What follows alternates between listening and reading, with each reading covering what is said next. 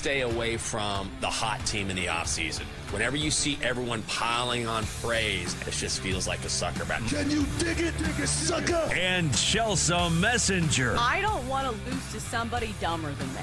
Yes. When you're in an office pool with somebody playing fantasy football and it's somebody who just puts it on autograph, like, oh, I don't watch football, whatever. I don't want to lose to those people. The who? The her. For the best wagertainment here on the BetMGM Network. Hey, Dad, don't forget about me, the dogster. Sponsored by BetMGM. Make it Legend? Wait for it. Dairy. Download the app today. Please gamble responsibly. Football finally here, baby. Let's do it. It is a daily tip on the BetMGM Network on a Thursday. Finally, no more waiting. Thursday night football, Cowboys and Eagles tonight in Philly. We've got a preview headed your way. In 20 minutes, it is more from Philadelphia as we bring in Jack Fritz from WIP Radio in the city of brotherly love. And finally, the Dogster along with our best bets at 8:40. Also, welcome to our audience on Stadium as we stream our final hour. You can do that on the Bally Sports Live app and on BallySportsLive.com. Also, we are now streaming live on Twitter during our final hour as well. We are locked and loaded, ready for football season. And let's start tonight. Here we go, Chelsea. Cowboys taking on the Eagles. The Eagles laying 8.5 points. Philly, minus 450 on the money line. Dallas is plus 350. The total set at 47.5. And this line opened with the Cowboys getting 6.5 points. But as soon as they traded away Micah Parsons, there was some early money movement anyway, and then they traded away Micah Parsons. It feels like that locker room is a mess. So now the Eagles, 8.5 point favorites. Are you going to lay it with Philly? This number just seems way too big to me. Yeah, yuck. I will not be laying 8.5 the first week of the season in a divisional game because I understand it's very easy to look at these two teams and feel like they are a mile apart. Mm-hmm. But this is betting on the NFL 101. It is the ultimate league of parity, and wilder things have happened, especially in week 1 of the season. Like the first week of the season in the NFL is usually a little bit of chaos. So I'm not laying 8.5, but I do think if you think the Eagles are going to win and you think they're going to dominate, the game script, there are other ways to play this when it comes to props. Like you could even look at a total in this one and think, hey, if they're going to score a bunch of points, and maybe if the Cowboys can at least contribute to the total. Because I will say this, it's always good to consider the other side before you just move full steam ahead and say, oh, the Eagles won the Super Bowl, the Eagles are amazing. Okay, so what's the sabotage factor for this game? I do think that the Cowboys are a team that people forget how dynamic their offense could be with Dak Prescott now back under center. I'm not saying he's the best quarterback in the world. I am just saying that now they have George Pickens. CeeDee Lamb is a great number one receiver. That I do think that this Eagles secondary does have some weaknesses, and maybe the Cowboys can at least move the ball down the field. But the point for me and the Cowboys is that I do not believe in their defense. And I certainly don't believe their defense can stop this rush attack of the Eagles. Like the Cowboys were terrible, god-awful against the run last year, and I do think that trend kind of continues. But there are ways to manipulate the props market. Like if you think the game script is going to be super heavy positive for the Eagles, you can look at Saquon rush props, even though these numbers are absolutely bananas as well. You can look at Jalen Hurts under his passing attempts props. So there are other ways to slice it, but to get back to your question of the original, hey, are you betting on this game when it comes to the spread? The answer is no. I just feel like in general, 8.5 points is a monster number in the NFC East in particular. I mean, it's just a monster number. In any divisional game, I mean, if you want to talk about, okay, Rams, Saints, or Niners, Saints, the Saints are probably going to be the worst team in football or something like that. I don't know. You can go any sort of NFC matchup where you've got like a massive mismatch. But when you're talking about division games and you're talking about Eagles, Cowboys, it's still a rivalry. It's still a game where these two sides know each other so very well. And so generally you see shorter numbers. This is a huge number. I think the reason why we're seeing this is it's the Micah Parsons thing, is it not? Isn't that where all of this line movement came from, or the majority of it? Because you don't just lose a great defender, you lose a generational defender. And that does matter because we've seen that record when the Steelers play without TJ Watt. Like, they immediately start losing games, right? So the Cowboys with Micah Parsons, clearly a different defense. And yet, 8.5, you're going through all those key numbers. I mean, you could get a garbage touchdown late by the Cowboys to cover this. I think the real unknown here is what's going on in that locker room. Like, what is the mental state of the Cowboys? Do you know what I mean? So when you don't know, you think, could they go into Philly and completely fall apart? Yeah, it's a real possibility, but I'm not willing to bank on that and lay 8.5. I understand the case for it, but I can't do it in a division game. Yeah, I think there's other ways to play this. I'm not a huge fan of the total. I think it could probably go either way because a lot of it just depends on what the Cowboys can do as an offense. And here's the other thing. I think the Eagles' offense can be dominant in this one, but when you're running the football, you're running down the clock, and also you're just taking up a bunch of the time of possession, and it just feels like those games, I feel nervous about playing overs at 47.5. Jenks, do you have a feeling on this total? Man, I keep going back and forth here. I think it might be the over. This is a hard game to handicap. I'm going to be honest. Like, I of course you want to bet it. It's Thursday Night Football, and you know there's going to be a ton of money on this particular game because it's the opener, because it's the NFC East, because it's the Eagles and the Cowboys on a Thursday night. But I think the over might be the play, which is where I would lean. I mean, it's gone back and forth. So it opened at 47.5, went down to 46.5, saw some money in the under, went right back up. So we've seen money on both sides, kind of keeping this number right where it is. I think ultimately, when you don't have Micah Parsons, what does that do to the Dallas defense? It means they are not going to be able to pressure the Eagles, particularly when they decide to pass. And I know the big knock on Jalen Hurts has been, oh, he's not a great thrower of the football, which I think a lot of that is overstated. It probably doesn't matter because, A, the Eagles are going to be able to run, and then, B, if they do have to pass with those weapons around him, guess what? Guess who is not going to be on the other side to pressure Jalen Hurts? Micah Parsons, which means more time for Micah Parsons or Jalen Hurts. Because guess what? No player in football pressured the quarterback more over the last 4 seasons than Micah Parsons. I keep going back to that name, but it's such a major factor here. And then what does that do to the Cowboys? It means they got to play catch up. And they have the weapons to do that, even against a very good Eagles defense. So if you have Dak Prescott throwing the ball around to CeeDee Lamb and throwing the ball around to George Pickens and these weapons that he has, then all of a sudden I think we could potentially see a back-and-forth game. Yeah. I do think it's going to be the Eagles that kind of control the tempo in this one. And so let's get to some bets that I like. All right, so going with the positive game script for the Eagles, I think where you look at first is Saquon Barkley. You say, okay, he's going to be really, effective against this terrible run defense. But the problem is these numbers are so high for Saquon Barkley. Yeah. His rushing prop is 95.5. Here's the thing. If this game gets out of hand, I don't think they're going to be running Saquon Barkley into the ground in the fourth quarter. They're probably going to put in Will Shipley or somebody, to eat up some of the time and get some of those rushing attempts. So I think, the rushing attempts for Saquon Barkley seem a little high at 18.5. The way you play this is you go Jalen Hurts under his passing attempts prop. So I think it's 26.5. I need to double check that. But this is a bet that I made right away because we saw this last year, especially down the stretch. This is a team that's committed to the run, and Jalen Hurts does not have to do that much through the air. In fact, if you look at the last 4 games, 21, 20, 28 in that game against Washington, which was a barn burner, 55-23. I do not see the game going this way, so I think either you go under his passing attempts prop or you go under his passing yardage. But that one you might have to sweat a bit because I wouldn't be shocked if we get a couple big passing yard completions to some of the big name receivers, Devonta Smith, A.J. Brown, some of those chunk plays. So I think attempts is the way to go. Under 26.5 for Jalen Hurts. Probably my favorite bet of the night. I think the one bet that I do like that I would lean toward is on the Cowboys side, which is George Pickens over 52.5 receiving yards. And this has come down. It was at 54.5 just a couple days ago, and I waited to kind of see what was going to happen. And it's weird. It was juiced to the over, and then all of a sudden this morning was sitting at 52.5.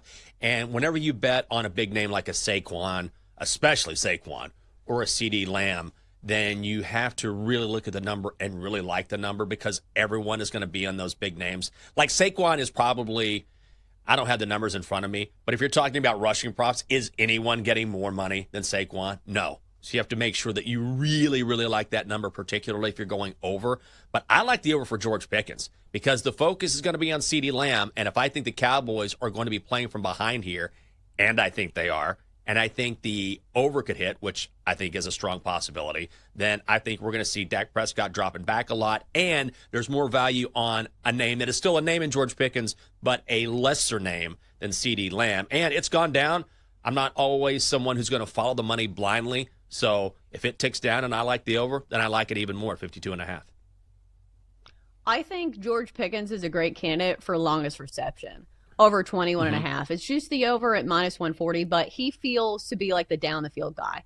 You know, we saw that in Pittsburgh, and I understand his role has changed a little bit in this offense under Brian Schottenheimer, but still, like, I think that he can break away on one big play. So I think that's a good candidate. I think also you could look at Devonta Smith in that category. He's kind of the down the field guy for the Eagles, and I do have questions about the secondary. And especially, it's just really tough to defend the down the field pass when you have to worry about Saquon Barkley and Jalen Hurts in the backfield. And speaking of Jalen Hurts, like, I know people love their anytime touchdown bets. Jalen Hurts is scoring a touchdown. Are you kidding me? The tush push. It's -150, which I don't love that price for an anytime touchdown, but maybe you pair it with something. If you're making a same game parlay, which obviously it's a primetime game, I'm going to have same game parlays. That is definitely a leg for me. Jalen Hurts to score a touchdown at -150. What do you think the over-under is going to be on mentions of Jerry Jones because of all of the nonsense that we've seen, like in training camp with the trade of Micah? Of course, he'll probably be in some sort of box there at the link. I'd set it at what, 10? Something like that. It's going to be ridiculous. Like, his name is going to be all over the telecast. I'd set it. Where would you set it? I don't know. It would be a lot. I think I'd go 7.5. Like, Yeah. 10's quite a bit. 10.5 is quite a bit. Yeah, that's true. You're probably at the under there. I mean, it's going to be great theater. There's no question about that. I do like the Hurts play at -150 for the anytime touchdown. But, man, you're kind of getting right there where, you know, it's getting a little too cost prohibitive. And that's the thing. That's another bet that everyone will be on. Anytime touchdown for Saquon Barkley is -185. Although if you want some plus money, if you think the Eagles can get it done in the air, then you've got A.J. Brown at +165, Devontae Smith +185. So maybe put a sprinkle on some of those plus money plays. I do think the Hurts one comes home, but it's getting to that point where I don't feel necessarily comfortable with that price. Yeah. Some other bets I considered. Dak Prescott's passing yardage prop is as high as 250.5 in some shops. That's absolutely unloading the cannon. And I understand it's probably going to be a very negative game script. But, like, I don't know if you play passing yardage props ever. Like, sometimes people like to throw this in a same-game parlay. They were like, oh, well, he definitely gets to at least 225, right? And they play, like, these dumbed-down lines. You would be surprised how many times these bets lose because it's just tough. Some of it is possession, time of possession, and the Eagles are one of the best teams in the NFL at winning the time of possession because they're so good at running the football. It just doesn't give you that much time to be on the field. So 245 is the number over at BetMGM. I think I would lean towards the under. It's plus money at +105. I think Dak Prescott is going to sling it a little bit. I don't think they're going to run the ball effectively because if you want to laugh, look at the yardage props for Javonte Williams. Like, some of these are comical. Like, let's see, 34.5. Their starting running back, his rush prop is 34.5. That's almost embarrassing. Oh, my God. That's awful. Absolutely awful. God, remember when they signed Zeke Elliott a couple of years ago and he'd run for like 8 yards a game trying to recapture the magic? Yeah, that running game is going to be so bad. I will say this. If you're backing the Eagles, I think there's a possibility that the Eagles could just blow the doors off Dallas. I'm not going to bet it because I have no interest in laying 8.5 in a divisional game, but I feel like a lot of bettors are going to. And look, the one thing that we don't know is what is happening internally in Dallas because it has been a rocky offseason. Micah is gone, and we know for a fact that ruffled a lot of feathers within the locker room. and then you have to go on the road Thursday night when you're already not happy, when you're down defensively, and take on the defending world champions in a very tough environment. Again, way too many points for me to lay, but I can foresee a scenario where Dallas just gets absolutely smacked. Yeah, I got one more bet for the buzzer. Saquon Barkley over his longest rush of 19.5. We know Saquon is amazing at breaking off these big runs, and he hit this in 13 games last year, including the whole matchup against the Cowboys in which he rumbled for 166 yards. So I think he breaks off a big one. This was a winning bet for me last year. I think it wins again tonight.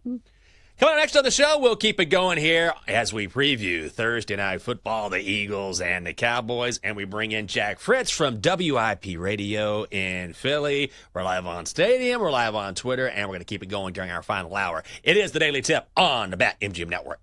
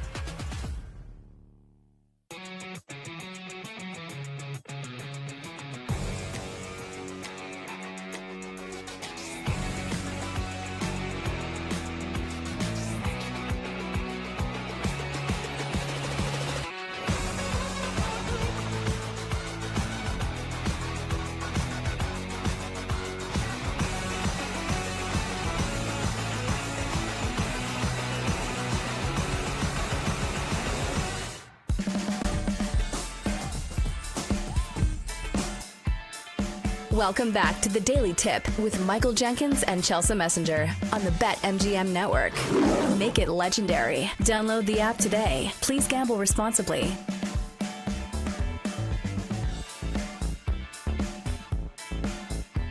It is a Daily Tip on the BetMGM Network. Hope you're having a great morning. Thanks for being with us. Coming up on the show, the NFL officially gets underway tonight in Philadelphia. We will preview the game with Jack Fritz from WIP Radio. We touched on it a little bit earlier in the show, but now we know that NFL Red Zone is going to have ads throughout. And, of course, people are saying they're not going to watch. Of course, they're going to watch. But it's getting pretty expensive, I will say.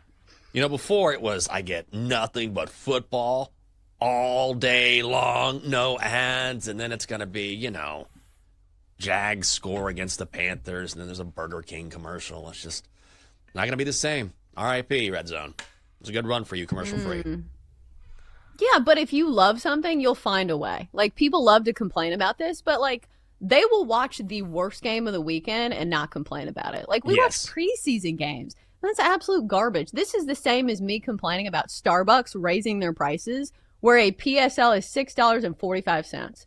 Am I stopping getting a PSL? No, I'm just going to complain about it and then make my way over to the Starbucks drive-thru window because I love it that much, so I will find a way.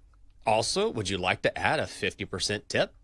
Sure, I'll do it. It's $20 for this PSL, but it's that time of year. I mean, you're right, and also with the way the news cycle goes, like it will be, I'm upset and then I'm over it. Like people were complaining so much about ESPN because this is actually the NFL's decision. I know ESPN is taking over NFL Network, but it's the NFL that still controls Red Zone and the production. So even Scott Van Pelt got on Twitter and was like, guys, like stop coming at us because people didn't fully understand who was making the decision. But it's the NFL. The NFL wants more money, like always. Yeah, I thought about this for a second, and then I thought about the 15 same-game parlays that I have for tonight. So, well, there you go. Well, let's get to it then. Bring in Jack Fritz, afternoon show host on WIP in Philadelphia, also host of the High Hopes podcast. Jack, good morning to you. Thanks for being with us. Always great to see you here. So let me ask you this. When it comes to your expectations for the Eagles this year, with the exception of maybe a couple guys on the defensive line, this is largely the same team. So is there anything or what could potentially hold the Eagles back from repeating as world champions? If Jack is here. We saw him for a moment. Yeah, I don't know. Oh, well, he was here and then he was gone. Just like the commercial-free Red Zone. I don't know. Oh. Maybe he's taking a stand against us. I saw him, and I'm like, all right, Jack's ready to go. We'll get him to log back in here in a second. But let me ask you this. He went to go get a PSL. Yeah, I guess he was like, whoa, that's a good idea. His internet dropped. Okay, he'll be back. He was like, wow, that Starbucks sounds delicious. Maybe I'll grab one of those. I got a long day ahead of me. Philly plays tonight. He's going to be on the radio this afternoon talking Eagles and Cowboys. But when you look at the Eagles, I'm trying to think of what the weakness is for the Eagles. Because when you look at how they performed last year, and then they go to the Super Bowl, and then they dominate the Super Bowl, like I don't really know what the weakness is on this team. Maybe it's defensively, maybe it's in the secondary, but you almost have to talk yourself into it. There's a reason why they are tied with the Ravens and Bills to win it all. And as I say that, there he is right there. Jack Fritz logging on. I think he can hear me. He looks fantastic. Jack, good morning. Oh man, what a minor freak out with the internet dropping. So my first question before we start this is what is a PSL? I'm a coffee guy. What is a PSL? I'm so confused. A pumpkin spice latte. How dare you? I forgot that it's officially pumpkin spice latte season. I see all the memes. Now, at least we're not starting it in August. I'll give you September and October. But if I see PSLs in August, we can't jump the gun too early on PSL season.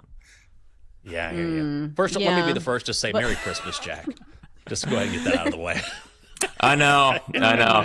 It's football. I mean, think about it from our perspective, right? I mean, you guys do this every single day. I do this every single day.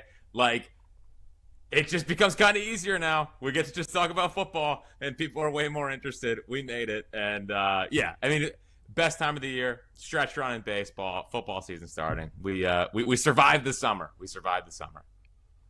Hell yeah. Time to celebrate with a PSL. All right, That's so right. let's get to this game tonight. A big divisional matchup, of course. Eagles laying 8.5 points against the Cowboys. And I understand that nobody's super high on the Cowboys right now. They just traded away Micah Parsons. It feels like a dumpster fire with what Jerry Jones is doing with that organization. But this is still a divisional matchup. What's the sabotage factor for the Eagles tonight? Well, I think that I guess the case could be that the Cowboys have heard for 2 weeks that they stink now. Micah Parsons is gone. Like, how are they ever going to win? And, this is a team that, Dak Prescott's had a good career against the Eagles. And, there could be a motivating factor of, hey, let's ruin their banner night. And the Eagles have tried so hard to do the whole, like, we're not even thinking about last year. Did we win the Super Bowl last year? We're not even sure if we won the Super Bowl last year.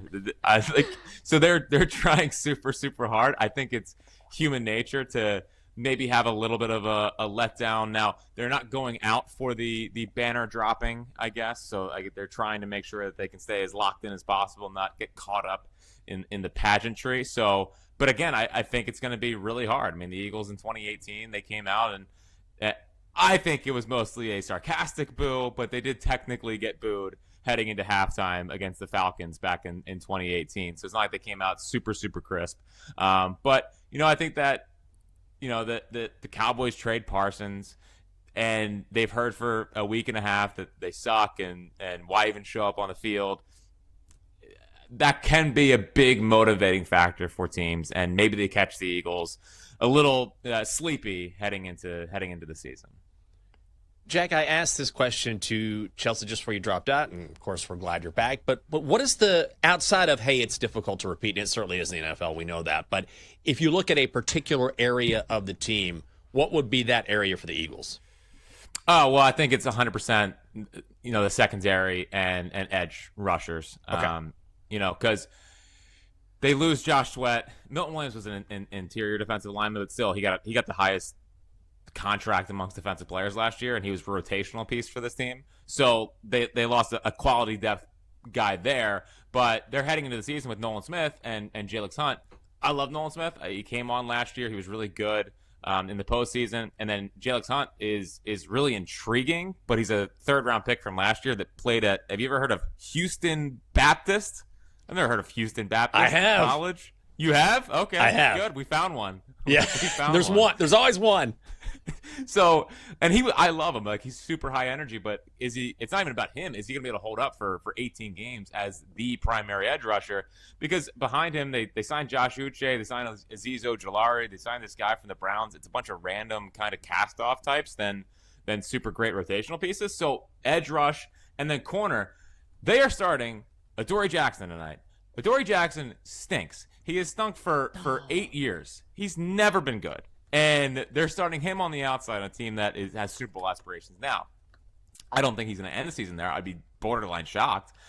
They traded for a Jacorian Bennett, who I think is eventually going to take that spot. But, all of a sudden you go from Quinyon and Slay last year to Quinyon Mitchell, now having to be the number one lockdown guy, to having Adoree Jackson or Jacorian Bennett or Keely Ringo opposite of them. And then that's not even mentioning the loss of CJ GJ, where, listen, he's a lightning rod type player, but he brought an intensity to this defense that I think they needed, and they're putting a young kid back there in Sidney Brown, who I think plays a little bit reckless. So defensively is definitely a lot more question marks than last year, and then the other is like the schedule's pretty dang tough. There's not really a stretch where they can get right. They have pretty tough opponents on a week in, week out basis.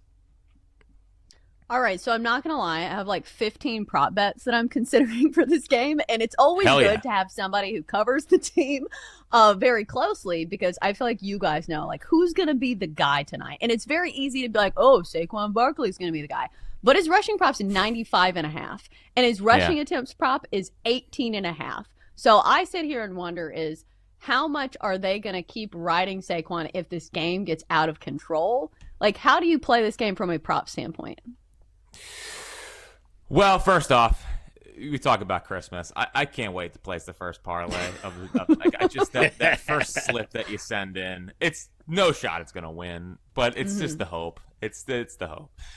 So I head into the year and I felt like they need to be smart about Saquon.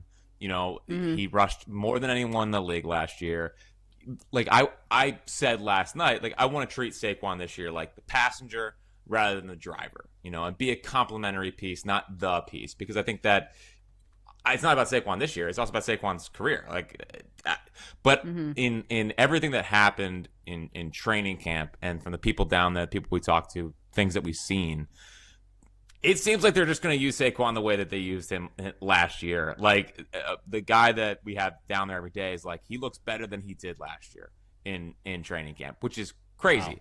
And Saquon might just, and I mean, you look at the guy. I mean, the guy's got thighs for days, you know, and he might just be one of these guys that can do it. I think they're going to be smart with him. There's games, obviously, last year. If it's out of reach in the fourth quarter, they're not going to put him out there. But 95 feels super low. It just does. It feels like, you know, I think that is a number that he's going to go over tonight. I mean, it felt like he could sleepwalk to 100 yards last year, even in blowouts. So I would take the over of Saquon tonight. We're talking with Jack Fritz from WIP Radio in Philadelphia. When you look at the Cowboys, and if you're thinking about maybe fading them this season, like how do you look at it? I want an outsider perspective. How do you look at the dysfunction from the Cowboys being there in Philly? Because this is one of those things, the trading away of Micah Parsons and Jerry Jones sort of meddling and everything, where like the Cowboys have plenty of individual talent, but messing with a team like this in the way that he has for so long can also absolutely tank your season. Yeah, I mean, from here it's hilarious. You know, it's just there's such a difference in how the Eagles are run versus how the Cowboys are run. You know, Jerry is worried about, you know, winning contests against his players and trying to prove that he's the bigger man. Whereas the Eagles are like, hey, we'll just take care of you early. Saquon, you helped us win a Super Bowl last year. Here's $40 million guaranteed. Like, thank you so much. And I just think the cultures are completely different. And the thing that is I just don't think Jerry cares anymore. Like, I don't think Jerry cares really about winning Super Bowls. And if I was a Cowboys fan and I heard the quote about, hey, when we're in the news, it's good. Like, that shows you where his priorities are. And yes, he's a great businessman. They're the highest valued franchise in the history of sports, like $12 billion. But when the owner says us in the headlines is good news versus actually winning football games, it's like, what are we doing here? And I'm sure that the guys in the locker room now, hey, maybe they turn into Major League and they just have a cutout of Jerry in the locker room, and they're making him like the target, and he's the rallying cry and whatever. And hey, if it works, but at least from afar, you know, there's a part of me.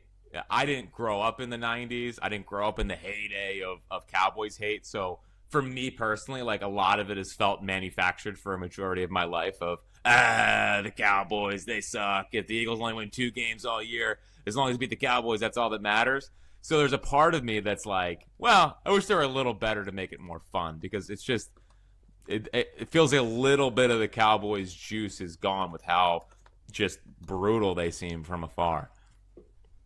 All right, we got 30 seconds. Who's scoring a touchdown for the Eagles tonight?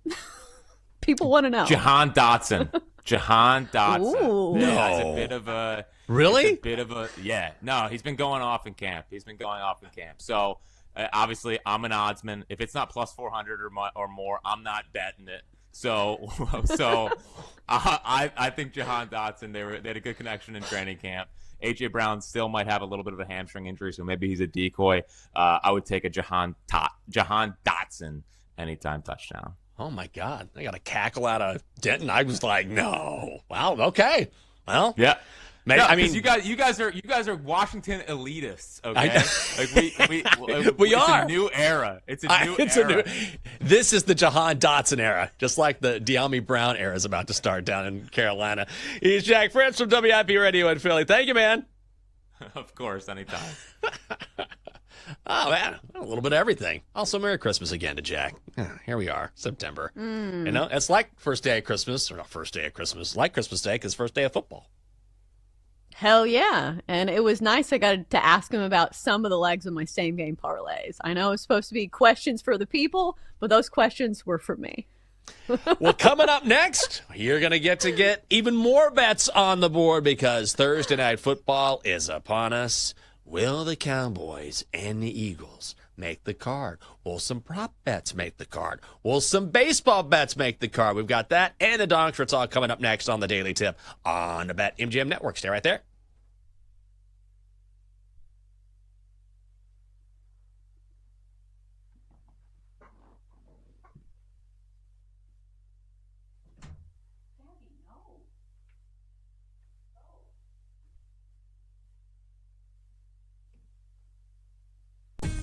Gotta love Jahan Dotson love. Yeah!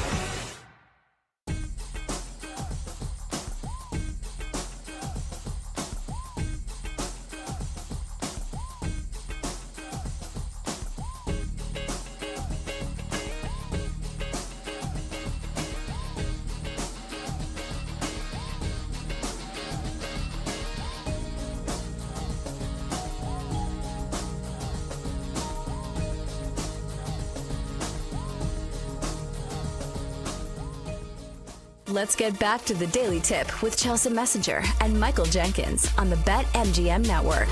Make it legendary. Download the app today. Please gamble responsibly. Thursday. Oh, not just any Thursday, baby. We got Thursday night football tonight. Cowboys and the Eagles. We got Bet Sweats coming up next. They'll continue to build on our previews as well and tell you what they expect tonight at the link.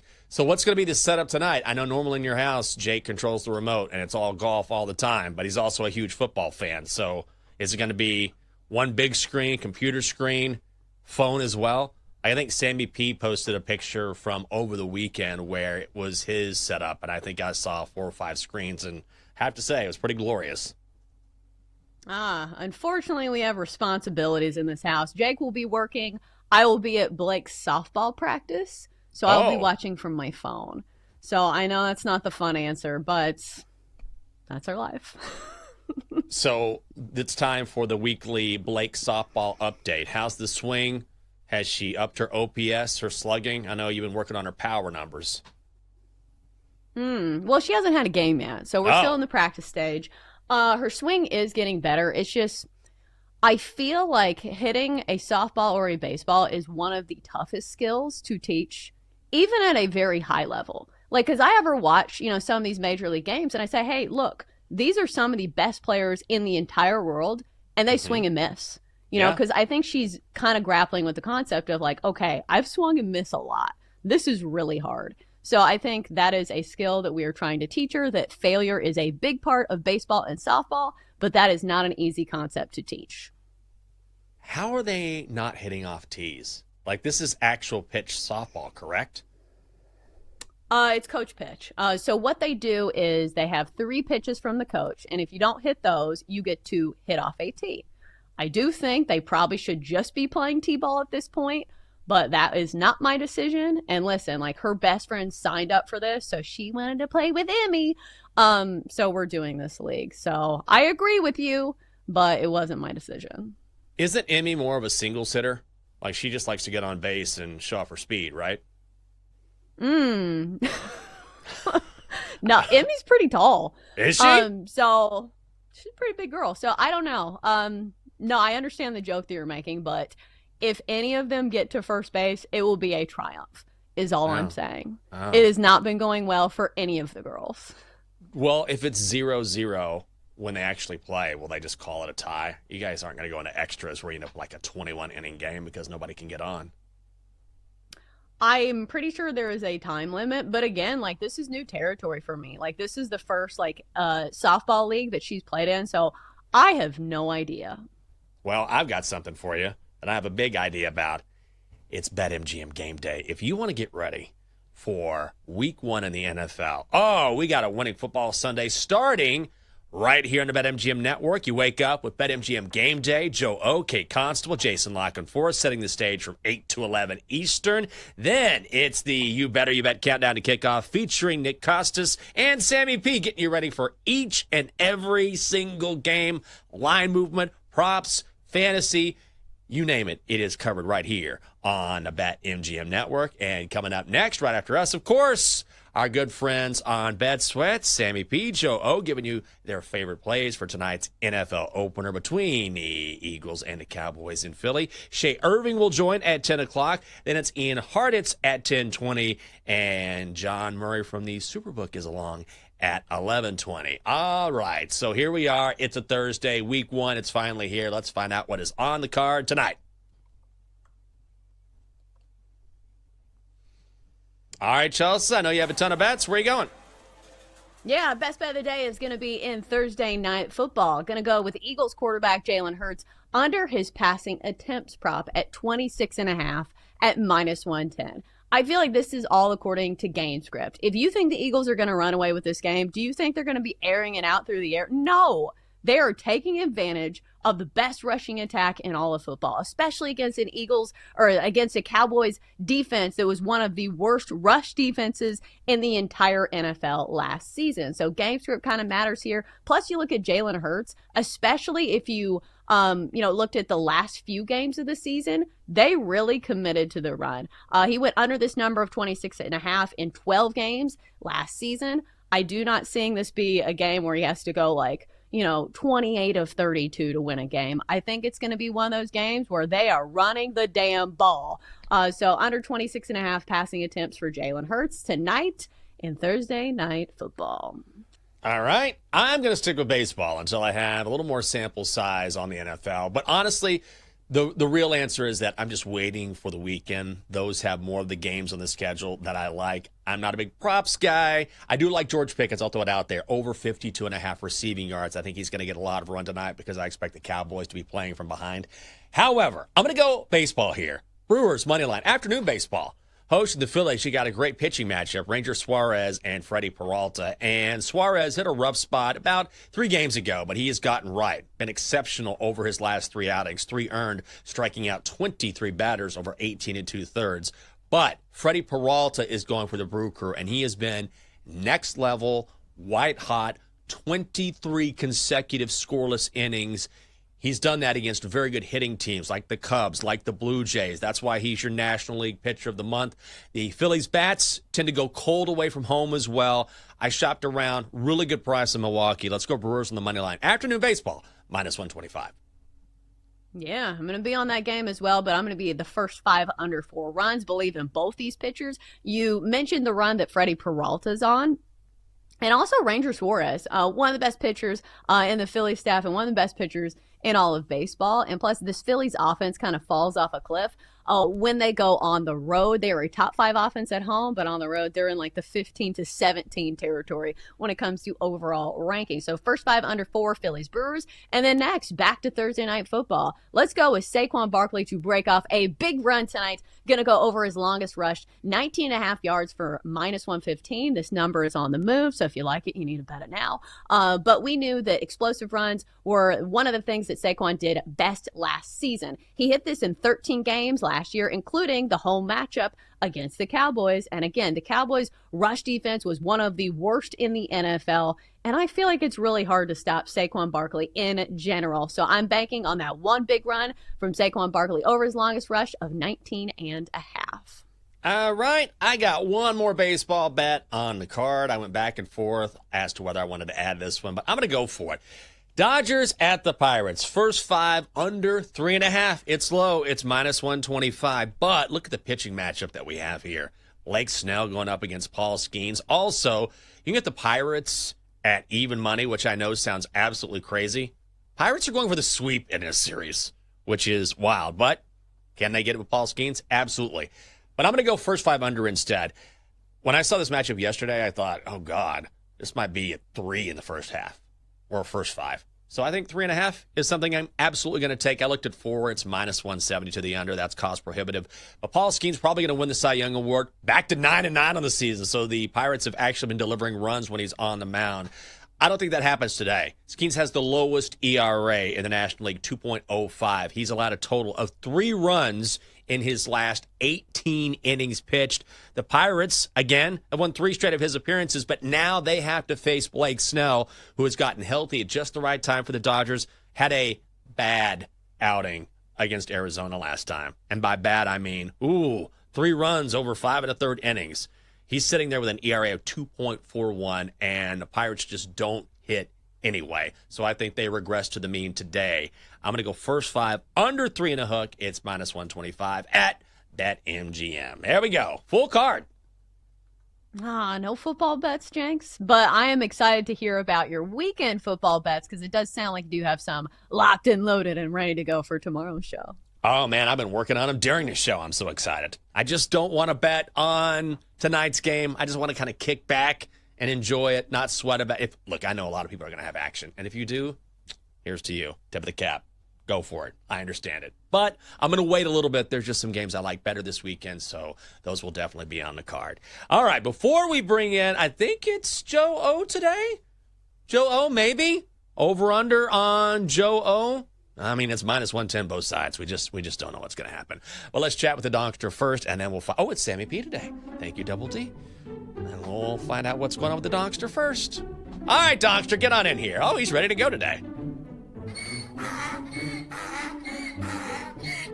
Does anyone want to shave my belly? Oh, no. No. It's been a while since I've had a haircut, and I could use a good grooming just in time for football season. Donkster, all you do is hang around your barn and the studio. That's not true. Have you taken a look at my social calendar over the next few months? Tonight it's football, brunch is on Sunday, and then next week it's a sleepover with PJ. Oh, okay. Well, you do like PJ. We saw that a couple weeks ago. Do you have a bet for us before we get to Sammy P? I do. Eagles minus 8.5 against Roger Staubach and the Cowboys. Okay. Not great, as usual.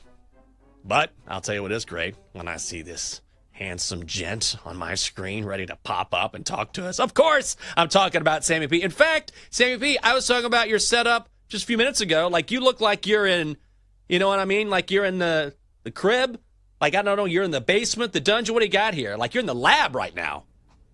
This is better than what you said last time. You said fourth grade. I look like I was about to teach fourth grade to my students. That's right. Ah. Guys, let's talk times tables.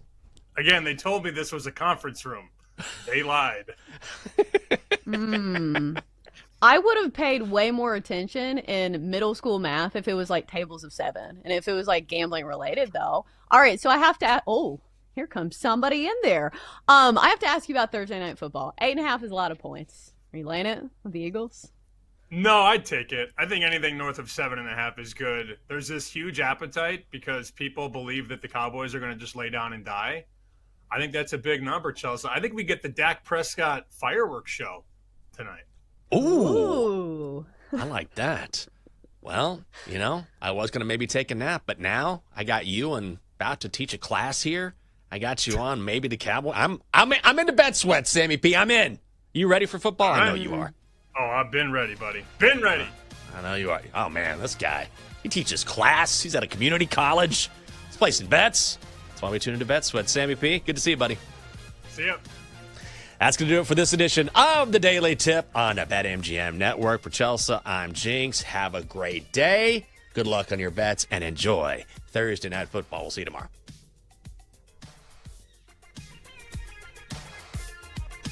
You've been listening to the Daily Tip on the BetMGM Network. Make it legendary. Download the app today. Please gamble responsibly. If you missed any of the show, listen back anytime on the new and improved Odyssey app.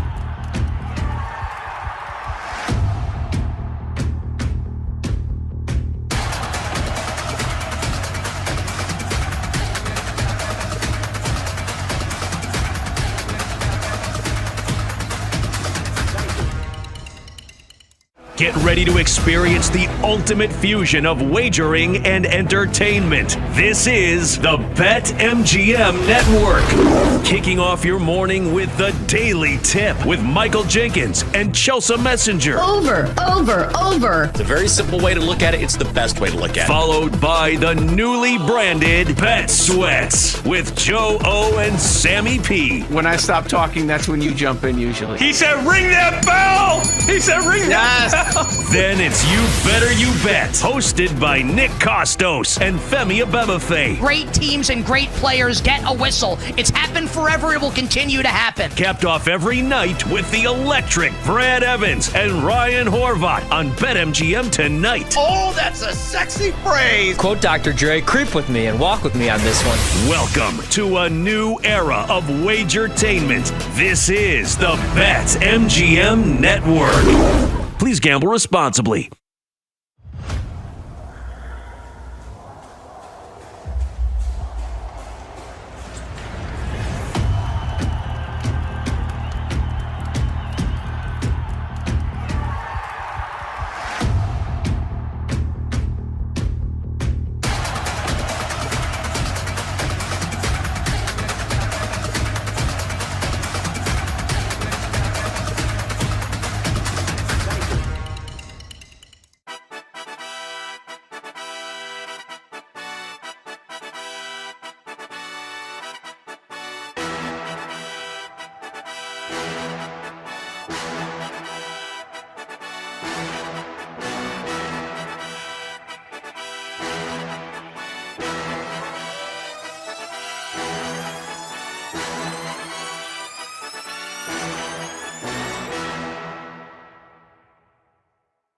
Get ready to experience the ultimate fusion of wagering and entertainment. This is the BetMGM Network. Kicking off your morning with the Daily Tip with Michael Jenkins and Chelsea Messenger. Over. It's a very simple way to look at it. It's the best way to look at it. Followed by the newly branded Bet Sweats with Joe O and Sammy P. When I stop talking, that's when you jump in usually. He said, ring that bell! He said, ring that bell! Then it's You Better You Bet, hosted by Nick Costos and Femi Abebefe. Great teams and great players get a whistle. It's happened forever. It will continue to happen. Capped off every night with the electric Brad Evans and Ryan Horvat on BetMGM tonight. Oh, that's a sexy phrase. Quote Dr. Dre, creep with me and walk with me on this one. Welcome to a new era of Wagertainment. This is the BetMGM Network. Please gamble responsibly.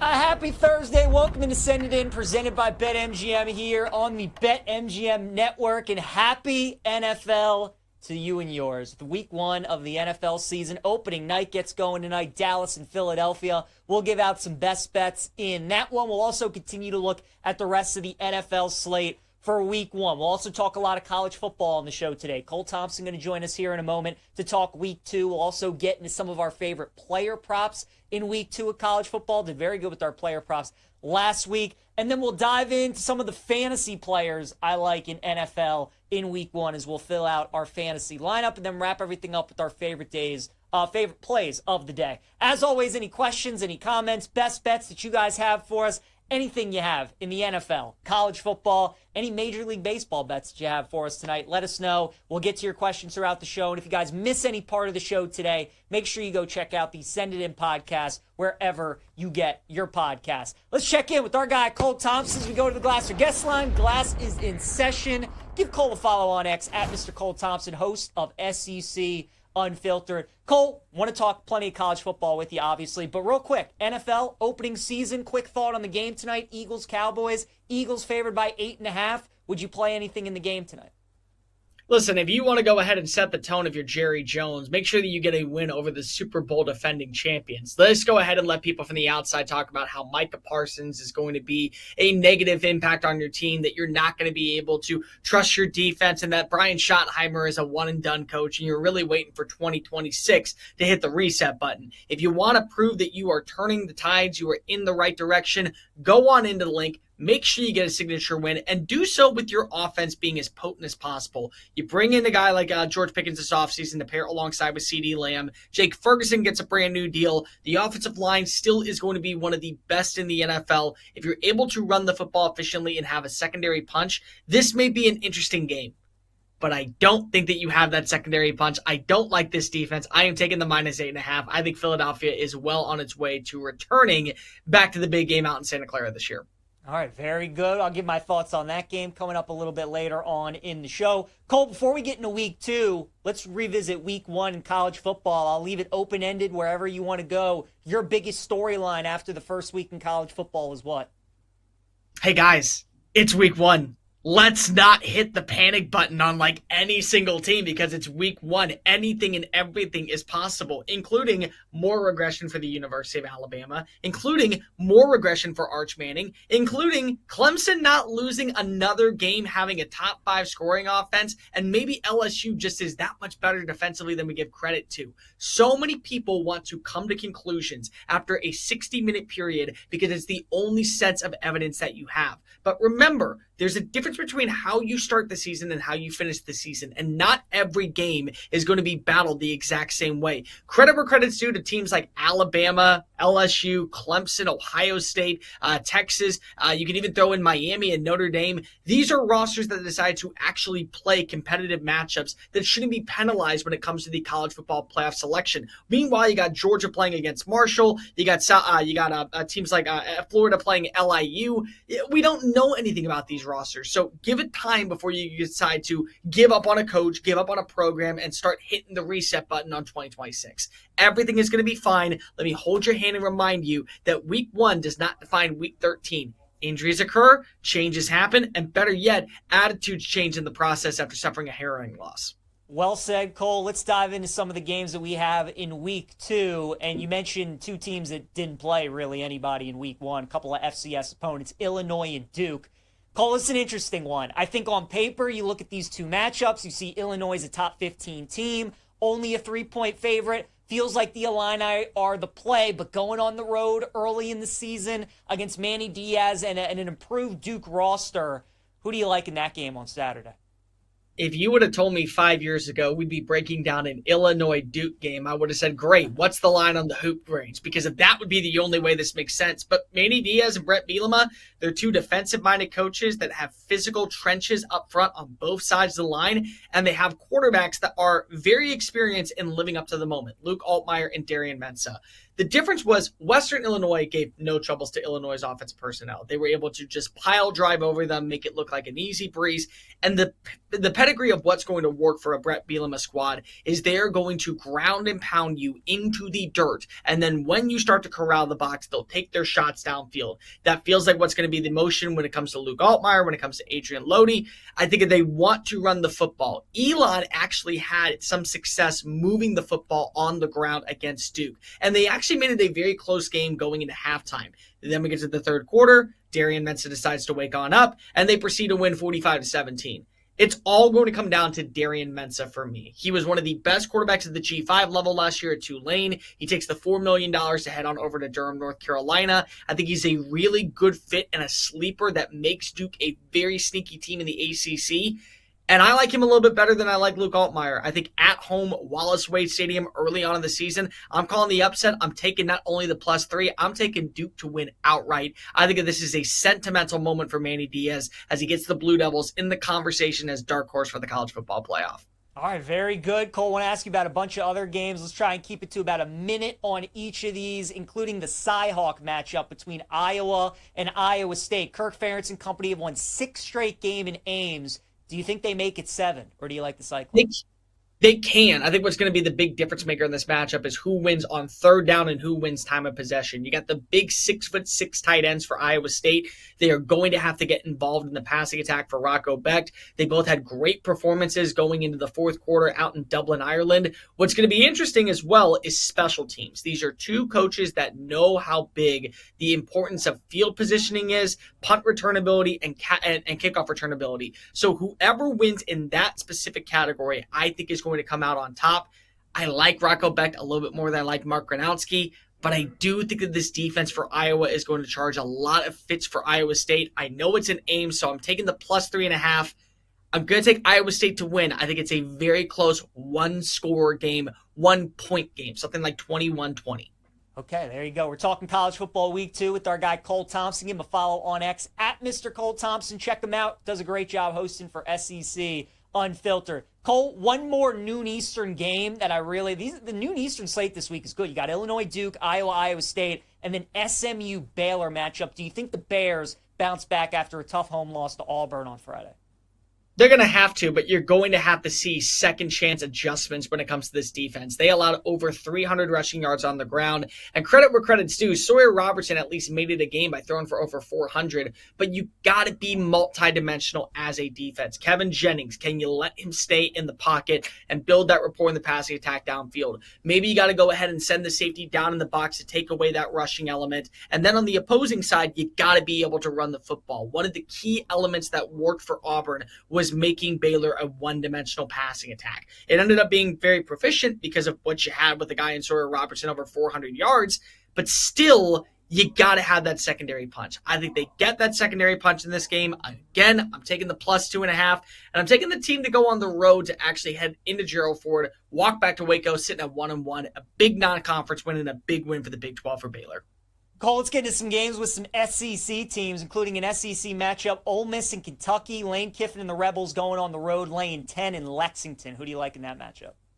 You got to remember, this was the game. And yes, the Florida game and the LSU game certainly were problems, but this was the game that many people turned to say Ole Miss missed the college football playoff because of it. A loss in Oxford last year, week 5, Berrien Brown, Brock Vandagriff, has probably been on the mind of Lane Kiffin throughout the entire offseason, throughout all of last season. He wants his revenge. And what we saw from Austin Simmons, despite a few mechanical issues, very sound quarterback. Kentucky is going to have to pressure a young passer in his first road test, in his first conference game, to make those mental mistakes.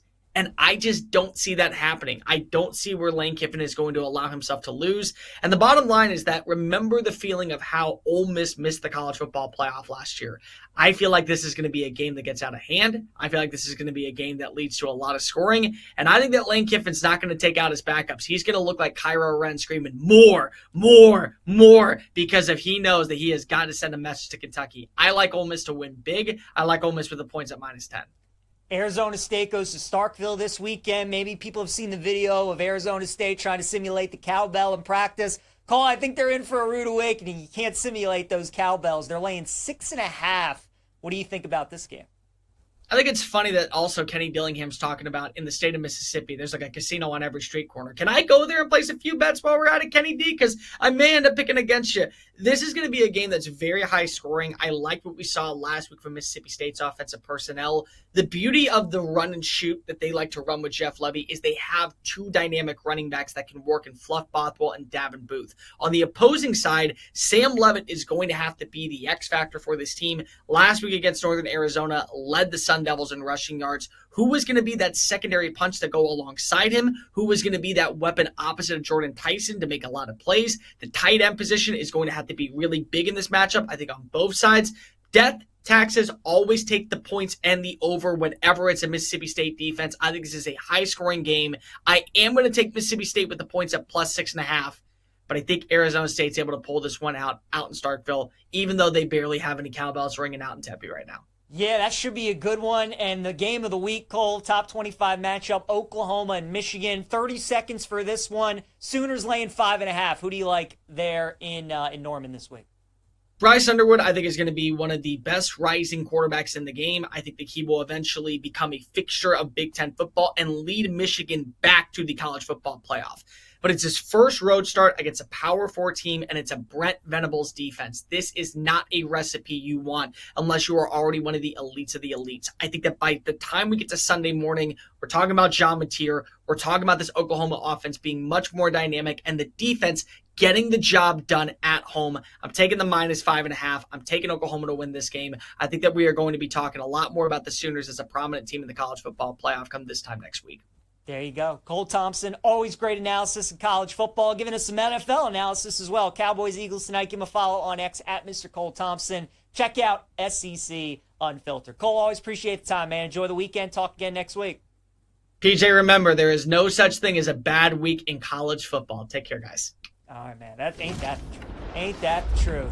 Excited for week 2. Let's continue talking week 2 in college football. Dive into some player props that we like for the upcoming week. We'll start in that Ole Miss Kentucky game with the Rebels and the Wildcats. Austin Simmons right now, passing touchdown prop is at 1.5. The under is +125. I think this could be a low-scoring game. We talked about it earlier in the week when the total was 52.5. Now it's down to 50.5. I think this game could be a slog. I think it could be the first to 20. And Simmons, yes, super talented, but first career road start, maybe a little bit of a sleepy spot going against one of the worst teams, if not the worst team in the SEC. I think this is a low-scoring, ugly game. I like the +125 for Simmons to only score 1 touchdown. I think Kentucky's going to keep everything in front like they did last year when these teams play. They didn't really let any of those explosive plays that Ole Miss usually has beat them. They made the Rebels work their way down the field. I do think they do the same thing again on Saturday, and if they do, hopefully Ole Miss, if they do find the end zone, run it in instead of throwing it in. So I'll go under 1.5 passing touchdowns for Austin Simmons at +125. Let's go with DJ Lagway to have 300 or more passing yards against South Florida on Saturday at +180. So we're taking an alt on DJ Lagway's pass yards. Look, USF looked awesome against Boise last Thursday, right? Dominant performance. Especially in that second half, just completely blew away from them. USF wants to go fast, though, and I think that tempo at times could get them into trouble. Keep in mind, too, with Florida, their schedule is the hardest in the country. Their next 2 opponents after USF are LSU and Miami, and they still have to play Texas and Georgia and Florida State and Tennessee and a whole bunch more really good teams. So how many more games is Florida really going to be able to save DJ Lagway from some hits and make sure he's not taking any of those extra beating? I think this is one of those games. They really focus on Lagway in the pocket, and USF also wants to make Lagway beat them from the pocket. So I think Florida airs it out. I would look at DJ Lagway, 300 or more passing yards at +180. Justice Haynes, the running back for Michigan, who was terrific in their season opener against New Mexico, had nearly 160 yards rushing and 3 touchdowns for the Wolverines. His anytime touchdown price is +130 against Oklahoma. Now, I think Michigan is going to have a difficult time scoring in that game, but I also think Bryce Underwood's going to have a difficult time through the air. I think the times that Michigan does get it inside the red zone or inside the 10-yard line, they're looking for Haynes. I would expect 20 to 25 carries out of him. So Justice Haynes +130 to find the end zone. I think that's a good price in that Oklahoma-Michigan game. What about Arizona quarterback Sam Leavitt? Under 45.5 rushing yards against Mississippi State. In all of the road games that Sam Leavitt played in last year, he did not eclipse 46 yards. He did it at home, but in the true road games, never went over 46 yards. Mississippi State last week against Southern Miss gave up 58 rushing yards to the quarterback, which I think is why the total is as high as it is. And again, Leavitt is a guy who's home and road splits, tends to run more at home, doesn't get sacked as much at home. Keep in mind, as always, have to mention this every time we talk about a quarterback rushing prop. In college, sacks can count against the quarterback rushing total. So while Leavitt may be running the ball, could go for 60, 70 yards, if he gets sacked 4 or 5 times, he might go under this number. Again, with the cowbells ringing, difficult environment at night, I think Leavitt could get sacked a couple times. I think Mississippi State does a good job keeping him in the pocket. So I'll go Sam Leavitt under 45.5 rushing yards. And then finally, Dante Moore, the quarterback for Oregon. I'll take his over passing yards, over 234.5 against Oklahoma State. Oregon, I think, is going to blow the doors off of Oklahoma State. They are the way more talented team. They should win this game by 30, maybe even 40 points. But again, I think this is a good game for Oregon, Dan Lanning, to really prep Dante Moore and really get him more comfortable and confident before they have the rivalry game against Oregon State upcoming and then the big road trip to Happy Valley to take on Penn State. So this is a game I think Oregon's going to focus on the pass. They get Dante Moore in a rhythm, over 234.5 passing yards for Dante Moore against the Pokes. All right, let's continue talking week 1 of the NFL season. You guys, you won't hear a better stat across any show than the one I'm about to give you. And I got to give credit to the Twitter account Lock and Cash, who shared this trend for this Giants and Commanders game. Listen to this one, all right? We've had 25 instances in the last 20 years where this has happened. It only applies in week 1, where you get a divisional matchup like you are between the Giants and the Commanders. You get a team that made the playoffs playing against a team that missed the playoffs. And also it's a game where last year there was a team that got swept by the other team, okay? If you bet on the team, who's in the case of the Giants, the team that got swept and missed out on the playoffs, and they're a dog in the game against the favorite like they are against Washington, in those 25 instances, that team is 23-2 against the spread.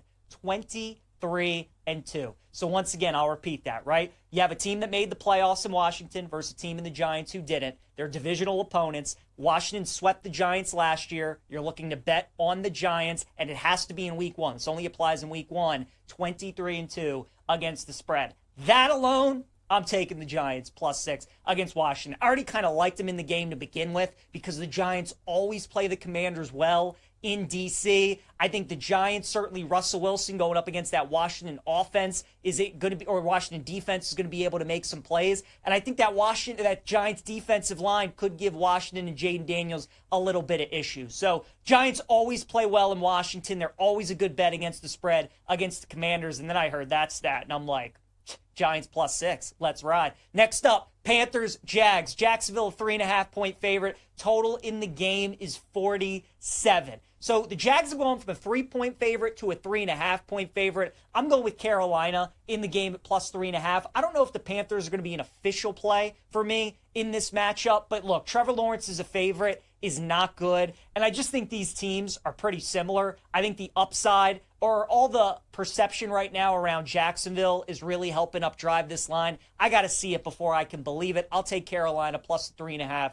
against the Jags. Let's get into some of the late games that we have on Sunday, including the Titans and the Broncos. So you guys know that I like Denver in my survivor pool. That's the team that I would roll with this week. However, now that this line is up to +8, I kind of like the Titans plus the points in this game. You have the Broncos, who are one of the best teams against the spread in the NFL last year, against the Titans, who are one of the worst teams against the spread ever in the history of the NFL. Not just last year, ever. They covered 2 games last year. So already right there, the market is going to be a little too low on the Titans than they probably should be. This line probably should be 7, maybe even 6.5, but instead it's at 8. I think you're getting a good number with Tennessee. Look, I get it. Cam Ward is a rookie in his first start on the road in altitude against that defense. Sean Payton and Bo Nix. Denver was front runners last year. They beat up on the teams that they were supposed to beat up on. I think Denver wins the game. Think it could be a close one, though. I like the Titans +8. 49ers and Seahawks. This should be a good one. San Francisco's a 2.5-point favorite against Seattle. We talked about it yesterday. Home divisional dogs, 18-4 against the spread since 2012 in week 1. And this is another one of those spots. However, San Francisco just always plays well in Seattle. They always do, and they're a great road team. And with how the season went last year for San Francisco, and now they're getting all their guys back, Salah's back on defense, even though I'm high on the Seahawks this season, and this was a team that was not good at home last year. Think about the Seahawks and how great they are normally as a team at home. Only 3 home wins for them last year. I don't think I'm going to bet this game either, but I would lean San Francisco minus the 2.5. Lions and Packers, great game. Packers minus 2.5 against Detroit. Line has gone up a point with the Micah Parsons trade. I like Green Bay. Anything under 3, I would look at the Packers. Dan Campbell's been terrific against the spread in general, but especially in week 1. He's been very good with Detroit. And the reason I'm fading the Lions in this game is because all the new that they have, right? They're replacing so many new coaches. No more Frank Ragnow at center either. and the Packers have one of the best home field advantages at home. So I like Green Bay in the game. I would look at them -2.5. Rams and Texans, I'm surprised that we're getting a 3 with the Texans, or even some 3.5s that are starting to pop up with Houston as well. Their defensive line against an injured Matt Stafford could be a big story in this game. I think under 43.5 could be worth a look as well. I think this could be a lower scoring game. I think if you can get the 3, though, with Houston, that's the side I would lean on and take the Texans. Sunday Night Football, Ravens and Bills. Ravens are now a 1-point favorite at -125 against Buffalo. Ravens do have some injuries to keep an eye on. Pat Ricard, their fullback, might not play on Saturday or on Sunday. We know Isaiah Likely is already going to be out for that game against Buffalo as well. Feels like a lot of people are on the Ravens this week against the Bills, and I just don't know. Normally, the Ravens are a great bet in prime time, unless it's on the road against the Chiefs or the Bills or any of those teams in the AFC that they can't beat. That's what worries me. I think it's a close game. I think a teaser on either side. Now that the Bills are dogs, teasing them to 7.5 I think is a great bet, but I'd probably go with the Bills in that game against the Ravens. And finally, Monday Night Football, Vikings and Bears. J.J. McCarthy in his first start on the road in prime time in a divisional game is a favorite. No chance. Give me the Bears +100. I think they win the game outright. Shiny Sharp Bear down, baby. Let's go with Chicago to win the game against the Vikings. All right, let's talk a little fantasy football here. Week 1 of the NFL season. If you guys are new to the show, every week in the NFL, we like giving out some of our daily fantasy lineups that we would keep an eye on for week 1. Sean's got a beautiful graphic for us that we show every week. So here's my squad that we're rolling with for week 1. My quarterback's going to be Michael Penix. He's $5,600 in his matchup against the Tampa Bay Buccaneers. I'm a big fan of Penix. I think he's going to have a really good season. I like what I saw when he came in at the end of the year for Kirk Cousins. So Penix is the guy I'm going to go with. I think we're going to get some points in that Falcons-Bucks matchup. Alvin Kamara is going to be my first running back at $6,300. Kamara and the Saints, it's going to be a struggle for them this season, but think about how great they were at the early parts of last year, how great Kamara was at the early parts of last year. Kamara's injury prone, and he's going to get banged up at some point this season, so you better use him while he's fresh and he's ready to go, because he's still one of the above average running backs in the game of football. So I'll take Kamara as one of my backs. Also give me Jonathan Taylor as one of my running backs too at $6,800. I think JT, look, they ran him over 300 times last year. I think they're going to try and do the same thing again with him this year with Daniel Jones starting at quarterback. That's going to be the MO for Shane Steichen and the Colts. And to neutralize that Dolphins pass rush, they're going to try and run the football. So Jonathan Taylor will take him. 3 wide receivers I would look at. The first one is Marvin Harrison Jr. for the Cardinals at $5,500. Kyler Murray's talked about how the chemistry between him and Marvin, night and day from what it was last year. I believe him. I think Marvin's going to have a big jump in week 2 and going up against one of the worst teams in the NFL in the Saints. I think Marvin's going to have a good game, so we'll take him. Give me Drake London as my next receiver at $6,500. That Penix London stack.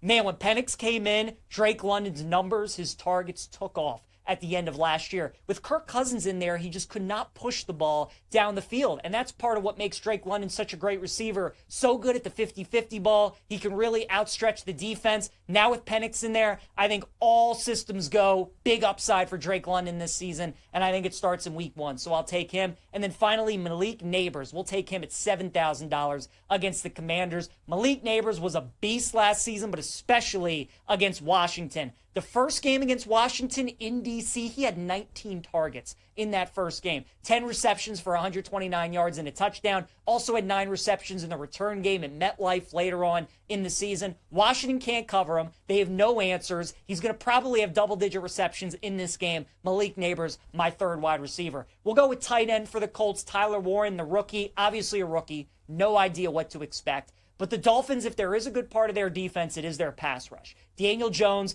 doesn't like pushing the ball down the field. Very conservative, all about his checkdowns and his 6-yard passes. That should benefit Tyler Warren. So I'll take him as my tight end at $4,300. Chris Olave, going to put him in the flex at $5,700. I know going with 2 Saints is not ideal, but I do think the Saints are going to cover. I think they have a good chance to win that game against Arizona. I think they're going to score some points. So a revamped Cardinals secondary should be better this season. But again, just like Kamara, Olave right now is healthy. And when he's healthy, he's a very good wide receiver. So we'll take him. And then Jets defense is going to round out my lineup at $2,800.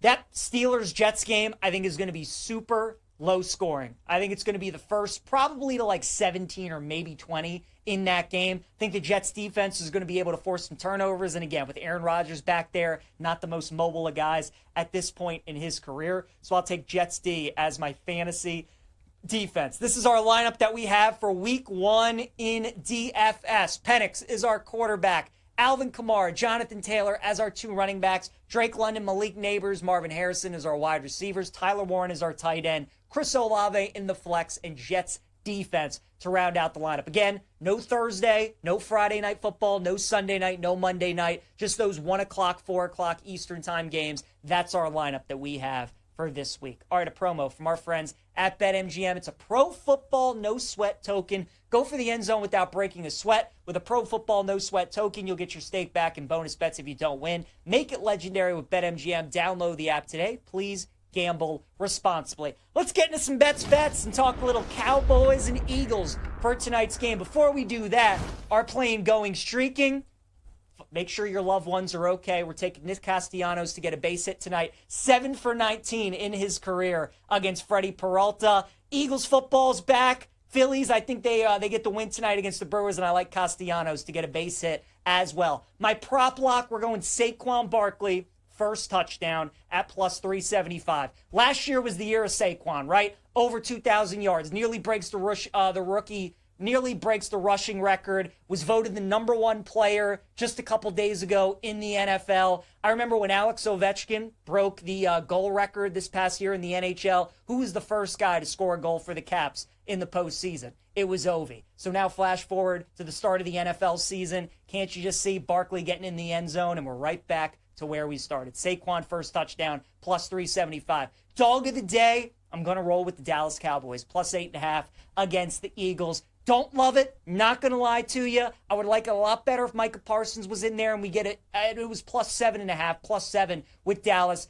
But I think this is too many points. I think Dallas has a chance to backdoor cover this. I think they're going to be competitive. I think they're going to be able to score. So I'll take Dallas plus the points against Philadelphia. My favorite bet, though, is the Cowboys team total over at 19.5 points. I do think Dallas is going to be able to score. I think they're going to be able to move the football a little bit tonight against Philadelphia. They're going to be the NFC version of the Bengals this year. Defense isn't going to be able to get many stops, but they're going to score. They're going to throw. They're going to put up some points. So I do like Dallas over 19.5 as their team total tonight against Philadelphia. Another guy I would keep an eye on, Jake Ferguson. Anytime touchdown, plus 300 and over 34.5 receiving yards. When Dak has been healthy and they've played against the Eagles, Ferguson has had some good output. So I'd look at him as well for tonight. But once again, our favorite plays for today. Nick Castellanos is our play in going streaking. Saquon Barkley first touchdown plus 375 against the Cowboys. Cowboys plus 8.5 against the Eagles is our dog of the day. And Dallas team total over 19.5 points is going to be our best bet. Appreciate you guys tuning in. Enjoy opening night of the NFL. Tomorrow's Picks Day, PJ Pick 5, NFL, college football. We'll see you then. Have a great rest of your day.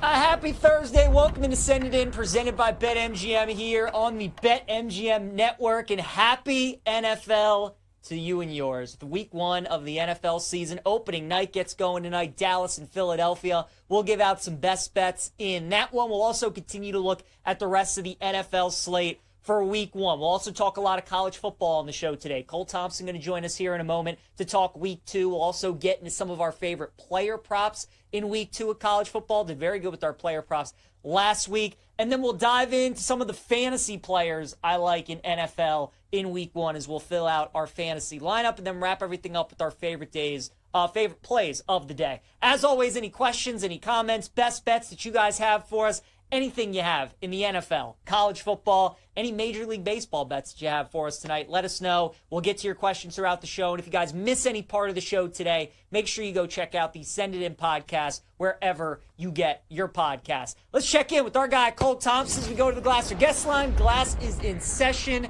Give Cole a follow on X at Mr. Cole Thompson, host of SEC Unfiltered. Cole, want to talk plenty of college football with you, obviously, but real quick, NFL opening season, quick thought on the game tonight, Eagles, Cowboys. Eagles favored by 8.5. Would you play anything in the game tonight? Listen, if you want to go ahead and set the tone of your Jerry Jones, make sure that you get a win over the Super Bowl defending champions. Let's go ahead and let people from the outside talk about how Micah Parsons is going to be a negative impact on your team, that you're not going to be able to trust your defense, and that Brian Schottenheimer is a one-and-done coach, and you're really waiting for 2026 to hit the reset button. If you want to prove that you are turning the tides, you are in the right direction, go on into the link. Make sure you get a signature win and do so with your offense being as potent as possible. You bring in a guy like George Pickens this offseason to pair alongside with CeeDee Lamb. Jake Ferguson gets a brand new deal. The offensive line still is going to be one of the best in the NFL. If you're able to run the football efficiently and have a secondary punch, this may be an interesting game. But I don't think that you have that secondary punch. I don't like this defense. I am taking the -8.5. I think Philadelphia is well on its way to returning back to the big game out in Santa Clara this year. All right, very good. I'll give my thoughts on that game coming up a little bit later on in the show. Cole, before we get into week 2, let's revisit week 1 in college football. I'll leave it open-ended wherever you want to go. Your biggest storyline after the first week in college football is what? Hey, guys, it's week 1. Let's not hit the panic button on like any single team because it's week 1. Anything and everything is possible, including more regression for the University of Alabama, including more regression for Arch Manning, including Clemson not losing another game, having a top 5 scoring offense, and maybe LSU just is that much better defensively than we give credit to. So many people want to come to conclusions after a 60-minute period because it's the only sense of evidence that you have. But remember, there's a difference between how you start the season and how you finish the season, and not every game is going to be battled the exact same way. Credit where credit's due to teams like Alabama, LSU, Clemson, Ohio State, Texas. You can even throw in Miami and Notre Dame. These are rosters that decide to actually play competitive matchups that shouldn't be penalized when it comes to the college football playoff selection. Meanwhile, you got Georgia playing against Marshall. You got teams like Florida playing LIU. We don't know anything about these rosters, so give it time before you decide to give up on a coach, give up on a program, and start hitting the reset button on 2026. Everything is going to be fine. Let me hold your hand and remind you that week 1 does not define week 13. Injuries occur, changes happen, and better yet, attitudes change in the process after suffering a hearing loss. Well said, Cole. Let's dive into some of the games that we have in week 2. And you mentioned 2 teams that didn't play really anybody in week 1, a couple of FCS opponents, Illinois and Duke. Cole, it's an interesting one. I think on paper, you look at these 2 matchups, you see Illinois is a top 15 team, only a 3-point favorite. Feels like the Illini are the play, but going on the road early in the season against Manny Diaz and an improved Duke roster, who do you like in that game on Saturday?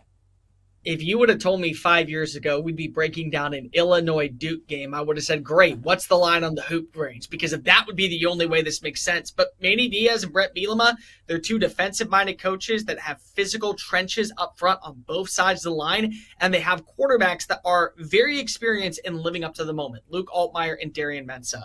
The difference was Western Illinois gave no troubles to Illinois' offensive personnel. They were able to just pile drive over them, make it look like an easy breeze. And the pedigree of what's going to work for a Brett Bielema squad is they're going to ground and pound you into the dirt. And then when you start to corral the box, they'll take their shots downfield. That feels like what's going to be the motion when it comes to Luke Altmaier, when it comes to Adrian Lodi. I think if they want to run the football, Elon actually had some success moving the football on the ground against Duke. And they actually made it a very close game going into halftime. Then we get to the third quarter, Darian Mensah decides to wake on up, and they proceed to win 45-17. It's all going to come down to Darian Mensah for me. He was one of the best quarterbacks at the G5 level last year at Tulane. He takes the $4 million to head on over to Durham, North Carolina. I think he's a really good fit and a sleeper that makes Duke a very sneaky team in the ACC. And I like him a little bit better than I like Luke Altmaier. I think at home, Wallace Wade Stadium early on in the season, I'm calling the upset. I'm taking not only the +3, I'm taking Duke to win outright. I think that this is a sentimental moment for Manny Diaz as he gets the Blue Devils in the conversation as dark horse for the college football playoff. All right, very good. Cole, I want to ask you about a bunch of other games. Let's try and keep it to about a minute on each of these, including the Cy-Hawk matchup between Iowa and Iowa State. Kirk Ferentz and company have won 6 straight games in Ames. Do you think they make it 7, or do you like the Cyclones?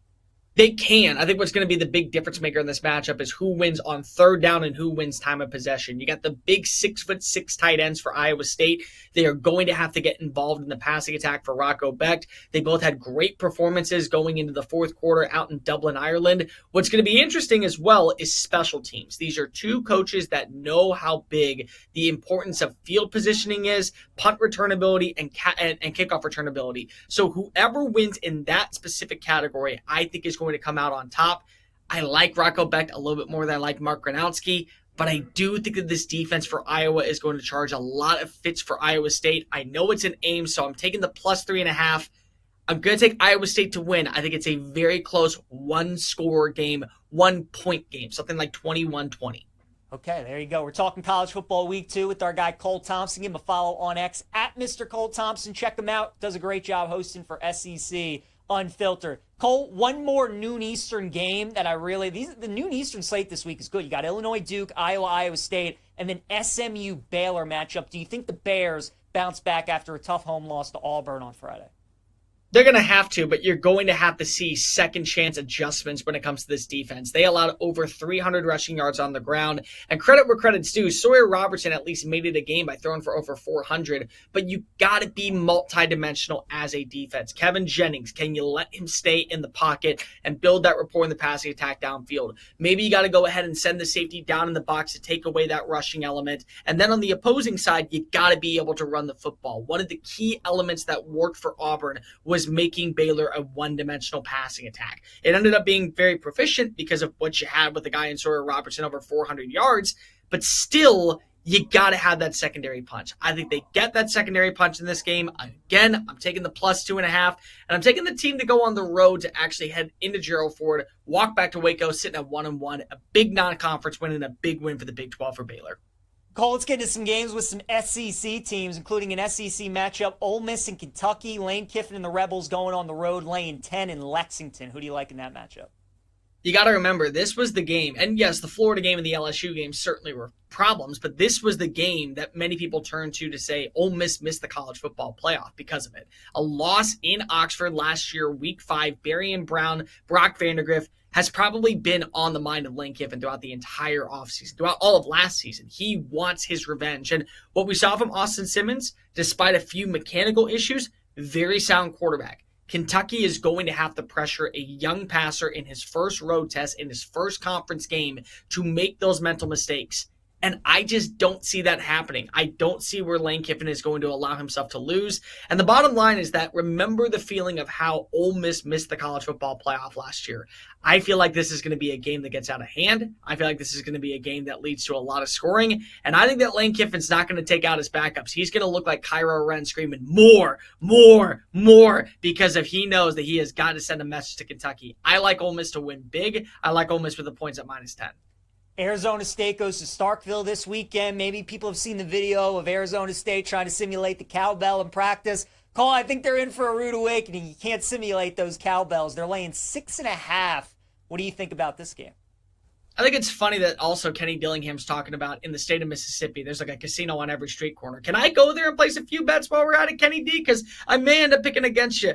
This is going to be a game that's very high scoring. I like what we saw last week from Mississippi State's offensive personnel. The beauty of the run and shoot that they like to run with Jeff Levy is they have two dynamic running backs that can work in Fluff Bothwell and Davin Booth. On the opposing side, Sam Levitt is going to have to be the X factor for this team. Last week against Northern Arizona, led the Sun Devils in rushing yards. Who was going to be that secondary punch to go alongside him? Who was going to be that weapon opposite of Jordan Tyson to make a lot of plays? The tight end position is going to have to be really big in this matchup, I think, on both sides.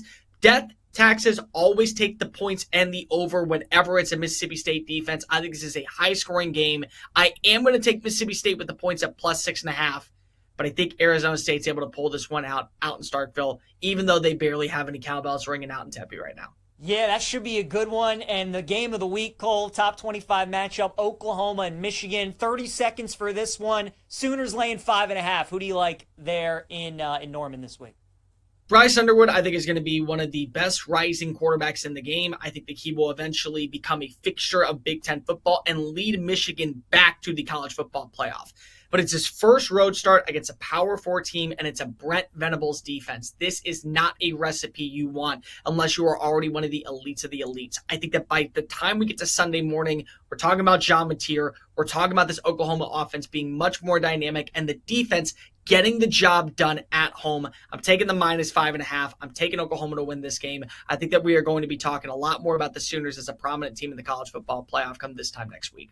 There you go. Cole Thompson, always great analysis in college football, giving us some NFL analysis as well. Cowboys-Eagles tonight. Give him a follow on X at Mr. Cole Thompson. Check out SEC Unfiltered. Cole, always appreciate the time, man. Enjoy the weekend. Talk again next week.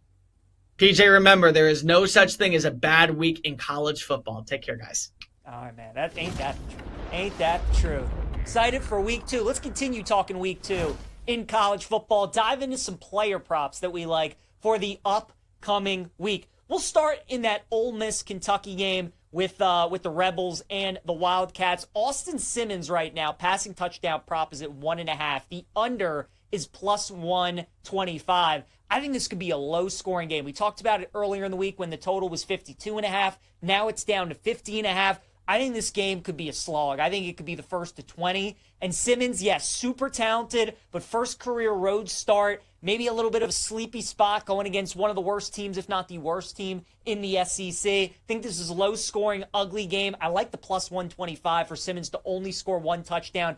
I think Kentucky's going to keep everything in front like they did last year when these teams play. They didn't really let any of those explosive plays that Ole Miss usually has beat them. They made the Rebels work their way down the field. I think they do the same thing again on Saturday. And if they do, hopefully Ole Miss, if they do find the end zone, run it in instead of throwing it in. So I'll go under 1.5 passing touchdowns for Austin Simmons at plus 125. Let's go with DJ Lagway to have 300 or more passing yards against South Florida on Saturday at plus 180. So we're taking an alt on DJ Lagway's pass yards. Look, USF looked awesome against Boise last Thursday, right? Dominant performance. Especially in that second half, just completely blew away from them. USF wants to go fast, though, and I think that tempo at times could get them into trouble. Keep in mind, too, with Florida, their schedule is the hardest in the country. Their next two opponents after USF are LSU and Miami, and they still have to play Texas and Georgia and Florida State and Tennessee and a whole bunch more really good teams. So how many more games is Florida really going to be able to save DJ Lagway from some hits and make sure he's not taking any of those extra beating? I think this is one of those games. They really focus on Lagway in the pocket, and USF also wants to make Lagway beat them from the pocket. So I think Florida airs it out. I would look at DJ Lagway, 300 or more passing yards at plus 180. Justice Haynes, the running back for Michigan, who was terrific in their season opener against New Mexico, had nearly 160 yards rushing and 3 touchdowns for the Wolverines. His anytime touchdown price is plus 130 against Oklahoma.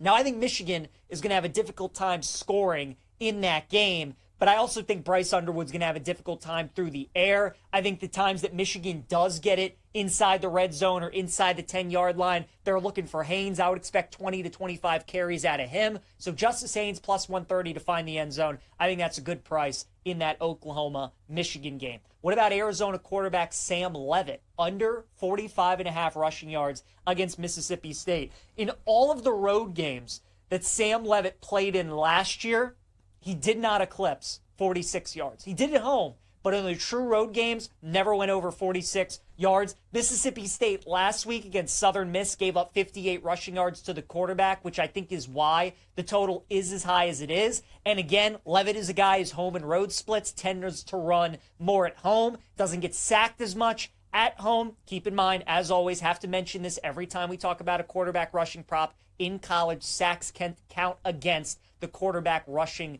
total. So while Leavitt may be running the ball, could go for 60, 70 yards, if he gets sacked 4 or 5 times, he might go under this number. Again, with the cowbells ringing, difficult environment at night, I think Leavitt could get sacked a couple times. I think Mississippi State does a good job keeping him in the pocket. So I'll go Sam Leavitt under 45.5 rushing yards. And then finally, Dante Moore, the quarterback for Oregon. I'll take his over passing yards, over 234.5 against Oklahoma State.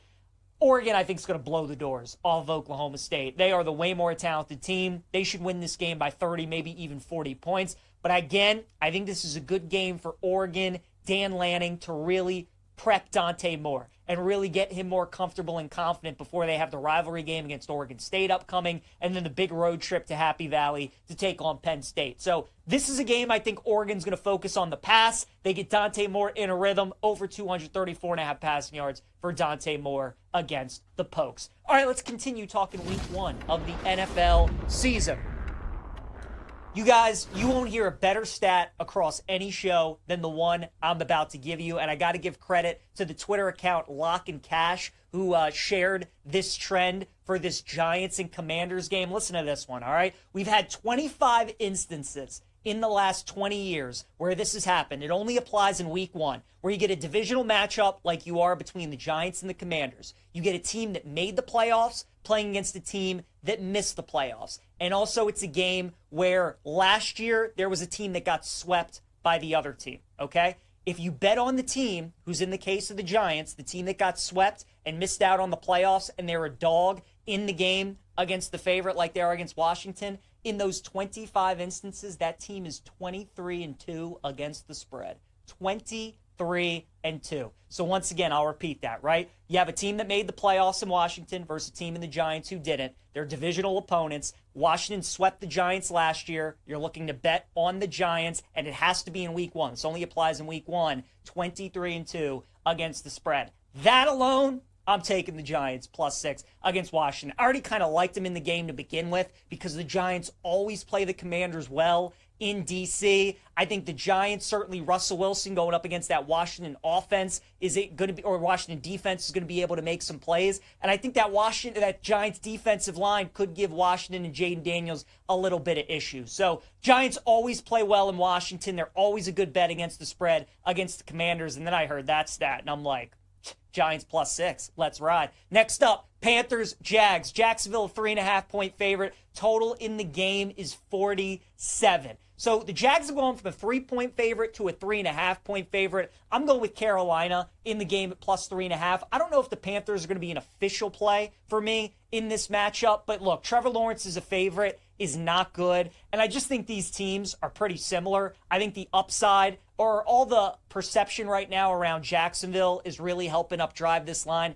I got to see it before I can believe it. I'll take Carolina +3.5 against the Jags. Let's get into some of the late games that we have on Sunday, including the Titans and the Broncos. So you guys know that I like Denver in my survivor pool. That's the team that I would roll with this week. However, now that this line is up to +8, I kind of like the Titans plus the points in this game. You have the Broncos, who were one of the best teams against the spread in the NFL last year, against the Titans, who were one of the worst teams against the spread ever in the history of the NFL. Not just last year, ever. They covered 2 games last year. So already right there, the market is going to be a little too low on the Titans than they probably should be. This line probably should be 7, maybe even 6.5, but instead it's at 8. I think you're getting a good number with Tennessee. Look, I get it. Cam Ward is a rookie in his first start on the road in altitude against that defense. Sean Payton and Bo Nix. Denver was front runners last year. They beat up on the teams that they were supposed to beat up on. I think Denver wins the game.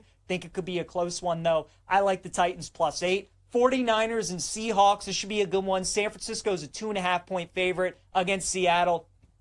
We talked about it yesterday. Home divisional dogs, 18-4 against the spread since 2012 in week 1. And this is another one of those spots.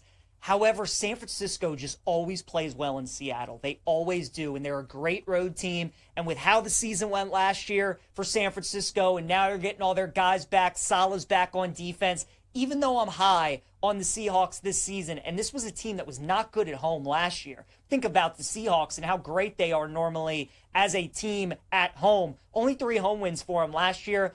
I don't think I'm going to bet this game either, but I would lean San Francisco minus the 2.5. Lions and Packers, great game. Packers minus 2.5 against Detroit. Line has gone up a point with the Micah Parsons trade. I like Green Bay. Anything under 3, I would look at the Packers. Dan Campbell's been terrific against the spread in general, but especially in week 1. He's been very good with Detroit. And I just, the reason I'm fading the Lions in this game is because all the new that they have, right? They're replacing so many new coaches. No more Frank Ragnow at center either. And the Packers have one of the best home field advantages at home. So I like Green Bay in the game. I would look at them minus 2.5. Rams and Texans, I'm surprised that we're getting a 3 with the Texans, or even some 3.5s that are starting to pop up with Houston as well. Their defensive line against an injured Matt Stafford could be a big story in this game. I think under 43.5 could be worth a look as well. I think this could be a lower scoring game. I think if you can get the 3, though, with Houston, that's the side I would lean on and take the Texans. Sunday Night Football, Ravens and Bills. Ravens are now a 1-point favorite at minus 125 against Buffalo. Ravens do have some injuries to keep an eye on. Pat Ricard, their fullback, might not play on Sunday. We know Isaiah Likely is already going to be out for that game against Buffalo as well. Feels like a lot of people are on the Ravens this week against the Bills, and I just don't know. Normally, the Ravens are a great bet in prime time, unless it's on the road against the Chiefs or the Bills or any of those teams in the AFC that they can't beat. That's what worries me. I think it's a close game. I think a teaser on either side. Now that the Bills are dogs, teasing them to 7.5 I think is a great bet, but I'd probably go with the Bills in that game against the Ravens. And finally, Monday Night Football, Vikings and Bears. J.J. McCarthy in his first start on the road in prime time in a divisional game is a favorite. No chance. Give me the Bears plus 100. I think they win the game outright. Shawnee Sharp, bear down, baby. Let's go with Chicago to win the game against the Vikings. All right, let's talk a little fantasy football here. Week 1 of the NFL season. If you guys are new to the show, every week in the NFL, we like giving out some of our daily fantasy lineups that we would keep an eye on for week 1. Sean's got a beautiful graphic for us that we show every week. So here's my squad that we're rolling with for week 1. My quarterback's going to be Michael Penix. He's $5,600 in his matchup against the Tampa Bay Buccaneers. I'm a big fan of Penix. I think he's going to have a really good season. I like what I saw when he came in at the end of the year for Kirk Cousins. So Penix is the guy I'm going to go with. I think we're going to get some points in that Falcons-Bucks matchup. Alvin Kamara is going to be my first running back at $6,300. Kamara and the Saints, it's going to be a struggle for them this season, but think about how great they were at the early parts of last year, how great Kamara was at the early parts of last year. Kamara's injury prone, and he's going to get banged up at some point this season, so you better use him while he's fresh and he's ready to go, because he's still one of the above average running backs in the game of football. So I'll take Kamara as one of my backs. Also give me Jonathan Taylor as one of my running backs too at $6,800. I think JT, look, they ran him over 300 times last year. I think they're going to try and do the same thing again with him this year with Daniel Jones starting at quarterback. That's going to be the MO for Shane Steichen and the Colts. And to neutralize that Dolphins pass rush, they're going to try and run the football. So Jonathan Taylor will take him. 3 wide receivers I would look at. The first one is Marvin Harrison Jr. for the Cardinals at $5,500. Kyler Murray's talked about how the chemistry between him and Marvin, night and day from what it was last year. I believe him. I think Marvin's going to have a big jump in week 2 and going up against one of the worst teams in the NFL in the Saints. I think Marvin's going to have a good game, so we'll take him. Give me Drake London as my next receiver at $6,500. That Penix-London stack.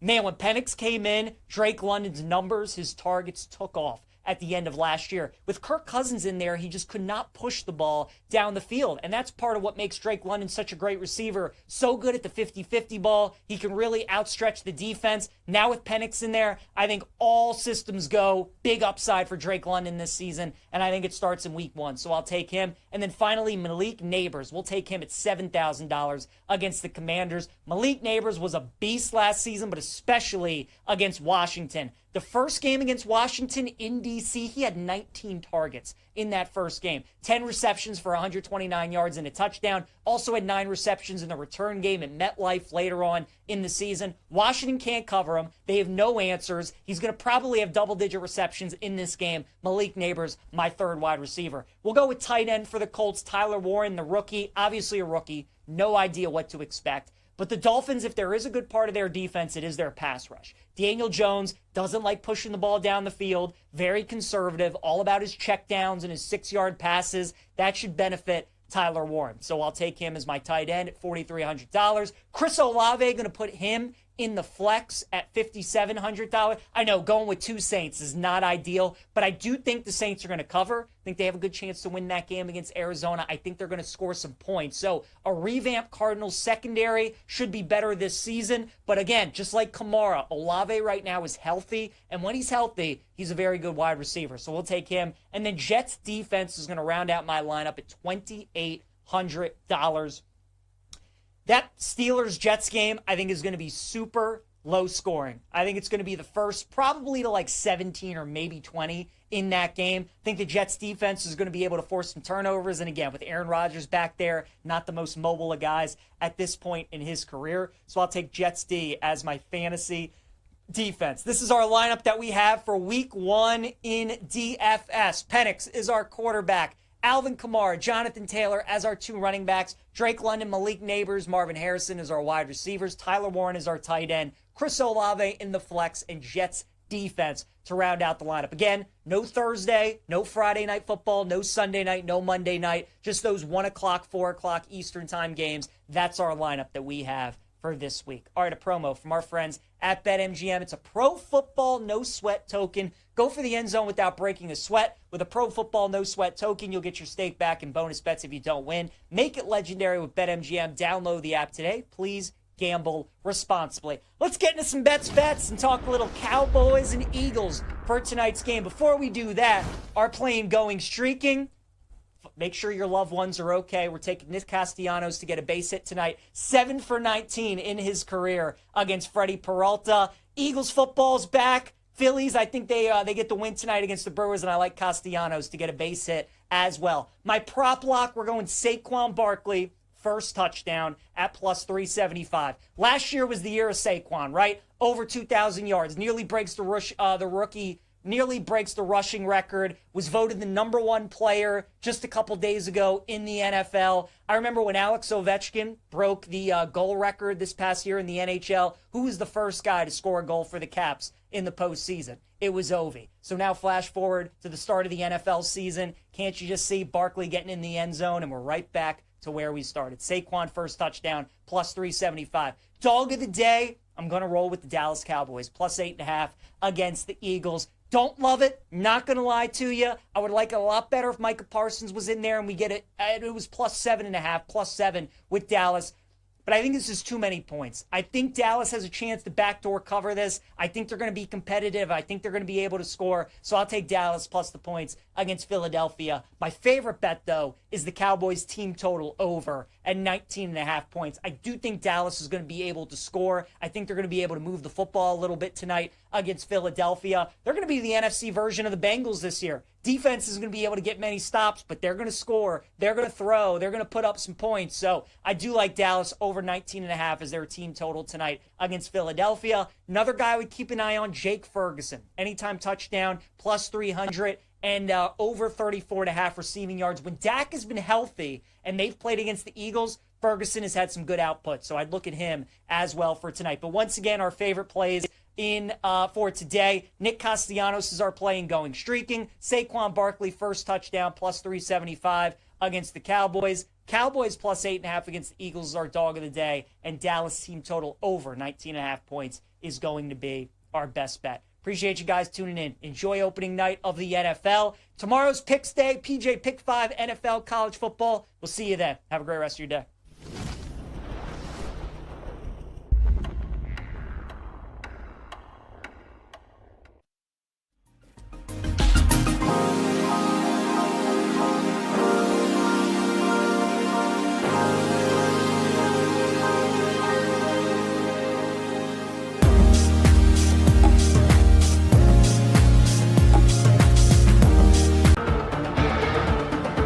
The stakes are high. We are 10 toes down. Are you sure? Look into the camera and tell everybody, Femi. We are 10 toes down. It's time to take a stand. We are heads up on this one. I'm standing on business. All these bets are action. We're 10 toes down on Bet Sweats. You're heading into the wood chipper, my friend, but I respect you.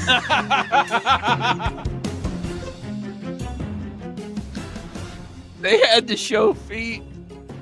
They had to. Who made the call? I want to know who decided we've got to show some toe jam here on Bet Sweats. What the hell is going on? It's the debut of 10 Toes Down. We think it's going to be awesome, but you guys have to decide on how much you like this segment, 10 Toes Down. As you could tell from the open, what we think it's going to be, hot take, fire take. What you got? Put all 10 toes down, Femi. Put them down. What's your hot take in sports as we enter the start of the NFL season? That's what we're going to do. And everybody's going to be involved. It's not just myself and Sam. Paul's got one. Jake. And it's going to be the return of Gerch on air. Sam, I mean, the people are demanding more Gerch. Wasn't that true when you were going to shut the podcast off? No. I need more of this guy. I need more anti-David Bowie takes. That intro was incredible. And they got our guy Thor Nystrom in there telling me that I'm going to go in the wood chipper, and then he went in the wood chipper. Very good. Very well done. Very well done on 10 Toes Down. I guess I'll go first. I don't know the order. I just decided that I'm going to go first. And then we're going to go 5 across. So myself, Joe, Paul, Jake, Gerch all have something. And I don't know what the penalty is. Paul was asking earlier, if we get a prediction or a take extremely wrong, do we lose a toe? I don't know. I don't know the rules. We've never done this segment before. But I will start, okay? The New England Patriots, not only are they missing the playoffs, but they are the most overrated team in the NFL right now. And I understand there's upside there, and people are very excited about Mike Vrabel. But you were also very excited about Gerard Mayo. Because remember, Bill Belichick lost his fastball. I moved to Boston in December of 2020, and I had to hear about how Mac Jones was the next coming of Christ. And that did not work out. And then they fired the coach. And then they hired a new offensive coordinator. And then they got a new head coach. And then Mac didn't work. Oh, it was Mac's fault. So now Drake May's the answer. Got it. So now he's the savior. Okay. So you pair Mac Jones and Gerard Mayo. Oh, well, Gerard Mayo's not a good coach. Okay, got it. So now we're going to go get Mike Vrabel. And he's going to fix everything on a team that went 4-13 last year. That is also starting a left tackle and a left guard that are rookies, with a quarterback that I don't even know is good yet. People are excited about it. People are fantasy excited about it. I think they're going to lose week 1. So my 10 toes down is that the Las Vegas Raiders, with Geno Smith, Ashton Genty, Max Crosby, and former Patriots coach Pete Carroll, come into Foxborough Sunday and upset the Patriots. Raiders over the Pats, 20-17, 10 toes down. Love it. Love it. Calling his shot on the Raiders, week number 1. Patriots Nation, I know you're hearing from them. I know for a fact. You haven't talked much about, I'm hearing from them. 6:27 a.m., I'm getting a text about your Patriots thoughts about how are they possibly going to lose to the Raiders. Yes, the people are upset with you, and I hope that you're proven right, because that would be a beautiful thing. I'm sure there's going to be people taking New England in Survivor because they think Vrabel is that good. We'll see. Sammy's 10 toes down. Raiders win outright on the road as a dog this week. All right. Mine is related to a quarterback that changed teams. Sam Darnold. He was 5th in passing yards in the NFL last year. Over 4,300 yards. 35 touchdowns. 6th in the NFL in yards per attempt. Okay. That's pretty awesome. Here's the problem. He's going from Kevin O'Connell to Clint Kubiak. And I know a lot of people like Kubiak, and they talk about his dad, how things go in New Orleans last year. They still had weapons. I know they're older, but obviously the quarterback play not good. That Saints offense was brutal. This is a JSN show, but you are going from one of the best in the game, Justin Jefferson, to JSN as your number 1. You are going from Jordan Addison, who had a ton of touchdowns last year, 9 of them. Jefferson had 10, Addison had 9, to Cooper Kupp, a guy that we don't know if he has anything left. And they move on from DK Metcalf.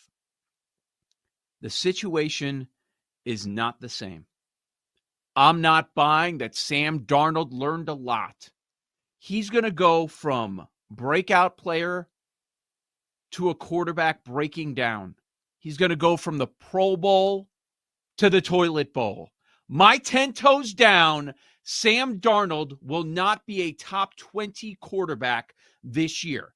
We might see some lock time. We might see some Milroe time.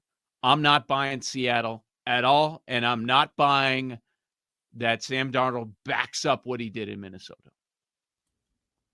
Fair. I like it.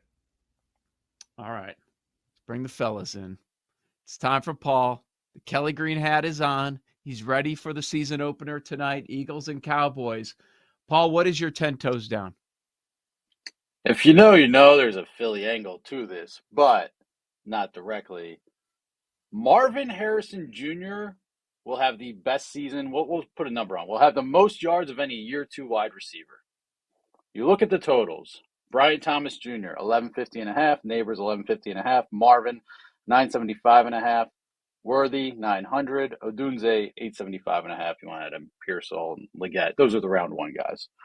So look, Marvin, no bones about it, had a disappointing year 1 as a top 5 pick. Look at this schedule, guys.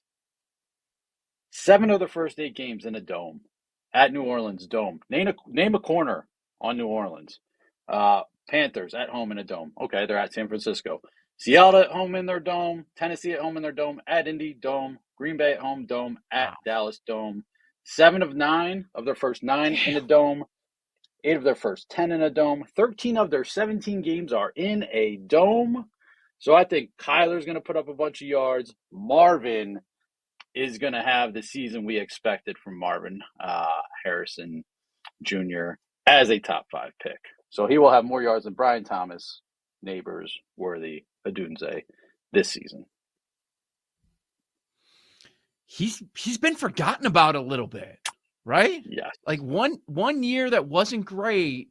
He didn't meet expectations, and I'm not going to say he's been completely written off, but Sam, that's a pretty good case there. The schedule makers are making it very kind on Arizona. At least they won't be dealing with the elements. Like the only one outside, even late, they're at Tampa.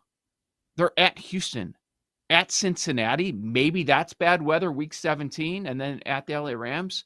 Like there might be one game all year where they're dealing with the elements.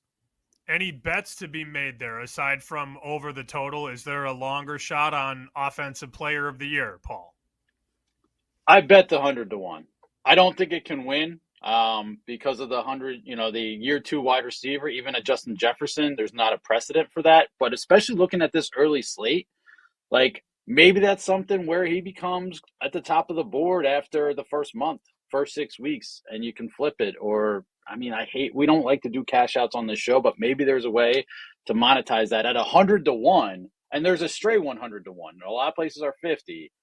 So I did bet the 100-1 because at that number, I just kind of had to. When guys, again, if you're doing the year 2 wide receiver, and Joe, I know you mentioned this bet yesterday, but if Brian Thomas Jr. is 35-1, I got to place a bet on Marvin at 100.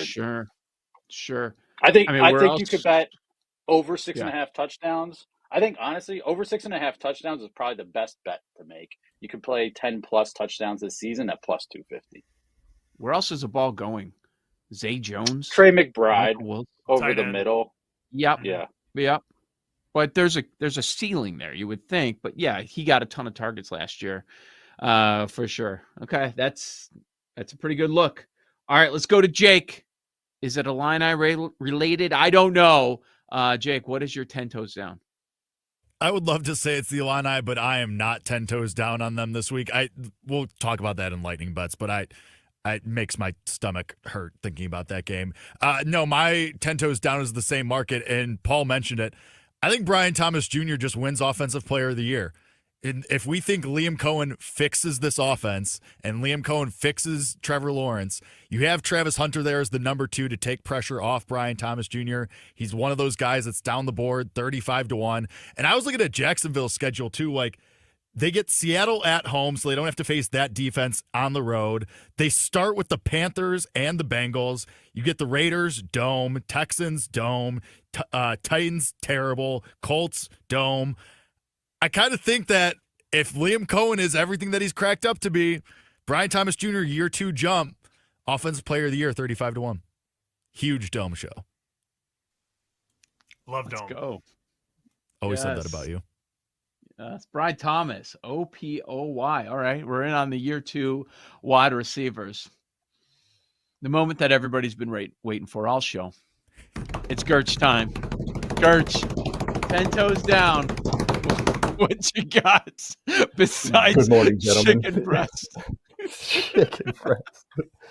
So, as we know, I am the fantasy football guy on our show here, and my 10 toes down is going to be with the Los Angeles Rams. And I really hope that throughout everyone's fantasy drafts over the summer, they stayed away from every single Rams position player. Puka, Devontae, Adams, and Kyron. I'm out on every single one of them. And it really kind of all goes back to Matt Stafford's health. And we've seen what this offense looks like without Matt Stafford at quarterback. We saw the Brett Rippon experience last year, and it was absolutely awful. So I am completely out on every single Rams player for fantasy. The Ramley is officially dead, Jake. That is right. And then so relate that back to a little bit of betting. I am out on Rams making the playoffs. I am under Rams win total. Completely out on everything Los Angeles Rams related. 10 toes down. Woo! I love it. We were just early, right? I mean, that was it. Out on the Rams. We were just 1 year bit early. Yep. This show is never wrong, just early in all things. Exactly. Yes. Correct.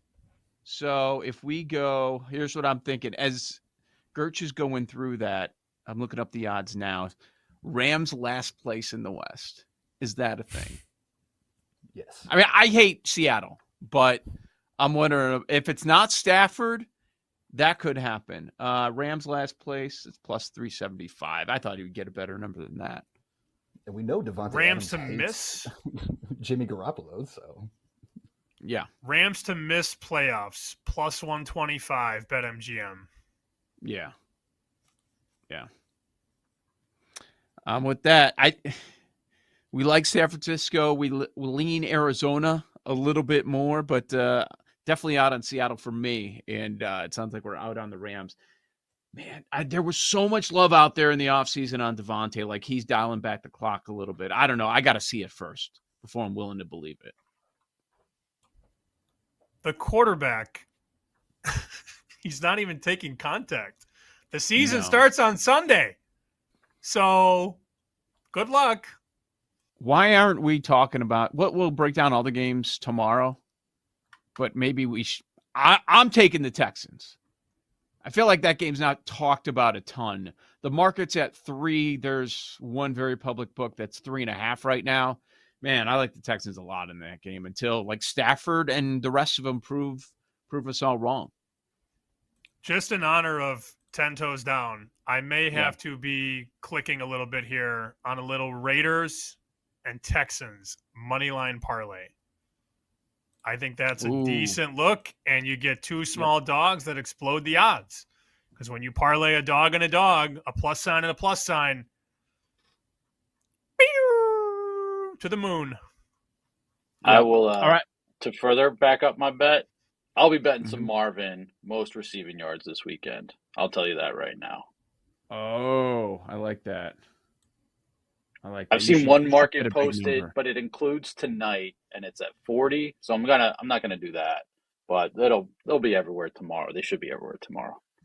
My first guess was 50, as you said that. So maybe you'll be able to find that. Yeah, a lot of times they end up posting that later in our show on Friday. All right, the debut of 10 Toes Down. Each of us with a hot take with the upcoming NFL season. I like it. We'll try to make sure that we do this every single Thursday on the show. Joe O, Sammy P, you've got Bet Sweats.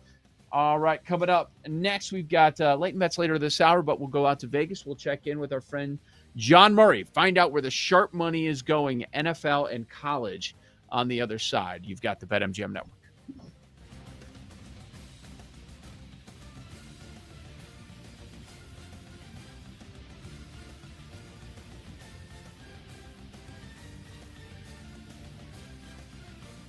You're listening to Bet Sweats with Joe O and Sammy P on the BetMGM Network.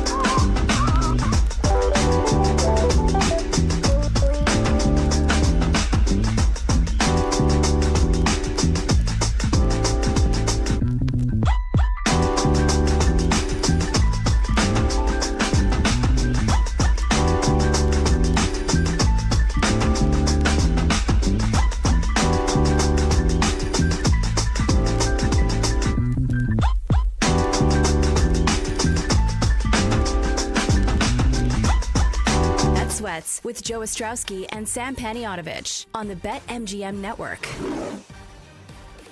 Started the NFL season tonight. Joe O, Sammy P, Bet Sweats, BetMGM Network. Let's go out to Vegas, bring in our buddy John Murray from the Westgate Superbook. Talk about where the sharp action is going on. And Sam, you had the Bear in your room because you're out in New York recording later today, Bear Bets. And everybody's talking Survivor. We're all talking Survivor. People are throwing out Cincinnati. And I got uneasy just with the conversation of Cincinnati. How you doing, John?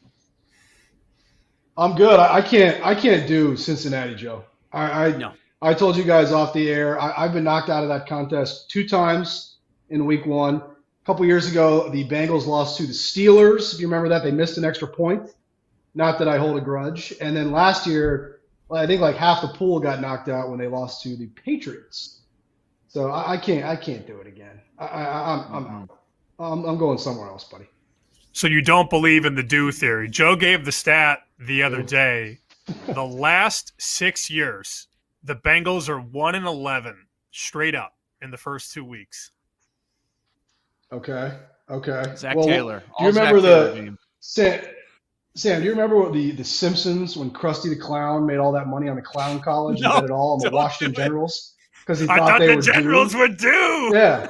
I mean, that's really bad gambling advice, man. I mean, Krusty the Clown, he lost all the Clown College money. I'm not losing all my Survivor money on the do theory, pal. I'm going somewhere else. I'm with you. Good episode, I though. tried Good to episode. talk. I tried to talk my guys into Philly, and they don't want to do Philly because they want to save Philly for Black Friday when they play the Bears and your guy Caleb Williams. So we can talk ourselves in and out of anything, but I think the biggest issue, the more people you have in Survivor, and you're in Survivor, we can talk about this.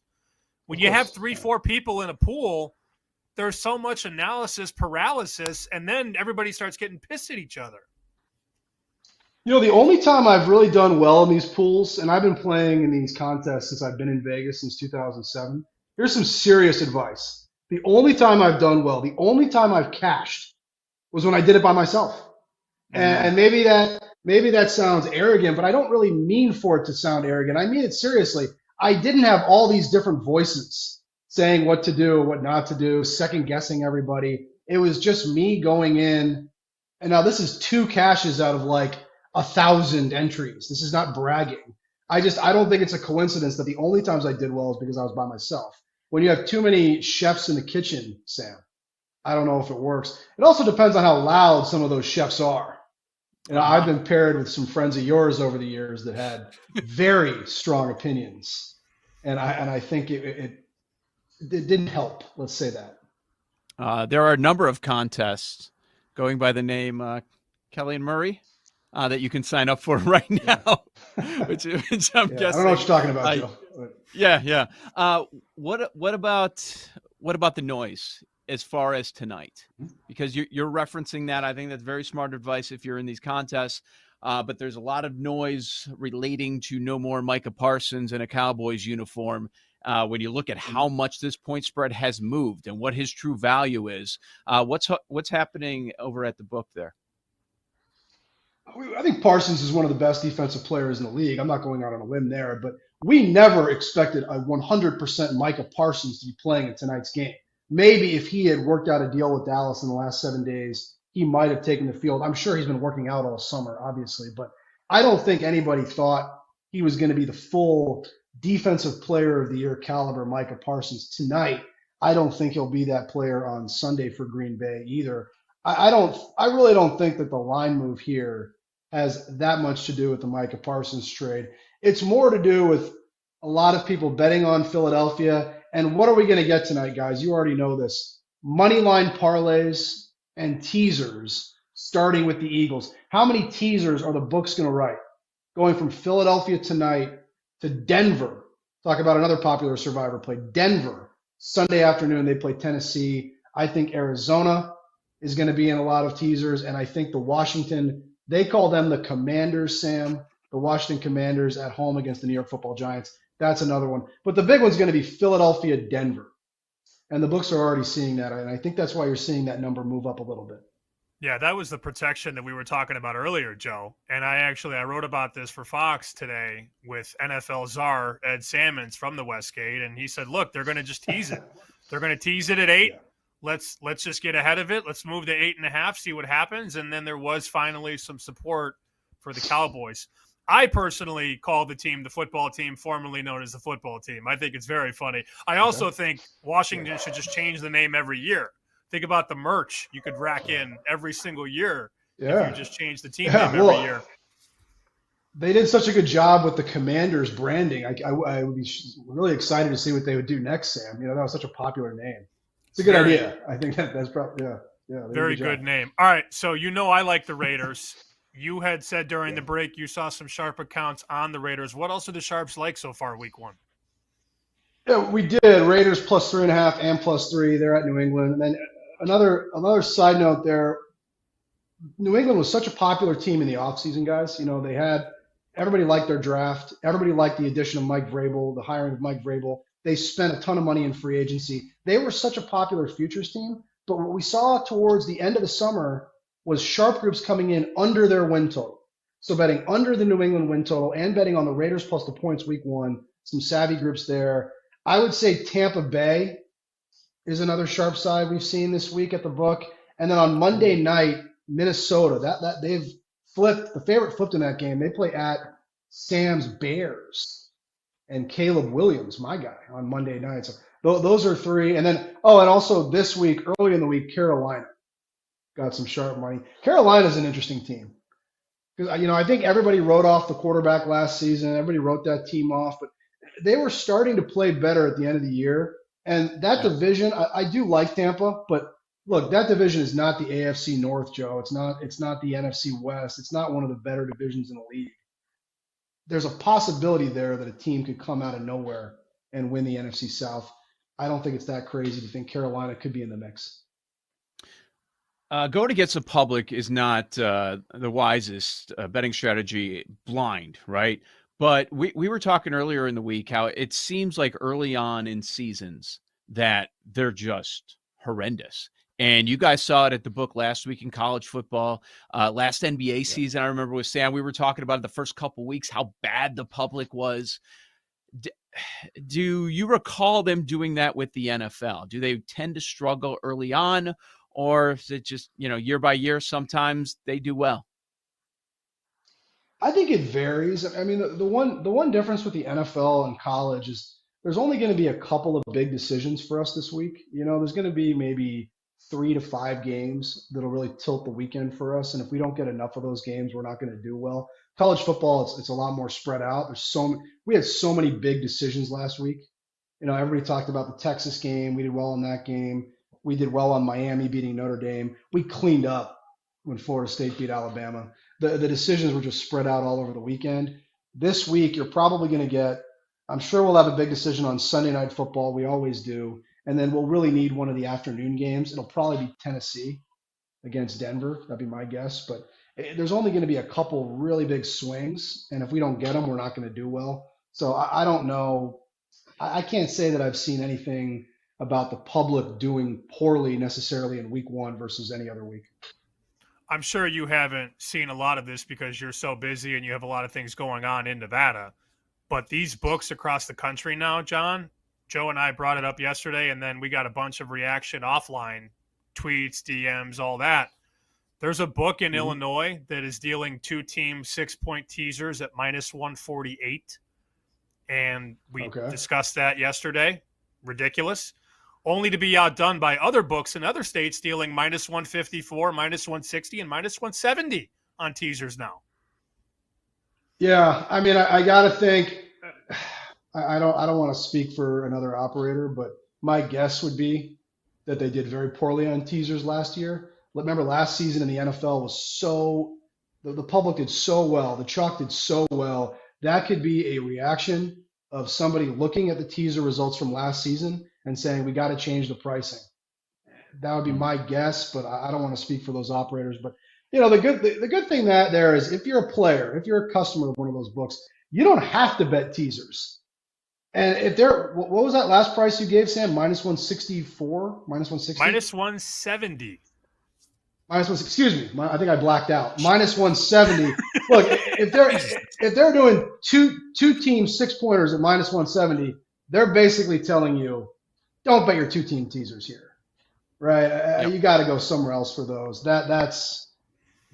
You have no chance of winning, and I don't know exactly what you're doing there, but I'm sure that if you're doing favorite teasers at that price, you'd be better off doing a money line parlay. So always check to see. Now it's different if you're teasing up. If you're teasing up through 7, up through those numbers. But if you're teasing down, trying to make it a pick 'em, check the money line parlay price. I bet it's better than minus 170. With John Murray, the Superbook out in Las Vegas. You mentioned how popular New England was. It has been throughout this offseason. Any other teams that stand out, whether it's win total, Super Bowl, where they can't stop betting them? Yeah, definitely. Denver. Denver's a team that I bet over 5.5 wins last season. They started 0-2. There was a lot of trouble in paradise there, but they righted the ship. They actually ended up making the playoffs. And now everybody seems to be picking them again this season. More money came in on their win total yesterday at the book. They're a very popular week 1 play. I'm guessing they will be the number 1 play in Survivor this week, guys. We talked about Survivor. Denver is a team getting a lot of publicity, a lot of play in the futures market, but that is a really tough division. We think the Raiders are going to be better this year, and we know that the Chargers are going to be good, and obviously Kansas City is going to be in the mix for the Super Bowl again. So I would say Denver's a team. It's already, in my opinion, they're overpriced a little bit. I think there's probably a better place to go for your futures bets, but they're a very popular team. And then one team getting a lot of sharp play in the last, call it 10 days, is the New York Giants. The New York Giants over their win total. They got a lot of good players on defense. We'll see what happens at quarterback there. The Cowboys maybe taking a step back this season without Micah Parsons, but Washington and Philadelphia do look very good in that division. Giants do have a tough schedule, but there is a lot of talent there, and they were a massive underachiever last season. So it does make sense people will be looking to bet them over this year. When your shop found out about the Parsons trade, what's the first thing you guys did, and how's the action been maybe on the Packers or the North in general in the NFC? You know what's funny? Nowadays you have so many markets. You have so many, like team with the worst record, team with the best record. First thing you had to do is close everything and then reassess it all. Didn't do much with week 1, but certainly tweaked all the teams in the NFC North. You can raise the Lions a little bit, raise the Bears, raise the Vikings a little bit, because now you've got to believe Green Bay is going to be better. And then we raised all the Cowboys stuff, bumped down a little bit of the NFC East teams. Dallas, I don't really know exactly what Dallas is doing, but I do think it makes Green Bay a lot stronger.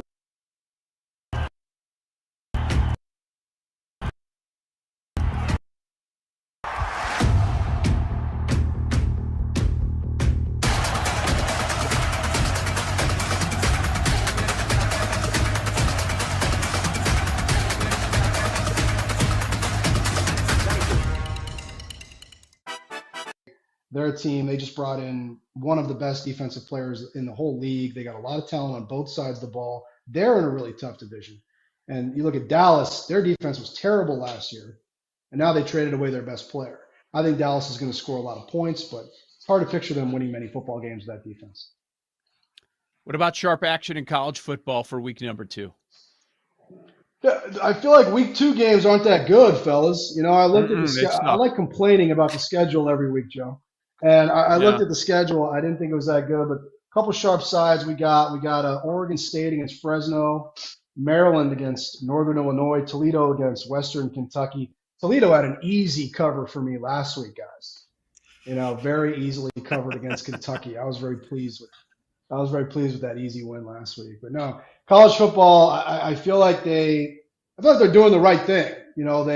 They had a front-loaded schedule last week. They know everybody's going to be NFL-focused this week, and it looks like they took a little bit of a step back. I think Michigan-Oklahoma is a great game on Saturday night, but quiet week so far in college football. The focus here very much on Sam's League, the NFL.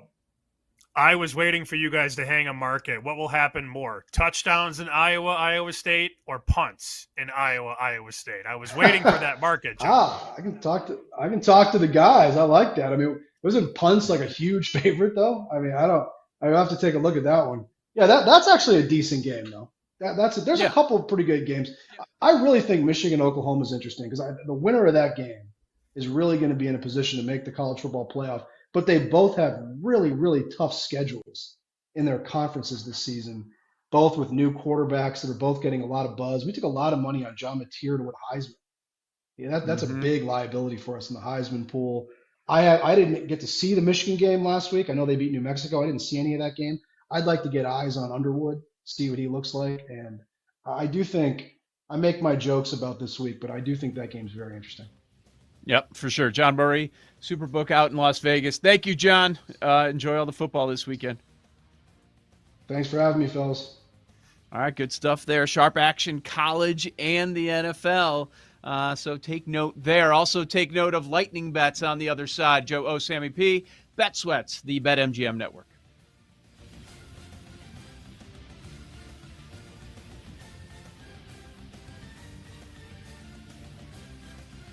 You're listening to Bet Sweats with Joe O and Sammy P on the BetMGM Network.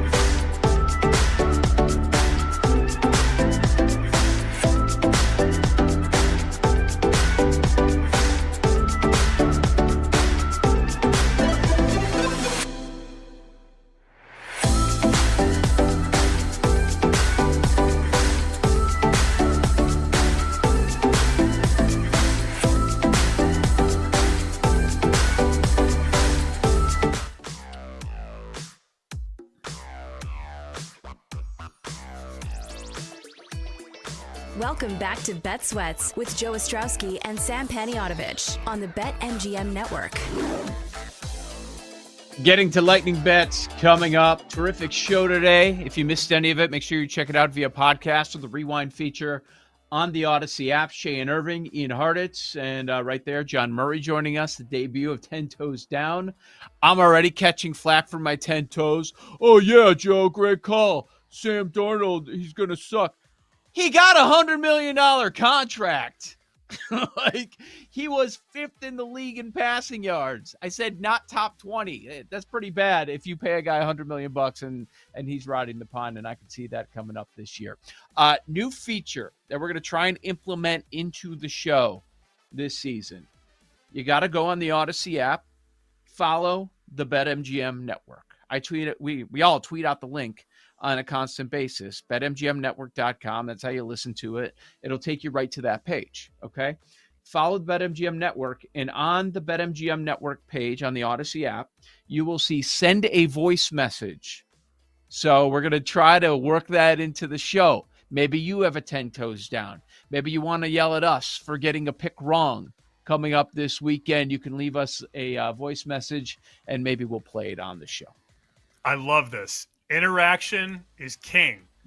And if you're wondering, what does it look like? If you're watching visually right now on YouTube or on Twitch, here's the BetMGM network. You see that button right there next to the Listen Live button? That's it. That little microphone right there. Right next to the orange button. All you do is hit that little microphone, and it goes right to Jake. And then Jake gets to play gatekeeper because that's what Jake loves to do. Oh, no. What are they going to say? Jake, if it's really bad, just don't even bother. Well, maybe you could edit it. The real bad ones will just go straight to the Ramley text thread. We'll do it that way. Good. Yes. Well, we can bleep. We can bleep things out. We can. Well, how bad are we willing to go? They start talking about our moms and stuff like that. Like, I could see that. It could go down a bad road. Have you read the iTunes reviews? They go off on Jake from time to time, you know? I was going to say, what was one? I don't know. I'm pretty know-it-all or whatever that one guy said. Or like a smug face. Yeah. Smug. That's what it was. I'm very smug. No. It was better than that. I'm going to find it. I want to find it. Okay. All right. While you're looking for that, saw this from the Rich Eisen show. Everybody loves Bill Burr. And we know he's a diehard everything New England area, Boston area sports guy, right? And so he's going to defend Bill Belichick to the end. And he will turn the tables on you. If sports comes up, any interview, he turns the tables. He goes on the attack, right? That's what Bill Burr does. So the subject of Bill Belichick, his debut with North Carolina came up. Take a listen, Burr and Eisen. Nothing that happens at the University of North Carolina is going to affect what happened in the NFL. You can try to make that be something. No, and there are other shows talking about what happens in North Carolina could affect his legacy. Let's talk about and the I think major that's stories absurd. here today. You remember Emmitt Smith on the Phoenix Cardinals? The Phoenix Cardinals. What happened? Terrible. I mean, I just don't think he has the passion anymore. That's what Belichick on the sidelines of North Well, Carolina he gave means the to guy you. one game. I know, but you're sitting there falling all over yourself to get on the good side of Arch Manning. It was only one game. Keep your head up there, kid. You got a senior citizen who goes south to retire, and you're kicking his cane out from underneath him. I love Bill Burr. So good. Love it. Go after Eisen. I hate it when, I'm not saying Eisen was doing it, when you'll hear at press conferences, people say, what do you say to people that say this? You mean you? Is that your question? Do you have the balls to ask me the question, or you want to hide behind that? I love that poll. Emmitt Smith, Phoenix Cardinals. Only to be outdone. Do you remember at the tail end of his career when Jerry Rice was a Seattle Seahawk? I completely forgot about that because he went to the Raiders. Everybody remembers that. Goes to the Raiders. But then he was a Seahawk, and I believe for a very small period of time, Jerry Rice was a Denver Bronco. Nobody remembers that. Really? I believe so. Burr's right, though. It's not going to impact his legacy in any way. Nobody's going to think about it. If it's really bad, nobody's going to care. It's about what they did in the great moments and the impact they made on the game. Like that, the Patriots years is what people are going to talk about. It's not going to impact his legacy in any way. It is sad though. Yeah. When you see guys that just hanging on, they want one more contract and they go to some terrible team. I guarantee you that was on Burr's mind, because in the Cowboys documentary that's on Netflix, they did show that, and how Emmett didn't want to be there, and he was talking about it, but he wanted to still play one more year, get another contract, so he went to the Cardinals. Mm-hmm. I've actually fallen asleep to multiple episodes of the Cowboy documentary. Does that mean it's good? Yeah. No, I don't think so. If I'm falling asleep, the middle was good, like Cowboys-Niners, when they were kind of passing the torch from the Niners to the Cowboys. That part was good. But I think the beginning and the end kind of sucked. Well, the NFL owns a big piece of that, as Shay talked about. And you know what else I'd like to correct real quick? ESPN got a lot of flack yesterday for the Red Zone, because Red Zone is now going to have commercials. And Scott Hansen was on McAfee saying he's going to open up with 7 hours of Red Zone football starts now. No longer 7 hours of commercial-free football, 7 hours of Red Zone football. But that is an NFL mandate. I want to be very, very clear about that. And Scott Van Pelt was talking about this yesterday. This is not an ESPN decision. Now, you could say maybe this is good for ESPN going forward because it's more money in their pockets. But this is an NFL media decision. NFL produces Red Zone, not ESPN. That's a very good point. That ESPN's going to get a lot of flack on this, but it wasn't their decision. They were already doing commercials, and McAfee talked about this as well. And he is right. And I mean, he's supporting the brand and all that, but they did have like the wraparound ads. They would sometimes, let's jam 10, 15 seconds in here. But now it sounds like commercial breaks, and Hansen was going out of his way. You're not going to miss. Like when there's an important game, witching hour, you're not going to miss anything. He made sure to do that, but nobody's happy, and I certainly understand why. It's another thing that people are spending money on, and they're not getting exactly what they thought they were getting. The internet, though, was great yesterday. The reaction to it, all the highlights with the Burger King Whopper commercials spliced in. Jaden Daniels throwing the Hail Mary, and right before it's caught, Whopper, Whopper, Whopper, Whopper. Very funny. Very funny. Very funny. All right. Lightning bets. Go ahead. Yes. NFL. We have to give a bet tonight. I lean to the Cowboys, but I'm not going to go there. I think Dak's number on passing attempts is too low. And I want to bet this now because by the time we get to kickoff, this number might be higher and the juice might be worse. So you can go Dak over 36.5 passes at minus 108, minus 110, readily available right now. BetMGM, minus 130. So we might be on the way to 37.5, Joe, and I don't want it to land 37 and people get a bad number. I agree with my guy Freddie. Over 36.5 passes on Dak. Like that. The attempts should be there tonight. And even if it's a close game, it wouldn't surprise me if they're there because they don't want to run the football. They don't have the talent to run the football. All right, I'll probably tell you and play that as well. I am playing Ferguson over 33.5 receiving yards. It's funny that props-wise, we're landing on Cowboys. And first touchdown of the game because of the value. We were talking about Cowboys. Like you brought up Lamb at 12. I brought up Ferguson 19. We see Dak is 50. We'll probably have something there. But for lightning bets, you're doing Dak pass attempts. I'm going Ferguson over on the yards. And before the week kicks off, we're not taking Philly for Survivor. I think you landed on Denver. I'm going to be picking Denver, and I'll have some Arizona as well, even though I'm a little uncomfortable with it. Yeah, I do like Denver.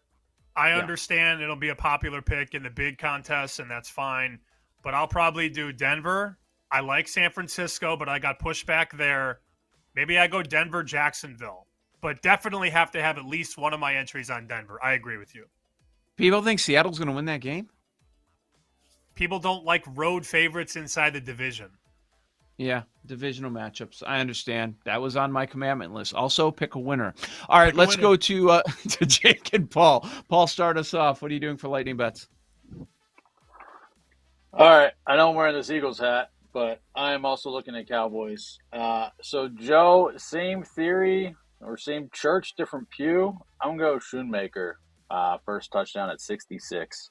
I think tight end angle as well, but I'm gonna play that. And then I think definitely a potential for a track meet here. Eagles, a lot of new pieces on defense, ring ceremony, banner ceremony, et cetera, et cetera. Go Cowboys team total over 19.5 at -110. I think that's a way to play the total and get a little bit of a lower number, and you don't have to worry about the full game as well. All right, Jake, what you got? Only one bet in tonight's game for me. I'm going to go Pickens, longest reception. Feel like head case, but they're going to want to get him involved, and he's a deep threat, so I'll go with that. And I don't want anything to do with the side of the total because I feel like this is just going to get weird, so I'm good. Baseball bets, I'm going to keep betting the Astros as long as you give me plus money against the Yankees. I think they're way better. And let's go with the White Sox for the sweep. We're pricing them at plus 130 against a Twins team that is basically us, so I'll take the White Sox. Get the sweep, baby.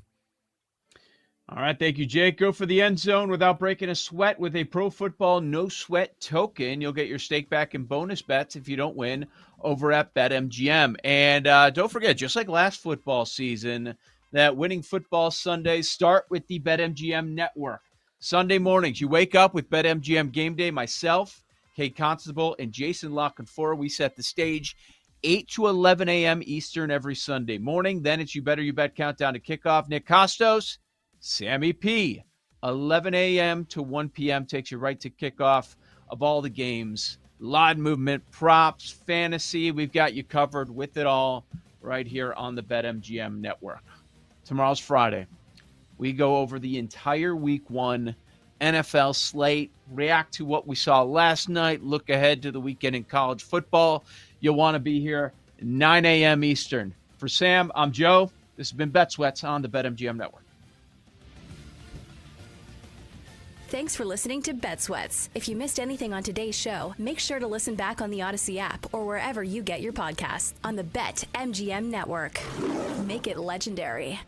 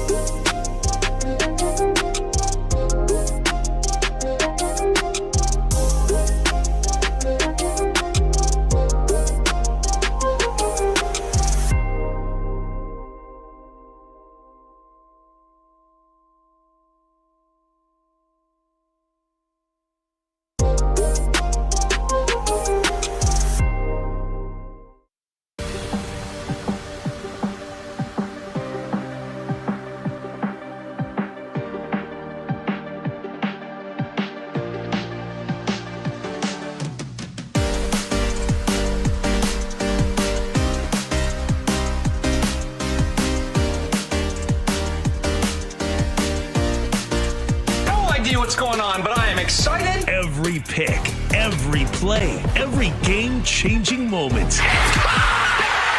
Unbelievable! This is You Better You Bet on the BetMGM Network. Make it legendary. It's a great day to be alive, and it's a great day to be a better.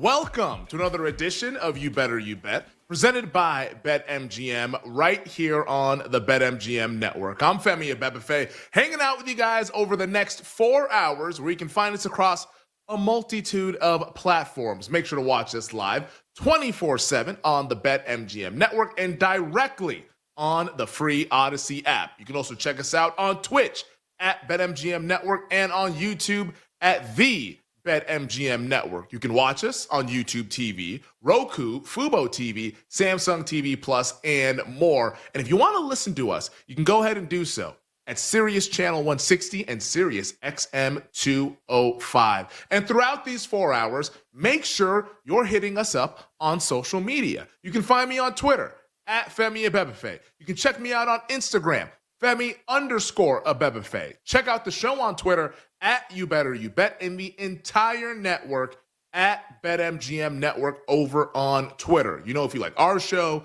Bet Sweats, BetMGM Tonight, Daily Tip, all the shows that we have across the network, weekdays and weekends, at BetMGM Network is where you can go ahead and find it. We got the crew hanging with us here on this Thursday. We have Tyler Morales, Jay Kassan, Bill Zimmerman, Max Sheedy in for Mike Brown, Sean Ha, Addie Bates, Nick Costos, the prop king, joins us 1 hour from now with his thoughts on opening night in the National Football League, the Cowboys and the Eagles. We've made it. We have football tonight, regular season football tonight, and Nick will celebrate at the top of the hour. But as always, if you miss anything across these 4 hours, because we're going to talk a lot about NFL, college football, more NFL. If you miss anything over these 4 hours, make sure you check us out in podcast form. Just search You Better You Bet wherever you get your podcasts. And because we're giving you the content on demand for everyone to consume, the least you can do is to subscribe, rate, and review wherever you get your podcast. We have two guests who will be joining us on the program, starting at 5:20 Eastern Time. Professional sports bettor, part of the Hammer HQ, Joey Knish returns to You Better You Bet. We'll get some NFL thoughts from Knish, maybe a little bit of college football. What does he like? Find out in hour number 3 at 5:20 Eastern. Then, during the Power Hour at 6:20 Eastern, it's NBC's lead betting analyst, co-host of the Fantasy Football Happy Hour with Matthew Berry and Connor Rogers. It's our buddy Jay Croucher returning to us here on You Better You Bet. We're going to get all of his best bets for week 1 in the National Football League. Can't wait to get into that for Jay and what he thinks is going to happen tonight with the Cowboys and the Eagles in the city of brotherly love. Also, keep this in mind, because football is back, baby. We want to hear from the real ones. Hey, yo, real ones, what up? We want to know from you guys, what's your best bet for tonight's Thursday night football game between the Cowboys and the Eagles, and why? It's been a while since we've done this. So, don't be out here just telling us, oh, Jahan Dotson over receiving yards. Damn it, you better give me a reason as to why you like Jahan Dotson over receiving yards. Give us your best bet and why by tweeting us at You Better You Bet over on Twitter. You must include the rationale. If you don't, I will hunt you down and find you.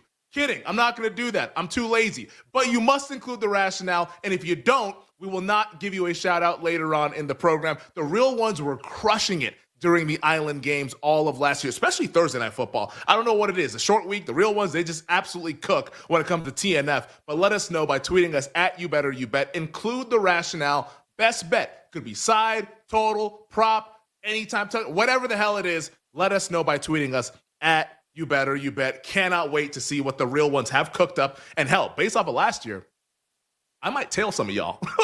y'all are pretty good. I might tail some of y'all and add it to the ledger before kickoff tonight. But real quick, last night in the betting world, baseball was good. The Mariners lost. The end. The Rays winning on the money line, that was great. Rays plus 115 as the Rays have now won 6 straight, by the way, and they'll continue to make their charge toward the AL wildcard race. But let's get into what's really important today, and that's the National Football League. Welcome back, NFL. Welcome back. Oh, hell yeah. I was counting earlier this morning. How long has it actually been since the Super Bowl 59, which did not go well for me, with the Chiefs getting blown out by the Philadelphia Eagles. But it's been 207 days since Super Bowl 59. We are officially back as a country, as a nation. We are back to what we love and what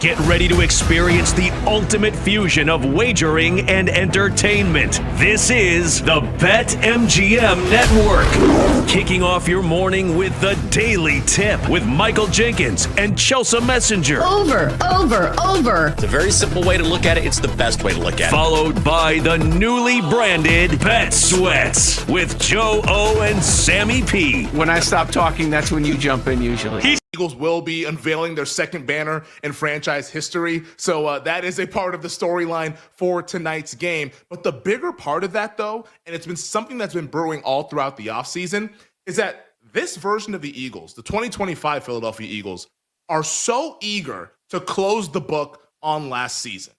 And part of that is admirable. Part of that, a little psychotic.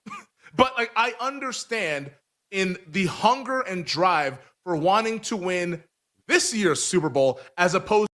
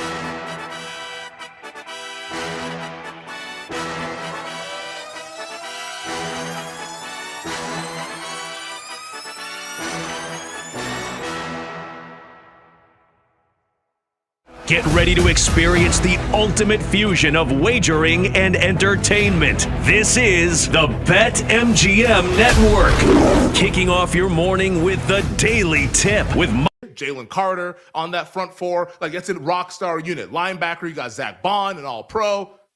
But then you get to the secondary. And once you get to the secondary, you think to yourself, well, there's a couple of young pups back there that you really, really like. But outside of that, there's a lot of questions. So, of course, the young pups that you like, Cooper DeJean was awesome. Quinyanamo Bay, a.k.a. Quinyon Mitchell, he's an outstanding player, probably a future all-pro as the boundary corner. But a storyline all throughout this Eagles training camp has been the cornerback 2 position. What's going to happen between Adoree Jackson, Keely Ringo, Jacorian Bennett, who they traded with the Raiders to get earlier this offseason? How is this going to play out? And why that's such a big question for the season, it's also a big question for tonight when you look at the strength of the Dallas Cowboys. The strength of the Dallas Cowboys, who come in as a pretty big underdog, and we must admit, I'm a Cowboys fan, vibes are pretty damn low for the Dallas Cowboys heading into this season. The vibes are as low as you would think for a team that has a quarterback who 2 years ago finished second in the MVP voting. This is as bad a season, the feeling entering a season as I can remember. Last year was bad. This feels even worse based on what happened 1 week ago, which was trading Micah Parsons to the Philadelphia Eagles. But the strength of the Cowboys is their passing game with Dak Prescott, CeeDee Lamb, who's an all-pro, George Pickens, who has big-time all-pro potential, hasn't put that season together yet, but the talent is there. Anybody with eyeballs will tell you the talent is there with George Pickens with his big play ability. Can those guys put enough pressure on the Eagles secondary? I think most people would say yes. Of course they can, because Dak's a pretty efficient passer in the regular season, and those receivers are really, really good. Now, the caveat on the Cowboys side of it is, can this Cowboys young offensive line protect against that Eagles pass rush? And that's where this game and all of our bets for tonight are going to all come down to. Once again, as I've been saying all throughout the offseason, the game is won and lost in the trenches. What happens up front is what decides it. And if the Cowboys can't protect, damn it, I could be in the secondary and the Eagles defense would be fine. Like, if you can't block, you can't make explosive plays. That is a fact. But can Tyler Booker, Tyler Guyton, who's missed a lot of training camp due to the knee injury, can he perform on this big stage? Like, these are the guys that are going to have to step up. Cooper Beebe at center, Terrence Steele at right tackle. Those are the names that are the most important for the Dallas Cowboys' success in order to be competitive in tonight's game. Because if they're not good, the Cowboys won't be good. And even someone like me, who I'll get into my bets coming up in the next segment when we break down the betting aspect of it, like, with Joe O and Sammy P. When I jump in, usually. He said, ring them. He said, ring them. Then it's You Better You Bet, hosted by Nick Costos and Femi Abebefe. Great teams and great players happen.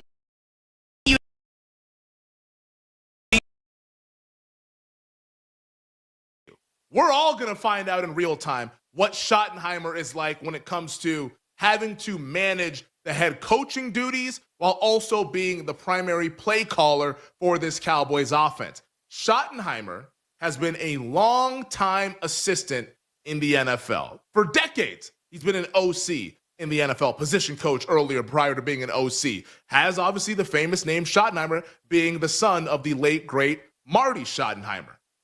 Usually, if that guy is competent, he's going to get a head coaching job pretty early on in his career. I'll just go out there and say it. Like, we all know what the NFL is.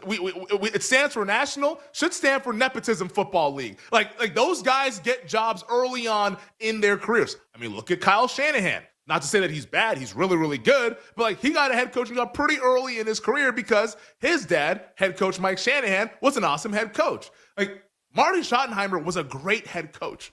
And organization after organization passed up on Brian Schottenheimer until Jerry Jones, who was essentially caught with his pants down in January, was like, well, Mike McCarthy says he doesn't want to come back. Who we gonna hire? And he just looks and says, Shotty, you're up. You're the new head coach. The process is really bad.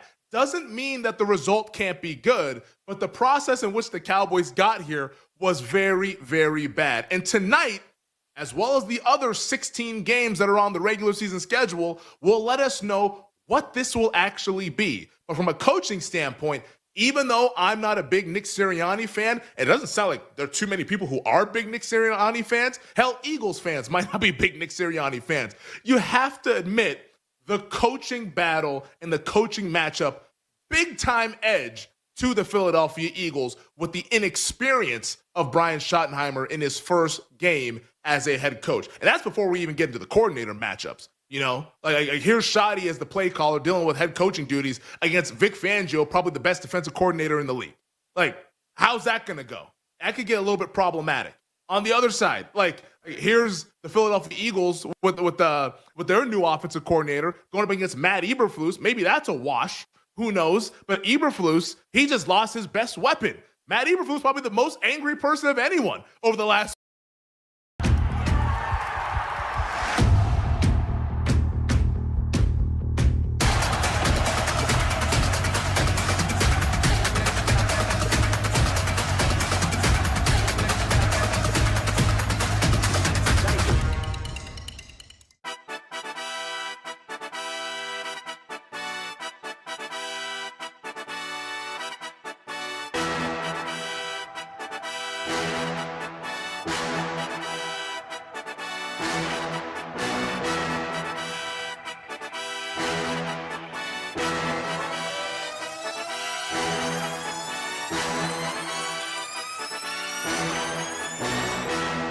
run the ball down the Cowboys' throats. I think we're all pretty confident in saying that. Saquon Barkley's rushing prop, 95.5, which we'll talk a little bit about in the next segment. Like, that is a high number because Barkley's awesome, but we all know the story on the Cowboys as well and their inability to stop the run. So there's a lot to get to with tonight's game. Didn't even mention Dak Prescott coming back from injury, making his 2025 debut. A lot of storylines and a lot of fact-finding that will take place in the city of brotherly love, 8:20 Eastern time, with all eyeballs on the Cowboys and the Eagles. We're just getting started here on You Better You Bet. Your top stories of the day coming at you next here on the BetMGM Network.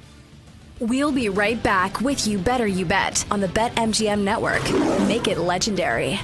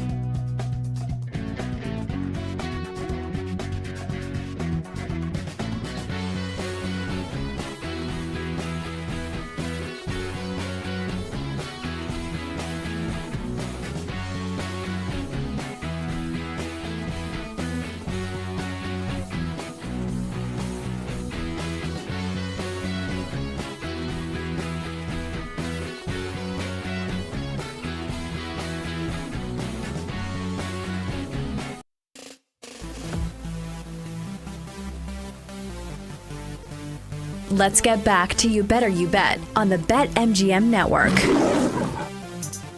Welcome back. This is You Better You Bet, presented by BetMGM. Femi Abebefe hanging out with you guys on this Football Thursday opening night in Philadelphia between the Cowboys and the Eagles. We're fired up for it here on You Better You Bet. In 40 minutes from now, we'll be joined by Nick Costos with his thoughts on tonight's game, side total, what he wants to do from a betting standpoint. Can the Cowboys keep it competitive? I actually saw this question on one of the daytime talk shows earlier this morning. And the first question of the show was, will tonight's game be a blowout or a close game? That was the question. It wasn't who's going to win, what's the key to the game. It was just, will it be a blowout or a close game? That is how bad it's gotten for the Dallas Cowboys. And we're asking, will it be a blowout or a close game? Answer that question, I don't know. Find out a little bit later on when we finalize our plays during the Power Hour. But I did find that somewhat interesting that that's the framing of how we're thinking about tonight's game in this NFC East rivalry renewed. We'll get into that here shortly. I want to remind everybody, 20 minutes from now, we'll run through some of the key injuries and availability notes from across the NFL that will impact the point spreads as we inch closer to Sunday's slate in the National Football League. Also get some of the marquee games for tonight. Hear from Jake and Tyler as well with their best bets for tonight. Maybe they'll throw us a curveball and give us some NFL as opposed to that other sport, Major League Baseball, in which I have not opened up Fangraphs since I came back from Cabo. Fangraphs no longer works here at my internet. It is no longer Fangraph season. It's football season. But enough of all that. Let's get down to business and what we're supposed to accomplish during this segment. Joining me right now, like he does each and every weekday at 3:20 Eastern, it's our executive producer, Bill Zimmerman, or as we were calling him in the break, Ja'Cory Zimmerman. Thanks to our buddy Bill Krosky-Merritt. Bill, what's happening? Happy week one.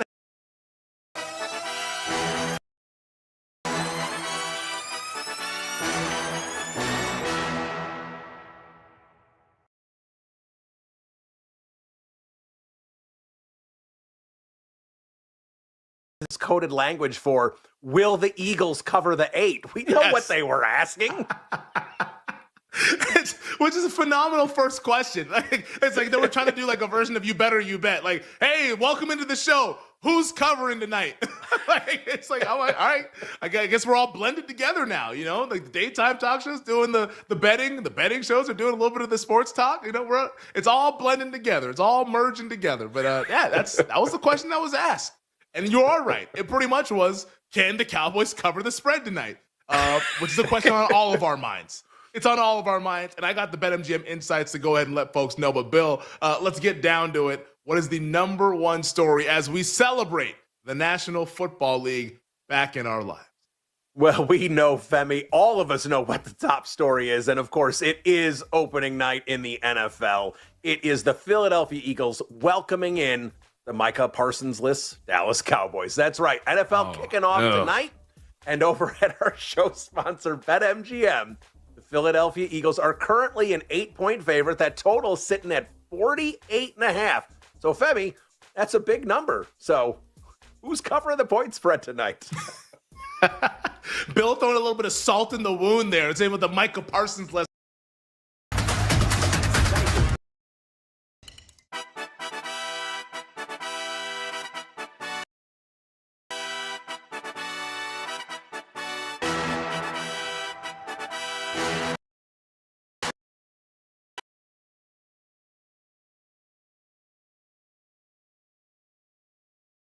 Fourth, you know, I really do. I feel like I can make a strong case for either side, which I mean, sometimes with these island games, that seems to be the case. Because, like, we can all envision the Eagles just running through the Cowboys like a hot knife through butter and just like destroying them, similar to what they did to the Commanders in the NFC title game last January. That's an easy thing to see.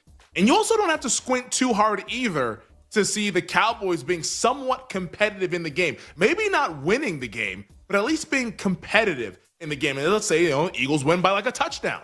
If the Eagles win by 7, the Cowboys cover. Like, that's how big the point spread is. So, like, I don't think it's crazy to be like, oh, Dallas can cover. As it stands right now, if I had to bet the game, and I have not bet the side, I've also not bet the total. I'm just waiting to see how that moves over the course of these next 4 hours. But if I had to bet the side, I think I would actually lean towards Dallas. And you can find as high, once again, over at BetMGM, as high as 8.5 in the market. And that 8.5 is minus 105. Shout out to BetMGM, by the way, dealing minus 105 both ways on the side. We absolutely love that. We're making it legendary here on a Thursday. But like that's where I would lean, would be Cowboys plus 8.5. Now, I'm curious, though, to see how this progresses throughout the show and even after the show, once we have about like 80 minutes until kickoff, how the line starts to move throughout the rest of the evening. But in terms of what I do like from a betting standpoint, and I will have in pocket, it's the over. And the over continues to climb, and I think that's the right move. This was 47.5 this morning. It's now 48 pretty much across the board. There's one domestic sports book, BetMGM not included, but BetMGM has this at 48.5, but another domestic sports book has this at 48.5 as well. I think this is going to keep going up and up and up because, I mean, I could definitely see the scenario where the Eagles score mid-30s, and at that point, you just need Dallas to get you 2 touchdowns. Or get to 14, get to 17. Like, I think Eagles, they're going to be able to put up a lot of points. And for the Cowboys, if you like the Cowboys or even lean towards the Cowboys, kind of like how I do, I think you must go over this number because they're only competing in a high-scoring game. This is not going to be Dallas beats Philly 20-13. Hell no. Like, I don't even know what that game would have to. It would have to be multiple injuries to key players on the Eagles for that to take place. Like, that's not happening. If Dallas is going to be competitive, it's 31-24 or it's like 35-27, something in that range. It's not going to be a lower scoring game. So I like the over quite a bit in this game. I will be betting the over later on tonight, but that's my look as for what's going to happen between the Cowboys and the Eagles. Now let's get to what everyone else has been betting with this game, shall we? Our first BetMGM insights courtesy our friend John Ewing over at BetMGM. 65% of the bets, 71% of the handle on the Eagles laying the 8.5. 65% of the bets and 74% of the handle is on over 47.5. 57% of the bets are on the Cowboys money line, which makes sense. Most people like to bet the big prices with the money line bets at plus 350, but 67% of the money is on the Eagles money line, which is minus 450. You got to lay a lot more to get a bang for your buck if you wanted to bet Eagles just to win the game outright. In terms of the popular player props, 5th most popular, Dak Prescott over 245.5 passing yards. 4th most popular, Fergie Ferg, Jake Ferguson over 33.5 receiving yards, minus 125. 3rd most popular, George Pickens over 53.5 receiving yards, minus 140. 2nd most popular, thought I was kidding? I wasn't. Jahan Dotson over 8.5 receiving yards, minus 110. I know our guy, the bald freak, Brad Evans, he likes Jahan Dotson over his receiving yards. And then the most popular player prop over at BetMGM, where they make it legendary, Saquon Barkley over 95.5 rushing yards, minus 120. Makes a lot of sense when you look at that Eagles running attack with that offensive line against that Cowboys front. That, yeah, they brought in Kenny Clark last week, but I don't even think Kenny Clark is going to save them against the formidable Philadelphia Eagles. And just for giggles, most popular anytime TD score, surprise, surprise, Saquon Barkley, minus 185. But I like the over tonight. Let's get some points between Dallas and Philly. Bill, hit me with the next one. All right, Femi, let's stick with the NFL. Let's talk Denver Broncos because they are keeping a key piece to their defense. It's a 4-year extension for $106 million, $70 million guaranteed for edge Nick Bonito. Femi, this number can grow to $120 million with extensions. Of course, he's coming off a season with 13.5 sacks and a defensive touchdown. So the Broncos are looking at big things coming from him moving forward.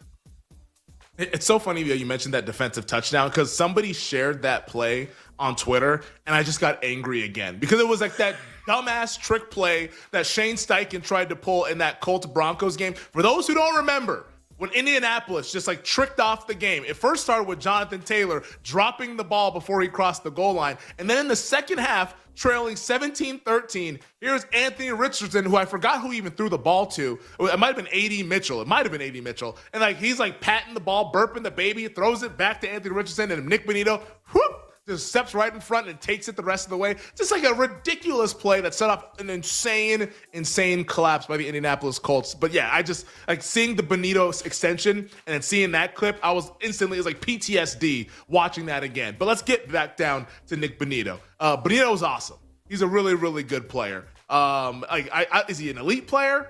No. Is he a great player? Could be. but he's really, really good. And it makes sense as to why Denver will want to get ahead of this really early, as opposed to letting him kind of hit the market in a couple of years or having to be in like some sort of Micah Parsons situation as the Dallas Cowboys were. But this kind of puts a bow on what has been just like the offseason from heaven for the Denver Broncos. Everyone is raving about this team. Zach Allen got an extension, their defensive lineman. Cortland Sutton got an extension, their wide receiver. Sean Payton invited the entire sports media world outside of You Better You Bet to show up to Denver Broncos training camp. And to a man and woman, every single person has been like, look out for Denver this year. Look out for the Broncos. You know what? Sean really feels really good about this team. And they'll say Sean because they're all close friends with him. Sean feels really good about this team. Like, they're all drinking the Broncos Kool-Aid. I'm not a part of the cult. I'm not going down. I don't buy it whatsoever. Is the defense going to be awesome? I think it's going to be pretty good. I think it's a little bit overrated as to what we saw last year. I think the quarterbacks that they beat last year were all a bunch of jabronis outside of a handful of guys. Like they didn't beat anyone that was really of note. Like, this Denver team has gotten so much love and the vibes appear to be so high.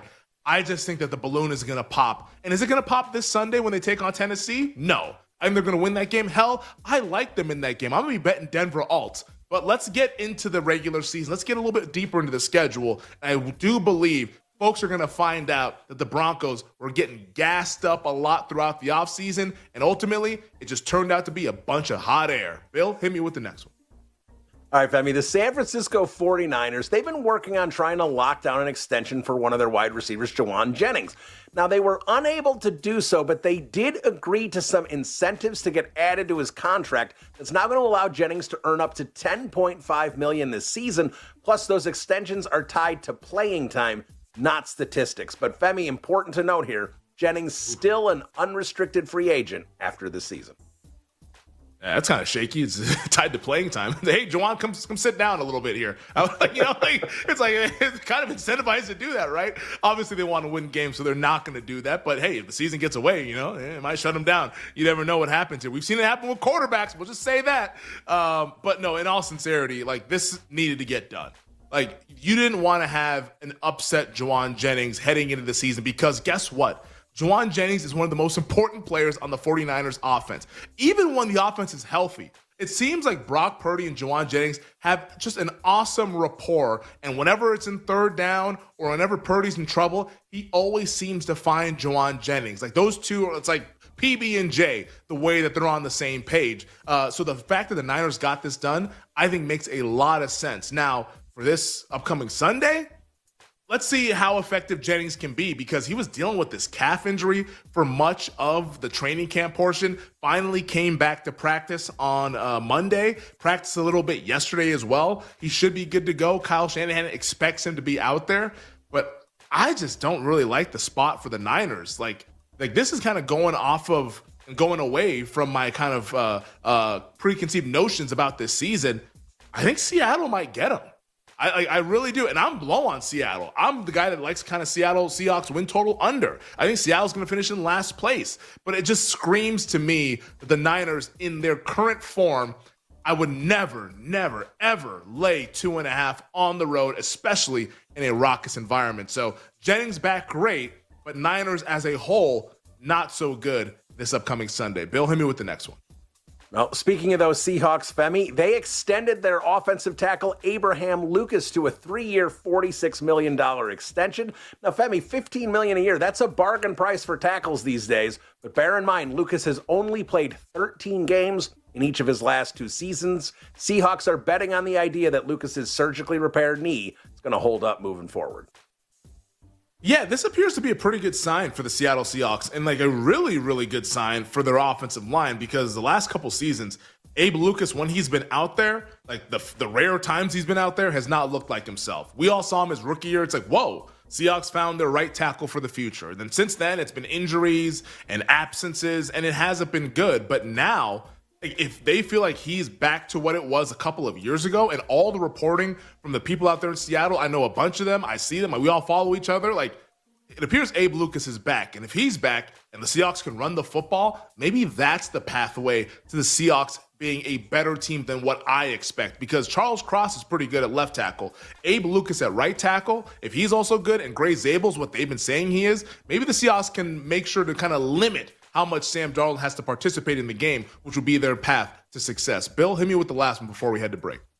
All right, quickly, Femi. Just over a week ago, the Raiders beefed up their wide receiver room by signing Amari Cooper. They still got to look for someone to beef up their room again because Cooper has decided to retire, stating the desire to play is no longer there. I guess it's good that he found that out now, as opposed to making the trip all the way to New England to go play in that game. But I will say this. The fact that Jacoby Myers and the Raiders, it feels like things have kind of resolved a little bit.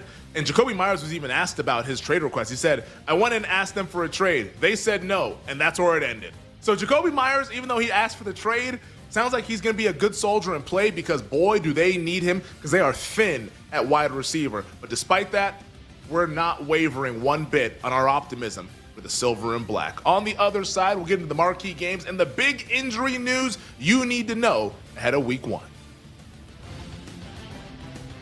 We'll be right back with You Better You Bet on the BetMGM network. Make it legendary.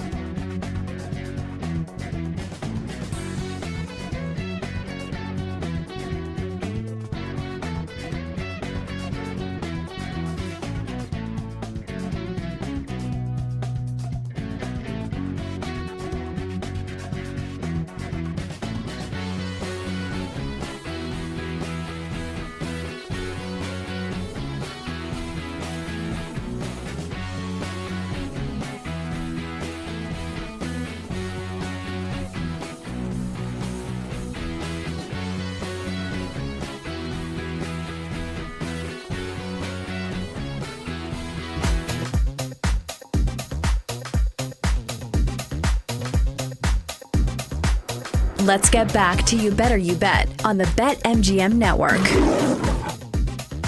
Let's get back to it here on a Thursday on You Better You Bet, presented by BetMGM. Femi Abebefe hanging with you guys this afternoon as we celebrate the National Football League back in our lives. And I know we've obviously been talking a lot of NFL over the course of the summer, had training camp, which starts in mid to late July. So the NFL's been around, but not like tonight. Not like when it actually matters and it actually counts. There's only but so much preview stuff that you can do. Only so much that you can milk out of the preseason games. And what are the takeaways? Which rookie looked good? Who might be a fantasy sleeper? Who could win O-Roy, D-Roy? There's only so much you can do with that. Now we play for real.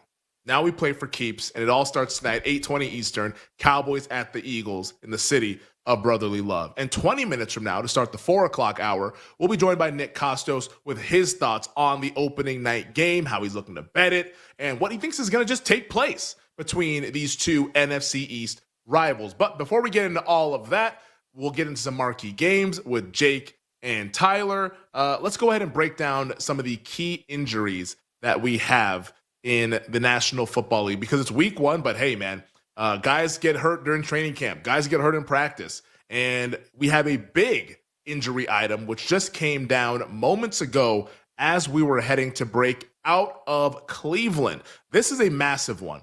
Browns edge rusher, all-world edge rusher, Myles Garrett, is dealing with a hip injury and did not practice today. Now, it's only Thursday. It's not Friday. And even if Myles Garrett didn't practice on Friday, there's still a chance he could play because he's one of those all-world players that probably doesn't even need to practice to go out there and be productive. But still, this is something that you want to keep in mind and probably puts a lot of onus on what happens tomorrow at practice, because if he doesn't look like he's going to practice tomorrow, I think at that point you're going to start to see the betting market move towards the Cincinnati Bengals, because right now the consensus number, Cincinnati is a 5-point favorite. BetMGM has 5.5.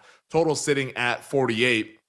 This bad boy is not closing 5.5 if Myles Garrett does not play. But it's only Thursday. Once again, take a deep breath. But an important note to make, Myles Garrett did not practice due to a hip injury.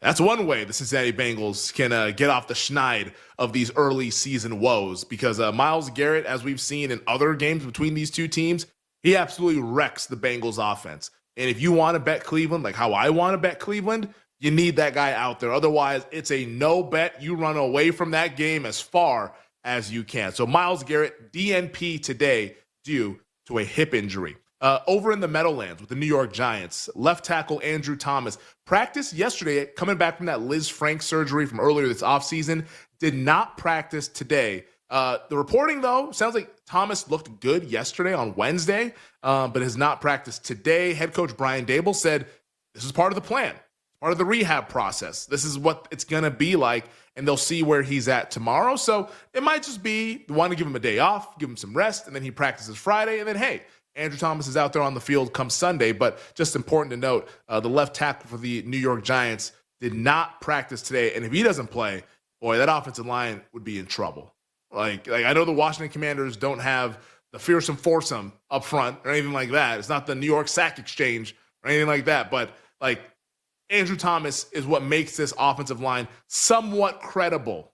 It's just below average with him. If they don't have him, as we saw at points last year, they are in trouble. And Russell Wilson, who is dying to take sacks, that dude's going to be living in 3rd and 12 for much of the game, which is not a successful plan for the G-men against the rival Washington Commanders. So Andrew Thomas, DNP today. Let's find out what happens tomorrow. A more concerning one, and this is now back-to-back DNPs, and it's down in Tampa with the Buccaneers defensive tackle, the big space eater, my guy, Vita Vea, who was dealing with a foot injury, didn't practice yesterday, did not practice today, and was not seen during the open window for the media and that open window for practice there. So Vita Vea, he makes everything go with this Bucs defense. I know a lot of people might see, well, it's just a defensive tackle. How much could that actually matter? Dude, if he doesn't play, Bijan could go off for 150. Their on-off splits with Vea, without Vea, it's drastic. Because think about it. He pushes the pocket on the passing downs. He is clogging the run, which allows him to get to passing downs to where the team has It's 2nd and 9 as opposed to 2nd and 4. Like, Vita Vea means everything to that Buccaneers defense. It all starts with him. And if he's not out there, I will be betting the Atlanta Falcons. So let's keep an eye on tomorrow. He's a veteran. He's a big-time player. If he practices tomorrow, he'll probably be listed as questionable and be on the right side of questionable. But if he doesn't practice tomorrow, boy, I don't see how he gets out there on Sunday, because this is now back-to-back DNPs for the big space eater in the middle for the Bucs defense. Staying in the NFC South, Panthers left tackle Ike Ekwonu, who had the, and they kind of make fun of me for saying the surprise appendectomy, because, when is an appendectomy planned? He had the appendectomy earlier last week, was not seen at practice today. Ever since he had the appendectomy, I think there's been a lot of love towards Jacksonville in the betting market. We're still holding pat, 3.5 Jags with the favorites at home, total at 47. Ike Ekwonu, whether he's there or not, I think Jacksonville's going to win the game. And if he's there, maybe you get Carolina interest. And if it goes back down to 3, I might end up betting Jacksonville, laying the 3. I think Jacksonville's just flat out better. I don't even understand the Carolina optimism, to be quite honest. I'm not sold on what we saw in December from Bryce Young. Now, maybe he's made some strides. Great, do it again. Because outside of that 1 month or maybe the final 6 weeks, he's been terrible in the NFL. So are we really just taking that and thinking that, we'll extrapolate that across 2025? It doesn't really work that way. So I'm kind of out on Carolina as a whole. So I'm looking for ways to play on Jacksonville at 3.5. It's a no bet for me, but at 3, I would bet the Jags, but I don't think it's ever going to sniff 3 if Ike Ekwonu is out. So once again, keep in mind Ike Ekwonu for the Carolina Panthers and where that injury report stands on Friday. Down in Miami, positive news for the Miami Dolphins. Dolphins wide receiver Tyreek Hill dealing with an oblique injury. Dolphins running back Devon Achane dealing with a calf injury. Both guys seen at practice today, and that betting market continues to go in favor of Miami. There were some Colts -1, and there still is one over at BetMGM where they look to make it legendary.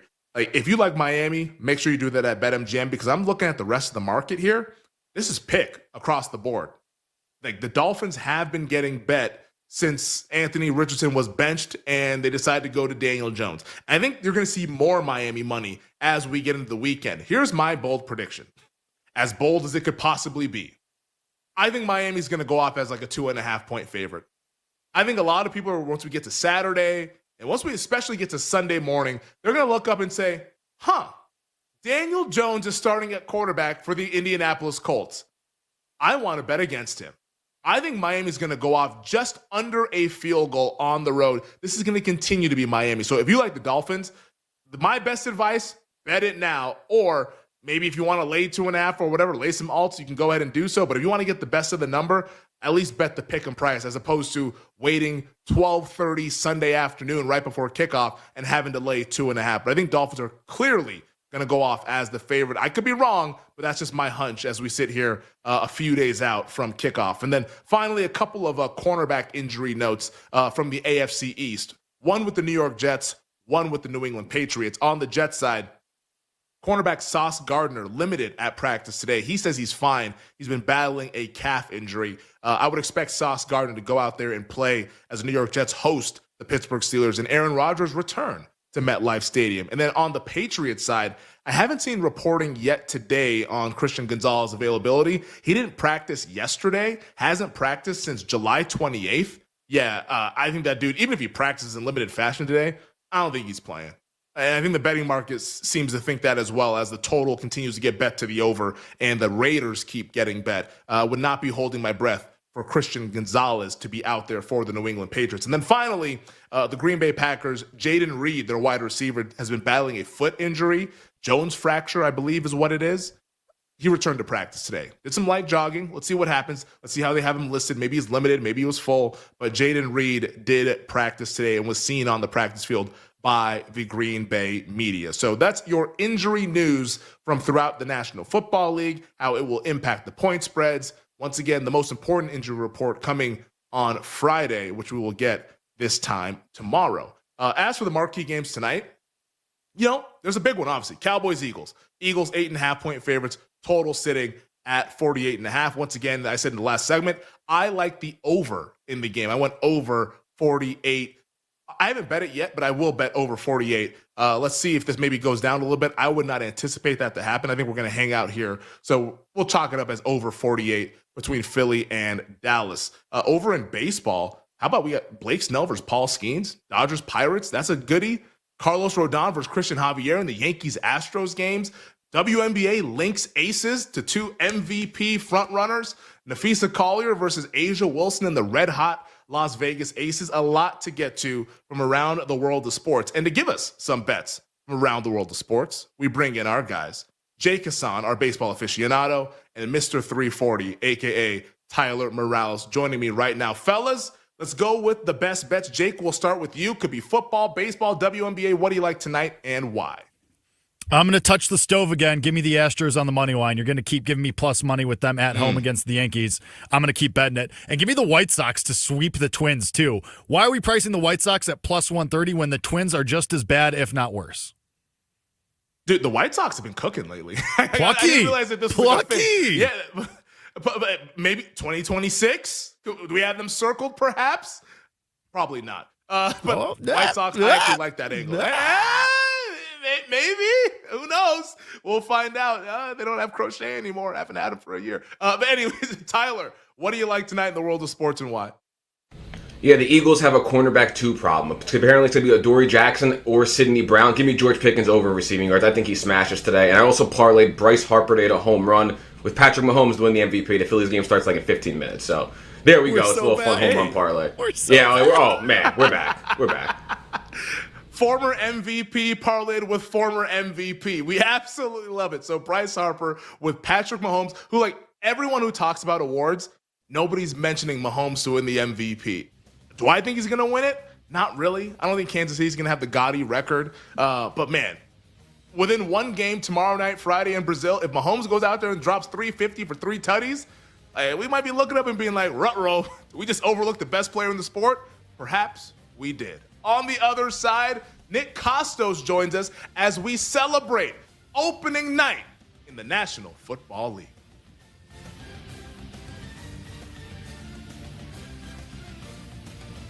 We'll be right back with You Better You Bet on the BetMGM Network. Make it legendary.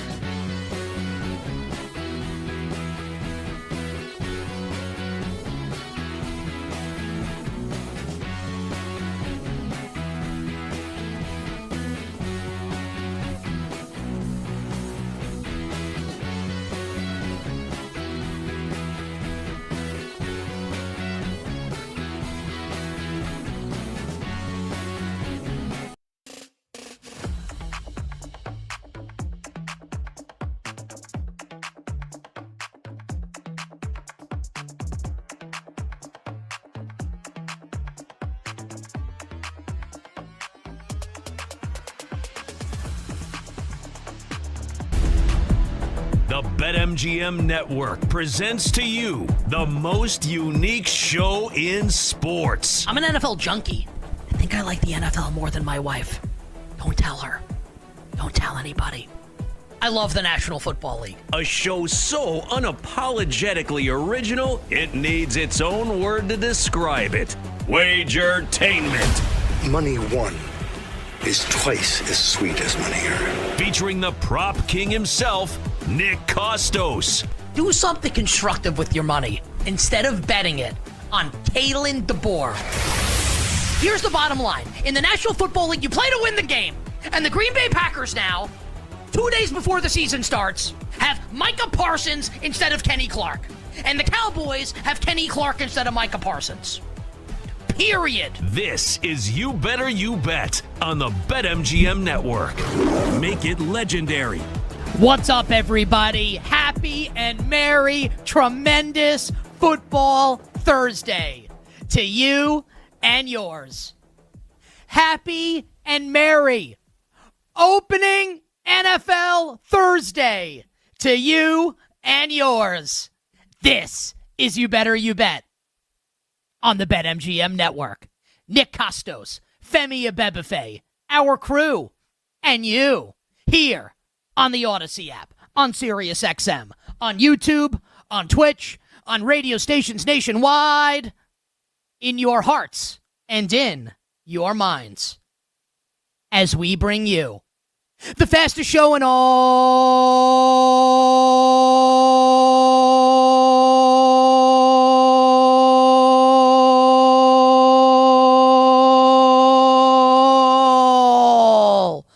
of Wagertainment. Talking all things sports betting. The show presented today and always by BetMGM.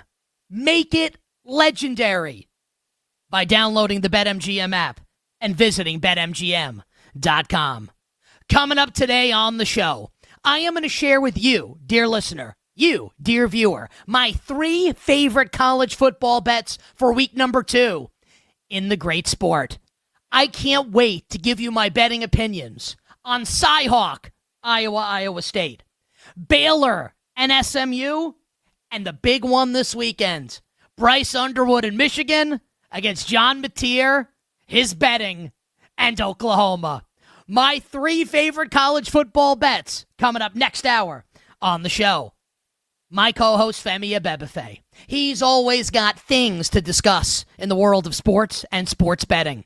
Today is no different. At 5 o'clock Eastern, 1 hour from now, I turn the reins over to Femi. And Femi's going to run all these things by me, and we're going to talk about them and see if these betting thoughts that Femi has, if I can get on board or not. And if you, dear listener and dear viewer, if you can get on board or not. Femi's things coming up next hour on the show. 2 tremendous guests on the way. Joey Knish from The Hammer, our good friend, Pro Sports Bettor, breaking down the college football card, including his Michigan Wolverines against Oklahoma, including the professional game, his Lions at the Green Bay Packers on Sunday, and more. And NBC sports betting analyst Jay Croucher stops by as well.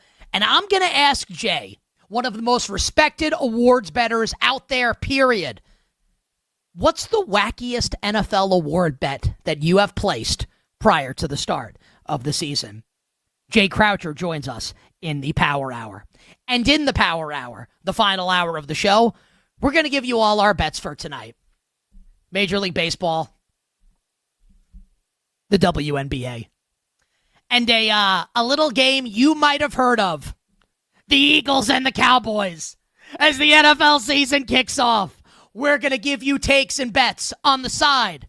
We're going to break down the total. We will take a visit to Femi's Island for the first touchdown scorers. And thy royal prop king will make thou first royal appearance of thy royal NFL season. It is all coming up to close the show in the Power Hour. But we officially start football season on You Better You Bet with a sincere thank you from me to you. Because believe it or not, and I actually candidly pulled the curtain back a little bit. I was thinking about it about an hour ago, and I actually had to count in my head because I couldn't believe that it was true. Count in my head the number of football seasons that have transpired since You Better You Bet hit the airwaves back in 2019. This is NFL season number 7 for us here on You Better You Bet. And we don't take that for granted. Most shows in this space, and I'm not talking betting, I'm talking sports media, period, and of course in sports betting as well, don't have that type of shelf life. It's not often that a show lasts this long, thrives the way that we have, and has succeeded the way that we have. It is an absolute honor, an absolute pleasure, and our absolute privilege to break down the National Football League and talk the NFL with you every season, to entertain you for the last 7 seasons, to inform you for the last 7 seasons. And we are planning on this, the 2025 NFL campaign in this year of our Lord, to be our best one yet. It would have been pretty surprising if I said, hey, we're planning on this one sucking. You know, 2021 was the gold standard. I don't know if 25 is going to reach those heights. No, of course. We are planning on this season being the best one ever. And it starts tonight in the city of brotherly love, the home of the reigning, defending Super Bowl champion Philadelphia Eagles, as they entertain the Micah Parsons-less Kenny Clark's Dallas Cowboys. And the vibes could not possibly be different with these two teams entering the year. The Eagles, drunk off success.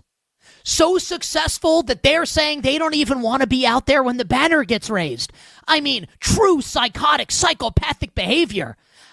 I want to say I respect it, but I actually don't. Like, you idiots won the Super Bowl.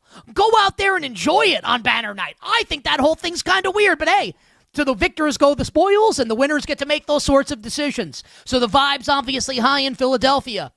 People like me think the Eagles are the best team in the conference entering this season.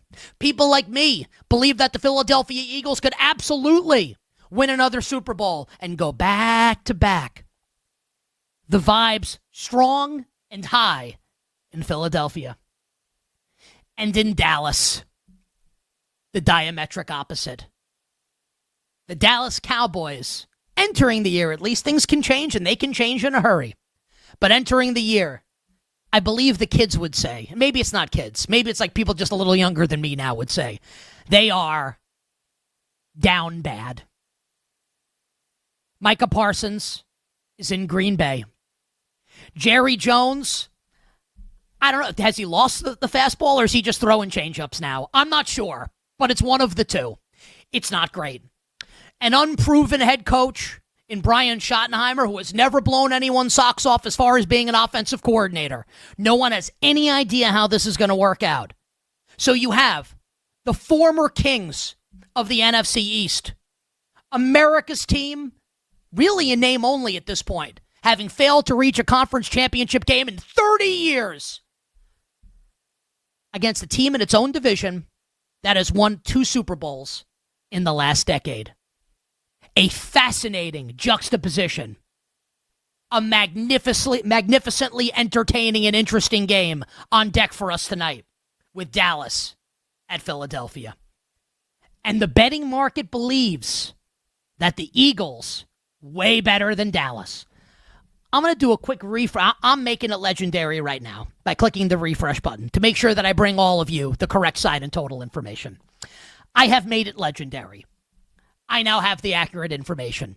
The Eagles, an 8-point home favorite, 8.5 in some places, currently 8 at BetMGM. The total now 48.5. So 8 and 48.5 is what we're rolling with here. And the spread was obviously not as big last week prior to the Micah Parsons trade. That trade happens, and obviously people are betting the Philadelphia Eagles with Micah Parsons now in Green Bay. Makes sense. Like, best pass rusher in the league or top 2 pass rusher in the league. Not there anymore. Let's bet the other team. You can certainly understand that. And obviously the over gets bet as well with Micah Parsons out of Dallas and in Green Bay. And when I woke up this morning, and this is just something that's specific to me and like personal to me, I think people can appreciate this, right? Because when we hit the end of the week during football season, that's when my content goes into overdrive. I'm doing 1 million radio appearances on Thursday, 1 million radio appearances on Friday. And I can have opinions, and I can feel really good about them. But I got to sharpen those sons of bitches up for the end of the week because I'm getting asked about them 500 times over the course of that 48 hours, Thursday and Friday. So I woke up this morning. I got myself a gun. I didn't. I'm a massive coward. I woke up this morning and I really started thinking on-field handicap, Eagles and the Dallas Cowboys.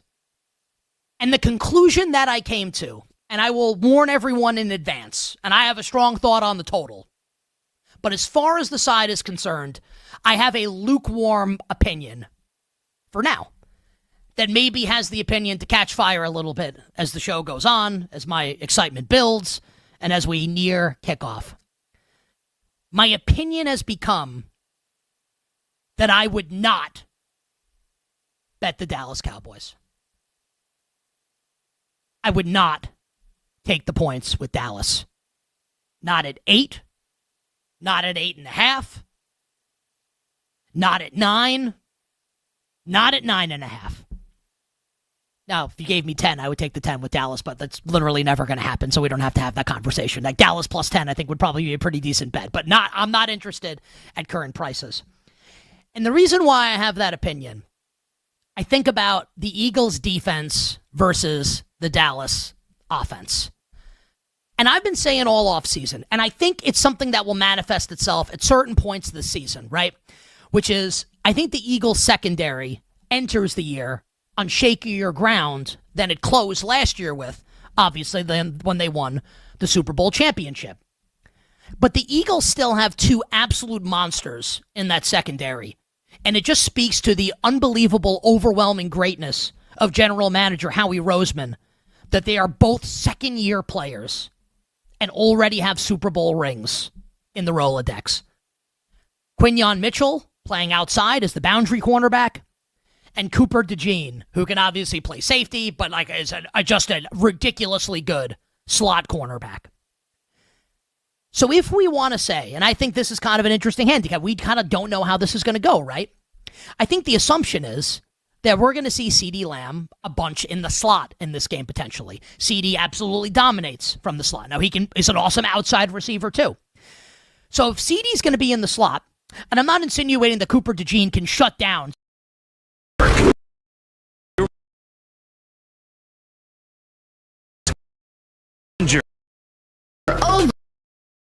look at it, it's the best. Sweats with Joe O and Sam. You, John. Ring that bell! He said. Bastos and Great players happen forever. It will continue to happen. Capped off every night with the electric Brad Evans. Horvat on night. Oh, that's a quote.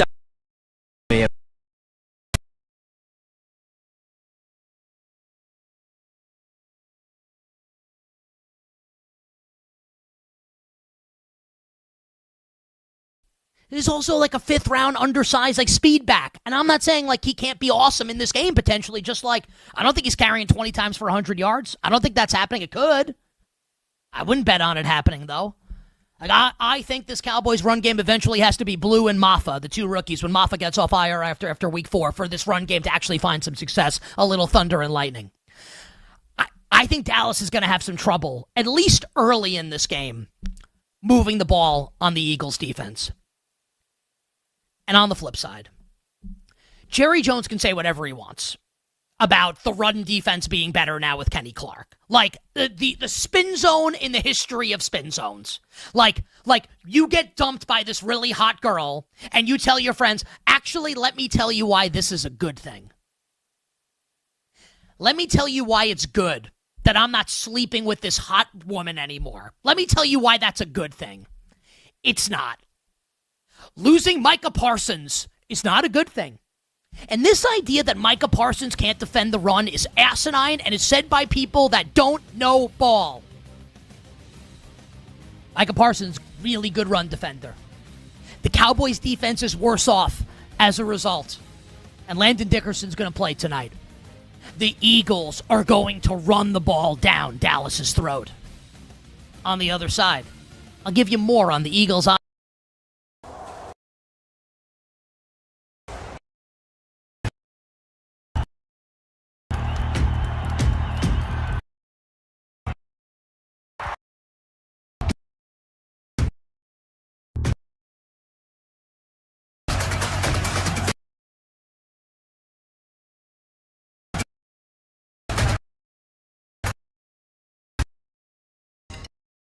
Get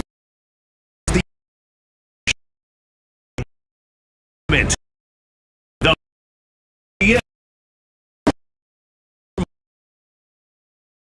Michael Jenkins and Over.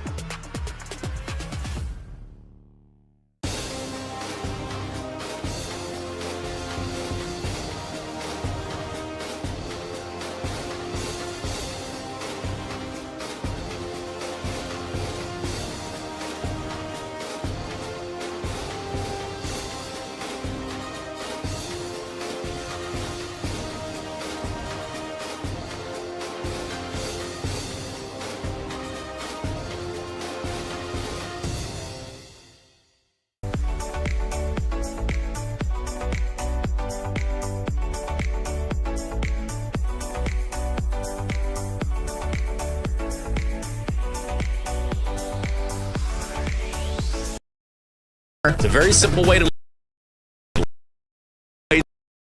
and bets. Talking, that's when you jump in usually.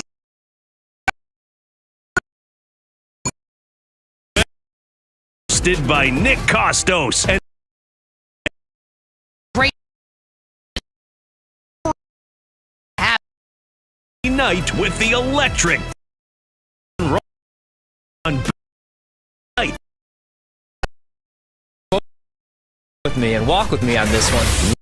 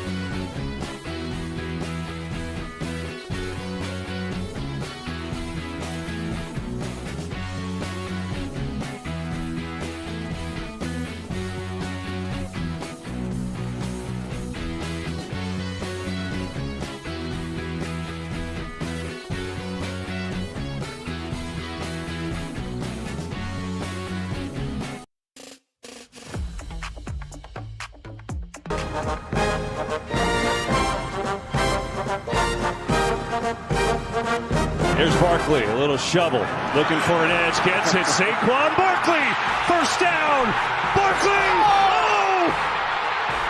Saquon, touchdown! You're tuned in to You Better You Bet with Nick Costos and the crew on the BetMGM network. Make it legendary. Bring it up, Jake, you son of a bitch.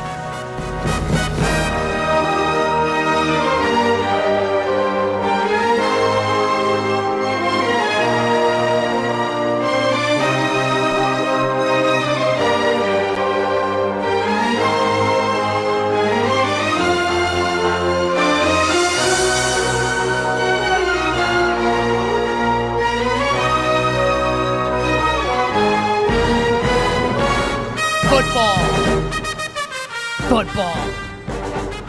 Regular season football. Mrs. Asana's a lovely woman. I take that back. We'll get another insult worked in for Jake as we move along this NFL season. Strong job by Tom Brady on that call by Kevin Burkhardt on the Saquon Barkley touchdown. Whoa! Strong stuff from Tom Terrific entering year 2 as the lead analyst on the NFL on Fox. As we continue to break down the season opener tonight with the Eagles and the Cowboys. Went to break talking about this Eagles run game, and I understand that this is as square as it gets. It has to be, and I actually think it is, like our friend John Ewing from BetMGM sends out the email, like the most popular bets. Everybody loves the Saquon Barkley run.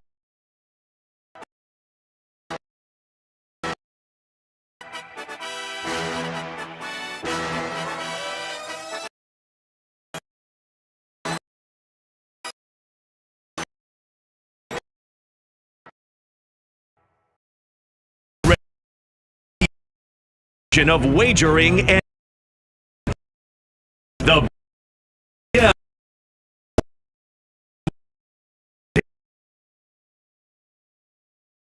Over. The and Sammy P. When I stop.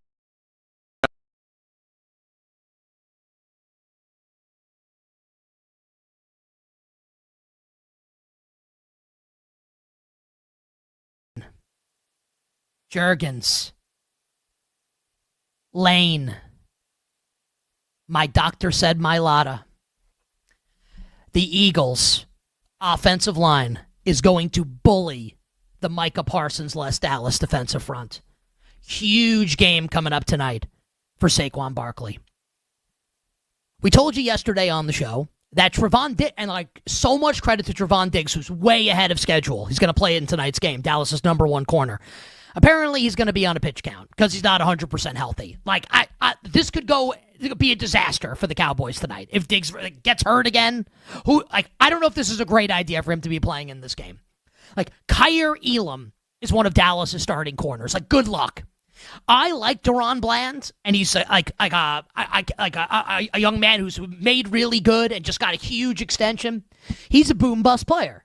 Like, he's either going to bring one back to the house and get a pick six, or he's going to give up a long touchdown. And against these receivers, I don't know how confident I'd be in the former. I'd be way more confident in the latter. And yes, like Kellen Moore's no longer calling the offense in Philadelphia. Kevin Patullo.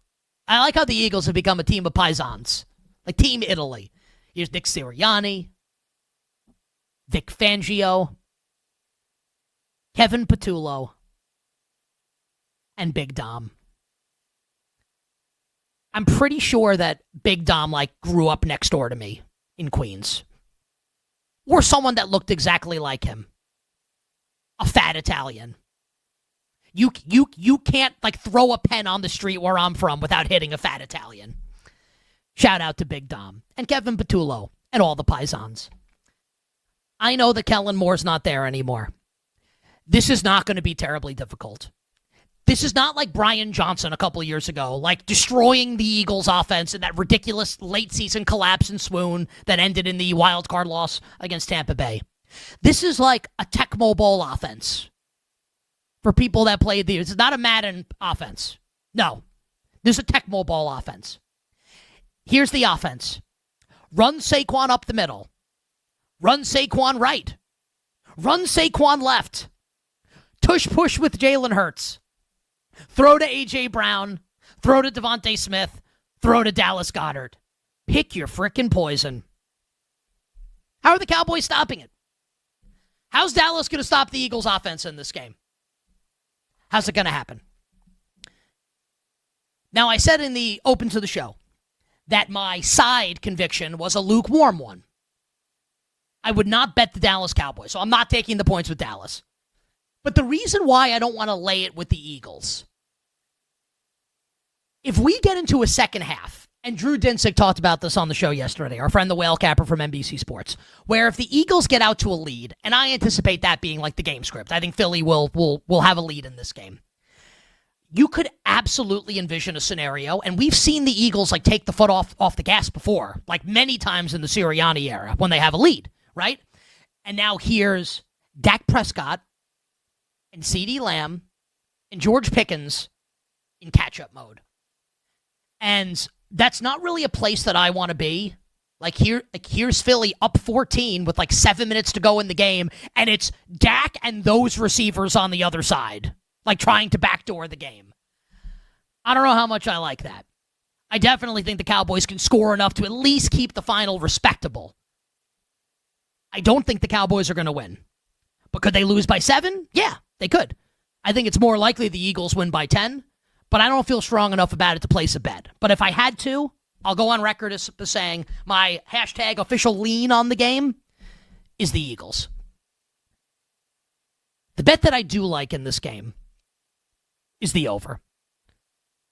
And Femi and I were talking about this over well before the Micah Parsons trade last week. Where if you listen to the show this summer, we said on numerous occasions, if you like Dallas, there's no way this game's going under the total and Dallas is keeping it close. The Eagles are going to score. And I think the Eagles can score a lot. And then you get Dallas in catch-up mode. I know that we all kind of know that Dallas's defense is not going to be as good without Micah Parsons. Like Jerry Jones might be the only one that thinks the Cowboys defense got better. Like, I know we all know, like all of us, like regular folk, know that that's the case. Like Jerry's in Jerry world, in his own plan. I'm not talking the stadium, that the Cowboys defense is going to be worse. I don't think we've all collectively realized yet just how much worse it could be. Without, again, I feel the need to keep saying this because I don't think people have really grasped it yet. They traded maybe the best defensive player in the league. In 5 years, maybe we say, look, Jerry did it, and Stephen Jones did an unbelievable job drafting. And like it's Herschel Walker 2.0. Maybe. Probably not, but maybe. This is not then. This is now.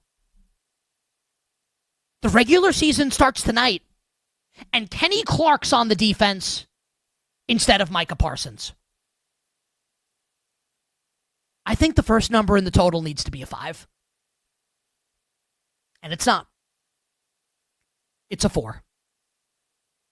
I'm on the over in tonight's game. And I know it's gone up. Like, we've gone through 47, which, for the uninitiated, 47, one of the key numbers when you talk about totals. Femi and I talked about 46.5 a lot this offseason. So we're through 47, and at a BetMGM, we're at 48.5 right now. 48.5. I think the first digit needs to be a 5. I think the Eagles are going to score. You get Dallas in catch-up mode. And then it's Dak and company needing to score points and throwing the ball a lot. And I think that can go well for Dallas in that spot in the game, when the game gets to that part of the script. So I do like the over for tonight. And if I may be so bold as to offer to everybody a few hours in advance, because I love you all so much, how about an early touchdown play from thy Royal Prop King? I have to be honest. I'm so proud of all of you. I've gotten so many messages from people in the last few days leading up to this game, all with some variation of the same thing. Hey, Prop King. Are we betting Will Shipley last touchdown tonight? Tonight meaning a Thursday night in the opener, now tonight? Yes. Of course we are. The thought being, the Eagles are going to be up at the end of the game, looking to ice the game away. And if that's the case, Saquon Barkley probably won't be on the field after his almost 500 touches last year. Why would he be out there in that spot? He's already going to get his hunch for us to cash the rushing yards over. He doesn't need to be out there. Enter Will Shipley, who currently is one of the bells of the backup running back fantasy ball, where, and he should be owned in every fantasy league, because if Saquon Barkley, and no one wants this to happen, the players get hurt. And if Saquon Barkley gets hurt, Will Shipley's a league winner. So Will Shipley, last touchdown score, of course, is on the card. But there's another name on the last touchdown card that needs to be there as well. It went noted to me that the Philadelphia Eagles signed, I think there might only be one NFL player, like non-lineman, who has like larger legs than Jalen Hurts. That player is A.J. Dillon, the former Green Bay Packer. So, I don't want to say tired Will Shipley, wired A.J. Dillon. I like them both.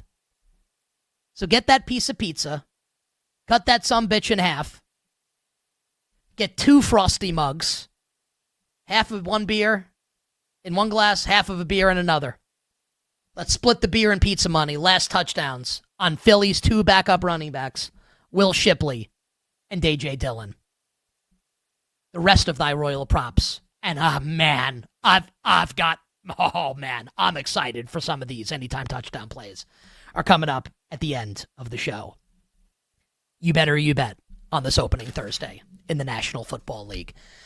Want to give you some takes for the rest of the hour on other games in week 1 that really excite me and games that I have strong betting opinions on.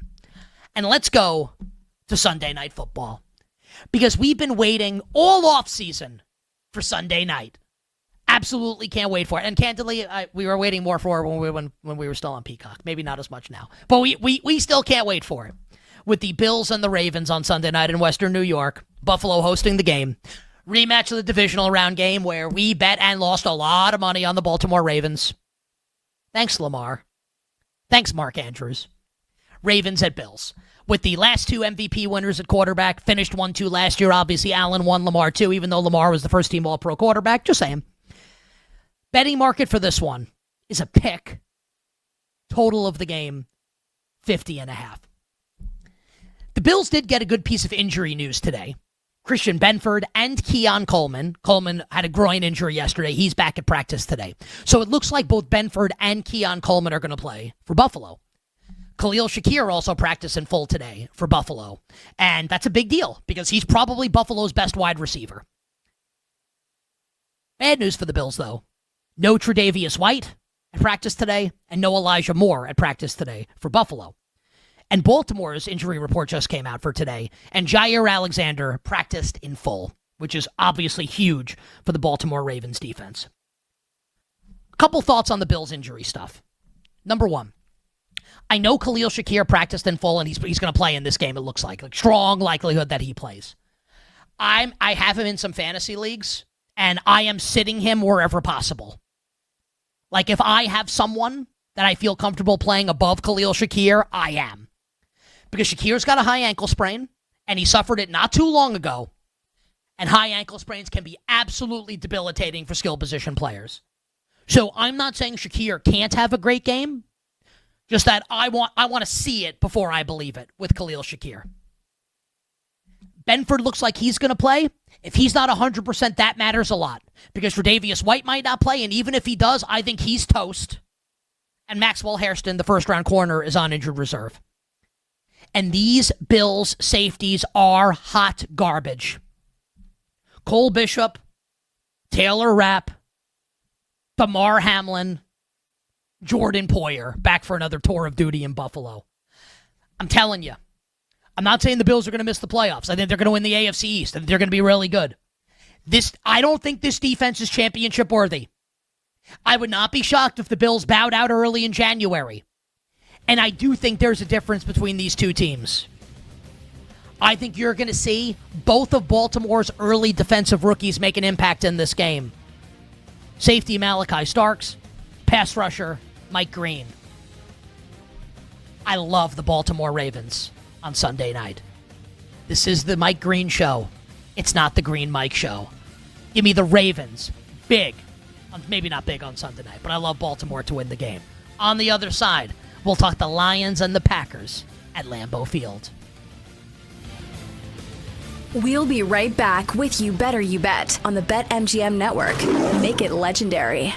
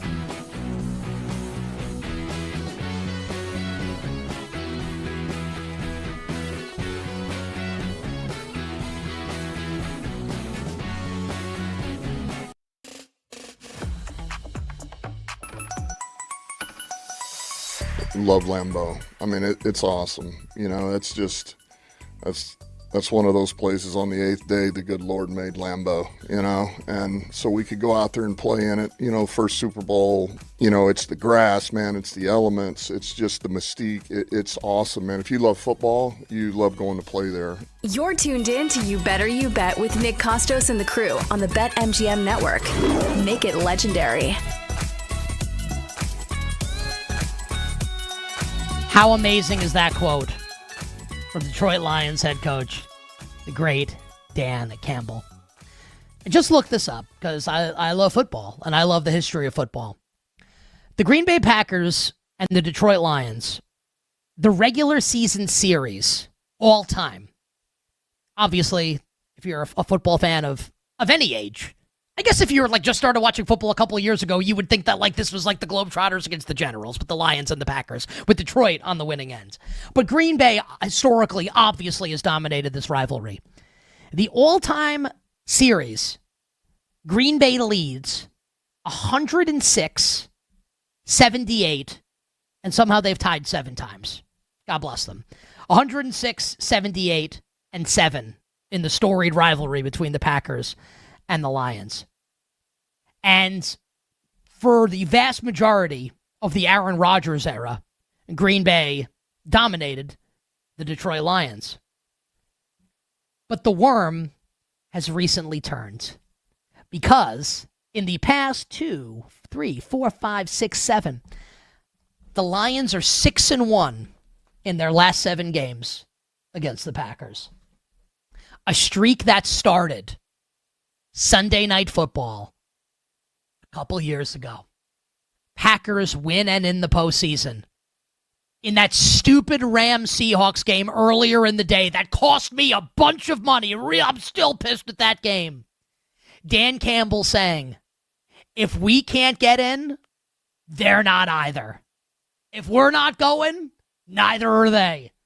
And the Lions upset Aaron Rodgers and the Packers in that game, and since then haven't looked back. Have dominated this rivalry with the Green Bay Packers.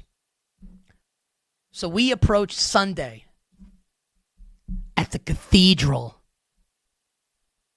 I'm lucky enough to have spent some time at Lambeau Field in my time as a producer at SiriusXM NFL Radio, and let me tell you, those cheese curds are delicious. Lambeau Field, Sunday. Micah Parsons and the Packers. Dan Campbell and the Lions. Green Bay, a 2.5-point favorite. Total, 47.5. Green Bay getting good injury news today. Jaden Reed, who we ruled out for a week, and maybe he still doesn't play, we'll see. Jaden Reed practiced today for the Packers. We thought he was out for week 1. Maybe he still will be, but Jaden Reed practicing today for Green Bay, as was cornerback Nate Hobbs. Micah Parsons also practiced, albeit in a limited fashion, for Green Bay. Packers head coach Matt LaFleur did say after practice that basically not guaranteeing that Parsons would play in the game, but saying that, he's doing what we need him to do right now. Obviously, we'll bring you more on this tomorrow on the Friday injury report with the Green Bay Packers, because Micah Parsons obviously matters quite a bit. And I said this yesterday to Femi, and I said this yesterday to our guest that we had on the show. And it doesn't mean that one team's going to win or lose or dictate the margin of victory. It doesn't. I just think it's interesting to think about. The Lions have dominated this rivalry as of late. Swept the Packers last year. Went 15-2 last year with a 1 seed in the NFC. Nobody's talking about them. All the buzz, all the hype, everything is swirling around the Green Bay Packers. Super Bowl caliber team, new favorite in the NFC North, Jordan Love MVP, Micah Parsons DPOY. And I think the Packers are going to be awesome. I said all offseason, the Green Bay Packers are a collection of very good players. Where are they great? Well, the answer is now an edge rusher, because they have maybe the best edge rusher in the league, and that matters, and I'm not going to poo-poo it. I'm not going to downplay it. It matters a lot. Green Bay's really good, and no way I'm leaving Green Bay out of the postseason in the NFC. So I don't say this as a shot at the Packers. I think Green Bay's awesome. And Green Bay, I have to acknowledge, Green Bay's ultimate upside is to potentially win not just get there, but win the Super Bowl. But let's call a spade a spade.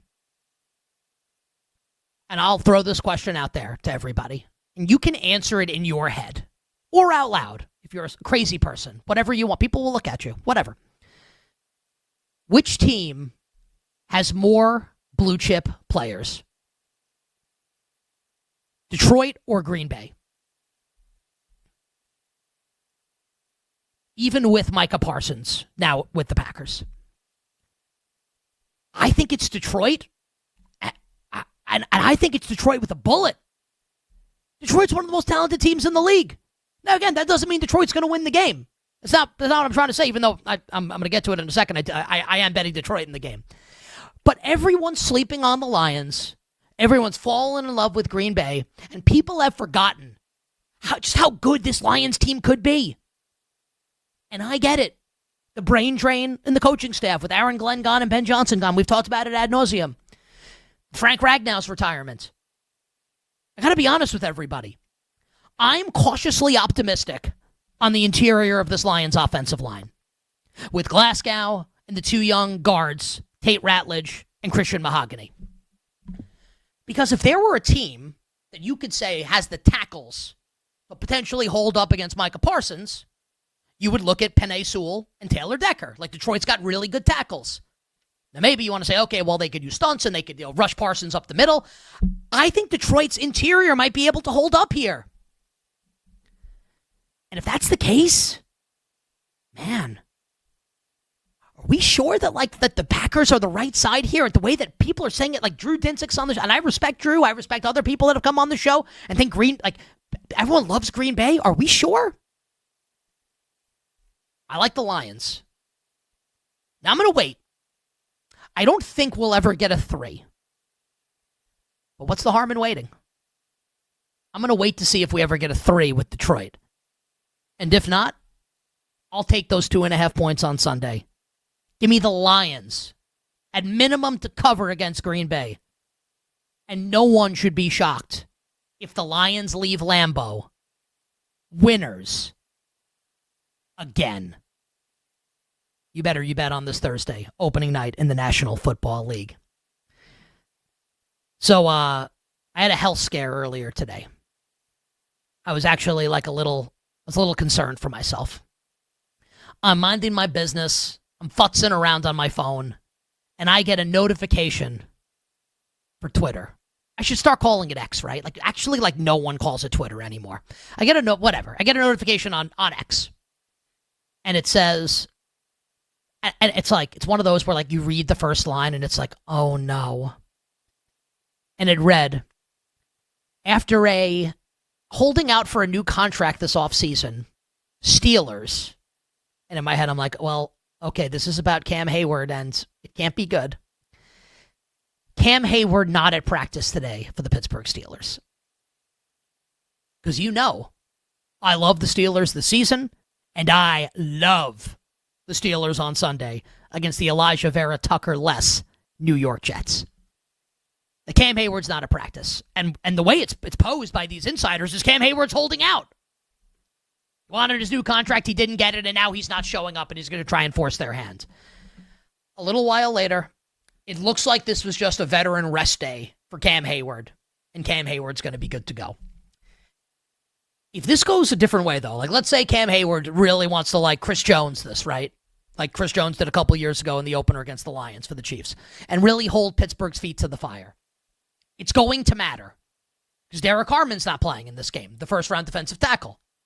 Now, Cam Hayward's there, and I think it minimizes the Derek Harmon loss a lot for a team that wants to run the ball. I also loved the notification today, and Dan Graziano does a great job from ESPN. The Dan Graziano Twitter notification that read, Jets want to run the ball a lot this season. No bleep What enough? Graziano. Chiefs want to throw the ball down the field again this year. Thank you. Thank you for this amazing piece of insight on the eve of the season opener that the Jets want to run the ball this season with a quarterback that can't throw and could run for 1,000 yards. Wow. What a sterling piece of information that we can use to make valuable bets. Seahawks want to play good defense this year. Wow. Unbelievable. Eagles plan to run Saquon Barkley a lot. Whoa. Breaking news. Ridiculous. So Cam Hayward's going to play. I think crisis averted here with the Pittsburgh Steelers. And I'm going to love the Steelers on Sunday. Lay the 2.5 with Pittsburgh. If you like the Jets, take 3. Lay 2.5 if you like the Pittsburgh Steelers. And I do. Last note here, and I'll be brief on this one. The Denver Broncos today signed star young edge rusher Nick Benito to a 4-year extension, $120 million, $70 million guaranteed.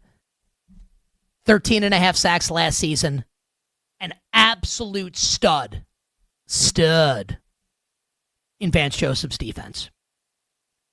The Denver Broncos today have gotten bet a little bit in their opener against the Houston Texans. And I'm making it legendary right now by trying to see what the point spread of this game is now. So I'm now clicking the game. We are at 8.5. We're in between 8 and 8.5. The number's 8.5 at MGM, juice towards Tennessee. The total's 42.5. I don't know if I want to bet Denver in this game. I do think the Broncos are going to win. I don't know if I want to lay the points with Denver in this game. The offense still leaves a little bit, and maybe all the skill, maybe RJ Harvey's great, and Pat Bryant's great, and Troy Franklin breaks out, and this is why he's hot. Marvin Mims, maybe he's awesome in more of a full-time role. I think it's just more likely that the Broncos kind of choke the game out. And maybe they cover, maybe they don't, but I do think the Broncos are going to win. But I love this move for Denver.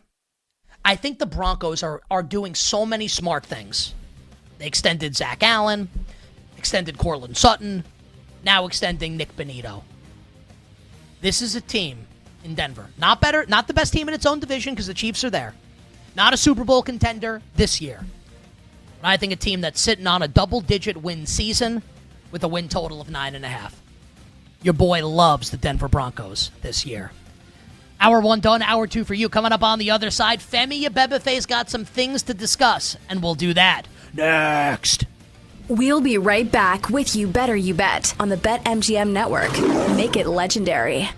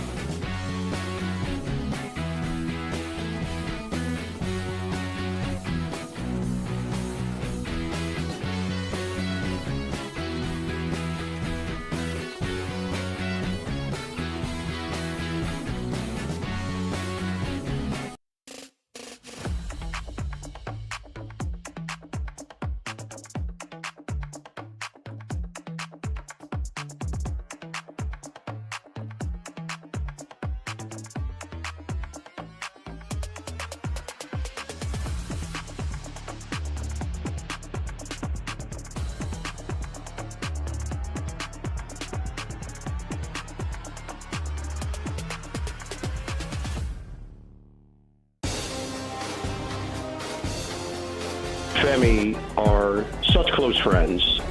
I would even consider getting divorced, even though I'm very happily married, just to get remarried, to have them as groomsmen. That's how much they mean to me. Hi, this is Kevin Harlan of CBS, Westwood One, and TNT, and I'm listening as you do every day to You Better You Bet with the most handsome single man in the radio business. A man who, if I was not married for 38 years, I might consider myself the kind of guy that can electrify a listening audience and a crowd of bystanders watching him do what he does so well each and every day. Continue to listen right here on You Better You Bet. This is You Better You Bet on the BetMGM Network. Make it legendary. The tremendous Football Thursday. The opening NFL Thursday edition of You Better You Bet rolls on. Nick Costos, Femi Abebefe, our crew, and you here on the BetMGM Network.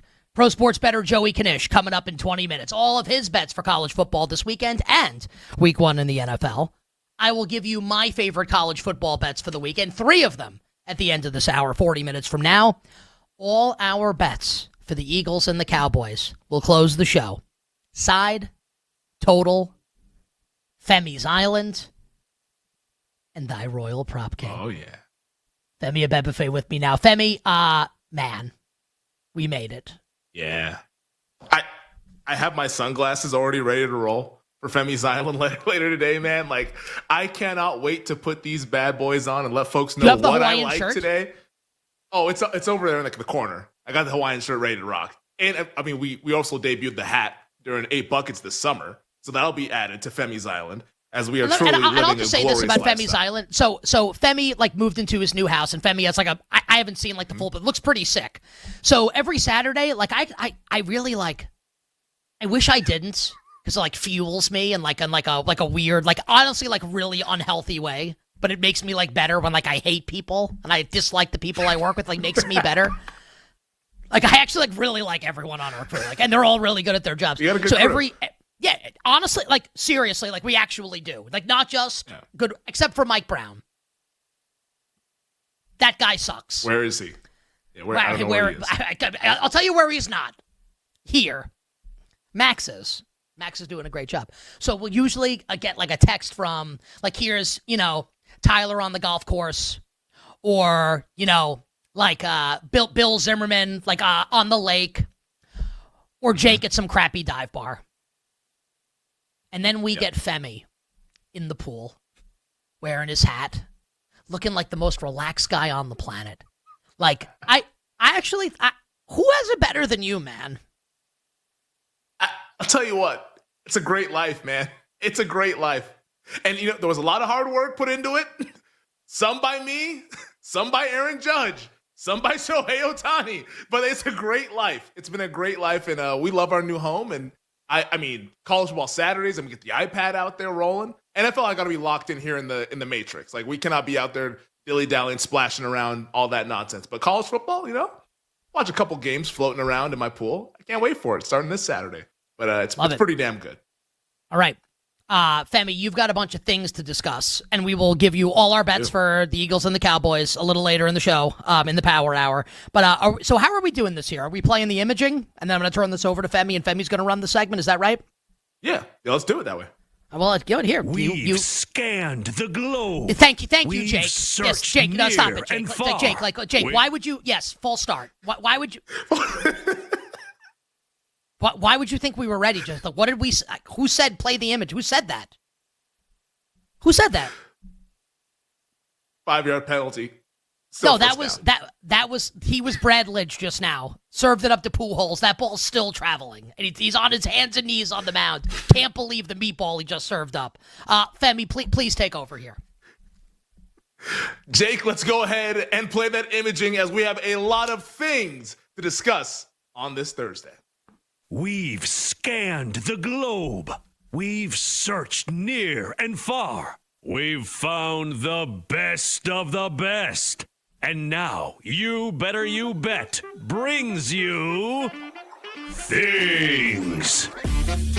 I just want to say I still hate our boy Sky Russ. That sucks so bad. This bed's good though. Femi, go ahead. I'm sorry. He redeemed himself on the Open today, at least. You know, the Open was a little bit better. And you know what? So everyone's a we've already gone too inside baseball here with this. I could talk about the Open. Yes. I don't want to do that though. So let's. Yeah. I want to keep myself in a positive headspace. Start mentioning SOTs and everything. Let's get real inside baseball. But let's start off with the main thing that we have on the show today. The main thing. All right, the main thing in the NFL this week. See, that's even course, a faux pas. You go, here's the main thing, and then the thing says the main thing. I was just going to run it by it like a speed bump, but then you told me to hit the stop sign. So, yeah. No, I mean, that's like if you were Fred Schmaltz and you did that, they would like pull you off the air. That is correct. But you know what? We go full speed. We persevere. That's what my football coach told me in high school. He said, if you're going to make a mistake, do it full speed. We're not going to half-ass it. So let's go full speed and let's get into it because the main event that we have this Sunday in the National Football League, of course, the AFC juggernauts, the Baltimore Ravens at the Buffalo Bills. We don't need to rehash what happened last January. Nobody wants to remember that and how we lost all that money on that fateful night. But this is as high leverage a game as you could possibly have in week one. And I want to know from you because I'm going to give my opinion here for a second, but I want to get yours off the top. Should you write off the loser of Sunday night's game in terms of the Super Bowl betting market? The loser, should you write that team off ahead of Sunday night's game when we get the result later on this week? Oh, I think definitely not. I would say maybe like if the Bills get slammed in the game, you still can't write because Allen's so good and like he could Superman that.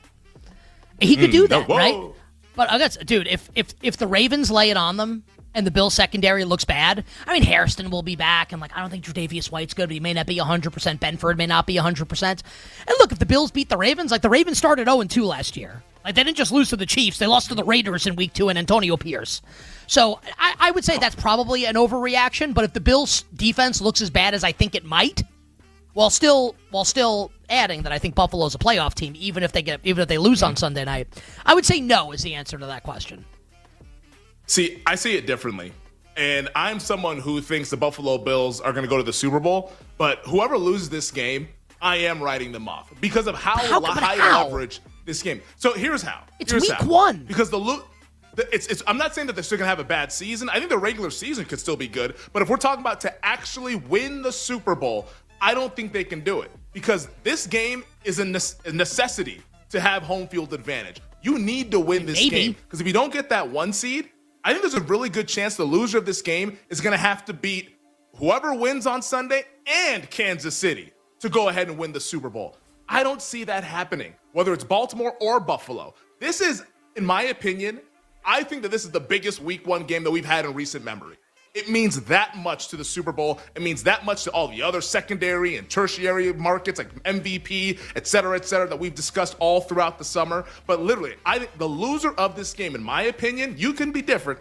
I am writing off that team from winning the Super Bowl. They can go 13-4 or 14-3 or whatever, but to win the Super Bowl, I don't want any parts because I think it's going to be too tough a hill to climb once we actually get to January.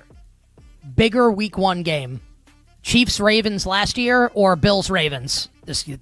Oh, this year. 100%. I guess like the Chiefs ended up getting home field by a bunch because they won 15 games. Okay. Like, the 8 buckets experiment that we did over the summertime, that exercise, both of these teams were 13 plus. Like this is going to likely decide who gets home field advantage. Like you need that game to avoid Kansas City divisional weekend. I don't see you beating Kansas City and then whoever ends up winning on Sunday. That's asking a lot. So I think this is as high leverage a game as you could ever have. I was ready to call you Captain Overreaction. I will give you credit here. And if you're out there listening and watching and you disagree with that's fine. But like I'm not saying this just to agree with Femi. I would tell him I disagreed. I actually thought you did like an awesome job back in. I don't agree because I think it's too long a season, but I think you did a great job explaining that. I thought that was really good. Yeah. We got a hell of a game Sunday night in Buffalo. All right, Jake, let's get to the next one. The other thing. So, of course, this weekend we just got done talking about the big game, Bills and the Ravens. But what about on the NFC side? Packers and the Lions. And I think this game is also a massive one. And if I told you, Nick, that you could not pick the Eagles to make the NFC Championship game, if you can't take the Eagles, Is Lions-Packers an NFC title preview? Wow. It's a great question. It's a goodie, huh? No. Who's not in it? I don't know who's not in it. I'm going to tell you who is in it, though. The Washington Commanders. Speak on it. I'm curious to hear this one. Well, here, it's okay. So we'll talk about it tomorrow when we do like all our bets for the weekend, and I'll talk about it on Sunday on the 9 shows that I do. I believe this to be true, and I said it last year. Not I think like in this calendar year, but last season. If it's true, Femi, that Jaden Daniels is like that guy, and he's in the elite echelon already, and obviously like Mahomes is one super. I'm not saying that, but if he's in like that top group, he's like a top 5 quarterback. Then like, why can't they play on Championship Sunday again, even if the roster is not as good as some of the other top rosters? Like, I'm a Jordan. I'm a Jordan Love fan. He's not as good as Jaden Daniels. Jared Goff's not as good as Jaden Daniels. Now the Lions and Packers rosters are better, but quarterback can be the equalizer here. So I'm all Washington's got to do is get in, and then let's say it's Washington at Green Bay in the playoffs. Like Green Bay can win that game, but man, like you're nervous, right? That sphincter's a little tight if you like one of those other teams against Jaden Daniels, right? So I'll say no, and I'll go with Washington. I love it because we literally just saw it last year. Like Detroit had one of the great seasons, barring all the injuries, and then here comes Saturday night. Jaden Daniels goes in there and like ends all their dreams. So it's definitely possible. I do, however, think that this is a preview of the NFC title game. We're going to get this matchup 3 times. I think these are the 2 best teams in the NFC. The more I've thought about Detroit and the more I've thought about Green Bay, I've always been there with Green Bay. I've been sipping the Kool-Aid prior to the Micah Parsons trade. We're drunk off the Kool-Aid now that they do have Micah Parsons. But the Detroit Lions, every time you look at the roster, how can you not like the team? The coaching staff is a big question mark, and we're going to find out as early as Sunday as to what this transition is going to look like. And maybe it starts slow. Maybe there's a little bit of an adjustment period. But in my opinion, by the time we get to December and January, when we start playing big boy football, and it's Amon-Ra, my favorite player, Jamison Williams, you already know my expectations for him this year, Gibbs, that offensive line, Hutchinson, Brian Branch, there's so many good players. I think Sunday is the first of 3 matchups that we'll get between the Lions and the Packers. Jake? I love that. What's the next one? Well, hold on, wait, real quick. That's on me. No, honestly, it's not. It's on Jake. It's not on you. It's on Jake. And Jake's not with us tomorrow. Jake's like got like a wedding tomorrow or something. Like, Jake, honestly, you should have left today. What I was going to say is I had to, I don't mean that. It's not going to be funny. I had to turn. We love you, Jake. I had to mute my microphone. So can I want to give you, I think this segment's awesome, and I want to do more on this at 5:40. How many more do you have of these? Got a few more. Okay, so yeah. We may not get to another one here, but we'll do it more at 5:40 because I love this. I think this is really good. So I wanted to work this into the show today. So I had to turn I had to mute my microphone just now while you were talking to cough. Mm-hmm. So last night after the show, I went to a dispensary. It's legal, so it's okay to talk about it, right? I'm not breaking the law. Yeah. I went to a dispensary. Well, been to them. I used to be like as the kids would say, I do that too much, man. I'm such a boomer. I was like a heavy pot smoker. Like I loved smoking weed. And as I've gotten older and I'm married and I have a kid, which doesn't mean you can still smoke weed. I almost never, if I do, I just eat an edible. I don't smoke anymore. I'm not saying I don't like it. I like it. So I go to the dispensary. You walk into this place and it's like you're at the mall. And they're explaining to you, look at you, what are you looking for? And I'm like, hey, I just want to take, I got a kid at home. I just want to take the edge off. I want just something little to take the edge off. And it's unreal. They give you the stuff, you pay for them, you walk out. It's really it's well lit. You drive home. It's totally cool. Here's my hot take. I miss having a drug dealer. I miss like the danger of like driving around like poorly lit streets and like Fresh Meadows in Queens to meet up with some like Asian guy I barely know to deal me like what could be like a bag of shake, like a terrible bag of weed for like or an eighth of weed, or hopefully not laced. Like I've never ran into that. It's too easy now for these kids. Like back in my day, you had to work to get your marijuana. Like now you walk into Trader Joe's and they give it to you. It's unbelievable. So anyway, I was coughing because I hit the pen last night. That's all I wanted to say. Because, it's the start of football season, and we got to take the edge off. We'll take the edge off coming up next. Joey Knish will join the show. We'll get back to things later this hour. We'll be right back with You Better You Bet on the BetMGM Network. Make it legendary.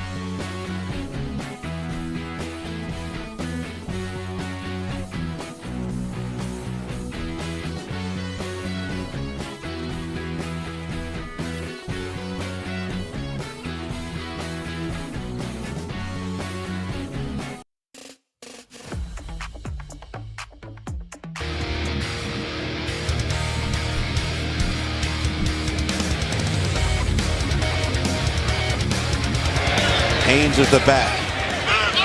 Underwood to the air. Looking end zone, wide open. Klein, touchdown. Bryce Ball down the field, and Underwood has his first of many. This is You Better You Bet with Nick Costos, Femi Abebefe, and the crew on the BetMGM network. Make it legendary.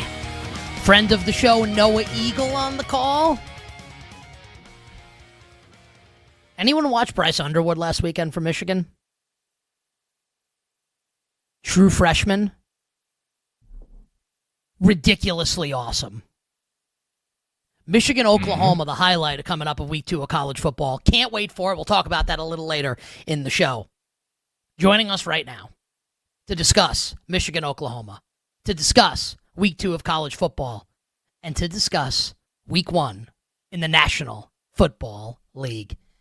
Yet another football season here on You Better You Bet, where we are delighted to be joined by the fantastically entertaining and the wonderfully insane Pro Sports Bettor, your favorite gambling Twitter degen, and host of Hit the Books with our friend Brad Powers on the Hammer Betting Network, the great Joseph Knish. On Twitter at JoeyKnish22. Uncle K, welcome back to the show.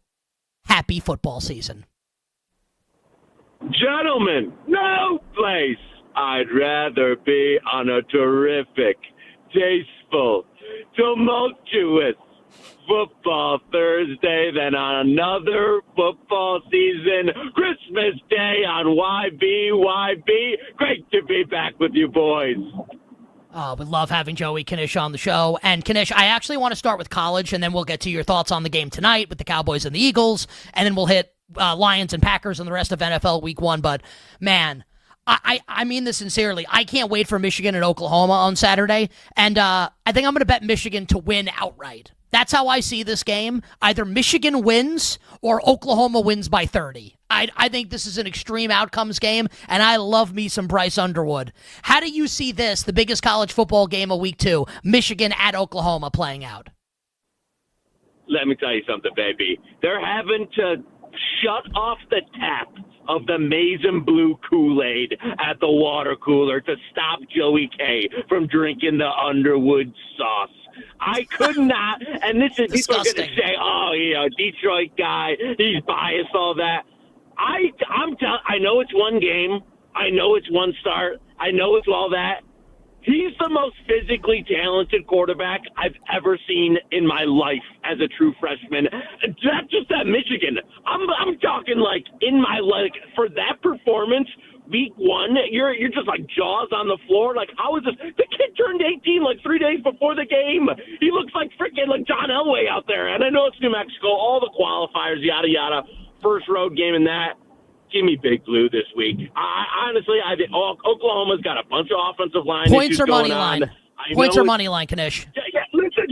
I'm not going to talk you off it. I took the points, but I'm not going to talk you off the money line. Give me the maize and blue Kool-Aid. Give me Underwood. Give me the next guy. I'll tell you, put it in stone. Put it in stone. 2027, 2028 NFL draft. I would bet Bryce Underwood #1 pick right now if you gave me plus money. There's no way anybody's going to beat this guy in 3 years. I love it. Give me Michigan. Give me the maize and blue. Dicky Baby says you don't need the points, and I trust him even though I took the points. Michigan to cover, Michigan to win. 2 more college football questions, and then we'll turn our attention to the NFL. Knish, do you have another college football bet outside of Michigan that you love for this weekend for our listeners and viewers? I'm going Cyhawk, and it's back, especially just this morning, to the number I bet early in the week at 3.5. Give me the Hawkeyes. I know they looked like it was your typical Iowa offense week 1. Didn't show nothing. Gronowski didn't look great. And Iowa State's had a couple of marquee games. People a little bit, closer to seeing what they've done some nice things on offense. But in this game, in this hideous rivalry where the games are ugly and the scrap, you're going to give me Iowa with their defensive line. And I'm still a Gronowski believer. I liked what they did at South Dakota State. I think the offense will be better. I think they were kind of taking it easy last week. They had a few injuries. They didn't show much. Give me the points here. It's a number that I was looking for, 3.5. It's back pretty widely available now. Give me the Hawkeyes. Take the points, the 3.5. It's one I like quite a bit. I think they're live to win. but 3.5 now, and this one was waiting for it to get past the field goal. I like it at 3.5. Last college football question, Kanish, unless you say something so overwhelmingly thought-provoking that we need to continue on with it. Give us something that you're strong on coming out of week 1. It could be something Bama-related, Ohio State-related, Arch Manning-related, something that you are hot on from a betting perspective off the results that we saw last week in an epic week 1 of college football. Most wide-open Heisman race in, I'll call it 20 years. I don't think there's a true, even what you would call a favorite in the Heisman. I could see somebody from anywhere from 8-1 to 100-1 to somebody that might not even be in, the typical conversation right now. All of the premium quarterbacks had kind of slow, gross, ugly games. Nobody took, a kind of a leap or any of that in week 1. There's not even an early media narrative. It was going to be Arch, but he crapped the bed so bad against Ohio State that I don't even think that's, recoverable without a lot of great performances. Wide open, and I think you'll see this market move on a flash throughout the season. One to monitor, and I know this show loves awards, baby, and that's one I think you could see somebody even come from the depth. I think it's wide open for wide receiver, running back this year without a great quarterback in the mix. Wide open race, as wide open as I can ever remember. Kanish, is there anybody you would bet in this wide open race right now, or is it kind of just still assessing the rest of the market as we work our way through the early portion of the season? There's been, I don't want to give away, any stale stuff that, you took a few preseason positions, took a little, I know it's come way down now, but Dampier on Utah, even though nobody's really talking about it yet. I'll say this, and it'll circle back to how we started. If Michigan, I know it's freshman, all that stuff, if Michigan wins this weekend outright and, the Costos family and the Kanish family are, celebrating, drinking, Spiriolas for the feta cheese and that, I do think you'll see an Underwood move significantly in the market. And that outright in the marquee game at night with the way he looks and the way he pops, you will see him with a significant move up the ladder in the Heisman market. And at that point, I think he's in the ball game. So if you feel that strongly about it, I know there's 50-1 and higher out there. I think he's 100% in the mix if Michigan wins this weekend. This is You Better You Bet. Nick Kostos, Femi Abebefe, hanging out with you guys with Joey Kanish, professional sports bettor, Hammer HQ. You can find him on Twitter at Joey Kanish22. Kanish, let's go over to the NFL. Your team, the Honolulu Blue, Detroit Lions, 2.5-point underdogs at Lambeau Field against the Green Bay Packers. Packers traded for Micah Parsons last Thursday. What are you doing? Are you feeling good about your Honolulu Blue? I mean, they made the changes at the coaching staff. And the Green Bay Packers obviously bringing in Micah Parsons. How are you sitting with this game coming up on Sunday afternoon? There's no place I'd rather be than a week 1 dog to this overhyped cheese curd masterpiece. Get out of here with this Packers team. Get that out of here. I know we did a little double cross Lions on the preseason. Across here, baby. There's just pure blue Honolulu Kool-Aid going in the veins. Give me the 2.5. Also, if you want to talk about like a phenomenal teaser piece, tease up, you can get the Lions up to 8.5. Give me the Leos this weekend. I love everybody's going to be all Parsons, all that, all the sauce on that. I still think you're getting, I still think objectively the Lions are the better team here. You're getting them at 2.5. I mean, this is a game that, when they open it, Lions were, I know, summer lines, all that, but small favorite or a pick. For this to move all the way out to 2.5, way too rich for me. Love the Lions, love it in teaser. Took the side and teased it up. Kanish, give us a side or total bet this week, not tonight's game, this weekend in the National Football League that you love. This is honestly I'm not trolling, my favorite play of week 1. Give me, and it throws back to an old Michigan man. Give me the Chargers +3 outright. You don't even need the point. I love this play. And I'm not usually coming out with that really strong of an NFL opinion. I love the Chargers this week against a Chiefs team who get all the hype, all the noise, all that. and you get against a Harbaugh. I really love him year 2, getting that Chargers team up. It's just the spot, the coach, the way the organization's trending, the Chiefs who, have been throwing in the towel in the regular season for that. Love the Chargers week 1 for a myriad of reasons and think they win that game outright. That's one of my favorite NFL week 1 plays I can remember. Give me the Chargers, baby. Bolt up the powder blues. Do you have well, you said you can remember. Who did you want me to rattle off some games for you? Like, do you have another bet that you like, or? I mean, I was saying more in years past, as usually, okay. week 1 I've got. But I mean, I'm like, hey, listen, you give me some more options to fire, I'm firing, baby. All right, Bills Ravens Sunday Night Football.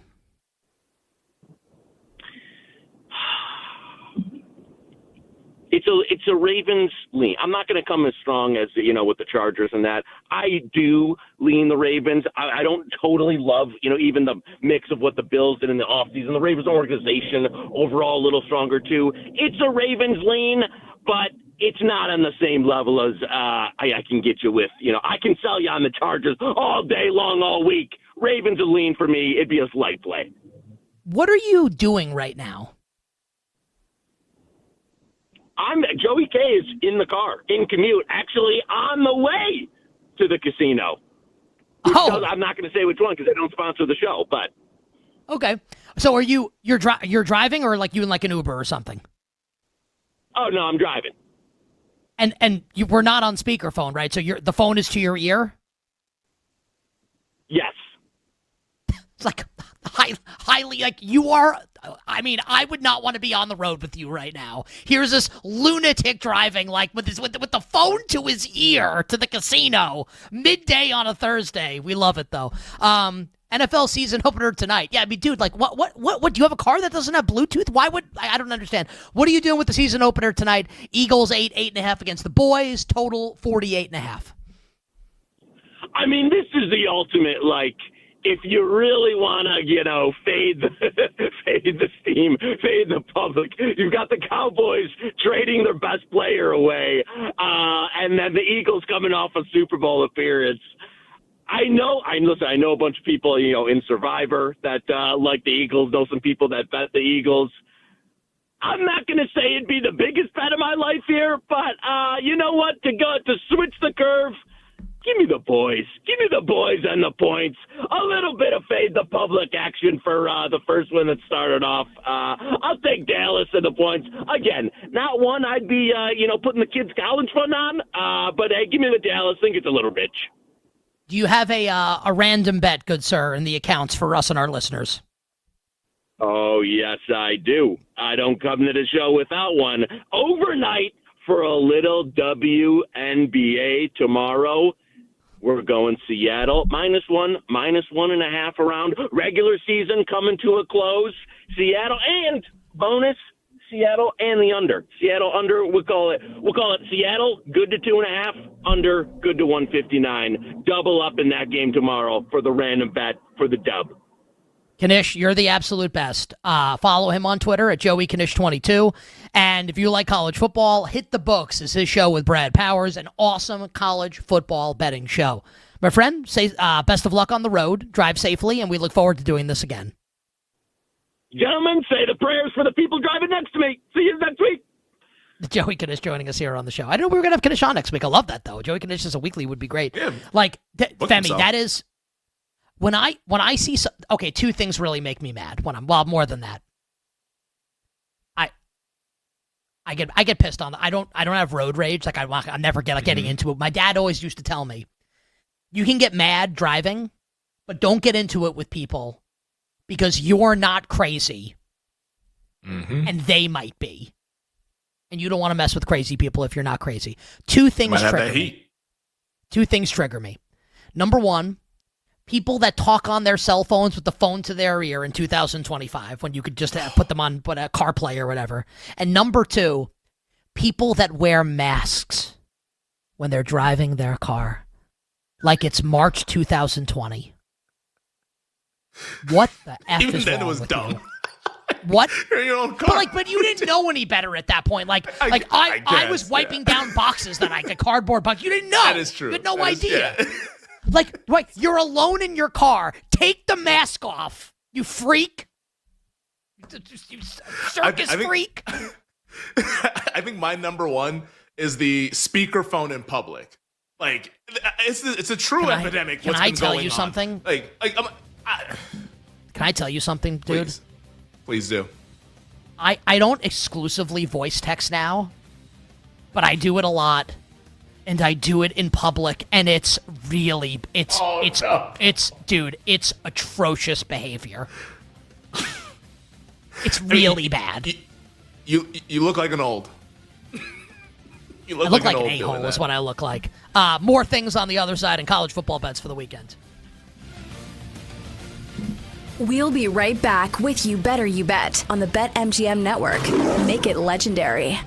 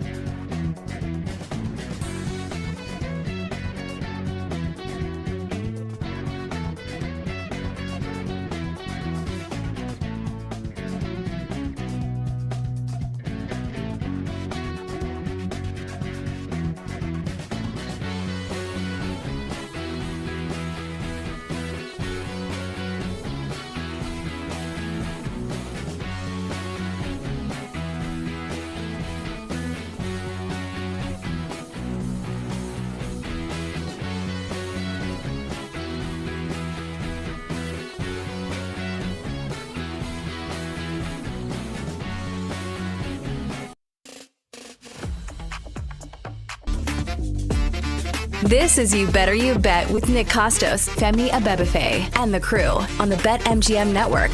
Make it legendary. We want you, dear listener and dear viewer, to go for the end zone without breaking a sweat with today's Pro Football No Sweat Token. I see what they did there. Did Bill, who wrote this? Like, did we write this or did BetMGM write it? You could just type the answer if, BetMGM wrote it.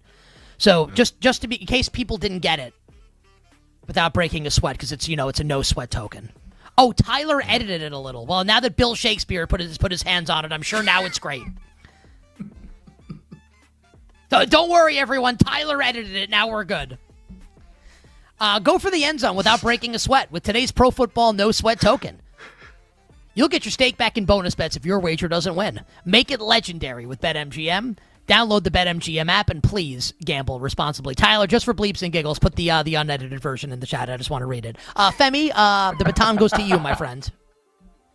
All right, let's continue things here on a Thursday as we celebrate opening night in the National Football League. We'll waste no other time because we have a full slate of games that we need to break down on Sunday. Jake, hit us with the next one. The other thing. So it's week one, Nick. Every single week one, we always find upsets, crazy underdogs that win outright. So it's a pretty simple question. In your opinion, which underdog of more than a field goal is most likely to win outright on Sunday? More than a field goal. Okay. Let's see. I'm going to go through the slate here. More than a field goal makes it a little different. Yeah, more than a field goal makes it, I think, a little difficult. I don't think it's Carolina. I really like Jacksonville.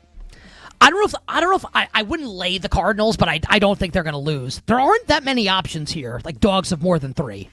It's New Orleans, it's Carolina, it's Cleveland, the Giants. I guess they're good. Tennessee. Yeah. All right. To win outright? Mm-hmm. Honestly, I kind of think I've come around to your position on maybe it's the Browns. Ooh, the Brownies. And for clarification, Myles Garrett, it sounds like he's going to be all good. Talked about it at the 3 o'clock hour. And he didn't practice today. Hip injury. Didn't practice today, but it sounds like it's just like, I guess, whatever. So the betting market hasn't reacted. So it kind of indicates that Myles Garrett should be all good. So you think maybe Cincinnati. Well, the betting market did react today. The Browns got bet. I think this is going to go down to 5. That was the yes. Not because Myles Garrett didn't practice, but I think there's organic interest in the Browns. Just interest, yes, yeah. Oh, the best player didn't practice? Let me bet on that team, yeah. Time to bet him. Yeah, fallen hero.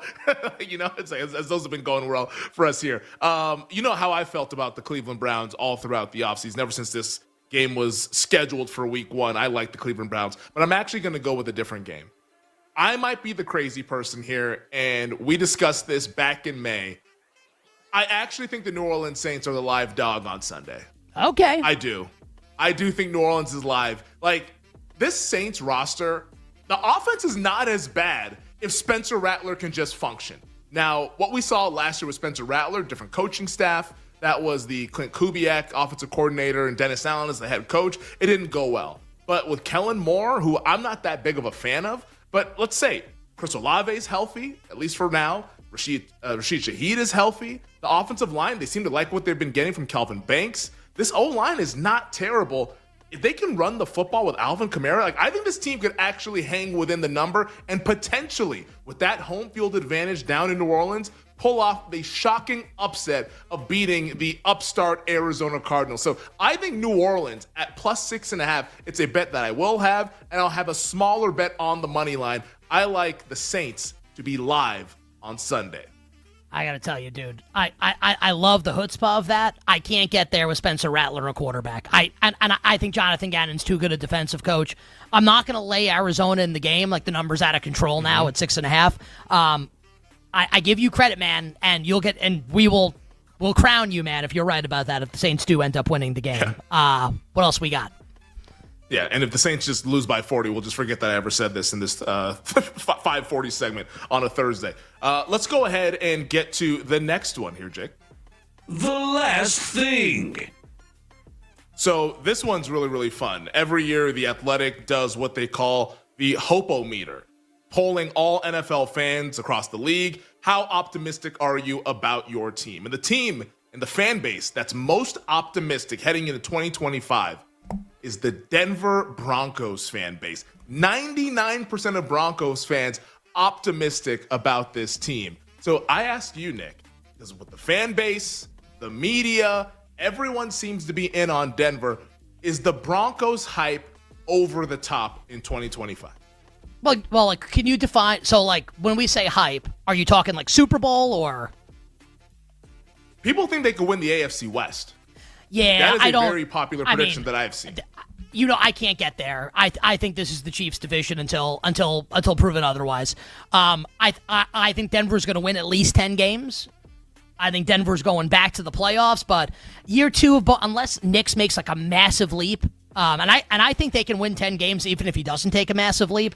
Like, would you ever take Denver on the road to beat like Buffalo or Baltimore or Kansas City? So I want to split the difference here. Like, I'm excited for the Broncos to go over their win total, but in like no way, shape, or form do I think Denver's like a Super Bowl caliber team this season, unless the defense is like 2000 Ravens caliber. Like, we'll see if that's what it's going to be. But I don't think the Broncos are a Super Bowl team. But I do think they'll go over the win total. So I'm kind of meeting you in the middle here on this one. What about you? I'm not optimistic about this team. I'm pessimistic about the Denver Broncos. I'd even go under the win total, and maybe by multiple games. I really think that Denver's defense from last year, and we see this with a lot of defenses, so it's not just like totally to them, but a lot of it was the product of the schedule that they faced. Like, I do think the defense, and I know like everyone says, oh, they got Talanoa Hufanga and Dre Greenlaw. Yeah, wake me up when those guys play all 17. Like, the reason why the Niners just said, see you later, we don't need you guys on the roster this year. Here's the quarterbacks that Denver beat last year. They beat Baker Mayfield. Really good. That Bucs offense was awesome. But after Baker Mayfield, it's 49-year-old Aaron Rodgers. It's Aiden O'Connell, Gardner Minshew. It's my guy, Spencer Rattler, Bryce Young, Kirk Cousins literally on his last leg. And it's O'Connell again, Jameis Winston, backup quarterback. Indianapolis Colts, Anthony Richardson couldn't beat out Daniel Jones. And then Carson Wentz, who I don't even think is actually in the league to start the year. Which one? The Colts game. Colts Rattler? Broncos. Oh, the Colts game? We don't need to go and rehash that. We already did it at 3 o'clock. We don't need to rehash that. Oh, you did? All right. Because I saw the Nick Bonito signing, and then like somebody posted the touchdown that he had when he picked off, I think it was A.D. Mitchell. Just a disgusting game. And Jonathan Taylor, thank you very much. You lose your money. But like, I just think that a lot of Carson Wentz, Minnesota's backup quarterback after they traded Sam Howell to the Eagles, just to put a bow on that. Thank you. Because I was like, I think he got picked up somewhere, but I don't remember which team he got picked up on. But yeah, Carson Wentz now back in the league. But like, if in any event, I think this defense was a product of the quarterbacks that they faced. Anytime they played the good guys, even Herbert had a lot of success. We know that Chargers offense wasn't lighting the world on fire last year. Like Lamar, Burrow, Mahomes, like these guys had success against the defense. Josh Allen in the playoff game, I think that with the schedule being a little bit tougher, the division being tougher, now that the Raiders are better, I think Denver falls short of the expectations of even the win total, but definitely of sneaky dark horse to dethrone the Kansas City Chiefs and win the AFC West. I'm not there with the Broncos. I think that's the team where I'm most opposite of most people who talk about the football. All right. Well, we shall see how it plays out. How many more do you have here? Should I do a little college football or? More. Yeah, we got a couple. They're in college football, but do you want to do your college football? They're not big ones. Okay, yeah, we can save it for tomorrow. Actually, I just have we can save it for tomorrow. Actually, I'm gonna produce this in real time. We'll just do one more because one of them is a game that I think you've already kind of hit on. We'll just do one more. Great. So how about this, Jake? Hit us with the next one, the last one that we have here with things. One last thing. So I don't know if you saw the comments and the exchanges between Oklahoma State head coach Mike Gundy and Oregon head coach Dan Lanning. So these two guys, they're matching up to on Saturday over in Autzen Stadium between Oklahoma State and Oregon. And Mike Gundy said this about the Oregon Ducks. He said, quote, I think Oregon spent close to $40 million last year alone on their roster. So that was just 1 year. Now, I might be off a few million. Oregon is paying a lot of money for their team. From a non-conference standpoint, there's coaches saying they should play teams with similar budgets.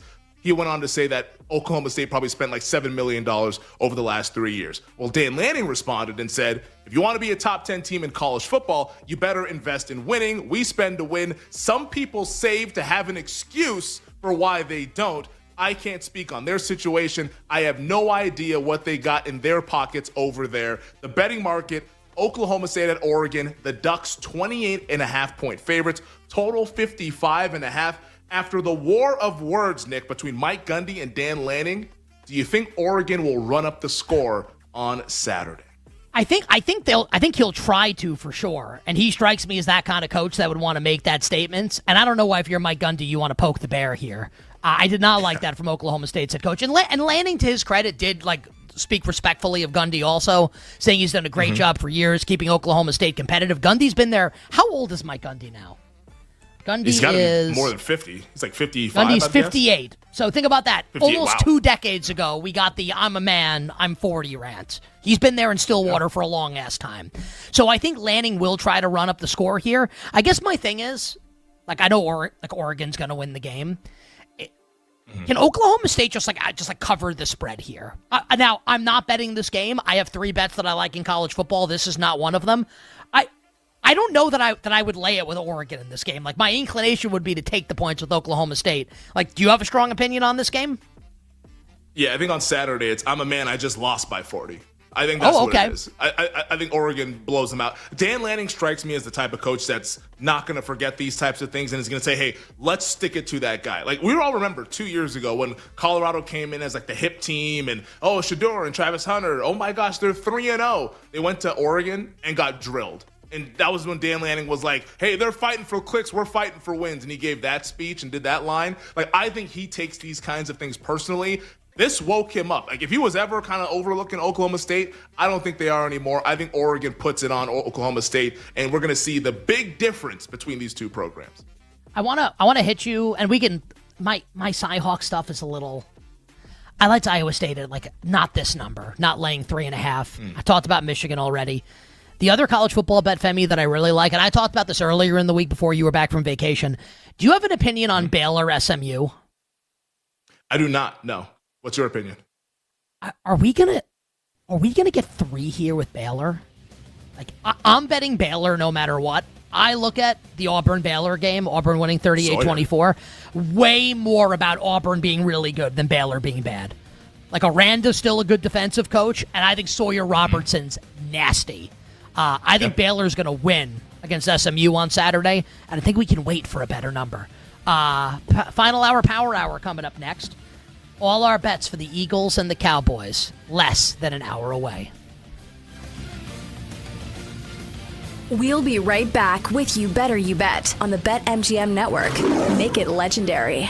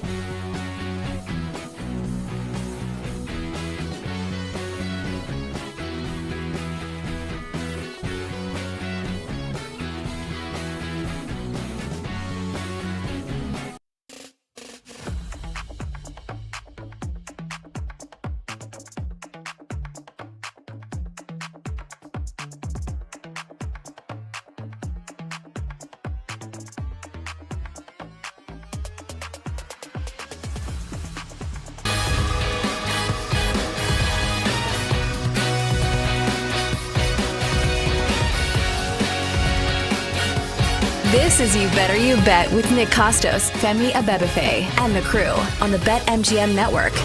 Make it legendary. Bring it up, Jake.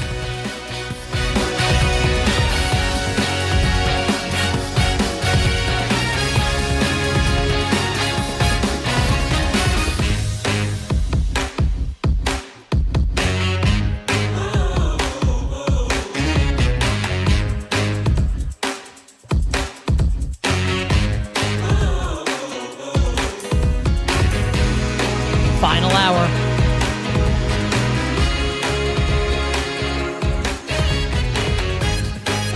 Power hour. You better you bet on the BetMGM network. Nick Costos, Femi Abebefe, our crew, and you. The Power Hour presented today and always by BetMGM. Make it legendary by downloading the BetMGM app and visiting BetMGM.com. Jay Croucher joins us in 20 minutes from NBC Sports. His thoughts on the Cowboys and Eagles, his thoughts on Week 1, and his award bets as well for this NFL season. 40 minutes from now, it's all our bets for the Eagles and the Cowboys, side, total, Femi's Island, and Thy Royal Prop King. We'll get to Survivor coming up in a few moments, Survivor picks. We will get to our Major League Baseball and WNBA bets as well this segment. But for right now, Femi, update us, please. Where are we at side and total for the Eagles and the Cowboys in the season opener? A little over 2 hours from right now.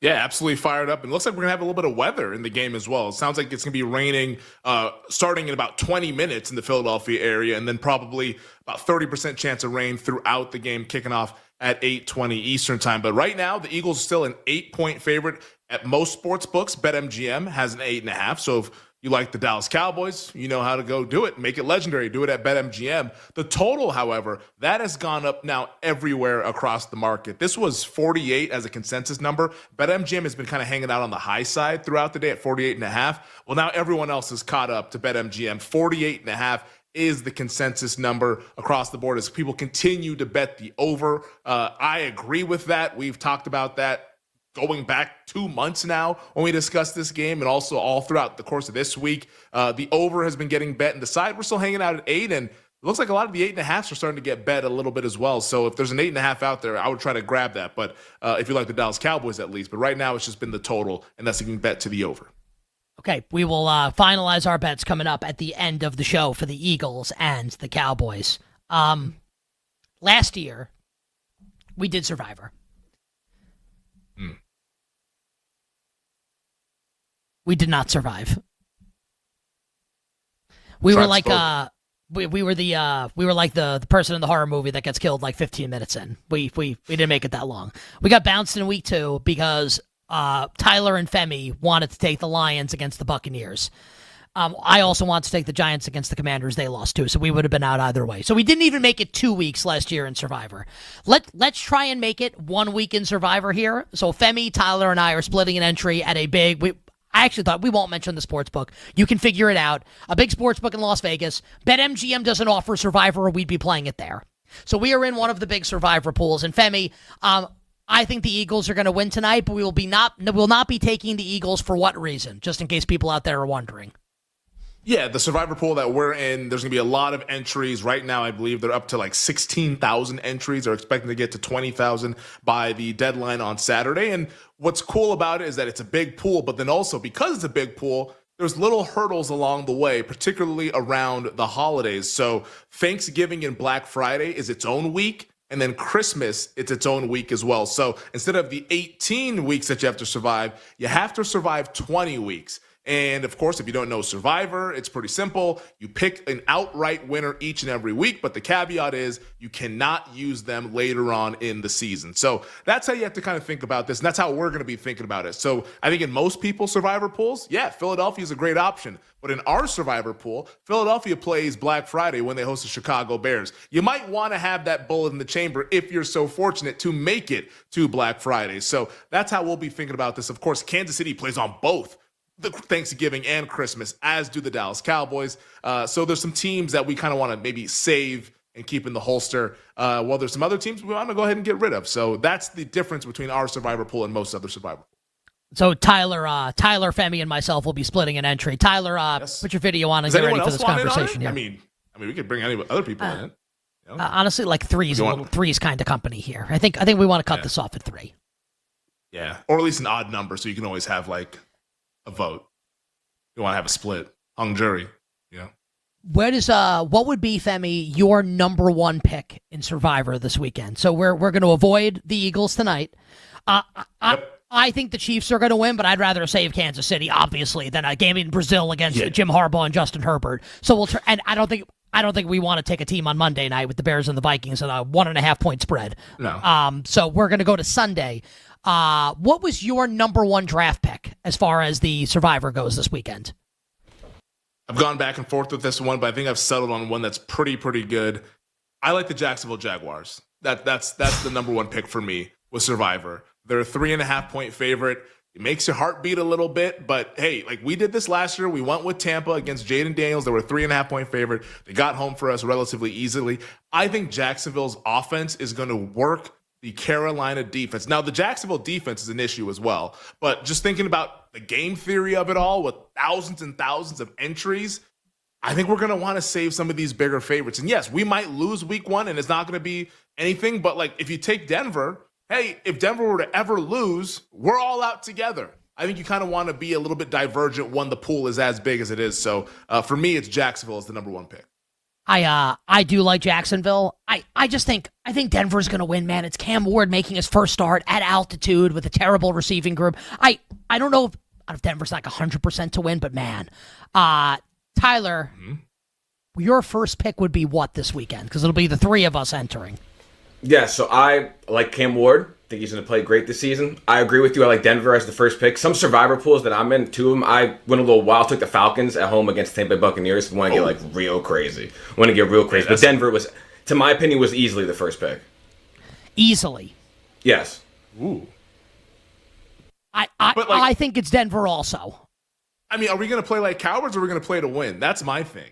Like, I feel like Denver's the coward route. Like, yeah, you get the free square to go to week 2, but then now everyone goes to week 2 as well with you. The point is, the point is that you have to survive, though. The point is to win, and you have to beat other people. But you have to survive to win. Win. But Denver's not the only team that's going to win in week 1. 15 other teams but Denver's the most likely team to win in week 1, right? Well, isn't that the point? Well, I guess either them or Philadelphia. But like, don't you think it would be valuable if Denver is as good as we all think? Well, it's not. I don't think, but like as most people think they are. That's very valuable to have Denver down the road when no one else can take Denver. And there's going to be weeks where it's like, oh man, I wish I had Denver. Guess what? We got Denver. And we can use Denver that week as opposed to using them during the week when like 60% of the pool is going to be picking Denver. Tyler? I mean, I get it. I'm honestly, I'm okay with playing like cowards week 1. I don't know if you guys are. I'm all for being a coward early on. Femi, talk us into this. Talk us into it. I really think Jacksonville, there's not going to be that many other great spots to use them, at least right now early on. And also, too, the big thing with me with Survivor, like, yes, the point spread is big, but we also don't really know what these teams are. We see big point spreads lose all the time. Last year, we just saw a 7.5-point favorite in Cincinnati lose as well. Like, we've seen this happen. Like, Indianapolis with Phillip Rivers on the road at Jacksonville. There were 7-point favorites. They lost outright. So just because the point spread is big and we think we have an educated guess, at the end of the day, it's still a guess. So I don't want to guess with the masses. I'd rather guess going out on the sword and being a little bit more bold with our selection, because if we're right and Jacksonville wins, great. We got Denver in the holster and other people don't. That's leg up us as opposed to them who's then scrambling later on down the line. I think Femi talked me into it. Same. We're in on Jacksonville. I'm telling you, we got to. Like, the game theory says Jacksonville, and yes, we could be like bleep out of luck, but like this is the way to win. I get it. Like, we want to survive to week 2, but week 2 you don't win. Like, you keep moving on. And I do like the Jaguars. Like, I like Jacksonville. Yeah, I think I'm in on the Jaguars. Like Jacksonville. Yeah, we all like Jacksonville. Let's roll the dice, and if we lose, hey, it's unfortunate. But if we win, if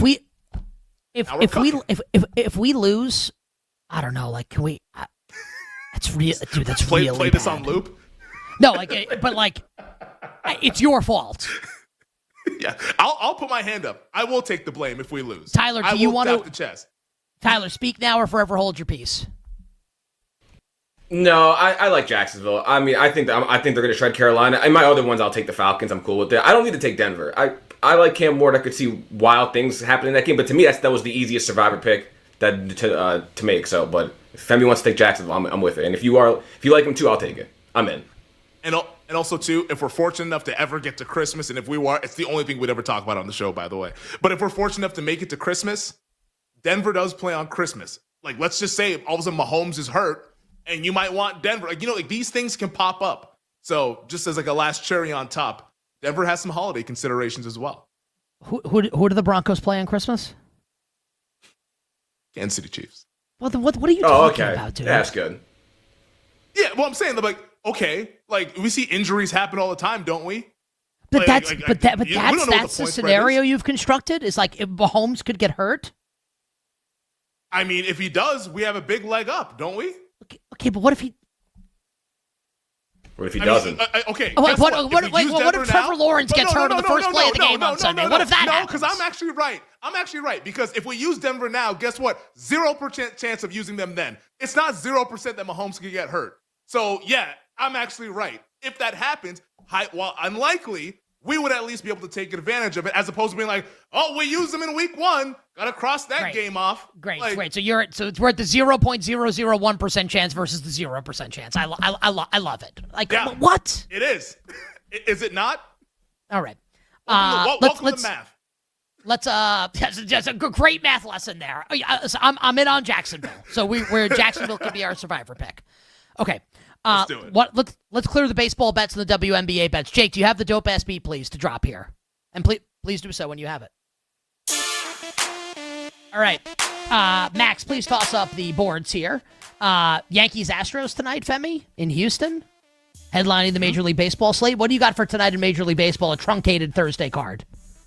Yeah, a couple first 5 plays for me. How about this Dodgers-Pirates game that's about to get underway in about 20 minutes over there in the Steel City? I'm going to go with the first 5 over 3. This is a contrarian play because we have Blake Snell versus Paul Skeens. Over in the first 5 does not sound great, as Blake Snell's a former Cy Young winner. Paul Skeens is probably going to win the NL Cy Young, but Blake Snell can be volatile at times. And every now and then we get one of those Paul Skeens starts that's like, he wasn't as sharp, and the Dodgers lineup definitely has the potential to at least get to Paul Skeens. So I'm going to go over 3. I don't think anything should ever be 3 when we're talking about the first 5. So over 3 minus 120. And I'm also going to play the Guardians first 5 against the Tampa Bay Rays. Tampa's flying high. They've won 6 straight. They're only 2.5 back in the AL wildcard race. Like, does it make you feel good? No. But let's fade this team with an unlucky Logan Allen on the mound. And also Ryan Pepio, I don't think should be this big of a favorite. So plus 145, Guardians first 5 money line, and then the first 5 over 3 between the Dodgers and the Pirates. All right, Femi's baseball bets for tonight. Femi, what about the WNBA, a 3-pack of games? And I was told that you have a couple of WNBA bets for us tonight. One WNBA bet for me tonight, but it's a biggie. How about this game? Minnesota Lynx at the Las Vegas Aces. How about the MVP showdown. Nafisa Collier, Asia Wilson. Last Vegas time game these of the night. Teams played. I mean, some might say it is based on the bets that have been placed. So some might say it is. But last time these teams played, the Aces lost by 53 points, but that was also the game where Collier hurt her ankle, which kind of kicked off this MVP race and the betting market going a little bit crazy. The Aces, they haven't lost since losing by 53 to Minnesota. And most importantly for the Aces, Asia Wilson has that look. She is the best player in the league, and she's been playing like it as they've won 12 straight. I think they extend their win streak to 13 tonight. I think there's more conversations about this WNBA MVP after what happens tonight. So give me the Aces on the money line at plus 120. All right. Anything else for tonight, or we're just gonna lock into football now? Foosball. Let's do it. All right. Yeah. Let's do it. We're not gonna do it here. We're gonna save it for the end of the show. And just anything else happening in terms of the side and total market, because we're getting to the nitty gritty here.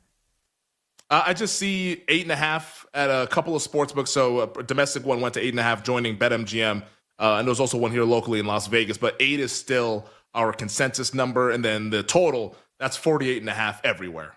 Like, I don't see a 48 on the market. So this bad boy's going to keep going up. I think it's so interesting that the Saquon number came down a couple yards, the rushing yards over, and is 95.5. And I said at the start of the show, like, I understand this is going to be the most popular bet of the night, Saquon over rushing yards against the Cowboys defense that just traded Micah Parsons. And people want to fade the public, and people don't like to make bets that everyone else is making. Sometimes everybody just wins. I think this will be one of those times. We'll finalize our bets 25 minutes from now for the Eagles and the Cowboys. But on the other side, we turn our attention to NBC sports betting analyst, our good friend Jay Croucher, talking week 1 and award bets for the upcoming NFL season here on You Better You Bet.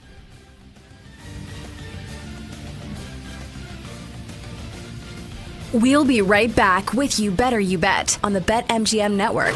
Make it legendary.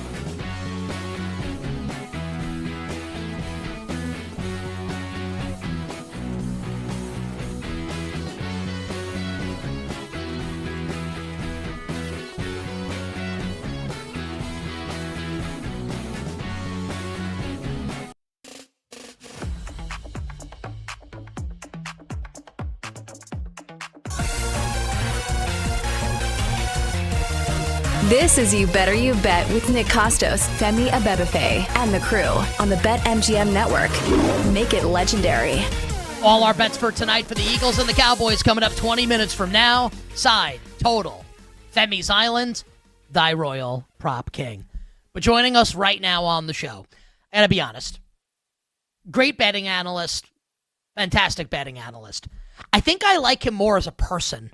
That's a tremendous compliment. Because not only a great guy, massive sports fan, not just like some, you meet some bettors, I don't even like sports. Jay is a massive sports fan, and last week he was supposed to come on at 6:20. I never forget things like this.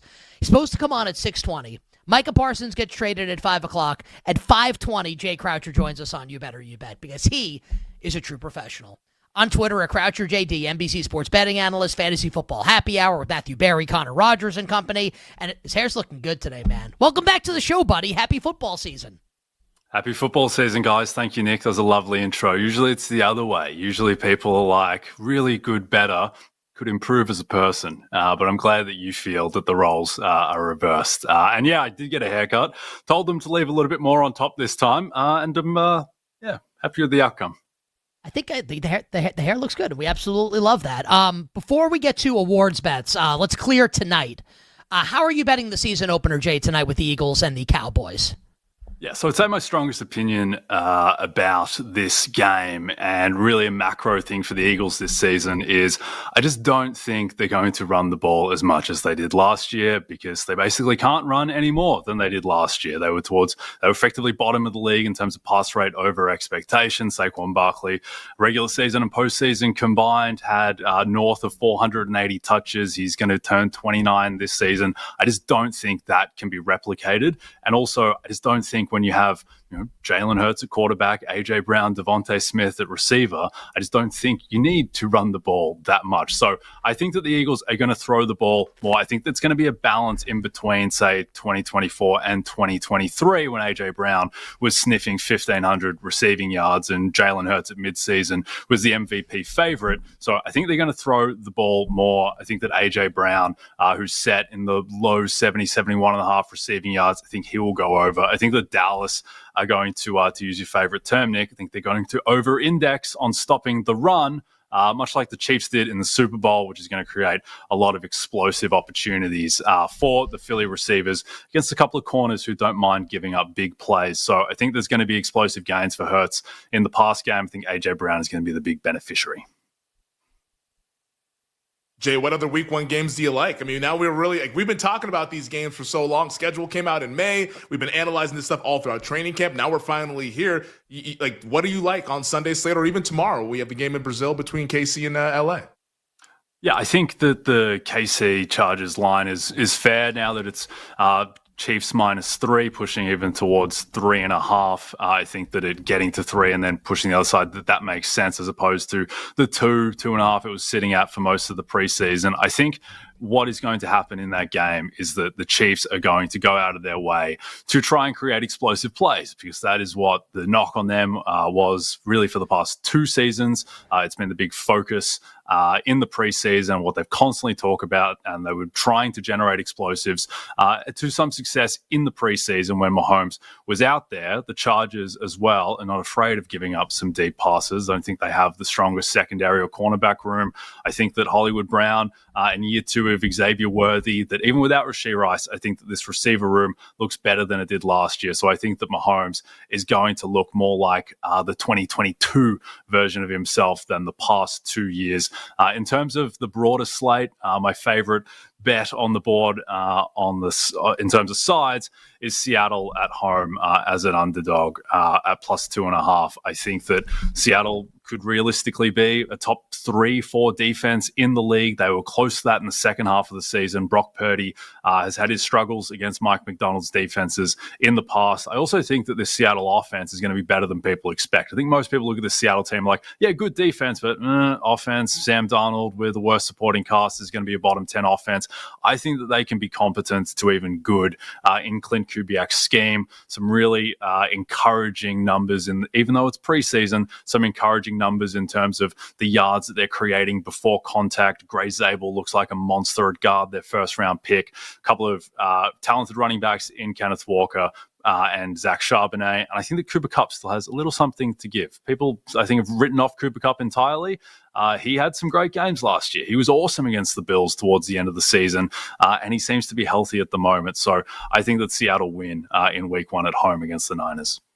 And you didn't even mention Torrey Horton, the best wide receiver on the Seahawks, going to have a big game. Obviously, JSN is pretty good as well. And for people that I know you know this, Mike McDonald basically took MVP from Brock Purdy a couple years ago on Christmas in that Ravens 49ers game and won the MVP for Lamar Jackson. Can I hit you with like one or two other big games in week 1? Get your thoughts, and then we want to talk some awards. Sure. Packers 2.5 against the Lions, 47.5 the total on Sunday afternoon.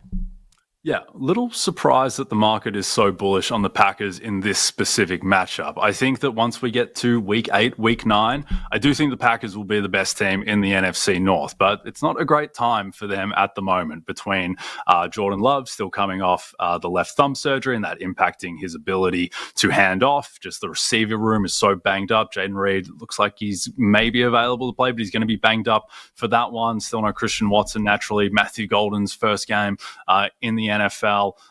And Micah Parsons is not going to be, I don't think he's going to be fully ramped up at the full 100% capacity of Micah Parsons. The Lions just coming in with a bit more health, bit more continuity, even though I think that it might be a different story later in the season. For now, the market is saying that the Packers in their current state are a better team on neutral than Detroit. I can't quite get there, so Detroit would be the side for me. And it's going to be a tough turnaround as well because the Packers play the Commanders on Thursday night after this one. So I wouldn't be shocked if the Packers start off 0-2 and then end up winning the division and coming home like a steam train. I think it's really helpful for Green Bay that they have the bye after week 4 and that they have this extended layoff between weeks 2 and 3 to get right before Cleveland. So I think it might be a bit of a choppy start for the Packers, but ultimately very high on them overall. But I think this might be a tough week 1. You bet on this Thursday. NBC Sports betting analyst Jay Croucher is our guest. His hair looks great on Twitter at CroucherJD. Nice segue there, talking about the Commanders, who will play the Packers on Thursday Night Football in week 2 at Lambeau. They host my New York Football Giants this week, and we talked a lot about this game this offseason, Jay, and it was one thing when this number was 7, and Femi and I were both like, hey, kind of like the Giants at this number. Both of us kind of feel like maybe the Giants are the trendy dog of the week that may be like Old Yeller brought out behind shotgun, that whole deal, that whole rigmarole with the woodshed and the shotgun. Where do you stand? Kami's currently a 6-point favorite. Andrew Thomas did not practice today for Big Blue. Yeah, it's not ideal if Andrew Thomas isn't going to be able to suit up. I think this is, in a way, the most interesting line of the week, because if this is actually going to close Giants +6, it's even pushing towards +5.5 some spots, then that is incompatible with a lot of their futures prices. Like if the Giants are actually going to close +6, +5.5 in Washington against Jaden Daniels, then they can't be like +650 to make the playoffs, and their win total can't be, 5.5. The market is viewing them as a better team than that. I tend to think that the +6, +5.5 is a little too bullish on the Giants, and that this should be more in the 6.5, even pushing towards 7 range. I mean, we'll see. We'll see what this revamped Washington O-line looks like with Laramie Tunsil going up against what could be the best defensive line in football. I think the Giants' defense is going to be very good overall, but I think it's going to be a little bit boom or bust. So if the pass rush doesn't get home, it's going to be Deontay Banks Island, which has been a resort where everyone gets to swim and eat for free and do whatever they want, basically. Paulson Adebo does help there, though. But yeah, we'll see with the Giants. If Thomas doesn't go, then I would lean Commanders at the price. But Cordell Flat Island's maybe not bad either. Just want to throw that out there. Last week 1 game, and then we'll do some award stuff. We need to talk to you about the Bills and the Ravens. You work for NBC, obviously. That'll be Sunday Night Football. Your guy, Drew Dinsick, came on the show yesterday. Just a tour de force performance from Hawaii. I think he was on Adderall. He was great. He loves the Ravens. Femi loves the Ravens. I love the Ravens. What say you? Yeah, I think speaking of kind of all-you-can-eat resort type affairs, it almost feels like being overserved week one, Sunday Night Football. Lamar Jackson, Josh Allen straight away. I almost wanted to build into this one, but certainly we'll take it on NBC. It is a massive matchup. I lean Ravens as well, which is not super exciting or differentiated, but I do think that this specific matchup You is lean an Ravens issue or you for betting Buffalo. the Ravens? Is this like something you really like or no? No, I don't, because I do think there is some uncertainty, and we'll see what the Bills look like with, kind of a new pass-catching core in terms of Josh Palmer being there, in terms of Keon Coleman being in year two, Dalton Kincaid healthier. I do think the Bills' offense has upside to be even better than it was last year. Just worry about the defense. And also, I think there are some better ways to bet on the Ravens. Like, if you think that the Ravens are going to destroy the Bills, then go bet Lamar Jackson to win MVP, because his price is going to shorten rapidly if they do win this game, and he puts a huge dent in Josh Allen's candidacy and secures the tiebreak over him in week one straight away, because the best thing that Allen has going for him is a soft schedule on the path to the 1 seed, which will get severely hurt if he does lose to Baltimore here. I think that when we think about this matchup, I think people focus a bit too much on the playoff game and not so much on the regular season game, where the Ravens won 35-10 last year. And yet the playoff game was more recent, but there were 3 turnovers in that matchup, and all of them were from Baltimore's side. I think if you just even that out, if Mark Andrews doesn't drop that pass, if DeMar Hamlin, my man, doesn't feature in a ridiculous fumble return that changed the game earlier on, I do think on balance of play that the Ravens, if you play that game 10 times, I think the Ravens win 6 of them. And that was on the road, where they will be on Sunday night. But I think the Ravens are just the better team. I think they're more complete. And the other thing too, which I do think is material, and I may have mentioned this before, but week one last year, Lamar Jackson played Kansas City, who had just beaten him in the AFC title game the year before. And I've never seen him put his body on the line as much as he did in that game. He played it like it was a Super Bowl in week one. And I suspect that he may bring a similar mindset against Buffalo. And that's not so much that, Lamar Jackson really wants to win. It's more that Lamar Jackson is going to run the ball when he has rushing lanes, and he is going to not hold back whatsoever in that regard. And that increases, I think, the ceiling of the Ravens offense in a one-game scenario. So Ravens for me at pick. 3.5 minutes to go. I want to hit you with 3 things, a minute for each answer. Give us an off-the-beaten-path bet you have made in Coach of the Year. Okay, so I'll give you 2, Nick. So 2 bets. One, I think that if the New York Jets, if they make the playoffs, which has been hovering in the 5-1, 6-1 type of range, I think Aaron Glenn will just win Coach of the Year, and he's in the 15, 16-1 type of range for Coach of the Year. I think that just the story of they haven't made the playoffs since 2010. Their playoff drought is more than 2 times bigger than any other team's playoff drought. Justin Fields is going to steal no credit from him. And a big thing with Coach of the Year is just, does your superstar quarterback steal credit from the coach? Because then voters don't know where to assign credit. The voters will know where to assign credit if the Jets make the playoffs. It's probably not going to be Justin Fields. It's probably going to be Aaron Glenn, former Jets player. If the team is good, it's going to be on the back of their defense, which is his side of the ball. So I think that that is the best Coach of the Year bet. The other one, and it's dirty, and I hate it, but I think I just think it's value. If the Saints make the playoffs, then Kellen Moore, who's in the 30-1 range, which implies that Kellen Moore is like less than a 1 in 3 chance to win Coach of the Year if the Saints make the playoffs. I think that's wrong. I think that he is more like closer to a coin flip to win Coach of the Year and should be more in the 20-1 range. I understand the Saints are probably not going to make the playoffs, but they have the second easiest schedule in football, and it's the NFL, and weird stuff happens, and they have kind of 2 lottery tickets at quarterback. Maybe one of them can be competent, and the rest of the roster, it's not great, but it's not bad either. So those would be my 2 bets there, Nick. There's a really funny joke I want to make. I don't know if it's appropriate in this climate. If the Saints are good. ... I won't say it. You had something crazy in Offensive Rookie of the Year. What is it here? 1 minute. Yeah, so my Offensive Rookie of the Year bet, which has been much maligned, but I don't care. Screw everyone. I love this it. is fine. Yeah, I'm glad you do. It's Josh Simmons at 125-1, the first-round left tackle for the Chiefs. And I get that no offensive tackle, no lineman has ever won this award. No lineman has ever come close to sniffing this award. I think Rashawn Slater was like a second-team All-Pro. He didn't come close to even beating Mac Jones, let alone Jamar Chase. Here's the thing, though.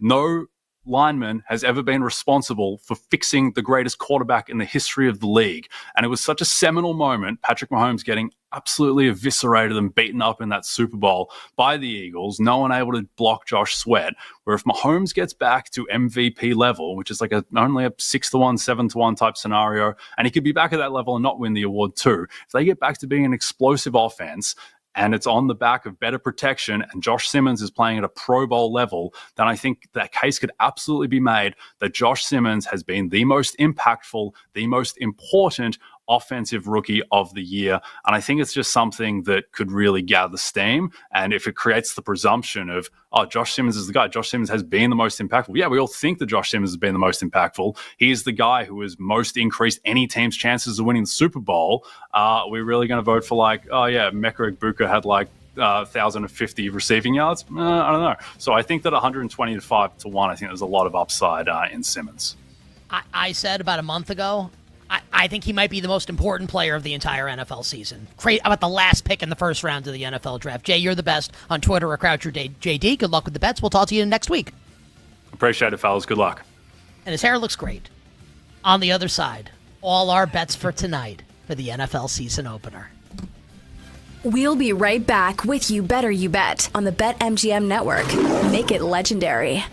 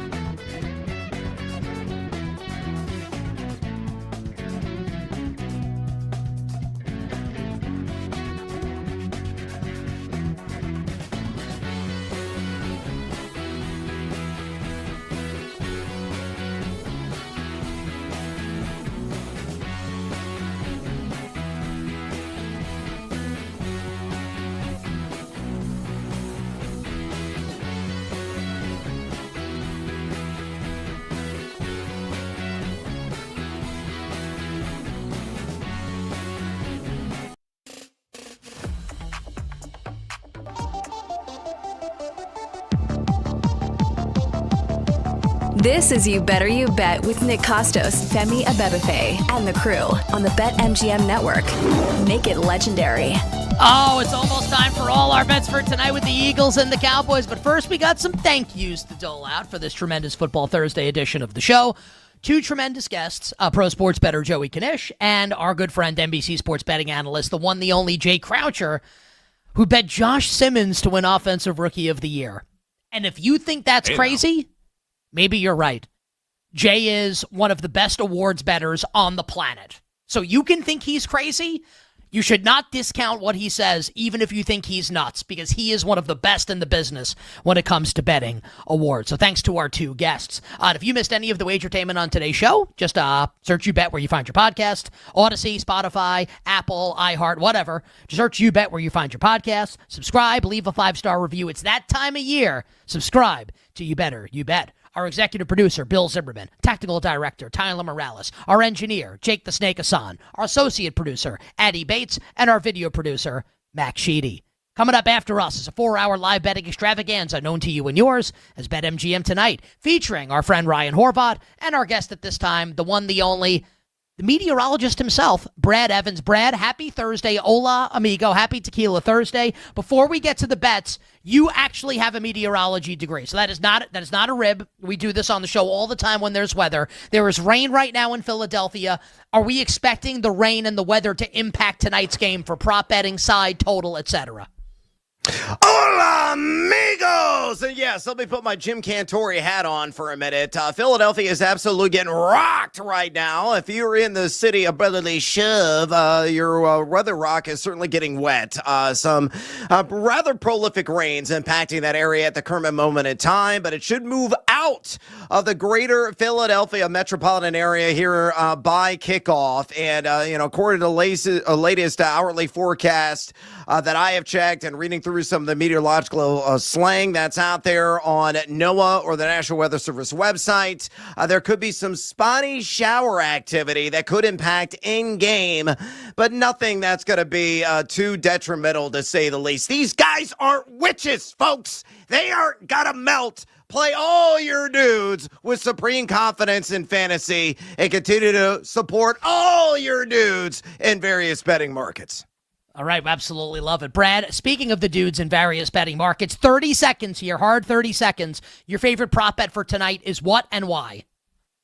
Dak Prescott, I took it for 38-plus pass attempts at a plus 110 juice. Little baby seduced by the juice there, gentlemen. He did this in 4 of 8 games last year before the hamstring tear, and I think he is going to be lathering up the old arm, to say the least. I expect Dallas at some point to play from behind this game. I know we've seen the spread cascade, and it's getting ever so close to maybe -7 for Philadelphia by kickoff, but I do believe that Dallas is going to have to dig out of a hole. Dak did this in 4 of 8 games again last year, and again, he is going to have to turn the air early and often against this Philadelphia defense if they want to hang tough against their intra-divisional rivals. So again, Dak Prescott, 38-plus pass attempts, plus 110. I'm all in.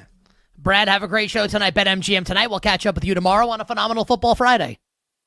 CeeDee Lamb, 7+ catches, plus 110. I'm out! So Brad Evans joining us on the show. You know it's football season. Both Brad and I are working tomorrow. All right. Well, let's waste no more time. Let's get to it. Jake, let's redrop, please, the dope-ass beat. All right, everybody. Go for the end zone without breaking a sweat with today's Pro Football No Sweat token. You're going to get your stake back in bonus bets if your wager doesn't win. How great is that? Make it legendary with BetMGM. Download the BetMGM app and please gamble responsibly. Side and total for the NFL season opener, Femi, as it stands right now at BetMGM. The Eagles, an 8-point home favorite against the Micah Parsons less Dallas Cowboys. Total in the game, 48, and it feels like there's only one, like Mozzie Smith's inactive for the Cowboys. He's so bad. Nothing else that's really noteworthy here, right, from an injury perspective. Diggs is in, Landon Dickerson's in, Tyler Guyton is in. We knew that all yesterday. So everyone's playing that we thought was going to play yesterday. How are you betting side and total here, Eagles and Cowboys? Yeah, and important to note, the total has gone down to the under. Like, this was 48.5 about 40 minutes ago, now 48. I think a lot of people seeing the rain, but as Brad said, it's not going to play a factor into this game. So it gives us an opportunity to bet over 48, which is what I love in tonight's game. I think the Eagles offense is going to absolutely cook. They can name their number with tonight's game. There are so many advantages that they have against this Cowboys defense that is makeshift after trading Micah Parsons last week. I like the Eagles offense. And then in chase mode, I think the Cowboys offense with their effective passing game, as long as they can protect, this game goes over because they can take advantage of that Eagles secondary. No bets for me on the side. Just love the over 48. I'm on the over also. Brad made me feel a lot better about it with him saying that he doesn't think the rain's going to be a huge factor. Also, like with rain and snow, like wind is what's going to screw up a passing attack. Yep. Yeah, that was my fault. I refreshed my screen accidentally. That was a fat finger there. As I'm going to NFLweather.com. Oh, wow. Now we're really back. First time loading this up. 7 mile per hour winds. Like, rain hurts a defense. Offense knows where it's going. Defense doesn't. That helps the offense when it knows where it's going on a certain play. So I'm on the over of the game. Also, if you made me bet the side, I'd lay it with the Philadelphia Eagles. I would not take the points with the Cowboys. I'm a little scared that Dak could throw them back into it at the end of the game, but I do think the Eagles win. If you made me pick, I think they win by double digits, but Femi, you and I will ride together on the over for tonight's game with Philadelphia and Dallas. And with that, let's get some first touchdown scorers for tonight. For the first time this season, we get tropical. Oh, yeah.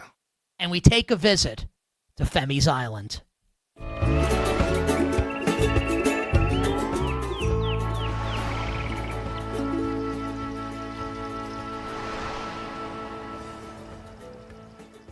It's been 207 days, man, since the Super Bowl. After a long hiatus, I spent time in Minnesota, in Seattle, in San Francisco, and most recently in Cabo San Lucas. But we've returned to celebrate the start of the NFL season to the island. So let's get to it. First TD scorer for the Dallas Cowboys, America's team. Shawty's secret weapon is what they're calling him. Cavante Turpin. Expect to see him in the run game, in the pass game, in the return game. Cavante Turpin, first touchdown scorer, 50-1. How about that to celebrate on the island? And for the Philadelphia Eagles, the Birds, the defending champions, the Slim Reaper, he's coming for America's team, has scored 6 touchdowns in 8 career games against the Cowboys. Devontae Smith, 12-1, averaged a little over 6 targets in those 8 games against Dallas. So I like Cavante Turpin, 50-1. Devontae Smith, 12-1. And for the first time in the 2025 regular season, I'll see you on the island. No, absolutely tremendous. Cavante Turpin and Devontae Smith, a tour de force as usual from Femi for Femi's Island first touchdown scorers. I forgot how to do. I was like, I haven't done this in so long. The Prop King intro. It's been a minute, right? Okay. All right. It is now. Let me see if I got this right. I swear I haven't thought about it until the second. Okay.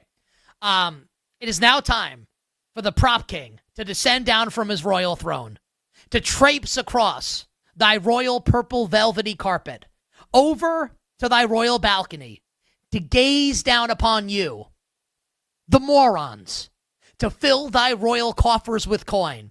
It is the Prop King's first appearance of the 2025 season.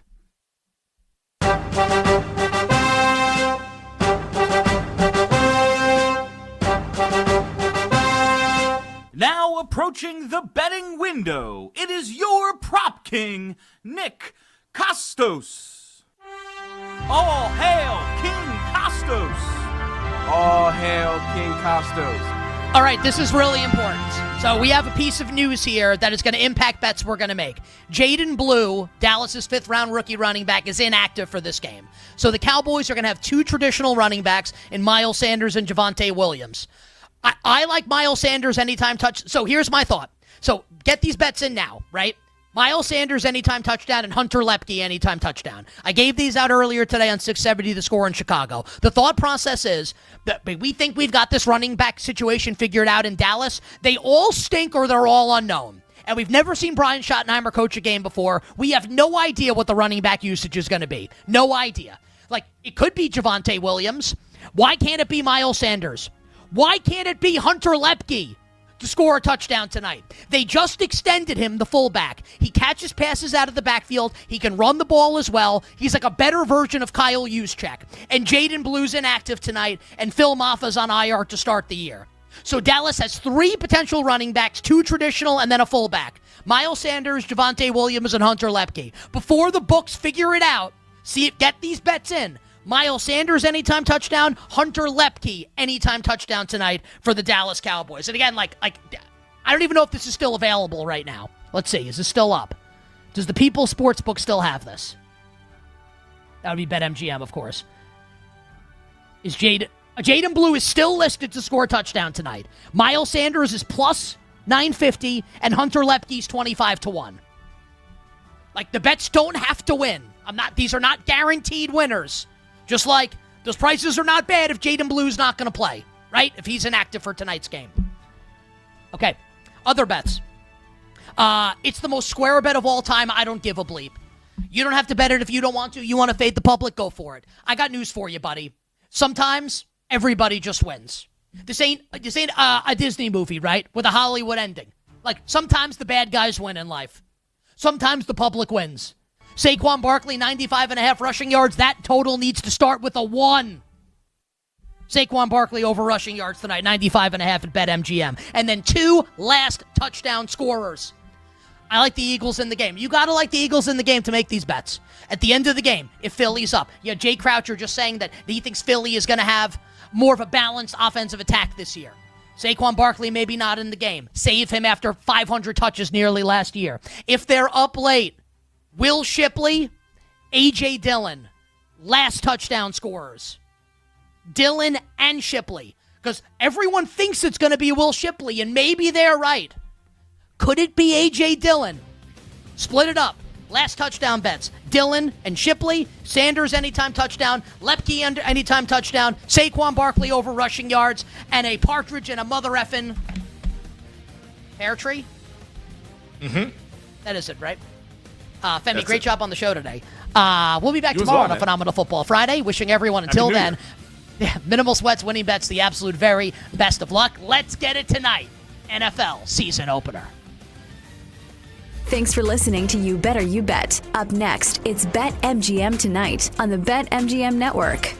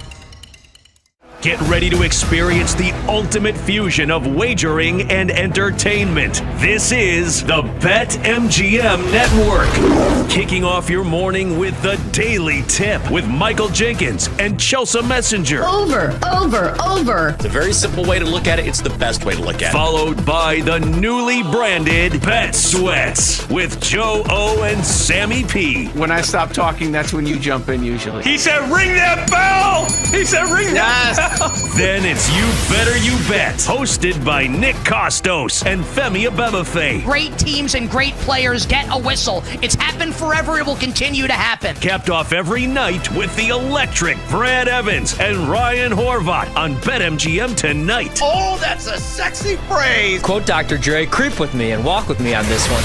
Welcome to a new era of Wagertainment. This is the BetMGM Network. Please gamble responsibly.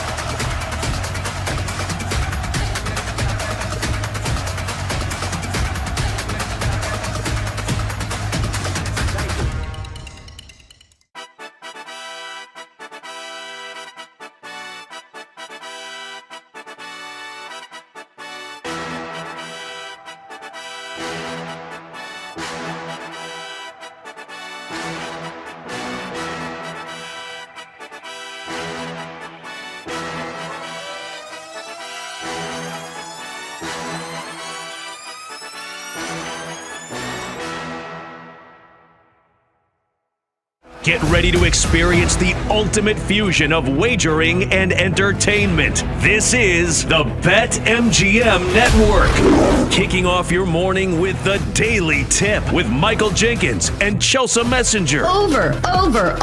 It's a very simple way to look at it. It's the best way to look at it. Followed by the newly branded Bet Sweats with Joe O and Sammy P. When I stop talking, that's when you jump in usually. He said, ring that bell! He said, ring that bell! Then it's You Better You Bet, hosted by Nick Costos and Femi Abebefe. Great teams and great players get a whistle. It's happened forever. It will continue to happen. Capped off every night with the electric Brad Evans and Ryan Horvat on BetMGM tonight. Oh, that's a sexy phrase. Quote Dr. Dre, creep with me and walk with me on this one. Welcome to a new era of Wagertainment. This is the BetMGM Network. Please gamble responsibly.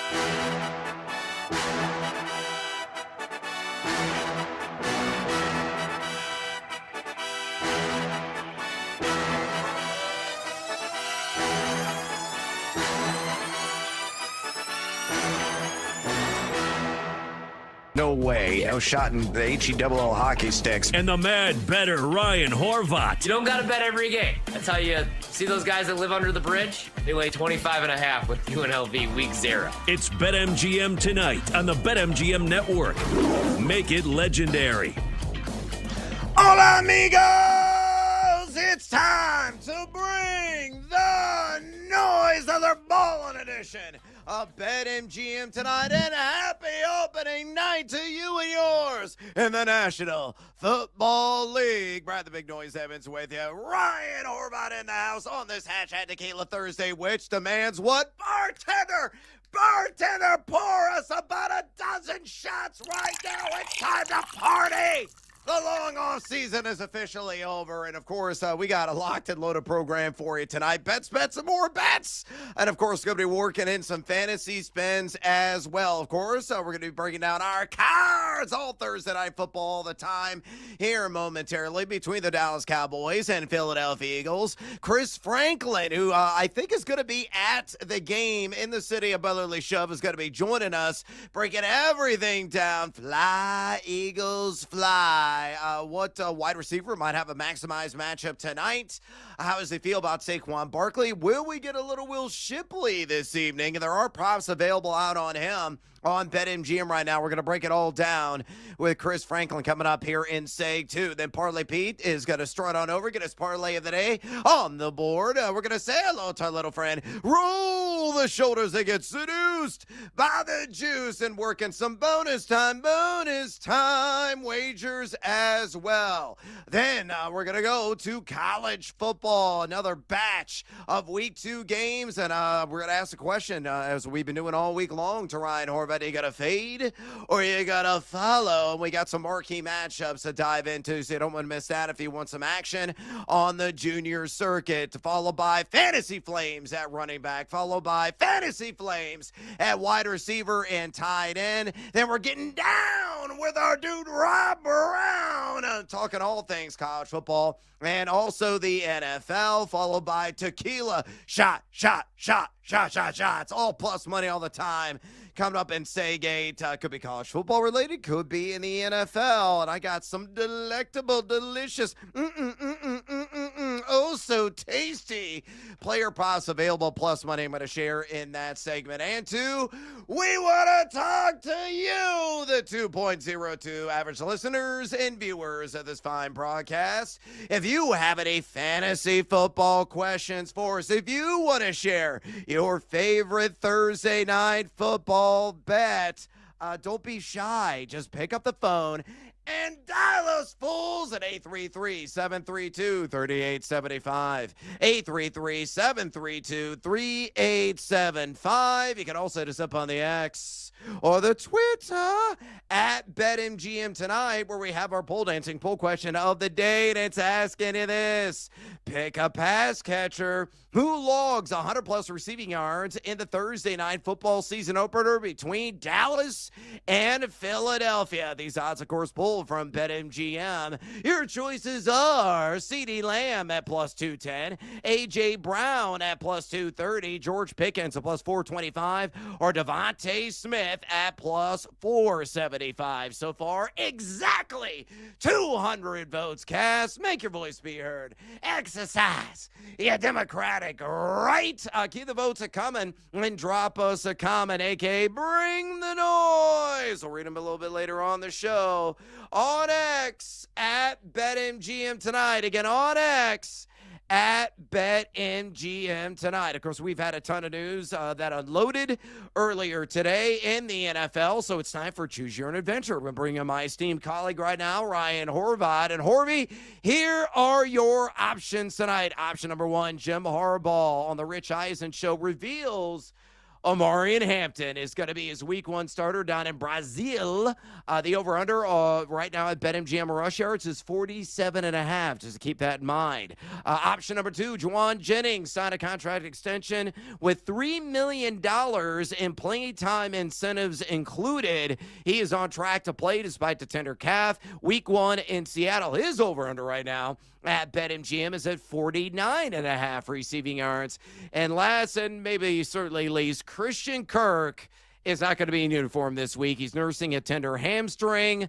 That news came out about an hour and a half ago. He will miss the week 1 matchup against the LA Rams. So out of Omarion Hampton, the starter on Friday night, down the south of the equator, Juwan Jennings being a man who just got paid and is going to be in uniform in week 1, or Christian Kirk, who will not be in uniform, so that means somebody else will have to rise the occasion. Which of those 3 do you want to dig on? Choose your own adventure. This one's tough. So I did kind of figure that Omarion Hampton was going to be the guy. I would only play the over at 47.5 rush yards, even against a tough Chiefs defense. Juwan Jennings, we talked about this. This happened in the final hour last night. Originally I thought maybe I would take the over because the reports are maybe Ricky Pearsall isn't ready to be wide receiver number 1 entering year 2, especially against this tough Seattle secondary. But I don't know, man. Juwan Jennings now, I know he just got paid, but trying to ramp back up, get back out there week 1 against a really good secondary. I don't know if I would touch the receiving yards. Christian Kirk, though. I want to hit on this one really quick because it's Christian Kirk. He's hurt, water wet, right? A tender hammy.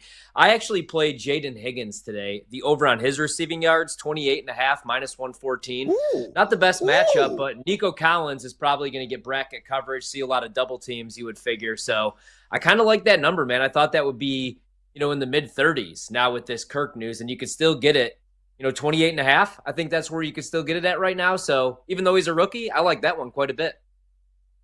Yeah, I think that's an excellent call there on Jaden Higgins. Guy can get dirt cheap because there's no guarantee that Christian Kirk is going to return in week 2. And we know what? Soft tissue issues for the win. They nag, they linger, they are bothersome. So this is an injury that could flare out throughout the entire year. Remember, Christian Kirk was brought in to primarily work out of the slot for the Texans and be that safety valve to alleviate some of the pressure, the heat, and the constant duress that C.J. Stroud usually felt last year. And, of course, you still have question marks about the offensive line, but he got Noel. Can obviously work out of the slot. Higgins can work outside in the slot also, but with that long and lanky frame, he is somebody that is sure to benefit. Might be a surprise sensation, if you will, week 1 against the L.A. Rams. Good stuff there. And, yeah, nobody should be remotely at all shocked about Amari and Hampton. We just discussed all of that in all of its gory detail last night right here on BetMGM tonight. It was all smoke and mirrors. It was a misleading headline by ESPN, pure clickbait that, Najee Harris is going to be the starter. Oh, yeah, sure, pal. Really, Jan, did you get that right? No, they didn't, because that was not straight from the horse's mouth. We heard it today on the Rich Eisen show that Amari Hampton is going to be the main man. Have no worries. I think he's going to get at least 15 grips on the ground against KC, though KC rather formidable in the trenches. So we'll see how he plays, and hopefully he shows up and shows out. And by the way, too, I also love the over on 47.5 rush yards there at BetMGM. All right, let's get after it on this opening night of the NFL regular season with our cards. These are our top 3 plays of the evening. Of course, we're always tracking our work. So, Harvey, serve me up a winner. What do you got at numero uno? Hopefully this is a winner. We had a good start to the college football season. You always want to start 1-0 in the NFL, but I don't know, man. This one might be tough. So right now you can get Dallas 8.5 minus 110. I'll take the dog. They're going to have to protect Dak. They're going to have to make sure he does not get decapitated like Pat Mahomes almost was in that Super Bowl against this Eagles front. The Eagles do lose a little bit on the defensive line. I think they're actually going to be better. I do worry a little bit about their safeties. More on that later. But you got Cooper DeJean. You have Quinyon Mitchell, who was an absolute stud as a rookie. You would figure he's only going to be better year 2 in the Vic Fangio defense. But, I don't really worry about Dallas on the offensive side of the ball, except for protecting Dak in their run game. But you have Pickens, who gives CeeDee Lamb and Dak a much-needed vertical threat. Jake Ferguson didn't catch a touchdown last year. I think he has a bounce-back year. And it's just more of a number play, right? I'm not the biggest trends guy, but if you look at the last 9 years, Road Dogs have covered at a 59% rate week 1. It's a divisional matchup. Nobody wants to buy Dallas right now after Jerry Jones lost his damn mind and traded away Micah Parsons. They might be better against the run with Kenny Clark, but I don't know, man, because you got to hold up against Jalen Hurts and Saquon. I'll take the 8.5 with the Cowboys, and hopefully in 4 hours I'm not regretting this decision. The line's already moved right now on BetMGM. Maybe you're moving it, my man. It's down to 8. I wouldn't be surprised if it winds up like minus 7.5 come kickoff. Maybe the ultra rock bottom could be minus 7. I feel that Dallas will find a way to score the cover because the back door is always wide open in the fourth quarter, and they could come out somehow like a rose there in garbage time. Numero uno on my card tonight. This is a bet I've shared earlier this week, and I'm going to quadruple down on it. Give me the Saquads. They're going to flex. Mr. Barkley out of the gate. 20-plus rush yards in in the first quarter. Grab that at a minus 120 juice there at BetMGM. Again, last year, Saquon Barkley averaged 5.5 yards per carry in the first quarter, along with 24.6 rush yards per game. He had 31 carries for $167 last time he faced Dallas a season ago, and he crushed the over in the first quarter on the necessary 20 yards prop. You look at Dallas, they are projected to be a bottom half rush defense. They were number 31 in rush EPAD last year. They just traded away, of course, one of the best defensive ends in the NFL in Micah Parsons. You throw in two that Barkley was number 17 yank per attempt last year, number 7 in total missed tackles force. Again, he's going to come storming out of the gate. I say he goes for at least 20 rush yards in the first quarter at a minus 120 juice. Numero dos on your card. Harvey, serve it up. All right, hopefully this correlates with Dallas covering the 8.5. Maybe it is a backdoor score, and maybe it's a Dak Prescott touchdown pass. I'll go over 1.5 passing touchdowns. BetMGM has this right now, plus 110. Saw it earlier at plus 115, but just bet it late.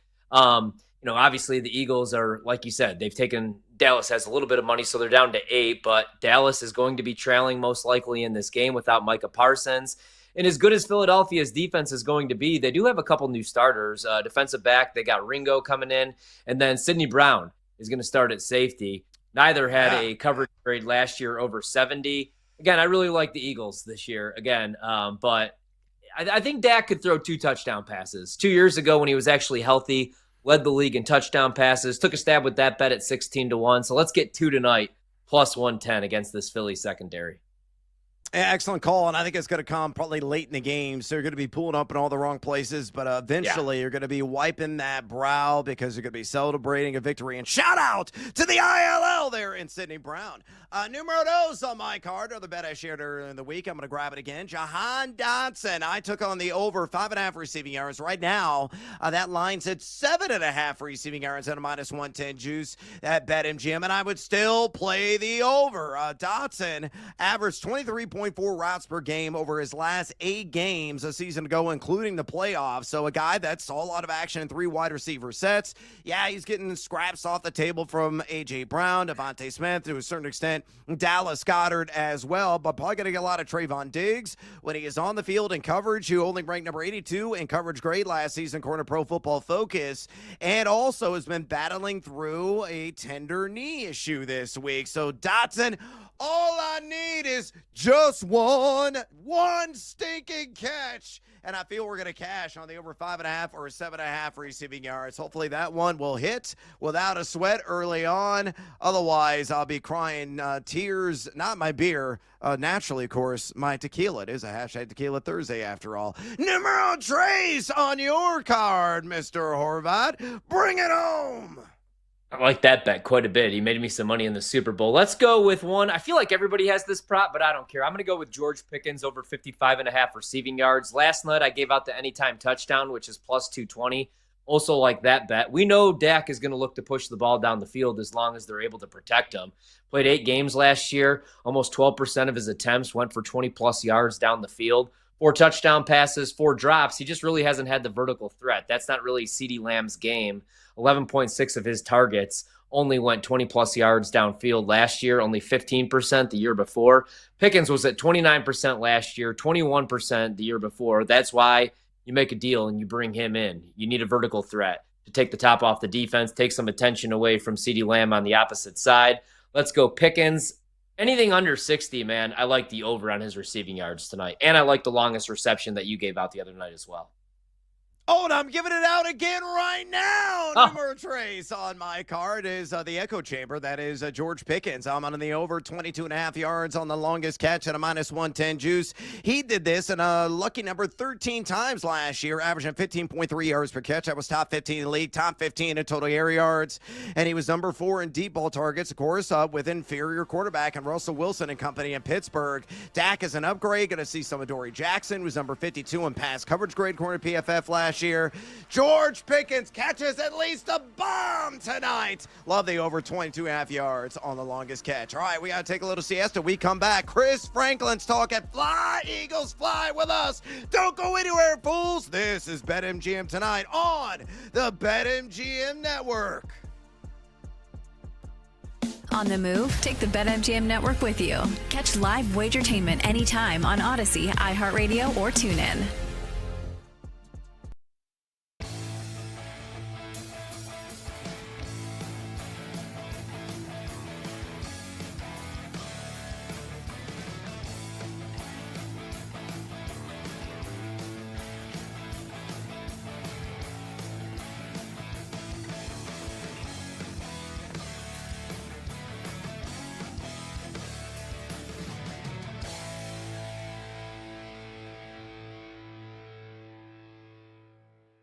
I think this game could be a slog. I think it could be the first to 20. And Simmons, yes, super talented, but first career road start, maybe a little bit of a sleepy spot going against one of the worst teams, if not the worst team in the SEC. I think this is a low-scoring, ugly game. I like the plus 125 for Simmons to only score one touchdown.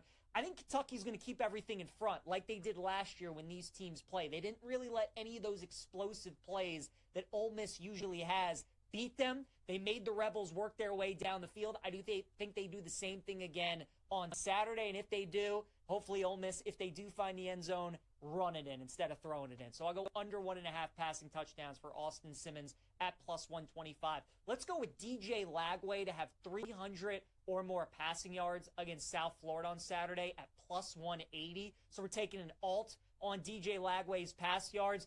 Look, USF looked awesome against Boise last Thursday, right? Dominant performance.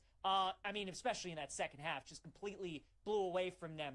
USF wants to go fast, though, and I think that tempo at times could get them into trouble. Keep in mind, too, with Florida, their schedule is the hardest in the country. Their next two opponents after USF are LSU and Miami, and they still have to play Texas and Georgia and Florida State and Tennessee and a whole bunch more really good teams.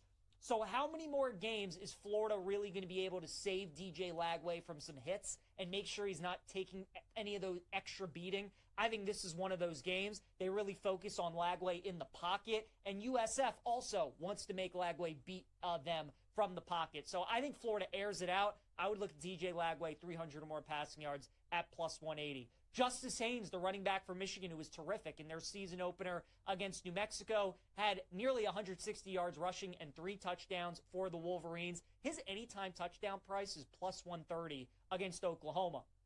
Now, I think Michigan is going to have a difficult time scoring in that game, but I also think Bryce Underwood's going to have a difficult time through the air. I think the times that Michigan does get it inside the red zone or inside the 10-yard line, they're looking for Haynes. I would expect 20 to 25 carries out of him. So Justice Haynes plus 130 to find the end zone. I think that's a good price in that Oklahoma-Michigan game.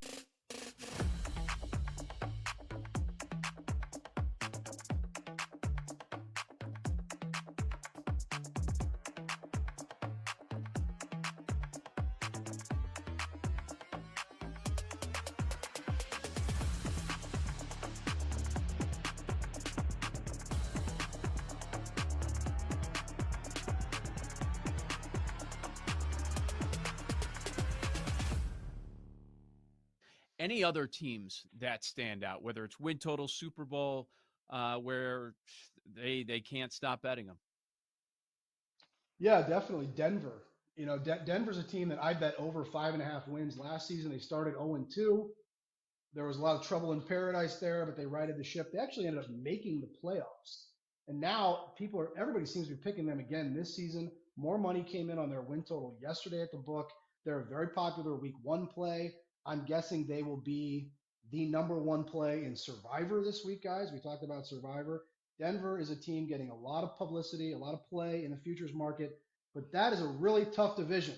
We think the Raiders are going to be better this year, and we know that the Chargers are going to be good, and obviously Kansas City is going to be in the mix for the Super Bowl again.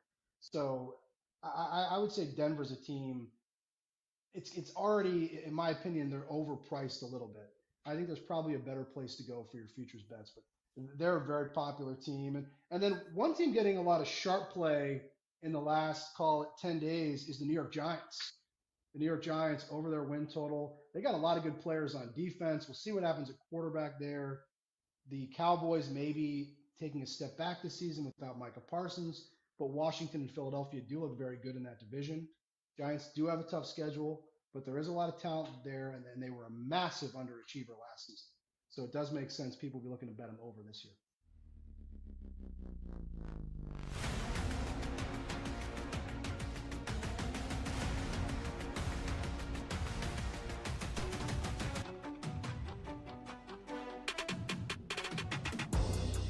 It's time to place your bets. This is BetMGM Tonight on the BetMGM Network.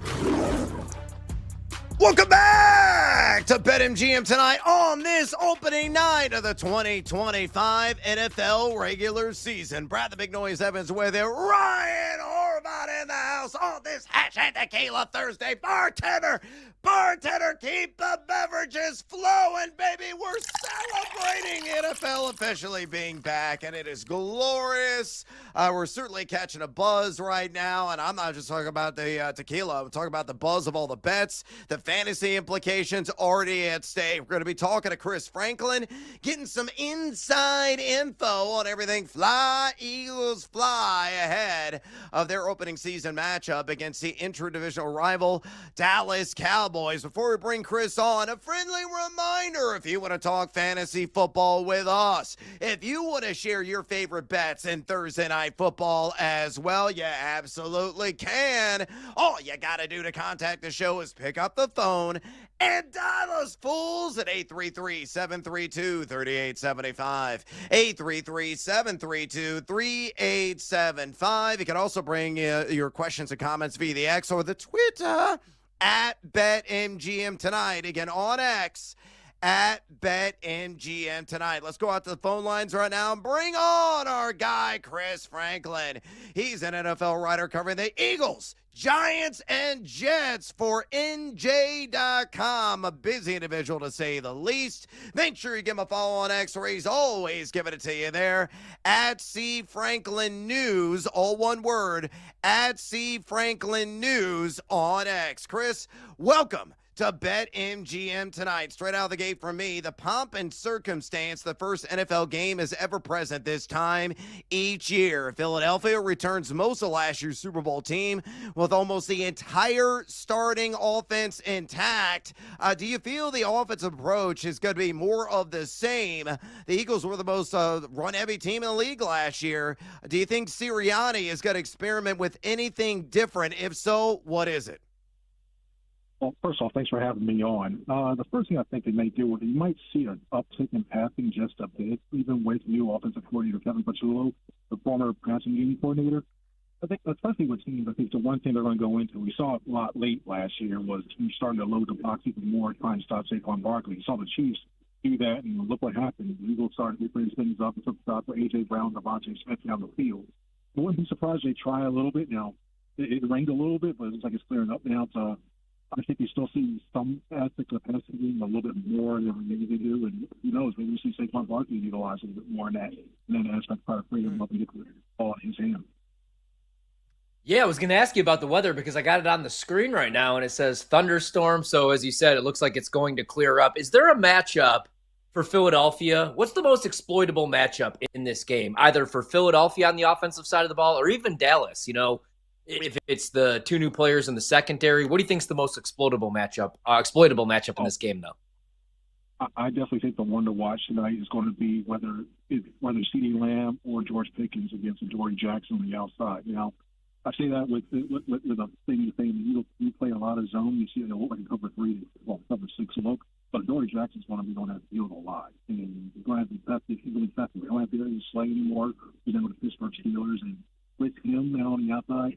One thing you got to watch as well, too, Pickens is in contract here. We all know about players in contract years with something to prove, and especially with this being opening night, you might be a little amped up.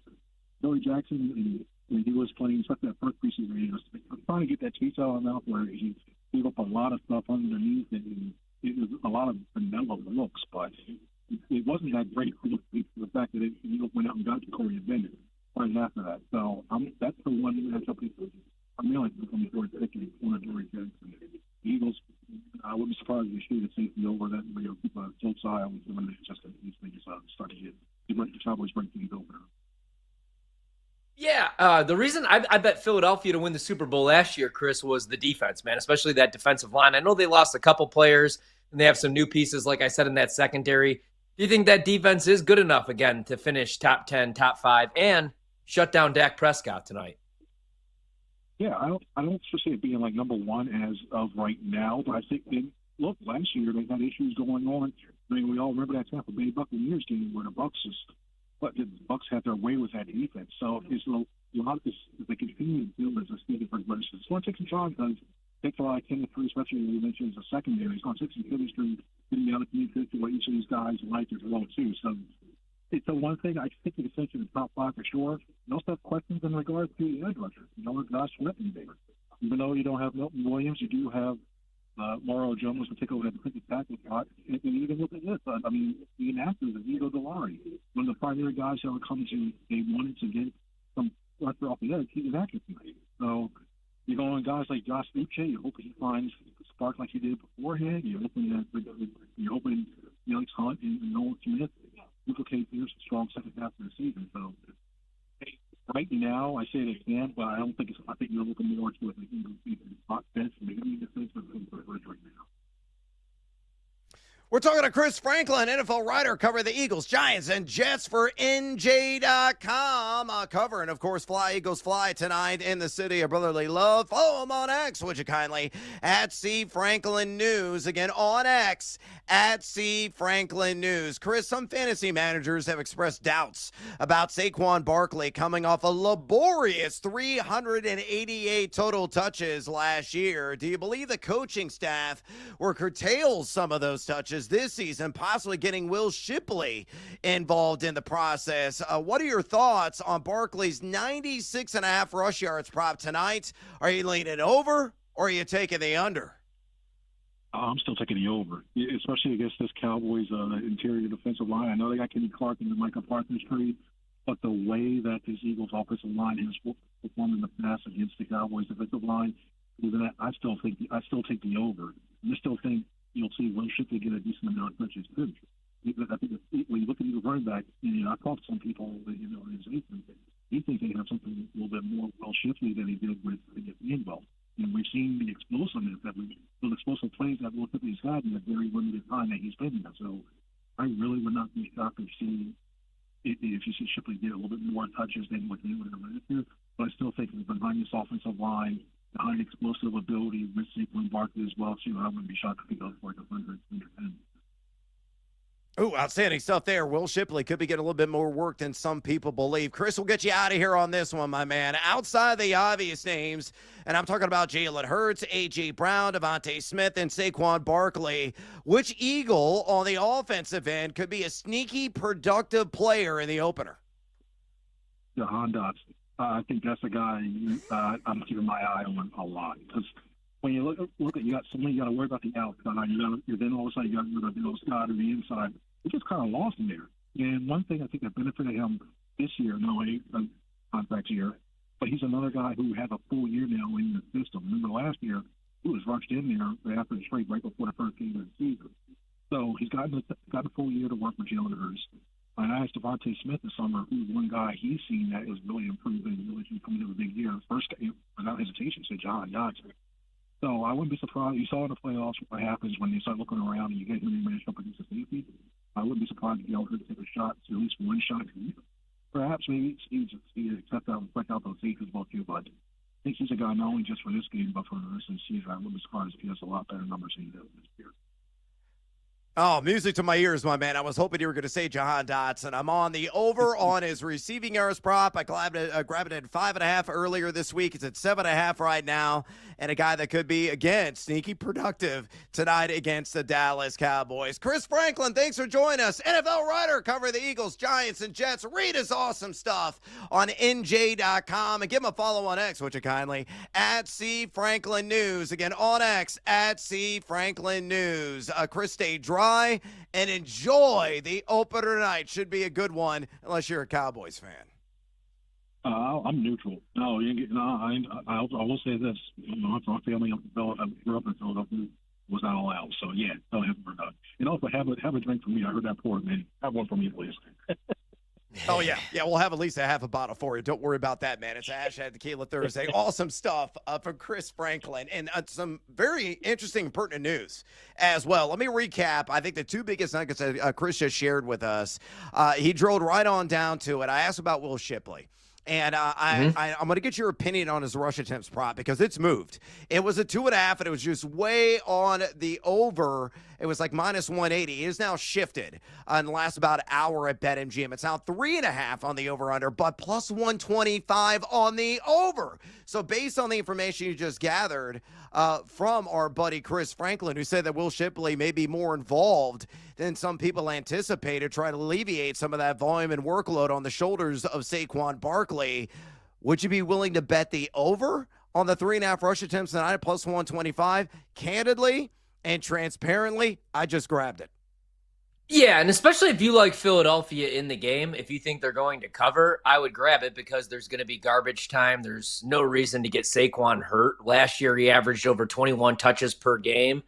But, they rested him week 18 when he could have broke the record, and they did go on to win a Super Bowl. They have, hopes to do that again. I saw they're not even actually going to come out for the ceremony. They're going to be in the locker room for the Super Bowl ceremony tonight. So obviously they're looking to repeat, man. So I would go over on Will Shipley. Even if it's a close game, I could see him with 4 to 5 carries. And I also, for a couple people talk about this, kind of like that last touchdown for Will Shipley, right? Especially if this game does get ugly. I got to hedge my Dallas bet. He could break one. I was a big fan of Shipley at Clemson. They could use him, man. I mean, they couldn't run the ball the other day. They're missing him and Phil Maffa, but I do like him a little bit. And I love your Dotson call, especially if you could still get those receiving yards around 7.5. That's why I played his props in the Super Bowl. All I needed was over a half of a catch, and it was juice, but came home right away. And over the final 8 games of last season, if you include the playoffs, when he started to learn the offense a little bit, he was running routes. He just wasn't getting any targets because you have A.J. Brown and Devontae Smith, but he was running over 23 routes per game. So I kind of like him, man. I think I'm going to join you on that one. Yeah, and that was the other big takeaway. And the third one that Chris brought up as well when he was discussing George Pickens and CeeDee Lamb as well, that's going to be a key factor. And he said that could be a very highly exploitable matchup. Whoever gets Adoree Jackson in coverage. Again, he was number 52 in pass coverage grade last season as track at Pro Football Focus. So rather ho-hum, had his shortcomings at times, the New York Giants. So if Pickens lines up against them and it's mano-a-mano coverage, don't be surprised if Dak takes his shot down the field. And maybe that will be our opportunity. Not only cash the overall receiving yards to you, but the overall my longest yards prop for George Pickens at 22.5. By the way, the weather, I got the pregame on NBC right now. A-okay. The weather is cleared up. There's no rain battering Philadelphia anymore. It was raining like cats and dogs about an hour ago. That weather is pushed out. There might be a couple of spotty showers during the course of the game, but nothing that's going to really drag down the efforts of either squad and be all that impactful. These guys aren't witches. They're not going to melt. So, of course, you're going to be starting your guys with supreme confidence. Wind's not playing a factor at all tonight. We already have people getting hot and bothered about the weather, and it's the first stinking game of the year. You're in the right place, folks, because we're going to be talking about the weather a lot throughout the entire course of the season right here on BetMGM tonight. Why? I have an advanced degree in geoscience with an emphasis in meteorology from Mississippi State University, a very acclaimed meteorological program. So I kind of know what I'm talking about. And I was reading some of the meteorological speak and the forecast discussions on the National Weather Service website. And they're like, the chances of rain are going to fall off precipitously as the course of the game unwinds and unfolds. So, again, don't worry about Mother Nature. I don't think there's going to be hardly any impacts whatsoever with the game. And the field looks A-okay right now. It's certainly absorbed all that moisture without any difficulty whatsoever, Horvey. Yeah, as soon as I saw this pop up, right, and I started to monitor the weather a little bit, I was waiting to see if this was going to hold on because the total went from 40.5. I would definitely be on the over at 40.5, Brad. It went from 48.5 to 47.5 right now, which is a pretty significant move. At 48.5, I kind of like the under, but at 47.5, I'm not going to touch it, especially with the weather starting to clear up. And then I got a little nervous for my Dak props and my Pickens props, man, because if we got a wet ball going against this Philadelphia secondary and pass rush could end badly and lose a lot of money opening night. But like you said, the weather looks like it's going to hold up. Looks perfect out there right now. So feeling pretty good about that. And I just can't wait to get this game started, man. Yeah, I can't wait to get it started either. I am up to, let me go ahead and bring up the old spreadsheet. Always transparent, always free, always public. You can follow it there on thegamingjuice.com, my website. I'm up to 9 tickets officially for this game. So it could be a tremendous start, or it could be one that's going to have me double fisting Mas Tequila after the show. Yeah, it's one of those nights, man, where I'm looking to add a couple maybe. I was considering Jake Ferguson. Not the best matchup, but I really do think they're going to look to get him going. It was a down year for him last year. 2 years ago, remember that playoff game against Green Bay? Granted, they were chasing points, but he had 4 touchdowns. Last year, didn't score a single touchdowns. I was looking at his receptions. You could find it right now, 3.5, juice to the over, -140.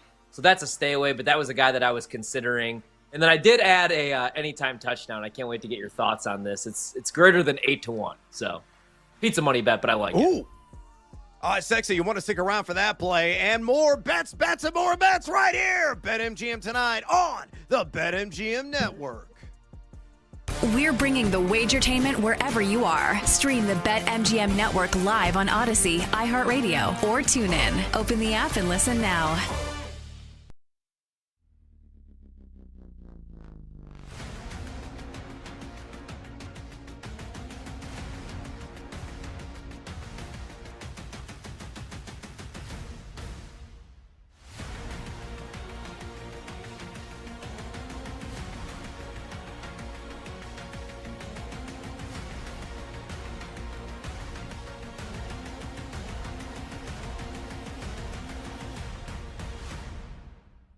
Let's go back to the close game thing.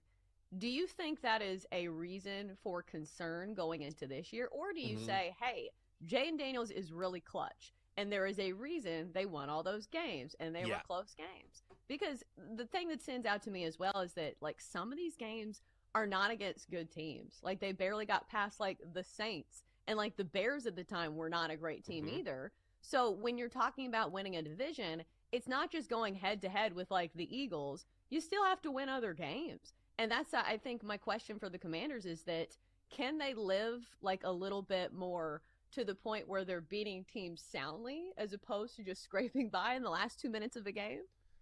Yeah, it's a really good question, and I think that, I've kind of gone back and forth with people online because the Commanders had all the breaks go their way, and the natural response is, well, didn't that happen because of Jaden Daniels? And the answer is yes. And so at the end of games, do you want Jaden Daniels with the football in his hands? Yes. Is he going to win more games than he loses? Absolutely. At the same time, they had a Hail Mary workout for them last year. Do you know what I mean? So, yeah.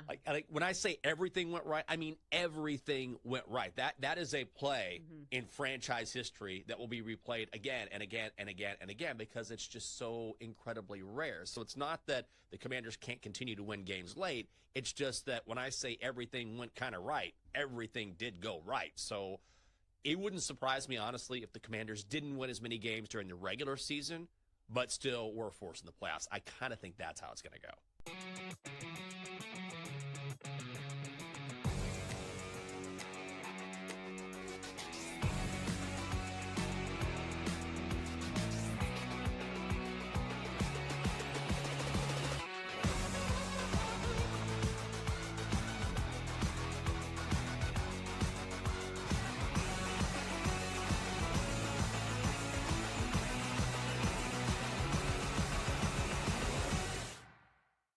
Coach of the year. I looked further down the board. So Cohen and Carroll, I'm interested at those numbers, 14 and 16. But the favorite usually does not win. It's usually laughable at the end of the year when you go back and say, hey, remember who the coach of the year favorite was? Yeah, it was the Eberflus last year. They usually come out of nowhere. And these markets move quickly. But down the board, I was looking at the NFC. What if the Giants sneak into the playoffs? Can Daboll do it again? New York bump. If you do it with Dart, it's going to be viewed that he identified Dart as the quarterback of the future. They've got star talent both sides of the ball. That's why I like them going over 5.5 wins. I was considering Dayball at 30, and a very similar case for Morris at 30. He isn't viewed as a great coach, but if they surprise Atlanta and they win the NFC South and Penix is good, the credit is going to go somewhere, and it might be Morris.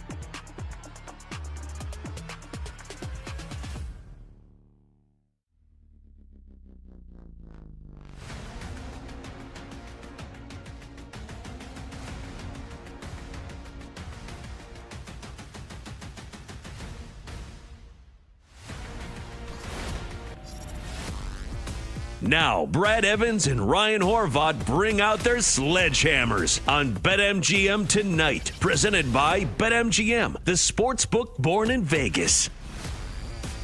Welcome back to BetMGM tonight. Brad the Big Noise Evans with you. Ryan Horvath in the house on this hashtag Tequila Thursday. Daddy is still thirsty. Daddy want. Daddy need. Daddy gotta have it. Let's go, bartender. Pour us another round. We're celebrating opening night here of the 2025 NFL regular season as Philadelphia is about to possibly unload on the Dallas Cowboys. So the spread has come down by 0.5 point. So the Shiver Me Timbers hook is out of play.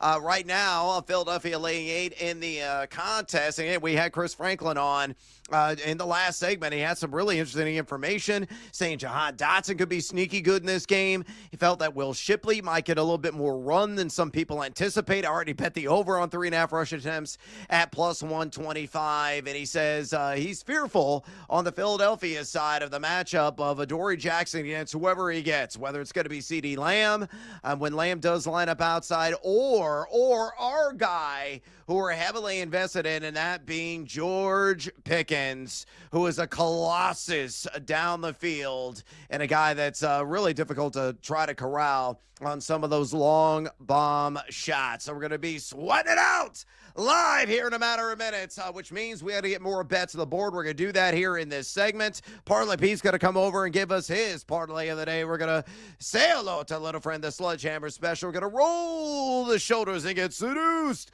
by the juice and working some bonus time action as well.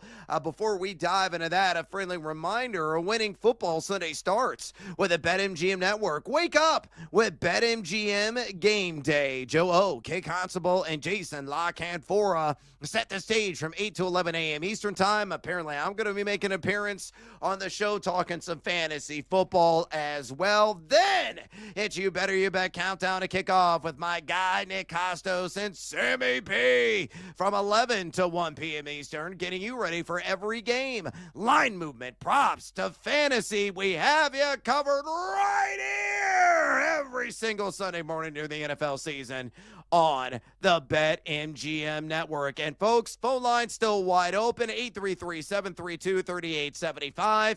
Those are the magic numbers to dial if you have any fantasy football questions for us. We got our pole dancing poll question today still live right now, and it was asking you this: pick a pass catcher who logs 100 plus receiving yards tonight between Dallas and Philadelphia. Your options are CeeDee Lamb at plus 210, A.J. Brown at plus 230, George Pickens at plus 425, or Devontae Smith at plus 475. So far, just over 200 votes cast. Make your voice be heard. Exercise your democratic right. Keep the votes coming, and we're going to share the results coming up here in the next segment. So that door is about to slam shut. So make your voice heard, America, on our pole dancing poll question of the day. And pardon me for a second, I got to yell at this moron at the bar. Hey, buddy with the sword! Get your boaty butt over here! Yeah! Shiver me timbers! I'm here to make some booty! Yeah, Parlay Pete is in the house, and naturally, he's getting some action on this hashtag Tequila Thursday on an SGP. Leg numero uno, it hurts so good. Come on, Jalen, make it hurt so good. Anytime touchdown is the first leg for Parlay Pete, followed by George Pickens, 25 or more receiving yards. That's one catch. And the third leg of the Dak attack, Mr. Prescott at 200-plus pass yards. I'll reserve the juice, but straight from the cold, dead hand, one Parlay Pete. I got the reasonings right here. Again, leg numero uno hurts to get an anytime touchdown. Folks, he had 14 ground scores last year. He led all NFL quarterbacks in rush attempts inside the red zone, averaging 3.1 per game. And he only faced Dallas one time last year. He not only scored once, but he also scored twice. He's got to pick up where he left off against Little D to start this season. Parlay Pete believes he's going to cross the chalk tonight. Leg numero dos, George Pickens, 25 or more receiving yards. Again, he was top 15 air yards per catch last year. We talked to Chris Franklin or Dory Jackson. Could stand to be a beneficial matchup for one Pickens in this game. Again, Jackson was just number 52 in coverage grade according to Pro Football Focus last year. And according to Pro Football Focus as well, Dallas projected to have the second worst secondary of any team in the National Football League this season. And leg numero tres, Dak Prescott, 200-plus pass yards. It's going to be, minimum of 40 attempts tonight? I love Dak Prescott on his pass attempts prop. I think he's going to be chucking the ball early and often. He's averaged 254.6 pass yards per game in 12 career contests against Eagles Fly. Philadelphia, yeah, they may have a top 10 overall pass defense, but Dak could clean up in garbage time. 200-plus pass yards should be a cinch. So to recap, yar, shiver me timbers. Parlay Pete on the SGP rolling with Jalen Hurts anytime touchdown. George Pickens, 25-plus receiving yards. Dak Prescott, 200-plus pass yards. That works out to a cool plus 130 at BetMGM. By the way, Parlay Pete won again last night, now up 13.17 units lifetime in his parlay plays. All right, it's time to pivot, and say hello to our little friend, Ryan Horvath. What is a phrase that pays? Daddy wants, daddy needs, daddy's got to have it. Give me the sledgehammer, Brando. There we go. Now, this one opened minus 110. It's been all the way, bet all the way up to minus 140. I still like it. Saquon Barkley, over 18.5 rushing attempts. Maybe we do get Will Shipley for a couple carries. Maybe they do look to drop Jalen back a little bit more, throw the ball around a little bit more, but still, he averaged 21.6 rushing attempts last season, won Offensive Player of the Year. There were 10 games where he had 20 or more attempts. Going against this Dallas front, I know they add Kenny Clark. I think he gets a minimum of 20 touches. I saw Mike Clay had him projected for 21 carries, 105 yards, and 1 touchdown. That's two more carries than we need. So I'll go with Saquon, over 18.5 rush attempts, minus 140 for the sledgehammer. All right, squat the entire beer truck tonight, Saquon, and hopefully you're going to get to at least 19 rush attempts. Of course, I'm going to go with a Thursday night football special. Daddy want, daddy need, daddy gotta have it. Let's go!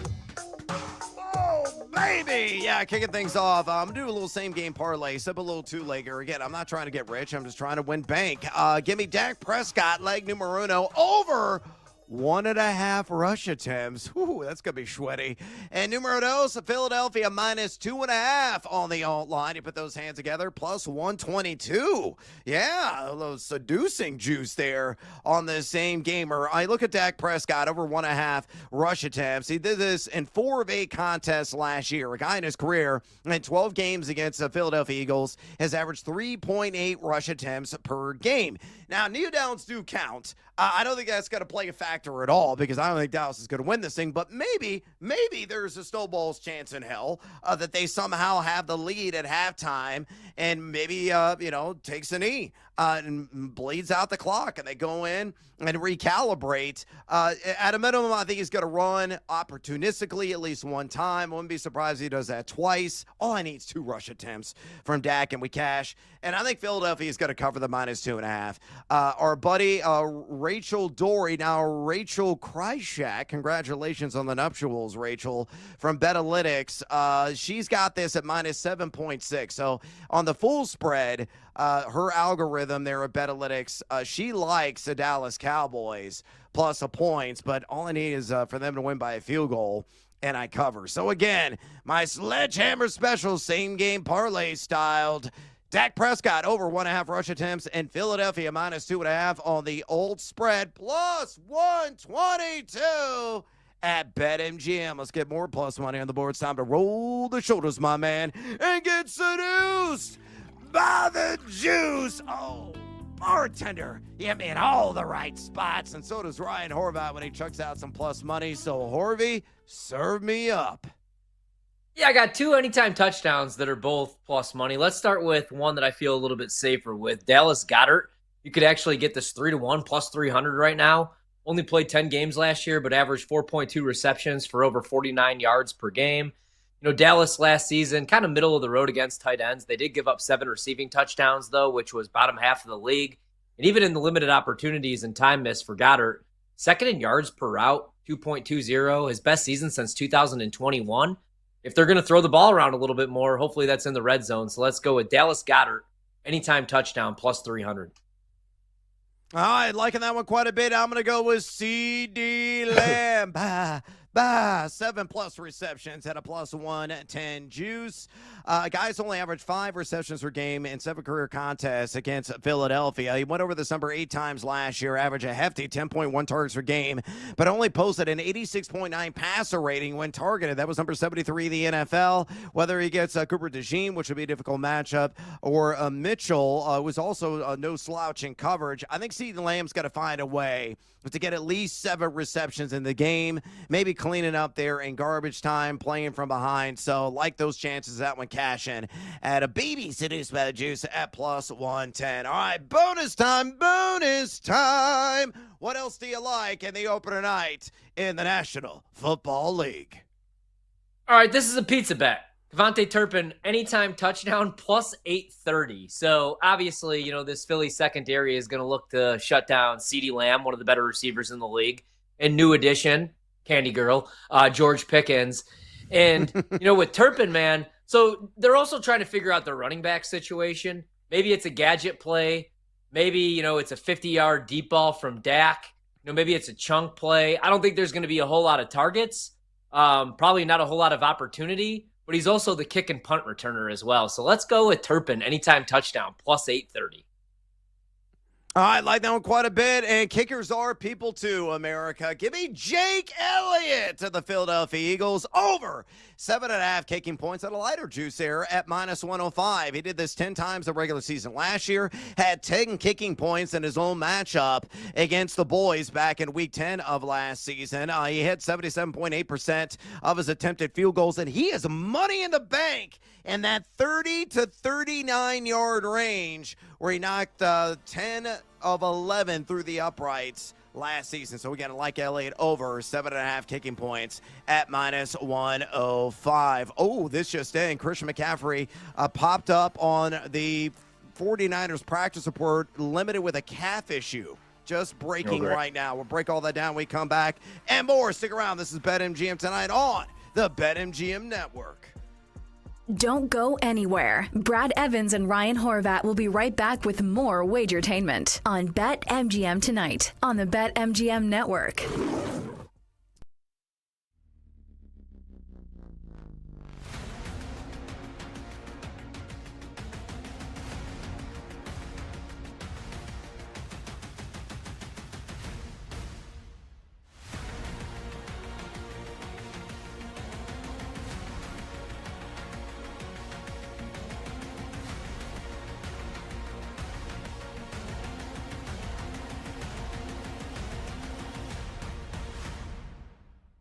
Generally, it's not the best idea to bet on the teams that you cheer for. I think a lot of people would tell you that. As far as last week, I really believed Texas was going to win, and a lot of people did. But you know what? That's betting. Ohio State was a better team last week, so full credit. But generally, it's something I stay away from. Like once in a blue moon. Also, I think the beginning of the season had a lot to do with that, right? Like it's the first week. You get caught up in the excitement.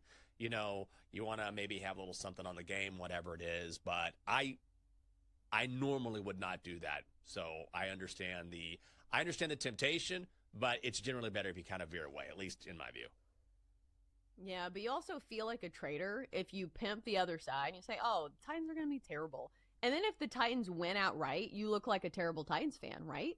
Like then you feel like you have like shifted allegiances. So I don't know how I'm going to play the Titans, but I think I am going to go against them in Survivor.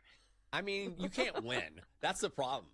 You cannot win no matter what. Like, even if your team is good, you can't win. You know, like what was it last year? I was saying this yesterday where I think the Commanders were taking on whoever it was, might have been the Eagles. And I said, I don't know. This is going to be a tough game. I don't know if they can win this game. And so it's like, how dare you pick against a team? I'm like, because it's the National Football League. That's why. Like, you never know. I'm like, do you watch football? Like, tell me you don't watch the NFL without telling me you don't watch the NFL. Like, when do teams just, like, roll through everyone on their schedule? Every single team this year very, very likely will have a bad loss in the schedule. It's just too tough. So when it comes to the Titans, okay, if you pick for them, it's like, yeah, you're a good fan, but people will say, why the hell are you picking the Titans? They stink this year. You get crushed. And then, you know, if you don't pick them and they pull off an upset, it's like, oh, you're a terrible fan. You're a terrible fan. Like, no matter what, a side is going to have an argument against you.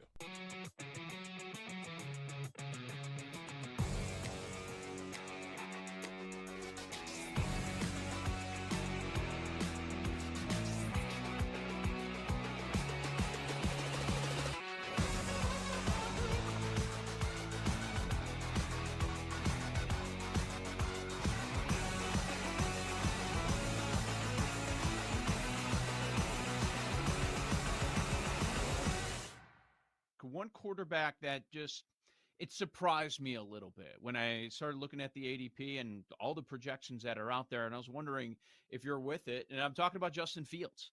He was going around 9, 10. People obviously think fantasy points wise, okay, they're going to decide to use his legs there in New York. What are you thinking with Fields this season?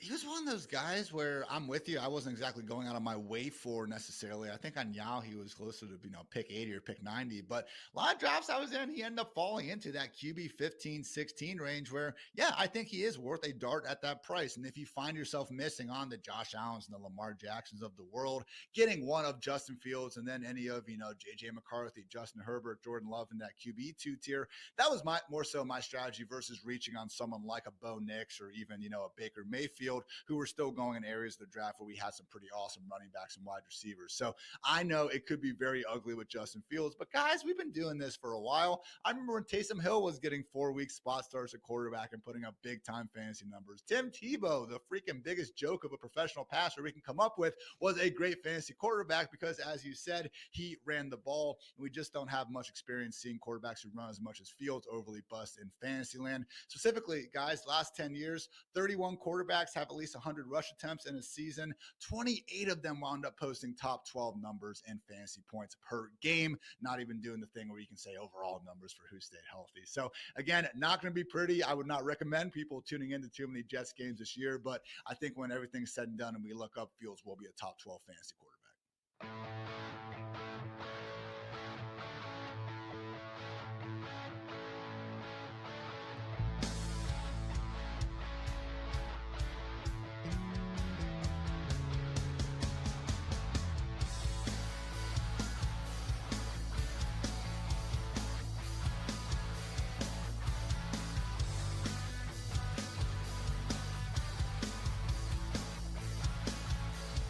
It's time to bet and sweat. The sweat is on.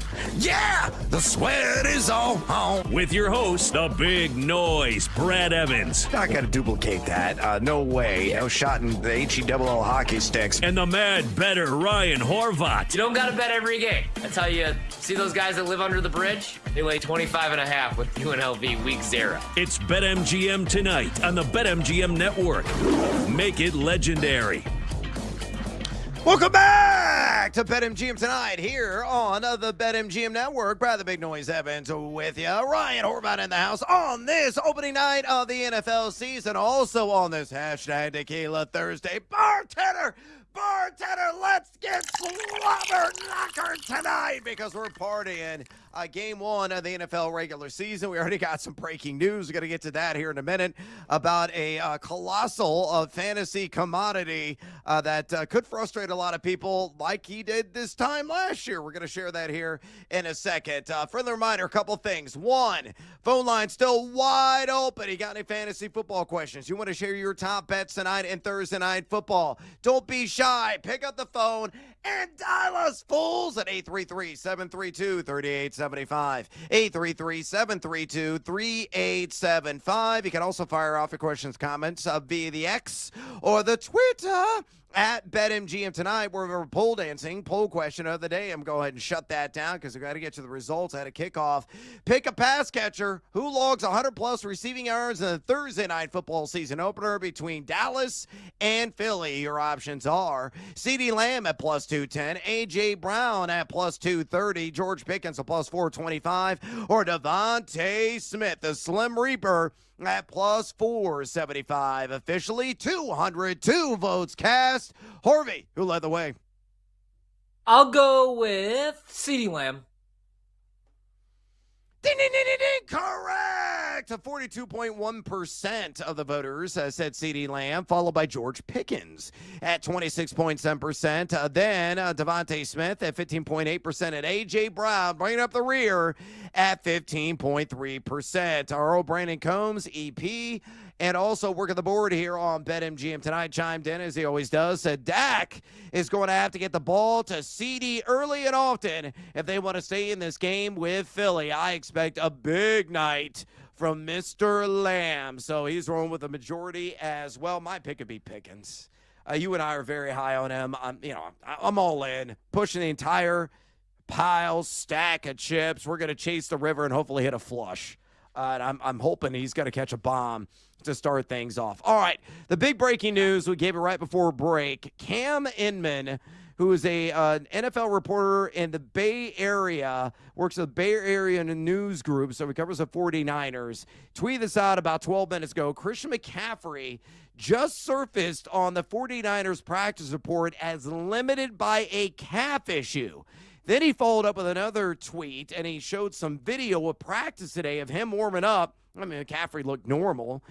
He said he initially warmed up today as normal, but we thought a year ago he was fine for week 1, then missed 2 months with Achilles tendonitis. So, yeah, I mean, obviously there's some reluctance, some hesitancy there based on what happened last year, but there's been no indications that McCaffrey was, suffering any kind of repercussions from the bilateral Achilles tendonitis that he, had to resolve last year. Of course, he made a cameo late in the season after getting the treatment, the experimental treatment over in Germany. I mean, what's your level of worry here on a scale of 1 to 5? A 1 like, not that big of a deal, and 5 like, holy bleep, it's happening again. I got to back up the truck for Brian Robinson. Oh my God, I can't believe I spent a first-round pick on Christian McCaffrey.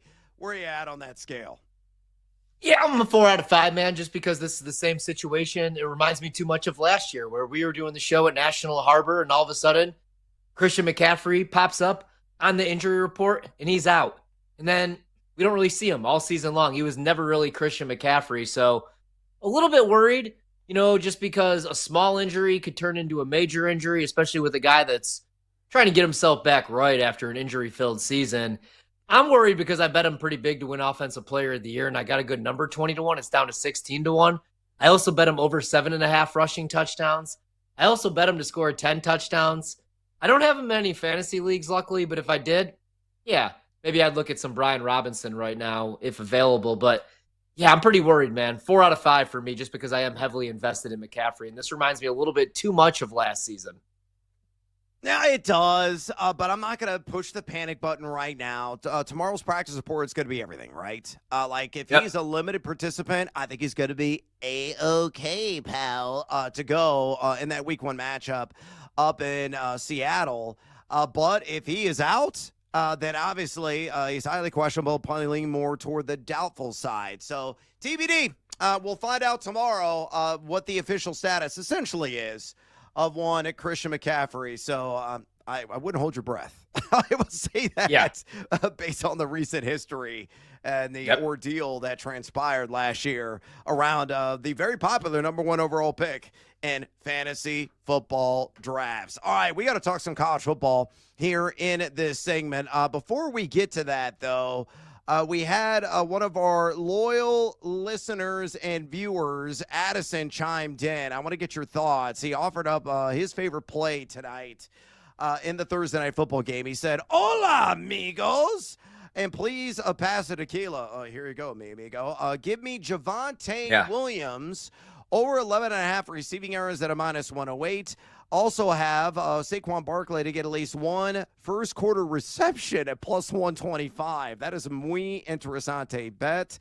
He says, enjoy the game. Addison, enjoy the game. Jaden Blue, a healthy scratch. Kind of surprising. I mean, he was kind of the bee's knees. Getting a lot of buzz in training camp. I was waking up every day, and I'm like, yeah, man, that guy's showing some pop, some sizzle on some of these highlight runs. But he's not going to be active tonight. It's going to be Miles Sanders, Javonte Williams. That might be playing a factor in why Addison loves Williams on the over 11.5 receiving yards at a -108. Would you fade or follow that bet, mi amigo? I actually went under on the rush yards for Javonte when it opened at 38.5, and then we got down to 34.5. That's why I took it off the card tonight. But I do like the receiving yards, right? Especially now that Blue is inactive. Probably looking at like a 60-40, maybe 70-30 backfield, and he's more of the pass catcher out of the backfield. So 11.5, I think that's a little short. I think it should be closer to 14.5, 15.5. So over on the receiving yards, I still like the under on the rushing yards, but now don't like it as much because he is going to get the majority of the workload, probably like 12 to 13 carries. So I do like the over on the receiving yards quite a bit, though, for Javonte. I don't know about the Saquon one, though. I'm probably going to avoid that one. Yeah, I ain't touching it. I'm not touching anything Javonte Williams. If anything, I had to lean on the under on rush yards, which was in the 30s, like high 30s, I think it got up to. But yeah, this one, no thanks. I will firmly pass. I already have 9 tickets, for love of God. And I've got a lot of action locked and loaded. I don't want anything for the artist formerly known as Juggernaut Javonte. Put up some sick advanced analytics during his collegiate days at North Carolina, but then never transferred to the pro level. All right, from the pro game to the junior game, let's talk a little college football, your specialty, mi amigo. I got another 4-pack of games we got to break down, and I tell you what, teeing this thing up, we got a sounder that probably got to throw out there. So let me reset. It's time for another edition of Fade or Follow. Will you fade or will you follow? Whose car are we going to take? On BetMGM tonight. All right, let's start over the game. I already know the answer to this, and I'm not going to be pleased. Illinois, lane 3 against the Duke Blue Devils on the road there in Durham. I'm going to have family members in attendance that are making the trip to watch that game live and in living color. Hopefully they're not going to be let down wearing their orange and blue. It's a -110 on my ILL. We were talking Sidney Brown. We're going to see some action tonight, obviously, with the Philadelphia Eagles, a product and the twin brother of one Chase Brown. But Illinois -3 at Duke at a -110. Numbers nerd says this. Football Power Index is the Illini at number 38. Duke at number 46 right now at ESPN. The offensive rating is tracked so far, just a one-game sample size at Pro Football Focus. Illinois clobbered Western Illinois. Your Leathernecks. They have the fourth best offensive rating so far this season. Duke at number 6 in that category. Defensive rating, Illinois at number 23, and Duke at number 71. And that could be the key in this game. Illinois' got a lot of talented guys, especially on the back end of that defense. So with all that information, maybe I've swayed you, but I don't think I have it. Illinois -3 in Durham taking on the Blue Devils at a -110. Horvat, fade or follow?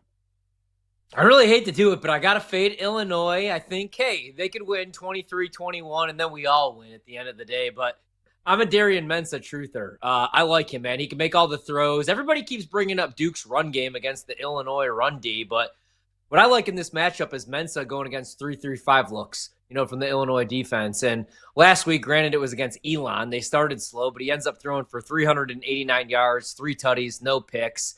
Illinois, it's kind of a surprise to see them only as a 3-point favorite. I think that's what a lot of people are thinking when they look at this spread because they went 10-3 last year. But Manny Diaz in his first year at Duke won 9 games, and they had the 10th best defense in the country in a lot of the metrics. Adjusted EPA per play allowed. They were 7th in yards per play allowed. They were a really good defense, and they only gave up 3.7 yards per carry last season. So I just don't know if Illinois is going to be able to average 5-6 yards per pop here. And I like Altmaier a lot, but he's just getting to know his new receivers. And Duke has one of the better corners in all of college football in Chandler Rivers. So give me Duke, 5-0 straight up, 4-0-1 against the spread in games 3 points or less under Diaz last year. So I'll take the Blue Devils to at least cover, but hopefully not win for your sake. All right, striking it off the Christmas card list with that wager on the Duke Blue Devils. Let's move on. Ole Miss laying now 10.5 against the Kentucky Wildcats, also at a -110 juice. The numbers nerd says this. ESPN's Football Power Index has Ole Miss at number 4 in the country, Kentucky at number 43. The offensive rating is tracked at Pro Football Focus after one game. Ole Miss number 32, Kentucky number 97. Yikes. Defensive rating, Ole Miss at number 41, but at number 19 for Big Blue Nation. So Ole Miss laying double digits, -10.5 against the Wildcats of Kentucky. Again, -110 juice. Horvat, fade or follow? I decided I'm actually going to fade Ole Miss. I get it. It's a revenge game. Really? They probably make the playoff last year if it isn't for Kentucky. I'm all the way out on Kentucky. I bet the win total under. But, I think they're going to be able to shorten this game. Their passing game is a huge liability. They can't throw the ball, but they can run the ball a little bit, and they have Deion Walker still, their defensive tackle. Ole Miss does, that is. And so I think, Kentucky, they're probably not going to be able to get anything going on the ground, but they're probably going to run the ball 3-4 yards per carry, shorten this thing up. Obviously, Ole Miss has the talent advantage. Simmons looked really good, but this is his first road start. He hasn't made one start on the road. Last week against Georgia State, they had 700 yards of total offense, but This is a little bit of a step up in class, so I like the under a lot. I bet the under 52.5. So I think that kind of correlates with Kentucky. Maybe it's a backdoor. Maybe this is like a 24-14 type game. But I actually like Kentucky with the points here. Wow, okay, that one's a bit of a shocker special. Also, I'm just now glancing at the Super Bowl ring the Philadelphia Eagles owner is wearing. I think that's the entire diamond mine in Africa they pulled to make that thing. It is ridiculous. That is enormous. That's bigger than my damn head. That's the biggest Super Bowl ring I've ever seen. All right, we're moving on. Missouri -6.5 against the Kansas Jayhawks at a -110 in a border war here. Football Power Index has Mizzou at number 19, KU at number 26. The offensive rating there at Pro Football Focus. Missouri number 7 in the country. Kansas at number 5. Defensive rating. Missouri at number 5, so top 10 in both categories, with Kansas at number 45. Again, with that background information, Missouri -6.5, taking on the Jayhawks at a -115 juice. Horvat, fade or follow? I'm going to follow Missouri, hopefully, to the window here. I laid the 6.5. We had Joe DeLeon last night on the show, and he liked Missouri and talked about the advantage they have in the trenches, and I completely agree, man. Now, Kansas has looked good, but this is a huge step up in class. So far, they've beat Wagner and Fresno. Jalen Daniels has looked really good. Helps that he's healthy. But I really like what Missouri showed last week. Bo Prabula, who is the former Penn State backup, went 23 for 28 passing, 243 yards, also had 65 rushing yards. Granted, it was against Central Arkansas.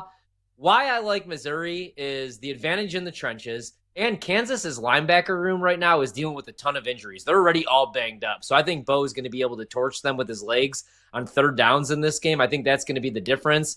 I think Missouri wins this one probably, let's go 28-21, and they just cover. So I'll go with Missouri here. All right, the game of the week, Oklahoma laying 5.5 against the Michigan Wolverines at a -110 juice. Football Power Index says is at number 23 versus number 21, Oklahoma versus Michigan. Offensive rating number 33 for Oklahoma, 42 for Michigan. Defensive rating 28 for Oklahoma, 48 for Michigan. With all that information, again, coursing through the cerebral cortex, Oklahoma -5.5 against Michigan. Fade or follow quickly. Go. I am going to follow Oklahoma. I like John Mateer. I don't think he's going to be able to throw for 350 against this Michigan defense, but I worry about Bryce Underwood, who looked great. True freshman, 21 of 31 passing, 251 yards against New Mexico, but now he's on the road against a Brent Venables defense. Give me Oklahoma to cover. All right, we're going to have opening thoughts on the kickoff and football flames, lames, and shocker specials and fantasy running back coming up next right here at BetMGM tonight on the BetMGM Network. We'll be right back with more bets, more sweats, and more fantasy right here on BetMGM tonight on the BetMGM Network.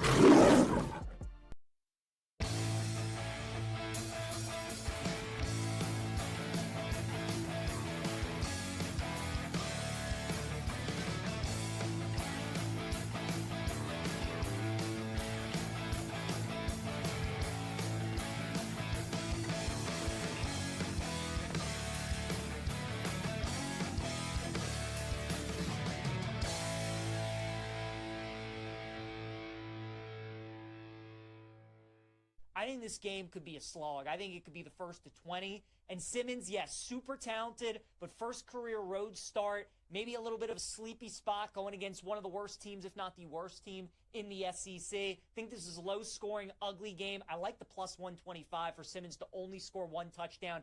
I think Kentucky's going to keep everything in front like they did last year when these teams play. They didn't really let any of those explosive plays that Ole Miss usually has beat them. They made the Rebels work their way down the field. I do think they do the same thing again on Saturday, and if they do, hopefully Ole Miss, if they do find the end zone, run it in instead of throwing it in. So I'll go under 1.5 passing touchdowns for Austin Simmons at +125. Let's go with DJ Lagway to have 300 or more passing yards against South Florida on Saturday at +180. So we're taking an alt on DJ Lagway's pass yards.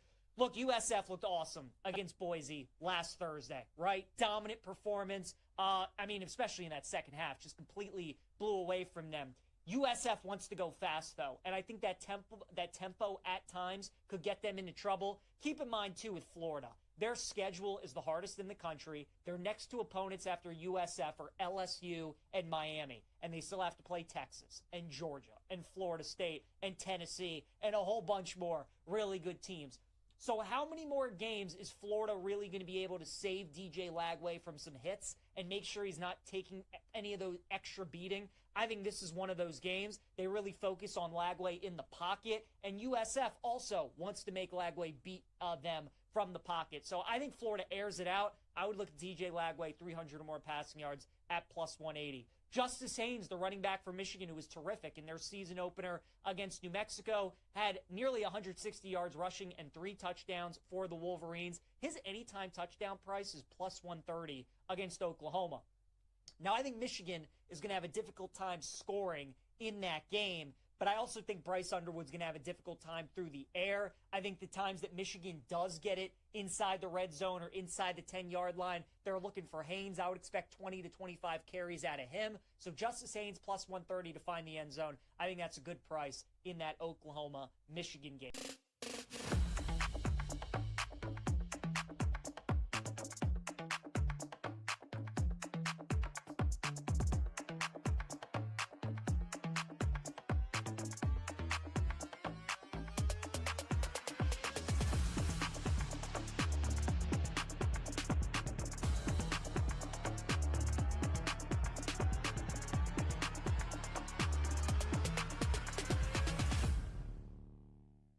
any other teams that stand out, whether it's win total, Super Bowl, where they can't stop betting them? Yeah, definitely Denver. Denver's a team that I bet over 5.5 wins last season. They started 0-2. There was a lot of trouble in paradise there, but they righted the ship. They actually ended up making the playoffs. And now everybody seems to be picking them again this season. More money came in on their win total yesterday at the book. They're a very popular week 1 play. I'm guessing they will be the number 1 play in Survivor this week, guys. We talked about Survivor. Denver is a team getting a lot of publicity, a lot of play in the futures market, but that is a really tough division. We think the Raiders are going to be better this year, and we know that the Chargers are going to be good, and obviously Kansas City is going to be in the mix for the Super Bowl again. So I would say Denver's a team. It's already, in my opinion, they're overpriced a little bit. I think there's probably a better place to go for your futures bets, but they're a very popular team. And then one team getting a lot of sharp play in the last, call it 10 days, is the New York Giants. The New York Giants over their win total. They got a lot of good players on defense. We'll see what happens at quarterback there. The Cowboys maybe taking a step back this season without Micah Parsons, but Washington and Philadelphia do look very good in that division. Giants do have a tough schedule, but there is a lot of talent there, and they were a massive underachiever last season. So it does make sense people will be looking to bet them over this year.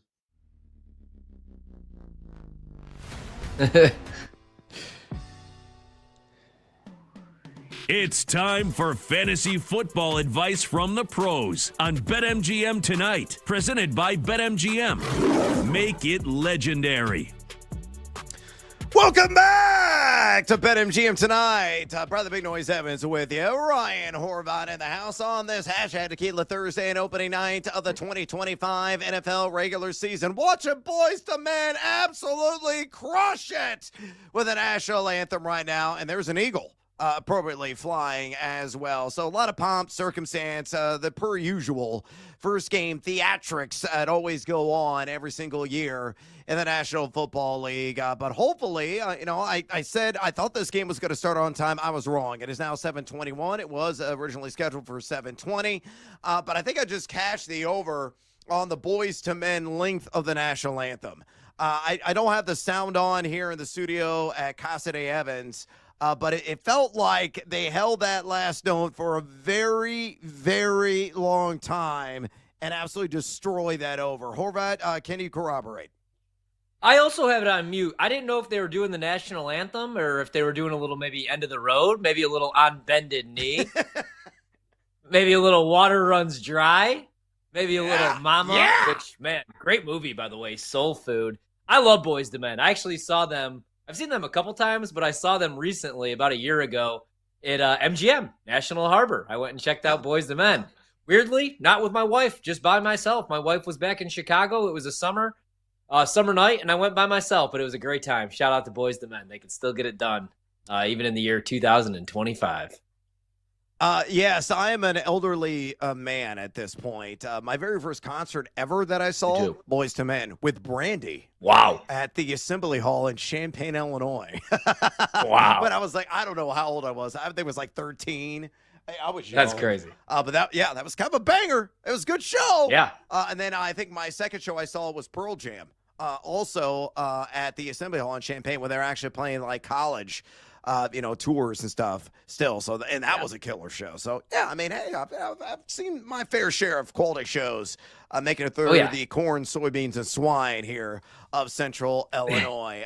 We got to wind you a road to a win in Fantasy Football Week 1 to get you started off the season on the right foot. So what we're going to do in this segment, of course, we'll break in if there's anything going on, and we may even do a live dive. That's how the show rolls here on BetMGM tonight when there is a live sports action on. Of course, we got Thursday Night Football. The kickoff's about to commence. Jake Elliott's about to boot it. I have a ticket on him over 7.5 kicking points. Too bad he can't split the uprights and accounts for something here on this kickoff. But we're going to do fantasy flames, lames, and shocker specials at the running back position to get you prepared with your lineups and getting them set for the main slate, the bulk of the action, of course, coming up on Sunday in Week 1. And we got a game tomorrow night We're going to be ultra sweaty on numerous bets down in Sao Paulo, Brazil, between Kansas City and the LA Chargers. So here's a requirement to be a fantasy flame. Under 60% started in Yahoo League. So who at the running back position do you feel is going to overachieve? All right, this is well under 60%, man, because this is 3% started this week, and it's Jordan Mason against the Bears. Here comes my hero. I'm rolling with him over J.K. Dobbins, I decided this Sunday, so hopefully he doesn't let me down, or I should say Monday. I love Aaron Jones, but I think the Vikings are going to want to take some work off him. He's 30 years old. He did have a career-high 306 touches last year, and until Jordan Mason suffered that injury, filling in for Christian McCaffrey in San Francisco the first 7 games, he was averaging 95 rushing yards, 3 touchdowns, and now, he's playing in this Minnesota offense with Kevin O'Connell calling plays. Week 1, we don't really know what we're going to get from this Bears defense yet with Dennis Allen taking over as defensive coordinator. So I think Jordan Mason could get in once, maybe twice. I like Jordan Mason quite a bit against the Bears. Yeah, I think it's an excellent call. I'm probably going to bet on him anytime touchdown market. If it's at minus money, I think is it at minus money? I haven't checked on BetMGM lately, but I may have to find another leg to parlay it. So reduce the juice, get seduced by the juice. But I do believe he's going to cross the chalk as well. And a guy that's kind of built similarly to Jordan Mason, and I think it's going to be utilized in almost identical capacity. I'm popping off and hoping to make some bank on Tank Bigsby of the Jacksonville Jaguars taking on the Carolina Panthers. He's only 6% started right now in Yahoo leagues, and certainly he's got some flexy, sexy appeal. You look at Betalytics, Rachel Krychek, our buddy there, has got it projected for 46.3 yards and a 39.9% chance of splashing 6. I think the end zone is going to happen. I really feel confident about that. Why? Carolina was terrible. They were rubbish defending the run last season. Dead last in historic fashion in rush EPAD. They enter the NFL regular season with the 4th worst defensive line as forecasted by Pro Football Focus. Again, more specific, Carolina gave up 148.2 rush yards per game, 5.2 yards per carry to the running back position, and 21 touchdowns combined last year. And Bigsby was ultra efficient. Number 3 in yak per attempt, number 11 in missed tackles forced. And what makes that missed tackles forced number all the more impressive, he only had 168 rush attempts. So I know he's a co-starter with Travis Etienne, but I think he's going to get at least 11 to 13 carries, and I think one of them is going to find the end zone. Put me down for like 50 and a touch at a minimum for Tank Bigsby. He's going to pop off in week 1. All right, flip side of the coin, the fantasy lames. Guys starting over 50% of Yahoo leagues you feel are going to disappoint. Who was that? I was a little surprised to see DeAndre Swift, 60% started in my league in ESPN. And I saw an article pop up that he was a must start. I got to disagree here, man, going against this Vikings defense. I'm not sold that he's going to be the guy. Everybody keeps bringing up the relationship and him being familiar with the Ben Johnson offense. Let's not forget back in 2022 when Ben took over as play caller, he only had 99 rush attempts in 14 games. The next year, they shipped him off. Last year, Caleb Williams against the Vikings had maybe the best game, of his career, of his rookie season, completed 32 of 47 passes for 340 yards, 2 touchdowns. The Vikings won the game in overtime, but the Bears fought. They lost 30-27, and it's because nobody's blitzed more the last 2 years than the Vikings. And that's what I think Brian Flores is going to look to do again here.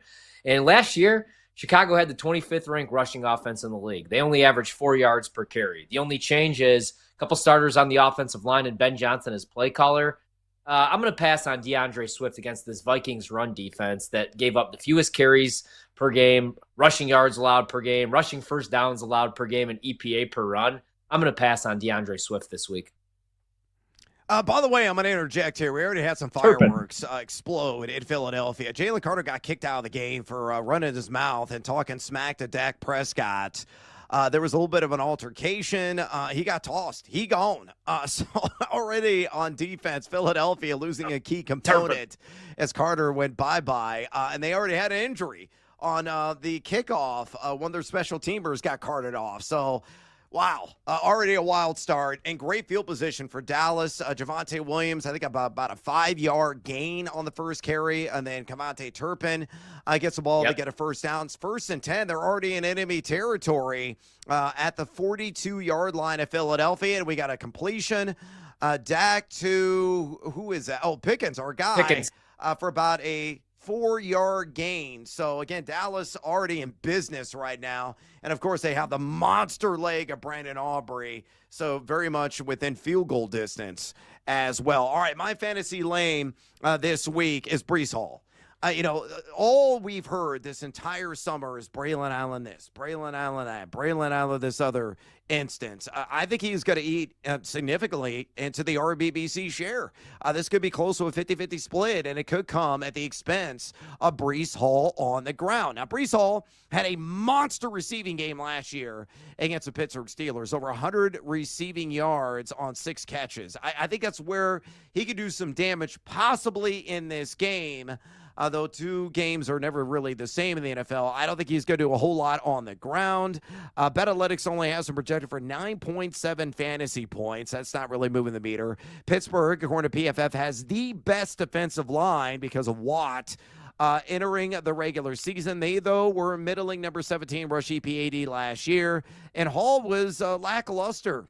And it's several advanced analytics. Number 24 in yak per attempt last season, 21 missed tackles for us. I think he's going to have a down week, and he's 85% started right now in Yahoo League. So there's no guarantee he's going to put up big numbers. Wow. CeeDee Lamb down to the 1-yard line. Dak is already dealing. 1st and goal, Dallas Cowboys. I said off air, I was telling Brando, our producer, I'm like, man, I got a gut feeling Dallas is going to show up in this game. And again, with that wild start, Carter getting kicked out, they had the injury. They're in business, and they're taking advantage as Dak tries to throw it up. That's got to be defensive pass interference. And CeeDee Lamb was being draped. Jackson was holding him. So that was a little bit of a fade there in the corner of the end zone. I doubt they're going to go to that again. My guess here is this could actually be, wouldn't it be great if it's a tush-push by Dallas to score the first touchdown in Philly against the Eagles? Wouldn't that be poetic? It would be great. Give it back to Turpin. Reward the man for the early gadget stuff. A lot of pre-snap motion with him. He's gotten 1 touch. Give it to the man. Give me my plus 830 anytime, and I'll be a happy man. Although it looks like they're going to go single back formation here. Yep. Dak under center. We're going to go with the fullback in motion. And is that Javonte? Damn it. Javonte Williams in. First touchdown of the season goes to Javonte Williams of the Dallas Cowboys. A guy that I crapped on.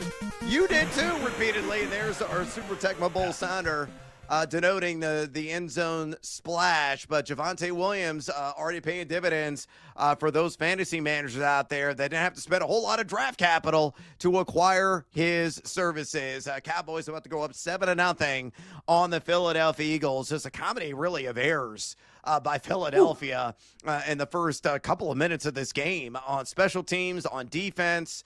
With that ejection from Carter and putting Dallas instantly in business, and they took advantage and punching it in. 7-0, shocker. Dallas Cowboys over the Philadelphia Eagles. So Philadelphia is going to get the ball back with a chance to answer. All right, quickly, shocker special here. Under 10% starting Yahoo leagues. Who's your running back pick? I want to go real deep because I had a dream that Keaton Mitchell scored a touchdown. He's only rostered in 1.8% of leagues. I know right now he's technically running back 3 on the Ravens depth chart, and they do have a absolute stud, obviously, in Derrick Henry. But Derrick Henry's 31 years old, man. More than 2,500 career rush attempts. And when he came back from his knee injury at the end of last season, he wasn't fully back in form. But he looked really good in the preseason. 9 carries only, but for 68 yards and a touchdown. His first 2 years, man, 2023, before the knee injury, 8.4 yards per carry. Even if it's just a couple touches, he could take one to the house. I stashed him in a dynasty league. I like Mitchell quite a bit. Yeah, man, guy's got some wheels. There's no doubt about it. I was religiously, a couple of years ago, betting on Keaton Mitchell over on longest rush. In a game, because usually he's around like 7.5, 8.5, and dude would break off a 10, 15, 20-yarder. consistently. And that's a market I'm probably going to have my eye on yet again. And I agree, in a deeper, challenging format, he's a guy that could show up, show out if he gets the opportunity this year. And it's all going to be tied to the football Frankenstein's health. I love Chris Rodriguez. He's actually less than 1% started right now at Yahoo Leagues. Again, people are asleep at the wheel. They're all about Ja'Cory Krosky-Merritt because they spent exorbitant amount of draft capital to acquire his services. Rodriguez is going to be the short yardage and goal line guy. That's coming from Dan Quinn's mouth, not mine. He was ultra efficient. I know it was on limited touches, 35 rush attempts last year. He was number 5 in yak per attempt. He forced a missed tackle 40% of the time. And a guy who is trimmed down. He's reportedly much faster. Remember, he hit over 20 miles an hour on that touchdown run that he had in preseason week 2. Yeah, the Giants, who he's facing this week, have the 3rd best defensive line as projected by Pro Football Focus entering the regular season. They, though, were a modest number 19 in rush EPAD last year. I think Chris Rodriguez gets around 10 to 12 touches in this one. I think he's got a good shot at 50 combined rushing and receiving yards, and I think he finds the end zone as well. I also bet the over, and I grabbed it earlier in the week at 26.5 rush yards, and that thing has been moving all about. It's been up as high as 31.5. Again, it was as low as 25.5, and I think right now it's exactly in the middle, like 28.5 at BetMGM. Anybody's best guess what Dan Quinn's going to do in his offensive backfield, but I think Rodriguez is going to set the pace week 1 in total fantasy scoring. Do you agree or disagree with that? And I don't think you're a big fan of JCM. No, I would go with Rodriguez, man. I like the anytime touchdown look, and, if you have to go with any Commanders running back this week for fantasy purposes, for me it would be Chris Rodriguez. Knows the offense. I think he's going to get the goal line, the short yardage work, because he's got about 10, 15 pounds of muscle on Bill. And, like with Jaden Blue, man, had a great camp. I'm not comparing him to Krosky-Merritt, but everybody was hyping up Jaden Blue a couple weeks ago as well, and he's not even active tonight. Takes these rookies a little bit of time, so I would roll with Chris Rodriguez. I think he's very underrated. Yep, I totally agree with that viewpoint. All right, we got to take a little siesta here on BetMGM tonight. When we come back, Flames, Lame, Shocker specials, a wide receiver and tight end, and we'll give you an update in Philadelphia with the Cowboys up 7-0. Stick around. This is BetMGM tonight on the BetMGM Network. Don't go anywhere. Brad Evans and Ryan Horvat will be right back with more Wagertainment on BetMGM tonight on the BetMGM Network.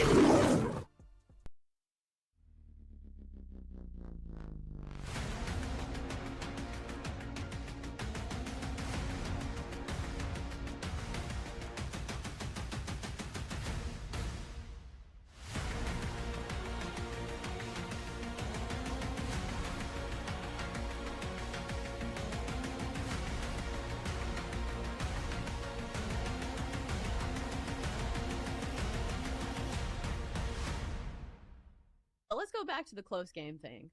Do you think that is a reason for concern going into this year? Or do you say, hey, Jayden Daniels is really clutch, and there is a reason they won all those games, and they were close games? Because the thing that stands out to me as well is that, some of these games are not against good teams. They barely got past, the Saints, and, the Bears at the time were not a great team either. So when you're talking about winning a division, it's not just going head-to-head with, the Eagles. You still have to win other games. And that's, I think, my question for the Commanders is that can they live a little bit more to the point where they're beating teams soundly as opposed to just scraping by in the last 2 minutes of a game?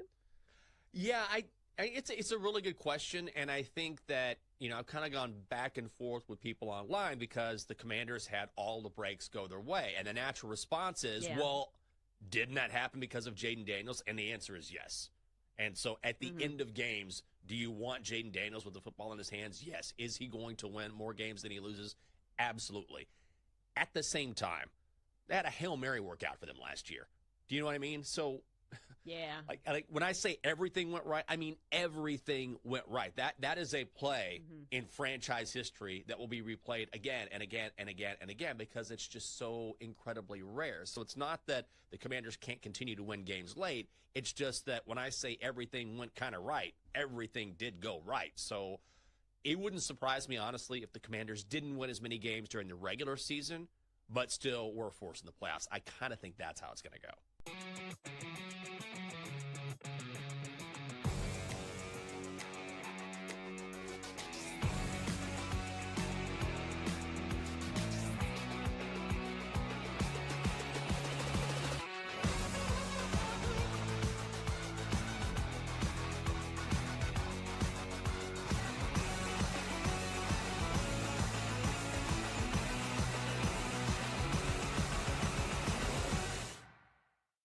Coach of the year. I looked further down the board. So Cohen and Carroll, I'm interested at those numbers, 14 and 16. But the favorite usually does not win. It's usually laughable at the end of the year when you go back and say, hey, remember who the coach of the year favorite was? Yeah, it was the Eberflus last year.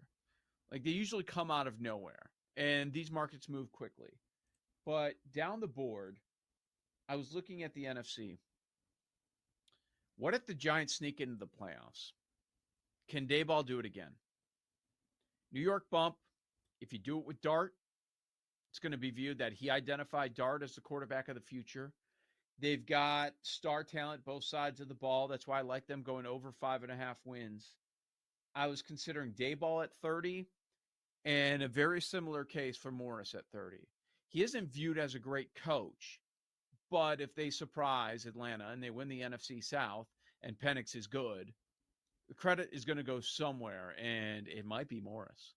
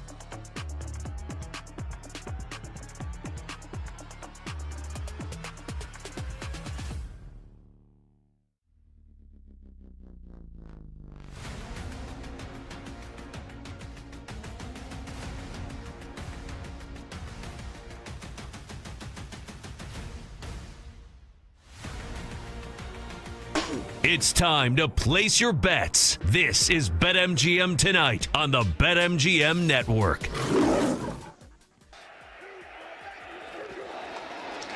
Gives to Williams, left side, into the end zone for the season's first touchdown.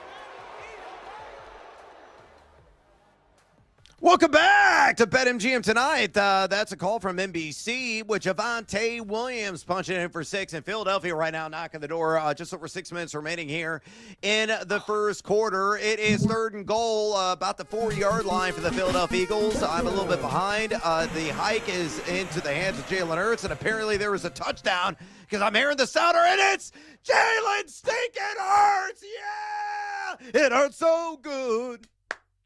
Come on, Jalen, make it hurt so good. Heck yeah, baby. The answer for the Philadelphia Eagles is Hurts calls his own number. Again, he scored 14 times last year. Parlay Pete loved him tonight. I loved him tonight on the ground. That's why he was a parlay leg. If you bet individually, I think the juice was like minus 110-ish at BetMGM at close to the anytime score, and it comes in with some cold, hard cash.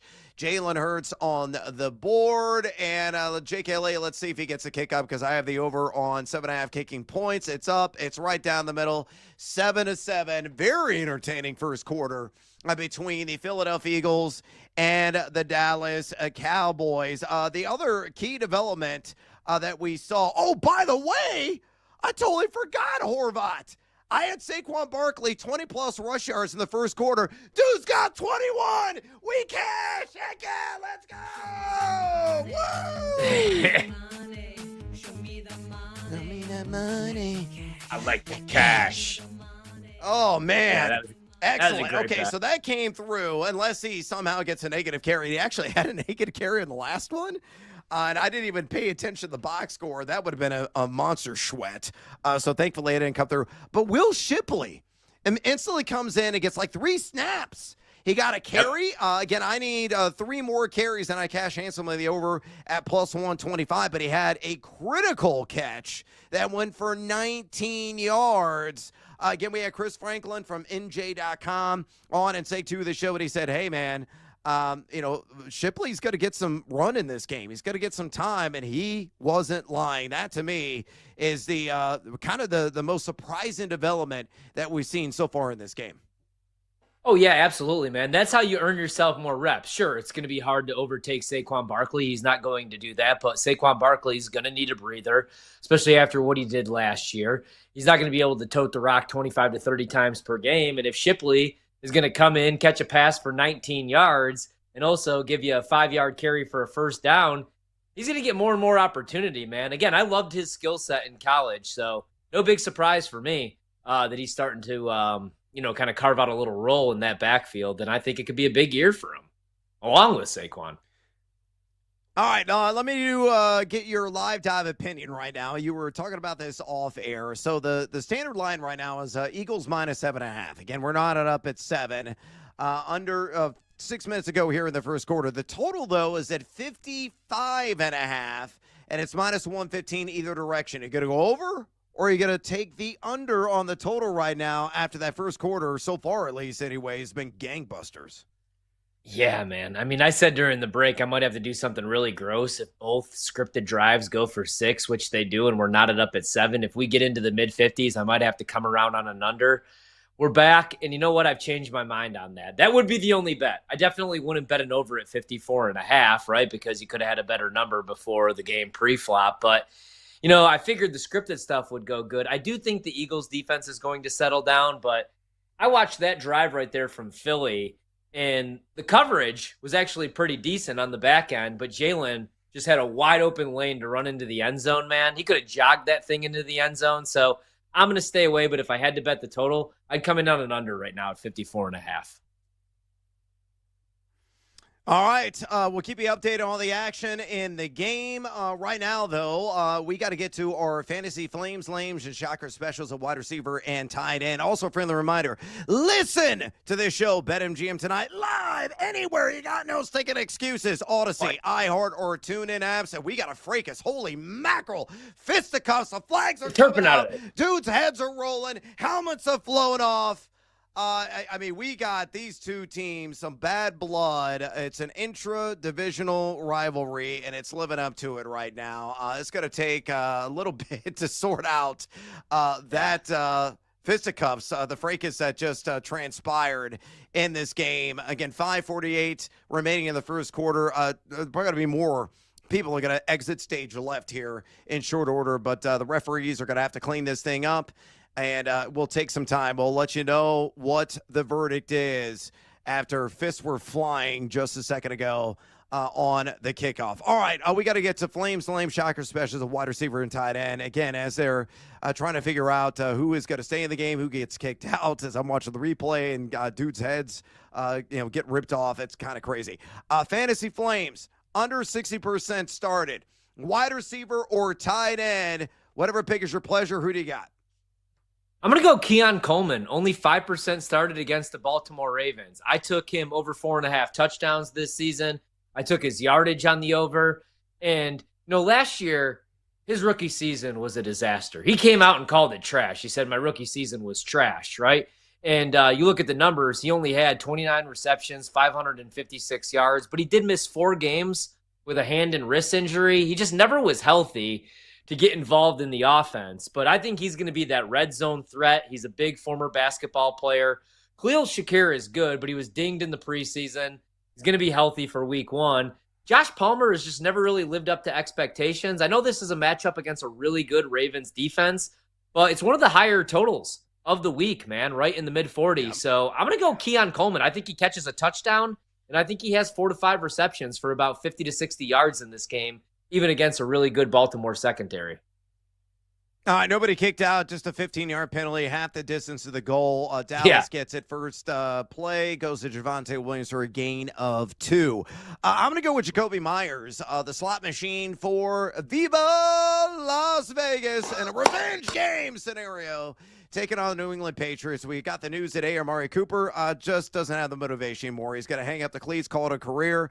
But it wasn't really going to impact Myers anyway. A guy that was wide receiver 20 in fantasy points per game last season in PPR leagues. He was number 18 in contested catch rate, number 2 in total route wins, number 21 in EPA as well. It's going to get some Marcus Jones in coverage. Marcus Jones outside the top 50. Oh, wow, what a grab by CeeDee Lamb. Holy mother of the football gods. Did he come back and just snatch that out of the air for another big game? Like, Dallas, man, they're just dealing right now. And I think Myers will do the same. I got him projected for 5 catches, 66 yards, and a touchdown.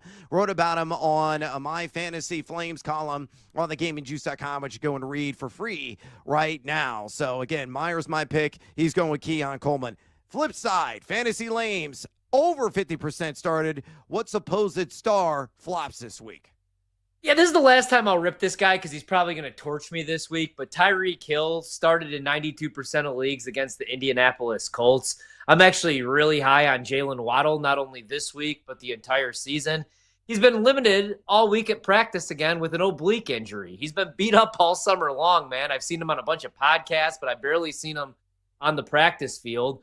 And we talked about this the other night. Tua, the first presser or time he took the podium at camp, he said Tyreek needs to earn the trust of his teammates. So I'm going to pass on him against the Colts. I like Waddle a little bit more. All right, I'm going to say scary Terry McLaurin, who's going to put a fright on his fantasy managers. Long layoff. That could play a factor for him, taking on the Giants. 90% started. And here's what's kind of crazy about McLaurin. Now, 9 career games against the G-Men. A really awesome line. 5.4 receptions per game, 72.1 yards per game with 4 total touchdowns. Going to face a lot of Deontay Banks in coverage. And Banks kind of had his number last year. He only went 6 catches for 22, no touchdown in the first game. The second game, yes, he had the 2 touchdowns, but only 2 catches for 19 yards.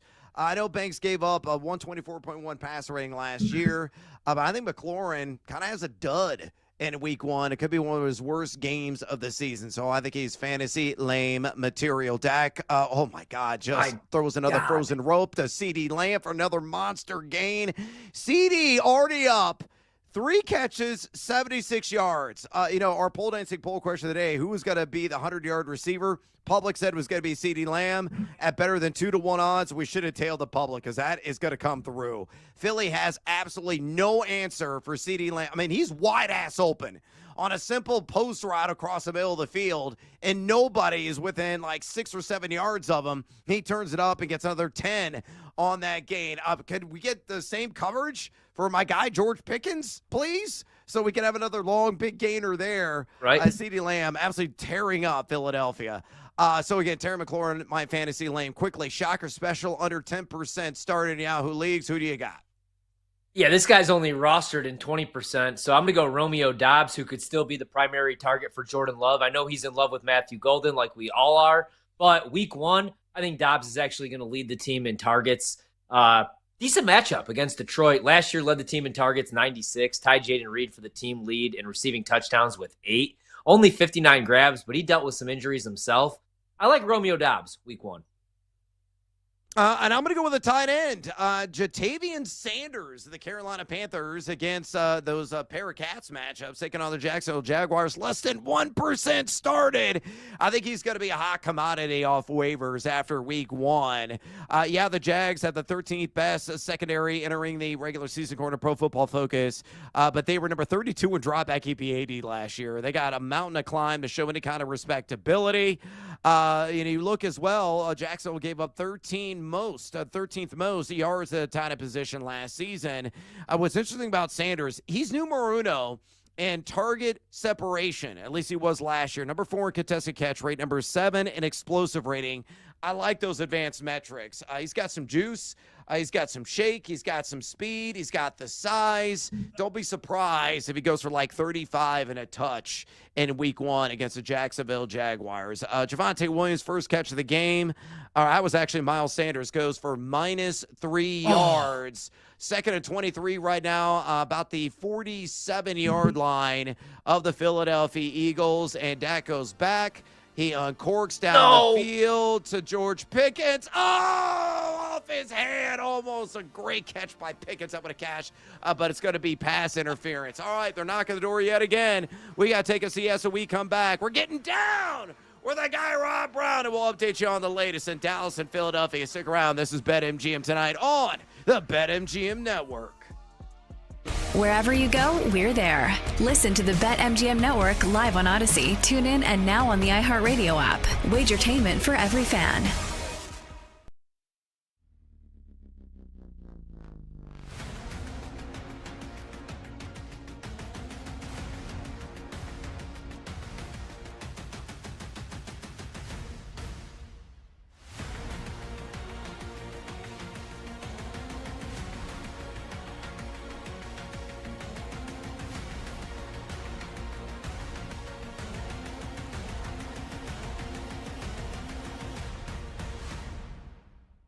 Generally, it's not the best idea to bet on the teams that you cheer for. I think a lot of people would tell you that. As far as last week, I really believed Texas was going to win, and a lot of people did. But you know what? That's betting. Ohio State was a better team last week, so full credit. But generally, it's something I stay away from. Like once in a blue moon. Also, I think the beginning of the season had a lot to do with that, right? Like it's the first week. You get caught up in the excitement. You know, you want to maybe have a little something on the game, whatever it is. But I normally would not do that. So I understand the temptation, but it's generally better if you kind of veer away, at least in my view.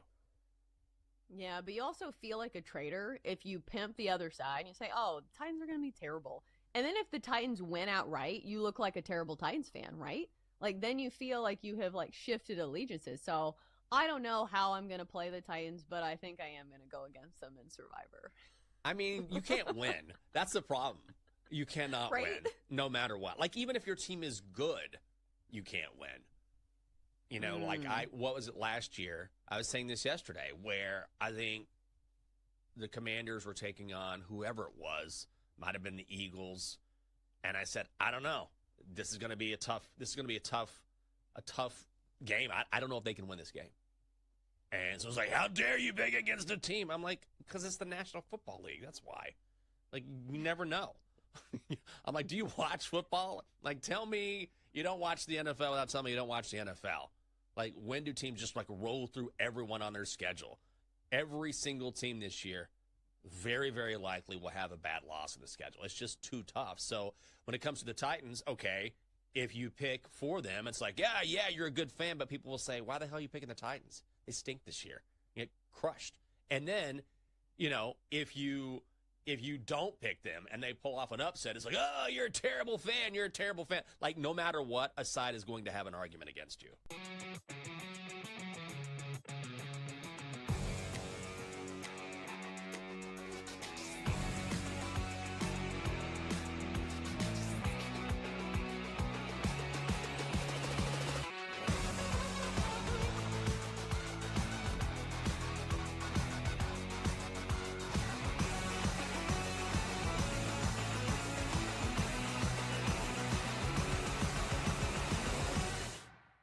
One quarterback that it surprised me a little bit when I started looking at the ADP and all the projections that are out there. And I was wondering if you're with it. And I'm talking about Justin Fields. He was going around 9, 10. People obviously think fantasy points wise, okay, they're going to decide to use his legs there in New York. What are you thinking with Fields this season?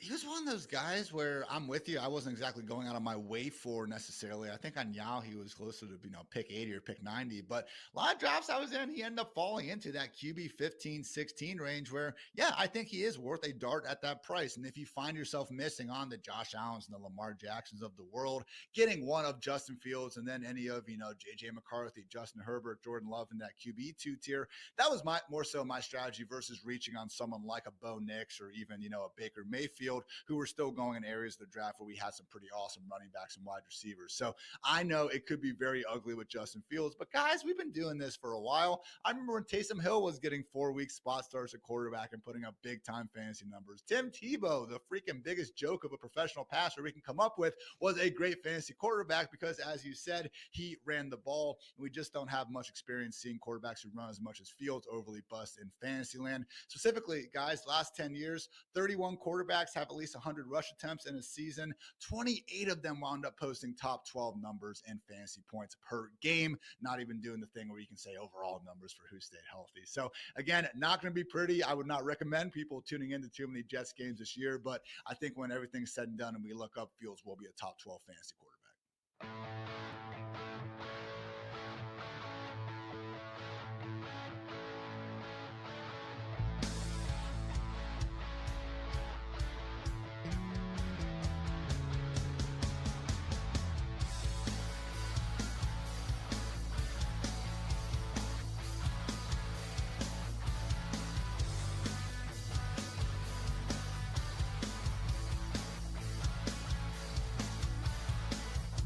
Time to bet and sweat. The sweat is on. Yeah, the sweat is on. With your host, the big noise, Brad Evans. I got to duplicate that. No way. No shot in the HE-double-O hockey sticks. And the mad better Ryan Horvat. You don't got to bet every game. That's how you see those guys that live under the bridge? They lay 25.5 with UNLV week 0. It's BetMGM tonight on the BetMGM network. Make it legendary. Welcome back to BetMGM tonight. Brad the Big Noise Evans with you. Takes off. Jalen Hurts. Touchdown, Philadelphia. And you hear the call there on Jalen Hurts splashing 6 with the legs. And we got another touchdown from the Dallas Cowboys. And from who? Again, juggernaut Javonte Williams. That's what I officially called him when he was with the Denver Broncos. Never really delivered on the hype, but all of a sudden he's kind of tapping back into the player we saw come out of North Carolina a few years ago. 8 carries, 34 yards, and 2 tutties. Outstanding start for him, 14-7. The Dallas Cowboys up with the Philadelphia Eagles. I already tweeted this out. I'll ask you the question, Horvat. Juggernaut Javonte Williams for Bijan Robinson. Who says no?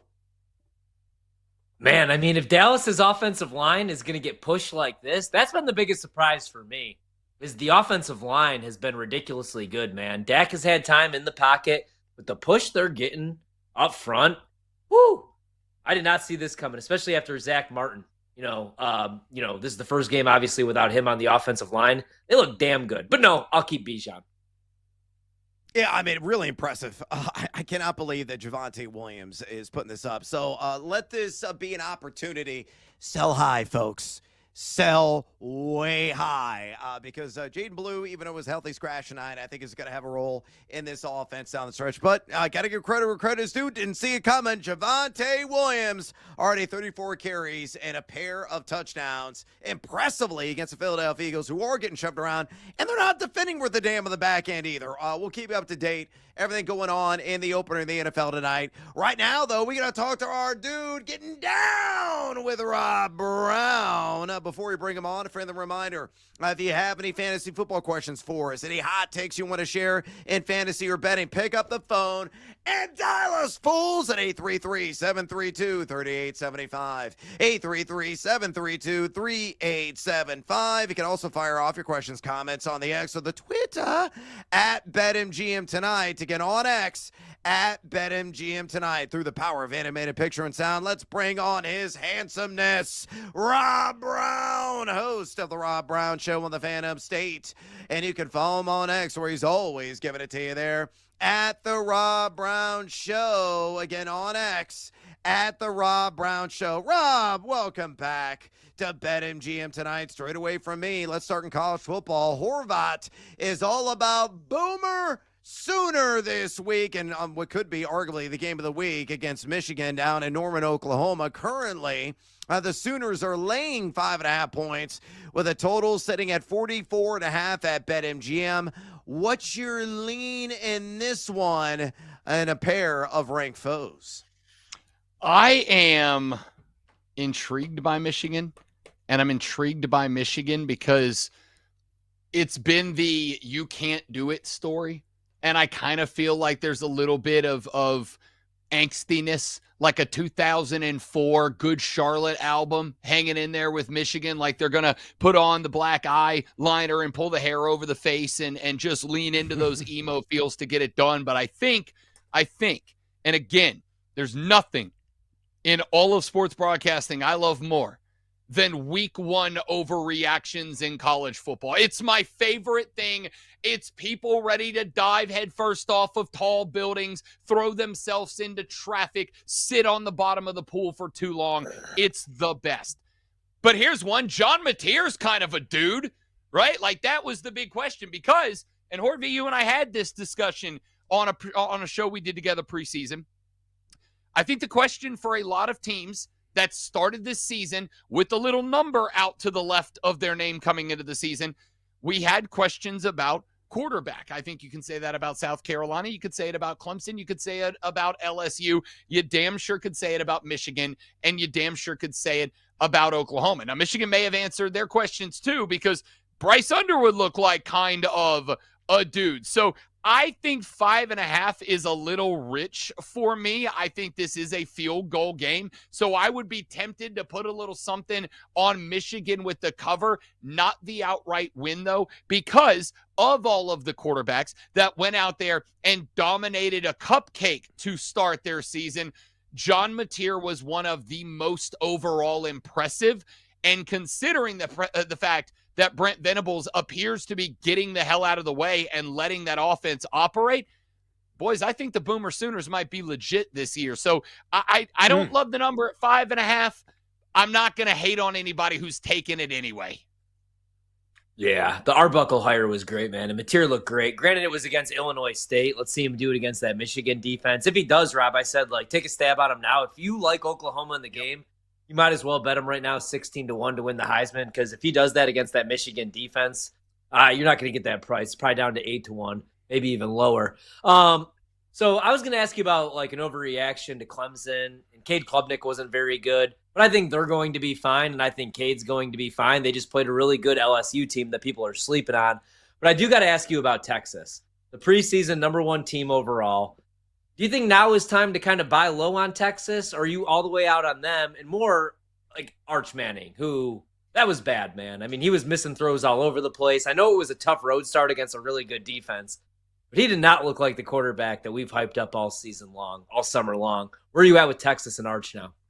Well, first off, I totally agree. Second off, since you said I was going to ask you about Clemson, but then I decided to not and decided to move on, I'm going to go back and talk about Clemson for just a moment anyway, Ryan Horvath, because I'm a big fat jerk, and that's what I do. I get it. I get it, because everybody has been all in on Cade Klubnik, and that's fun, and that's great, and that's spectacular. Cade Klubnik, in his career against Southeastern Conference team, Ryan Horvat, 2-5, 3 touchdowns, 8 interceptions. Why are we saying he's going to be fine? Because he hasn't been fine in the biggest games. Now, there's a lot more to that Clemson game I think we have to talk about.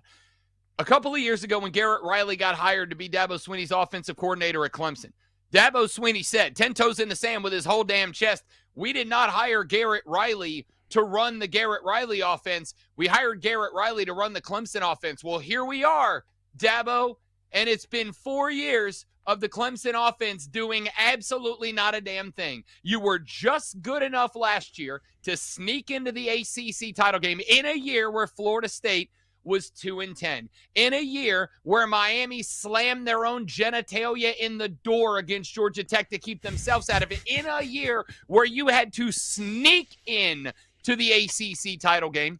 You then went down to the wire against, and all due respect, because I love Kevin Jennings and I love Rhett Lashley, but you went down to the wire with newcomer SMU to backdoor your way into the national championship playoffs.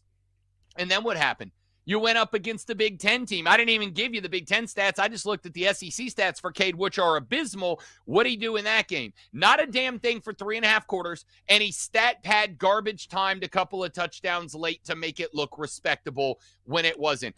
I got to tell you, Horvat, I think we got to move on past this. Cade's going to be fine because Clemson, for 3-4 years now, has just run face first into a brick wall, gotten up, bloodied, beaten, battered, and bruised, and then run into the same brick wall again. I understand that the Dabo Swinney stubbornness is what made him so endearing for so long to Clemson fans. Dear Tigers, it's the reason you're losing now, because Dabo wants to keep doing the same things over and over, despite the fact that you are not getting different results. And I believe that there's an old catchphrase about doing the same thing over and over and expecting different results. What's that? It's the definition of insanity. Here we go again, Clemson fans. You're going to go undefeated in the... Actually, I take that back. I was going to say undefeated in the ACC. Horvat, right now, Florida State or Clemson if they played this weekend? I probably would bet Clemson. Not me. Really? Why? What about Clemson this weekend says they're going to beat a team in Florida State that beat the dog snot physically out of Alabama this weekend? What about those two teams says Florida State would not just run into, through, and around? I like the front seven for Clemson. I still do. Wade Woodaz was like the only good thing Clemson. Sammy Brown, like the only good things Clemson had going for him. But Florida State made Alabama's offense disappear after drive number 1. Cade Klubnik again, 2-5, 3 tutties, 8 picks against big-time football defenses. And you're going to pick them right now to win this conference? I'm out, buddy. I'm out. All right, so now I really do want to ask you about Texas and Arch, though, right? Because I don't think it's just an overreaction. He was really bad in that game. Sark was outcoached in that game. Also, like my biggest takeaway watching the game again this morning, those 2nd and 10, 2nd and 8 runs were very telling. I don't think Sark trusts Arch to make the throws. How could you? Here's the issue you have with Arch. And I do want to be very clear. I'm not going to bring it down on Arch because Arch isn't the one hosting Southeastern Conference radio shows on ESPN telling everybody Arch is built different, is he, Paul? Knock it off, Feinbaum. Even Ric Flair is out here dunking on you, telling you don't know what you're talking about. Thank you, Nature Boy. I appreciate you. Woo! Look, my man sat for 2 years. A couple of weeks ago, Horvey, you got after me a little bit when I said I thought it was more than fair for Steve Spurrier to ask the question, if Arch Manning is indeed Texas's football Jesus, how did he not beat out Quinn Ewers? And you went and made 19 different excuses and reasons why that was the case. I'm here to tell you, buddy, he didn't beat out Quinn Ewers because Quinn Ewers was a better quarterback.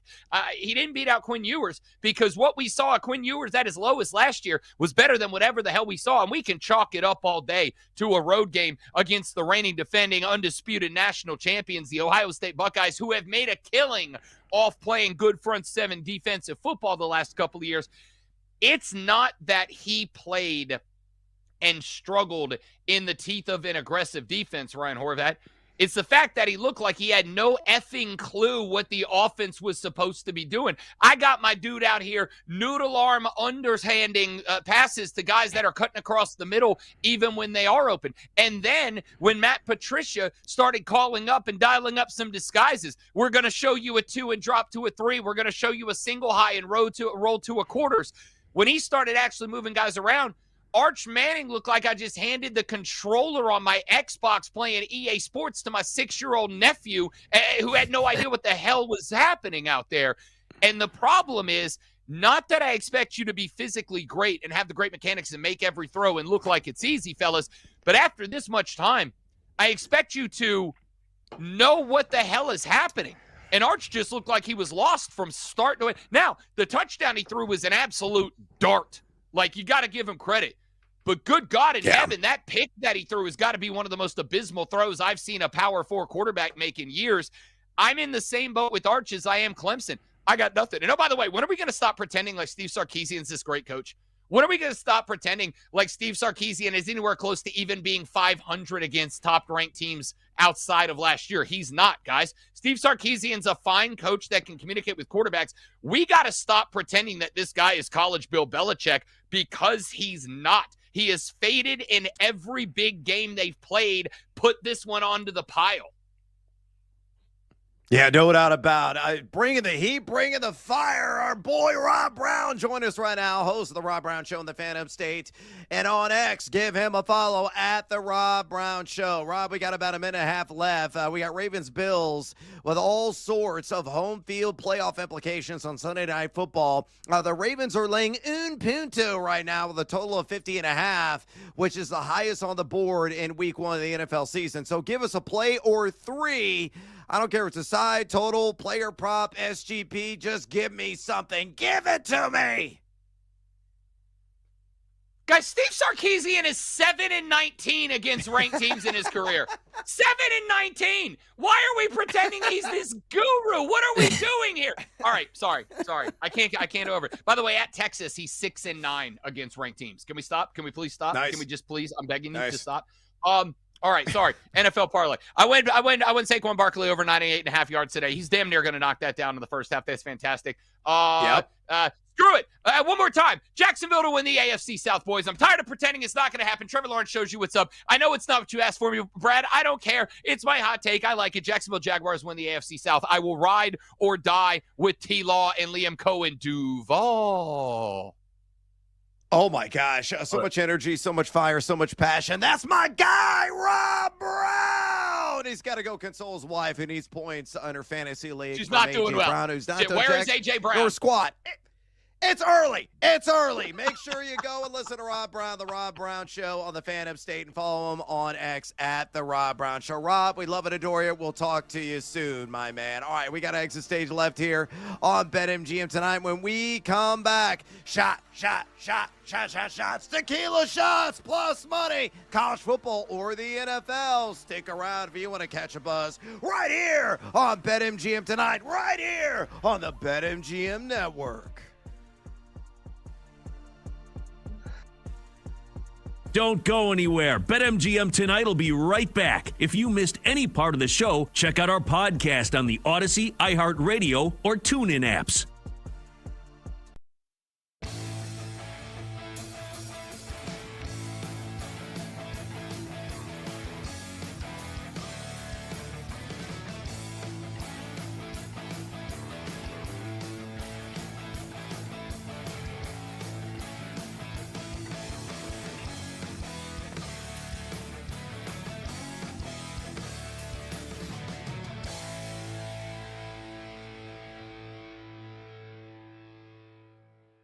I think this game could be a slog. I think it could be the first to 20. And Simmons, yes, super talented, but first career road start, maybe a little bit of a sleepy spot going against one of the worst teams, if not the worst team in the SEC. I think this is a low-scoring, ugly game. I like the plus 125 for Simmons to only score one touchdown.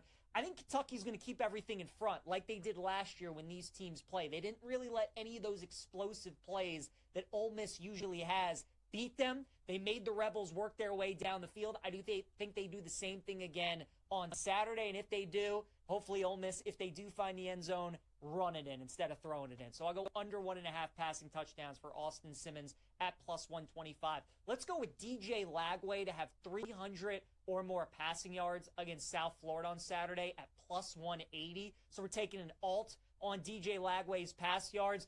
Look, USF looked awesome against Boise last Thursday, right? Dominant performance. Especially in that second half, just completely blew away from them. USF wants to go fast, though, and I think that tempo at times could get them into trouble. Keep in mind, too, with Florida, their schedule is the hardest in the country. Their next two opponents after USF are LSU and Miami, and they still have to play Texas and Georgia and Florida State and Tennessee and a whole bunch more really good teams. So how many more games is Florida really going to be able to save DJ Lagway from some hits and make sure he's not taking any of those extra beating? I think this is one of those games. They really focus on Lagway in the pocket, and USF also wants to make Lagway beat them from the pocket. So I think Florida airs it out. I would look at DJ Lagway, 300 or more passing yards at plus 180. Justice Haynes, the running back for Michigan, who was terrific in their season opener against New Mexico, had nearly 160 yards rushing and 3 touchdowns for the Wolverines. His anytime touchdown price is plus 130 against Oklahoma. Now, I think Michigan is going to have a difficult time scoring in that game, but I also think Bryce Underwood's going to have a difficult time through the air. I think the times that Michigan does get it inside the red zone or inside the 10-yard line, they're looking for Haynes. I would expect 20 to 25 carries out of him. So Justice Haynes plus 130 to find the end zone. I think that's a good price in that Oklahoma-Michigan game.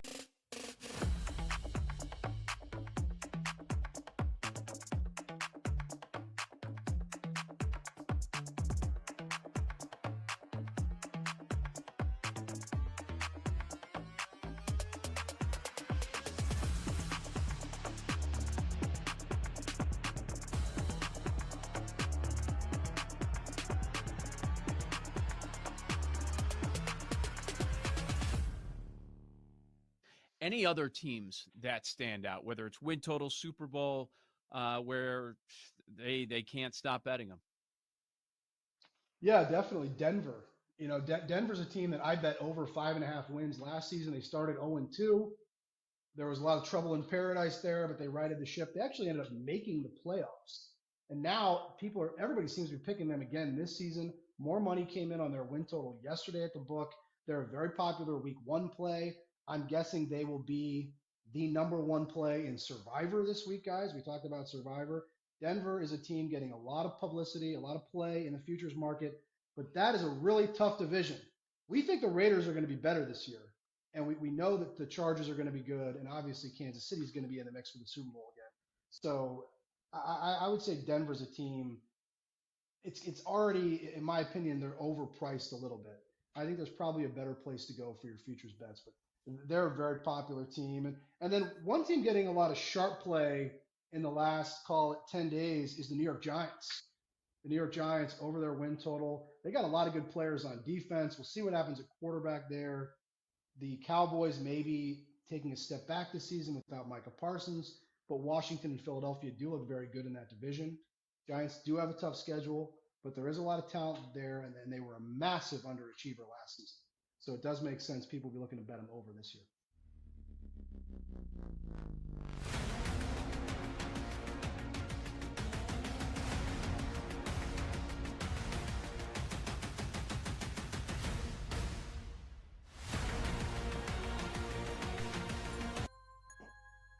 It's time to place your bets. This is BetMGM Tonight on the BetMGM Network.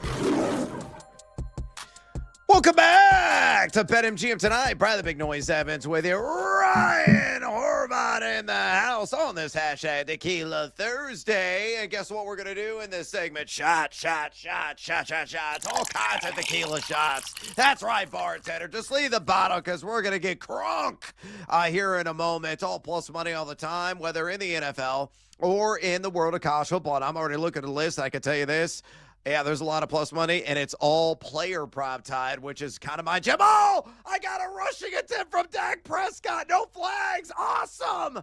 So an impromptu opportunistic scramble. Why is that important? Well, my Sledgehammer special had Dak over 1.5 rush attempts with Philly minus 2.5. I might be sweating out the Philly minus 2.5 because the defense ain't looking so hot so far in this game for the Eagles, whether defending the ground. Javonte Williams having a monster first half, 8 carries for 34 yards and 2 touchdowns. Dak Prescott with that carry for 3 yards. Turpin's already got 2 carries for 9 as well. CeeDee Lamb uncontainable. 3 targets, 3 catches for 76. Turpin also has a catch for 16. Pickens only 1 grab for 6.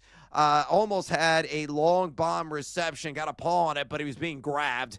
PI was called, and that was one of the Javonte Williams touchdowns in the end. Dak also 7 of 8 for 98 yards, no TDs, no INTs so far in the first half. Looking at the Eagles side of things, Jalen Hurts, an impeccable 6 for 6 in this game vertically for 31 yards, no TDs, no INTs. On the ground, though, already 2 rushing scores, 5 carries to 43 yards. Saquon Barkley, 8 for 35. Will Shipley, remember, I had the over on 3.5 rush attempts. The catch originally that was ruled has been overturned. It's now a rushing attempt. So he's up to 3 carries. All he needs one more, and I cash at plus 125. 3 carries for 26. Your boy Dallas Goedert has been busy. 4 catches on 4 targets for 24 yards. Devontae Smith 1-1-6. Interestingly, nothing. Not even a single look to A.J. Brown so far in the first half, as Dallas and Philadelphia knotted up at 14. Cowboys knocking the door of the red zone right now, just right around under 3 minutes to go. It is 1st and 10. I will give you a live update right now on this as Dad takes a snap, fires it to CD. Did he catch it? And they're saying no. He dropped it. Would have been about an 8-yard gain for CD Lamb. So setting up 2nd and 10 at the Philadelphia 23. Biggest takeaway in your observation so far in this first half, Horvey? My biggest observation so far, A.J. Brown, like you said, not one single target. Jalen Hurts might score all the touchdowns this year, and they're both actually on scrambles, not even designed quarterback runs, no tush-push, and he still gets in. And Dallas offensively, looking pretty good, man, and pretty creative with the play calling. They're getting Turpin involved, a lot of pre-snap motion. He's had a couple, oh my God, they almost got picked off. A couple carries. Yeah. Dallas's offense looks good. Oh, and big surprise, I should say. They're not much better against the run with Kenny Clark, and they're still not able to get pressure. So trading away Micah Parsons, probably not a great idea for the Dallas Cowboys. Yep, totally agree with you there. That defensive front has looked awfully vulnerable, especially with Jalen Hurts just kind of at will, eating up sizable gains with the legs, not with the arm. Again, 14 all. Dallas and Philadelphia, 2:43 remaining in this first half. We got a 3rd and 10. I'll give it to you live right now as Zach is about to take the snap out of the shotgun formation as he does. He surveys the field, throws it to his left, down the field into the zone to George Pickens, but out of the end zone, falling short. 14-14. Looks like Brandon Aubrey's going to come in, try to boot a field goal, clearly within his range. As Dallas is looking up, and they just split the uprights. 17-14. Cowboys up on the Eagles. Very entertaining first half to begin the NFL regular season. We'll keep you up to date on all of that. But right now, we got to take some shots. Tequila shots, all plus money all the time. And we're zeroing in, apparently, on NFL player props. So, Ryan Horvat, I'm looking at the one that is top of your list, and man, do I agree with this selection. What is it? Yeah, shop around because I saw this as high as minus 115, but I also saw plus 105, which I wasn't able to get to. So I got plus 100 or even money on Najee Harris under 24.5 rushing yards. It's a low number, right? So it could be like 3 carries and he goes over this number, but he was only cleared for contact on Monday. He missed all of training camp, all of preseason with the eye injury that we talked about. And now he has 4 days to prepare for the Kansas City Chiefs in a brand new offense on a brand new team. Oh, and there's that first-round pick guy, Omarion Hampton, in the mix, who Harbaugh came out and said is the starter. And the matchup doesn't help. If you look at the 2 games against the Chiefs last season for Chargers running backs, they averaged fewer than 3.2 yards per carry. They didn't break a single run longer than 12 yards. They obviously lose Rashawn Slater this summer. So under 24.5 rush yards, Najee Harris, plus 100 for play number 1 on me. A little tequila pour on that. All right. Like that one quite a bit, my friend. I'm going to go in the same game, different name. I'm going to stick with the same backfield, as a matter of fact. And it's going to be kind of a theme in tequila shots for me. Give me Omarion Hampton, race to 40 rush yards against Kansas City. What does that mean? He's got to be the first player, regardless of position, to get to the 40-yard mark on the ground. It's plus 160 for him to do exactly that. Look. He's going to be showcased in this game. You know, all of the smoke, and there was a bunch of mirrors also involved with the speculation that, is he going to start? Is it going to be Najee Harris? You know, there was an idiotic ESPN report yesterday that was just a headline clickbait grab saying that Najee Harris is in line to get the start. Well, Harbaugh never said that. He revealed today truly what he felt on the Rich Eisen show, saying that Omarion Hampton's going to be his dude, is going to be the starter. I think he's going to be the main man as well. Of course, got Isaiah Pacheco you have to worry about. On the other side, violent downhill runner and get some big gains. But both these defensive lines are very stiff and stout. Still, I think Hampton, who was dynamite at Carolina last year, in yards after contact per attempt, missed tackles, forced breakaway runs. He's going to get those opportunities early, and I'm hoping he's going to rack up some sizable gains. So race to 40 yards on Marion Hampton, my first tequila shot at plus 160. Horby, what else you got? All right, I know you took the yards on this guy. I'm going to go with 2 receptions, over 2.5 receptions, I'm sorry. So we're going to need 3 from Juju Smith-Schuster. The price, though, is great, plus 135. Andy Reid singled him out when asked about replacing Rashee Rice for the first 6 weeks of the season. He said, we feel really good. Pat has a lot of trust in him, so we know that he could fill that role for sure. That's an exact quote. And Kansas City had the second highest neutral situation pass rate last year, behind only Cincinnati. So I like Juju here, man. 3 receptions, plus 135. Love this number with no Rashee Rice. So Juju Smith-Schuster, 2.5 grabs, plus 135 for play number 2. All right, let's do another sprint out here and another race market. And I'm going to go to the quarterback position. Again, doesn't matter what position it is, but I think Justin Fields is the first player in Jets and Steelers to reach 20 rushing yards. Plus 255. Y'all roll the shoulders because I got seduced by the juice on that one. Fields, a guy probably going to be similar outcome, at least I'm hoping, as Jalen Hurts tonight. Often calls his number opportunistically. So he's a guy that can really chew up some real estate on the ground. You look at BetAlytics, Rachel Krychak, our buddy there, he's got him forecasted for 42.5 rush yards in that game. I know the Steelers enter the regular season with the number 1 ranked defensive line according to Pro Football Focus.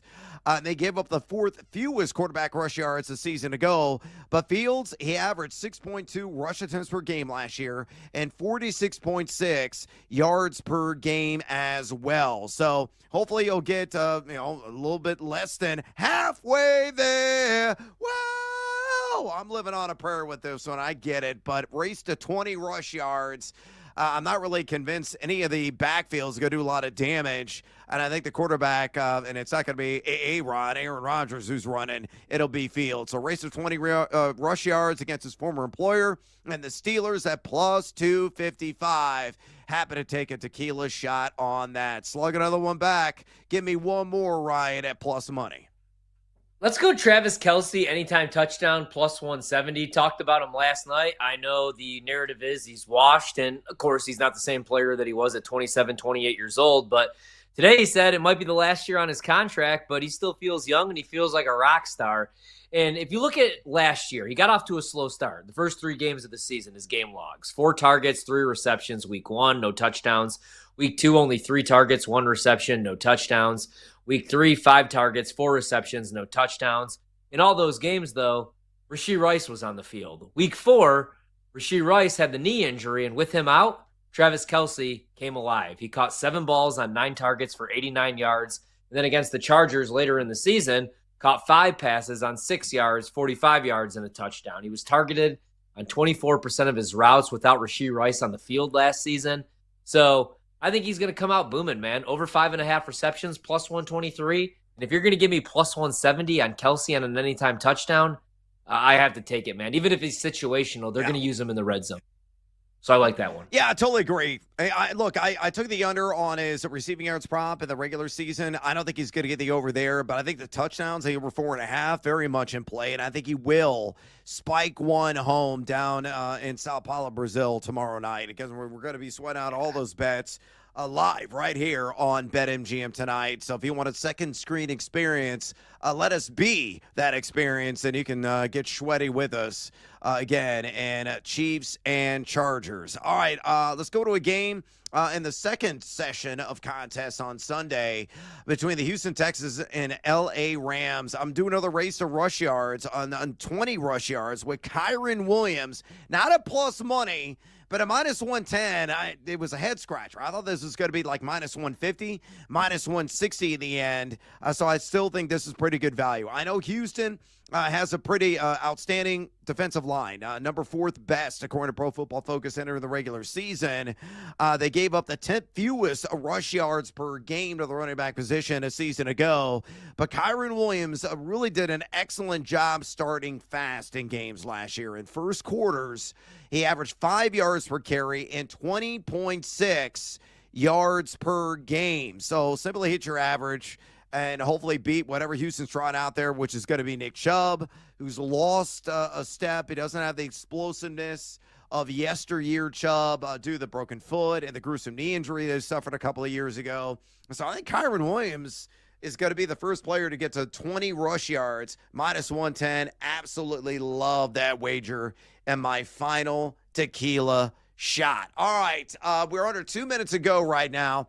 Dallas up 17-14. A.J. Brown still looking to get into the box score. I need Jahan Dotson also to get that grab for at least 6 yards. He is on the field right now. Looks like he's operating the slide. He's going deep. Jalen Hurts goes to, was that Dotson? You got him. It is Dotson, yeah! Bob for Jahan Dotson, we cash again! Wow. Hell yeah! Good call. Yep, single coverage. Woo. Oh, yes. And again, Wow. we had Chris Franklin on, and unsolicited, I said, who do you feel is going to be a player that's going to show up, show out that a lot of people aren't expecting? Unless he read my column today, I don't think he did. He said Jahan Dotson. And sure enough, Dotson absolutely catches a bomb. Now, all I needed was that one grab. I said, all I need is one catch. I need it for 6 yards. It went for 51. 51 for Jahan Dotson. Very impressive there. Oh, man, that feels so good. Cashing a couple of winners, and all I need is one more carry from Shipley, and it's going to be a damn good night.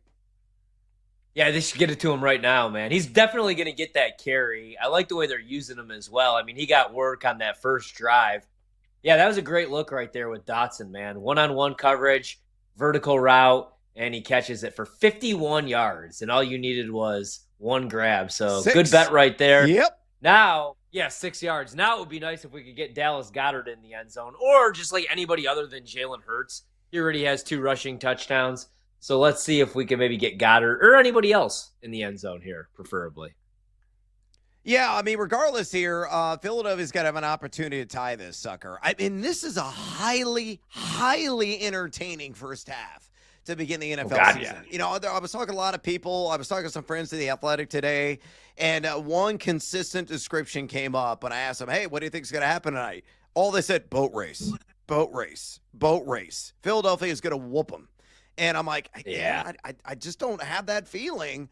I think everybody held that belief. And that was a nice catch there by Saquon Barkley, getting the puppies down inside the line as the chains move on. But, yeah, I mean, Dallas very much a threat in this game, and I think they're going to hang tough throughout the entire second half. They're not going to just lay down and die, even though this defense is highly suspect. Philadelphia's defense has played equally highly suspect in this game. All right, we got to take a little siesta and reset here. I'm still on the high right now with that Jahan Dotson catch. When we come back, we're going to view our cards so far, along with some of the bets that we made earlier on the show. Stick around. This is BetMGM tonight on the BetMGM Network. Don't go anywhere. Brad Evans and Ryan Horvat will be right back with more Wagertainment on BetMGM tonight on the BetMGM Network.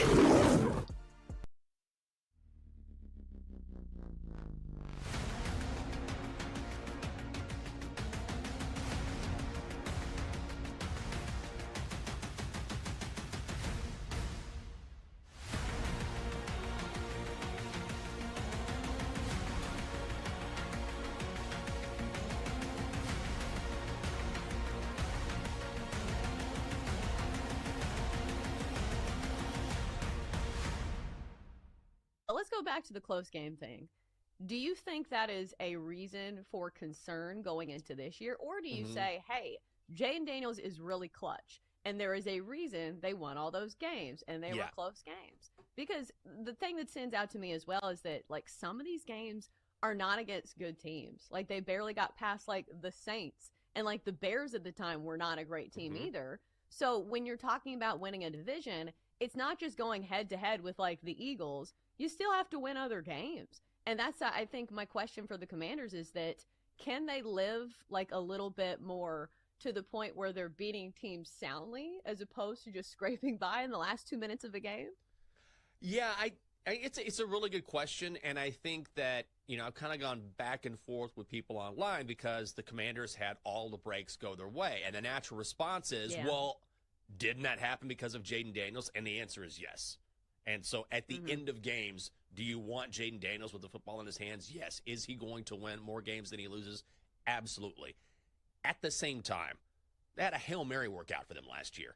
Do you know what I mean? So, like when I say everything went right, I mean everything went right. That is a play in franchise history that will be replayed again and again and again and again because it's just so incredibly rare. So it's not that the Commanders can't continue to win games late. It's just that when I say everything went kind of right, everything did go right. So it wouldn't surprise me, honestly, if the Commanders didn't win as many games during the regular season, but still were forced in the playoffs. I kind of think that's how it's going to go.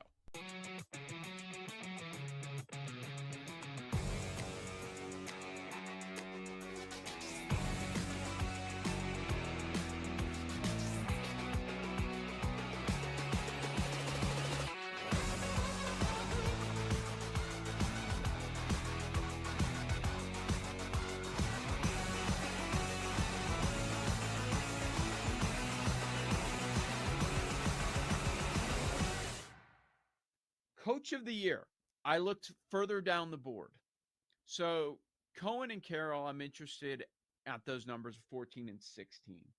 But the favorite usually does not win. It's usually laughable at the end of the year when you go back and say, hey, remember who the coach of the year favorite was? Yeah, it was the Eberflus last year. Like, they usually come out of nowhere. And these markets move quickly. But down the board, I was looking at the NFC. What if the Giants sneak into the playoffs? Can Daboll do it again? New York bump. If you do it with Dart, it's going to be viewed that he identified Dart as the quarterback of the future. They've got star talent both sides of the ball. That's why I like them going over 5.5 wins. I was considering Daboll at 30 and a very similar case for Morris at 30. He isn't viewed as a great coach. But if they surprise Atlanta and they win the NFC South and Penix is good, the credit is going to go somewhere, and it might be Morris.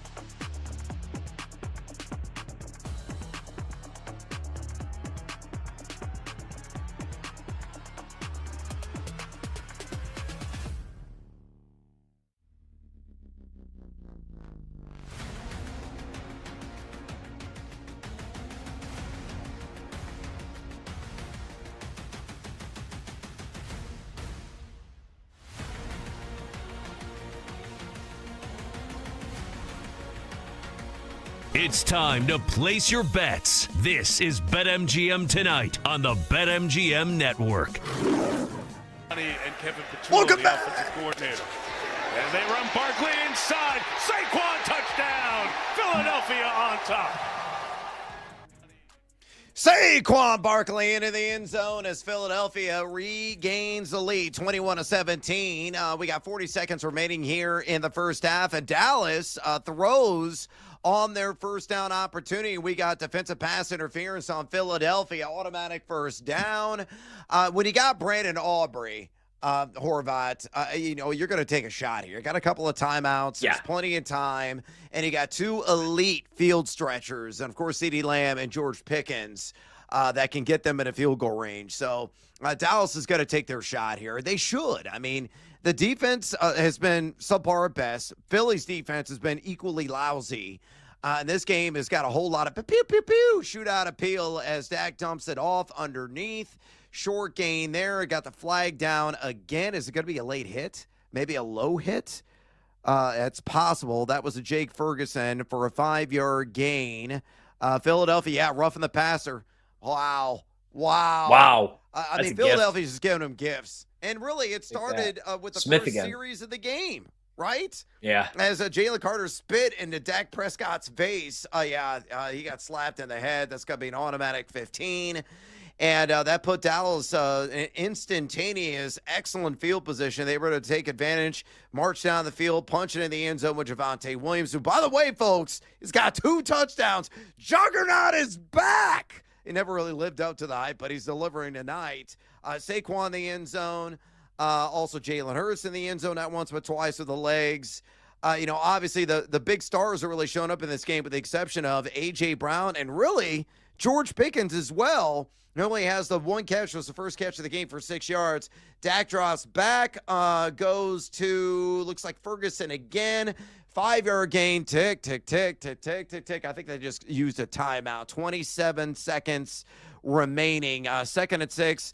Dallas on their own 45-yard line. Honestly, what they need, 10 yards? I think that's about it. 15, probably at a minimum or max. And they're going to be in Brandon Aubrey field goal range. I mean, maybe he boots like a 65-yarder to end this frame. So what are your thoughts so far and so far on this drive as well and what they do? Yeah, they've been gifted a couple penalties here. The Eagles come out really aggressive, man. Like, I love all those young dudes from Georgia, but some stupid football tonight. You can't spit in the quarterback of the opposing team's face anymore. There's cameras all over the place, right? They're going to see that.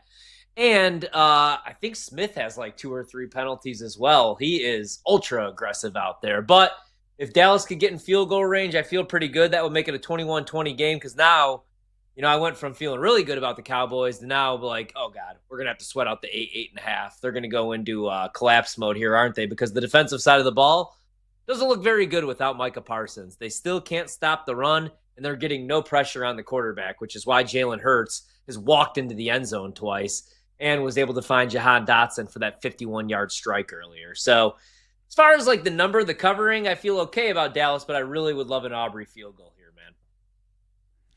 Yeah, and I think we're getting an opportunity. Again, 21-17, 20 seconds remaining. It is 3rd and 5 right now at the Dallas 46. Oh, and a connection to the guy that we were waiting for. It didn't go for the distance that we were looking for, though. A 9-yard reception from Dak to George Pickens. A little bit of a bobble, but the peak concentration there to reel it in. Tick, tick, tick, tick, tick, tick, tick, tick, tick, tick, tick, tick, tick, 9, 8 seconds, and appears they use that timeout. Do they have a timeout? Yeah, they still have one timeout. Yeah. So, yeah, they spent a little bit too much time, in my estimation. I think where you're going to get here is probably a quick out to CeeDee Lamb. And be my guess, take it down to like 3 seconds, maybe 4 seconds. Then you trot out Aubrey for a 50-plus yard field goal. Hopefully, you can split the uprights, and you're only dealing with a 1-point deficit, and that would be more than a moral victory. I think a lot of people, again, a lot of individuals who cover the NFL who I talked to today, boat racing was the popular description described about this game and attached that to Philadelphia. And I just had a feeling that was not going to be the case. Because it really didn't happen that way. Yes, sir. They put it back to 15 seconds because they said that Philadelphia was trying to stall, and their defensive player was trying to grab the ball.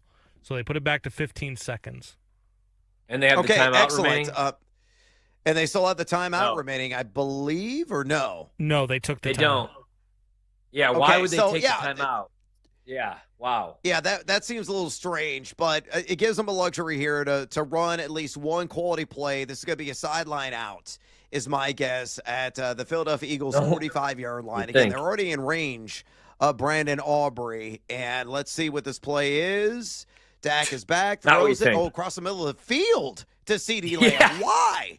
You better get up. Dude. You got to get moving. Got to get it set. 5, 4, 3. Oh, they spike it with 3 seconds left. Wow, that was risky. Do you guys extremely? Do you risky, guys remember? But CeeDee Lamb. I thought this was just a Mike McCarthy thing. This might be a Dak thing, man. Remember a couple of years ago against San Fran when they lost in the playoffs and Dak called his own number on a quarterback keeper with no timeouts, no time left on the clock, and he just slides in the middle of the field, and that's how their season ends. What the hell? Why would you throw in the middle of the field? Now they do get lucky enough to spike it, but. Yeah. Okay. Wow. Cowboys stuff. All right. Well, I'm glad I'm not a fan of this team, but betting them is torture enough. Wow.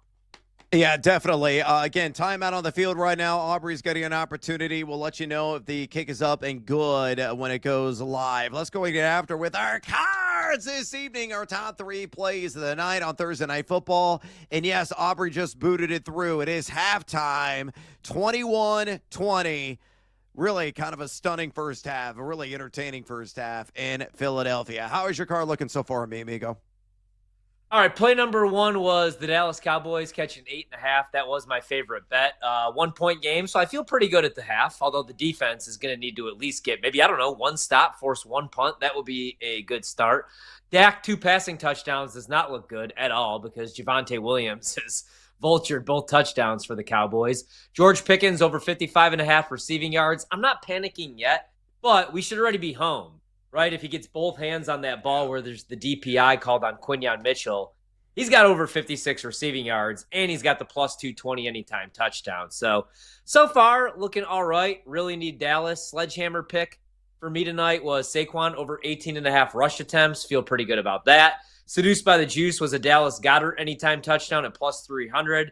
And then my bonus time bet was Kevontae Turpin anytime touchdown plus 830. They're using him a ton with gadget stuff. Pre-snap motion. He's got a couple carries and a reception. So hopefully at least one of those comes home, either Goddard or Turpin. And it's been a pretty good night as long as the Cowboys don't choke away this game.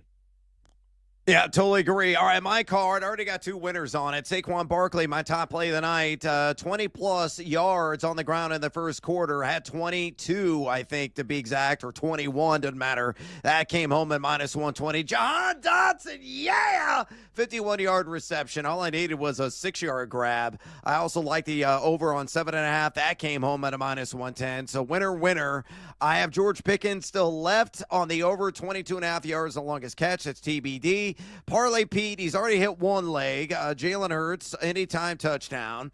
He's got George Pickens, 25-plus receiving yards. He's got 2 for 15. That's looking good. And Dak, 200-plus pass yards. Dak already had 127 at halftime, so that may come through yet again for Parlay Pete, who has hit like 4 in a row. He's nailed his last 3 baseball bets and may go 1-0 to start the NFL season. Sledgehammer special.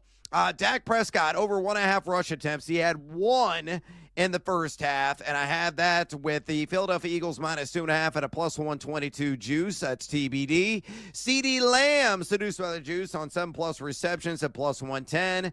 He's got 6 targets and 4 grabs for 86 yards in the first half. So that one on the right track. And Jake Elliott, over 7.5 kicking points, has 3 extra points, needs some field goals. That one at minus 105. So hopefully it was going to come through. Also had Will Shipley on the over 3.5 rush attempts at plus 125. We did that in real time. He's already got 3 carries in the first half. I just need 1 more grip on the ground, and that one's going to cash. So it could be a profitable opening act for your boy tonight, and we are going to run this back again tomorrow because we got Friday Night Lights down in Sao Paulo, Brazil with Kansas City and the LA Chargers. And again, I am heavily, stupidly, idiotically invested, not only from a betting point of view, but also from fantasy football points of view in multiple leagues. And Omarion Hampton, I need him to start hot.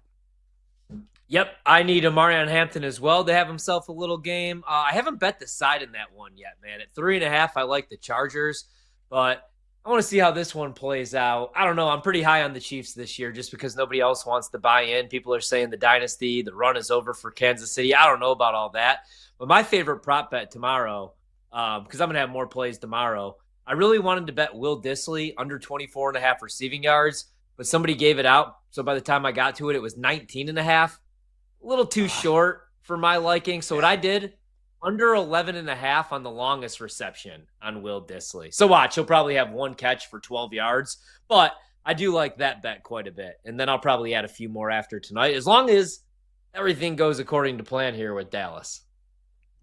All right, one bet I'll give you tomorrow. Now, you're going to hear this again on the show on Friday. Xavier Worthy, X going to give it to you, and not through the air. I think it's going to be on the ground. I love betting rush yards on Xavier Worthy, and that number, I'm looking it up in real time because we've seen some movement on it today. Let's see. It is currently at 3.5 at a -120 juice on the over. I grabbed it at 4.5 at like plus 120 earlier today. I think both those numbers are going to cash ultimately in the end. He did that 12 times, including the playoffs last season. A guy that averaged 1.2 rush attempts per game last year, 6.1 yards per game on the ground. I know the Chargers gave up the fewest wide receiver rush yards last year, but in one game against LAC, that was in week 14, he had one carry for 5 yards. Duplicate that, and we're cashing home at plus money. So that, to me, right now is one of my favorite wagers. Xavier Worthy over 4.5 rush yards. I need one stinking carry, and I think it's going to come home at plus money. So you're going to hear that bet tomorrow. And, of course, we got some line movement going on right now at BetMGM. Speaking of BetMGM, stick around for a bonus hour of BetMGM tonight with Ryan Horvat. I'll be sweating alongside the second half action in this game, getting some additional college football talk as well. I'm going to exit stage left, and until next time, adios, amigos. Throw it to Pickens deep, please. Hey, Sammy P from Bet Sweats here. This Friday morning on the show, it's our first ever Friday Feels. All our favorite bets for week 1 on the next Bet Sweats.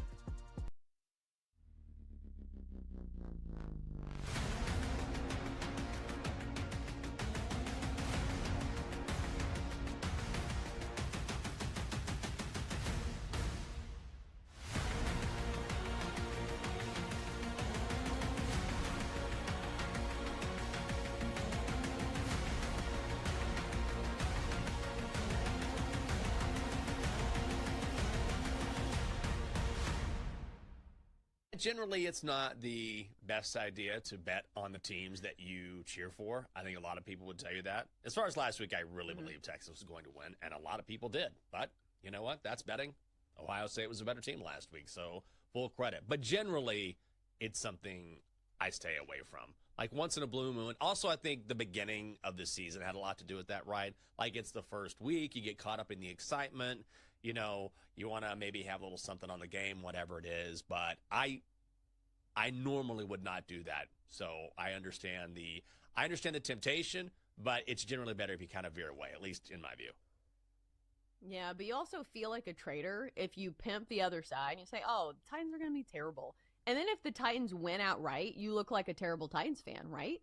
Like then you feel like you have like shifted allegiances. So I don't know how I'm going to play the Titans, but I think I am going to go against them in Survivor.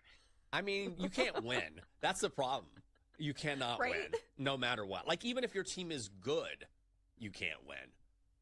You know, like what was it last year? I was saying this yesterday where I think the Commanders were taking on whoever it was, might have been the Eagles.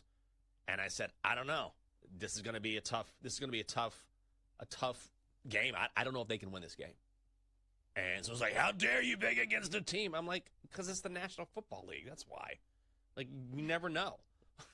I'm like, do you watch football? Like, tell me you don't watch the NFL without telling me you don't watch the NFL. Like, when do teams just, like, roll through everyone on their schedule? Every single team this year very, very likely will have a bad loss in the schedule. It's just too tough. So when it comes to the Titans, okay, if you pick for them, it's like, yeah, you're a good fan, but people will say, why the hell are you picking the Titans? They stink this year. You get crushed. And then, you know, if you if you don't pick them and they pull off an upset, it's like, oh, you're a terrible fan. You're a terrible fan. Like, no matter what, a side is going to have an argument against you.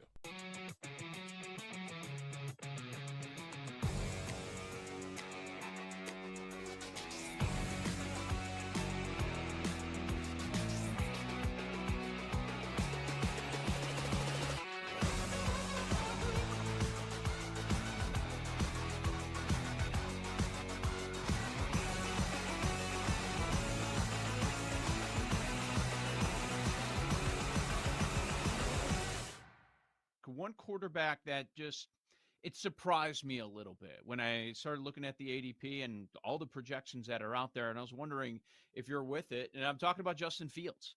He was going around 9, 10. People obviously think fantasy points wise, okay, they're going to decide to use his legs there in New York. What are you thinking with Fields this season? He was one of those guys where I'm with you. I wasn't exactly going out of my way for necessarily. I think on Yao, he was closer to, pick 80 or pick 90. But a lot of drafts I was in, he ended up falling into that QB 15, 16 range where, yeah, I think he is worth a dart at that price. And if you find yourself missing on the Josh Allens and the Lamar Jacksons of the world, getting one of Justin Fields and then any of, J.J. McCarthy, Justin Herbert, Jordan Love in that QB2 tier, that was more so my strategy versus reaching on someone like a Bo Nix or even, a Baker Mayfield, who were still going in areas of the draft where we had some pretty awesome running backs and wide receivers. So I know it could be very ugly with Justin Fields, but guys, we've been doing this for a while. I remember when Taysom Hill was getting 4-week spot starts at quarterback and putting up big time fantasy numbers. Tim Tebow, the freaking biggest joke of a professional passer we can come up with, was a great fantasy quarterback because, as you said, he ran the ball. We just don't have much experience seeing quarterbacks who run as much as Fields overly bust in fantasy land. Specifically, guys, last 10 years, 31 quarterbacks have at least 100 rush attempts in a season. 28 of them wound up posting top 12 numbers in fantasy points per game, not even doing the thing where you can say overall numbers for who stayed healthy. So again, not going to be pretty. I would not recommend people tuning into too many Jets games this year, but I think when everything's said and done and we look up, Fields will be a top 12 fantasy quarterback.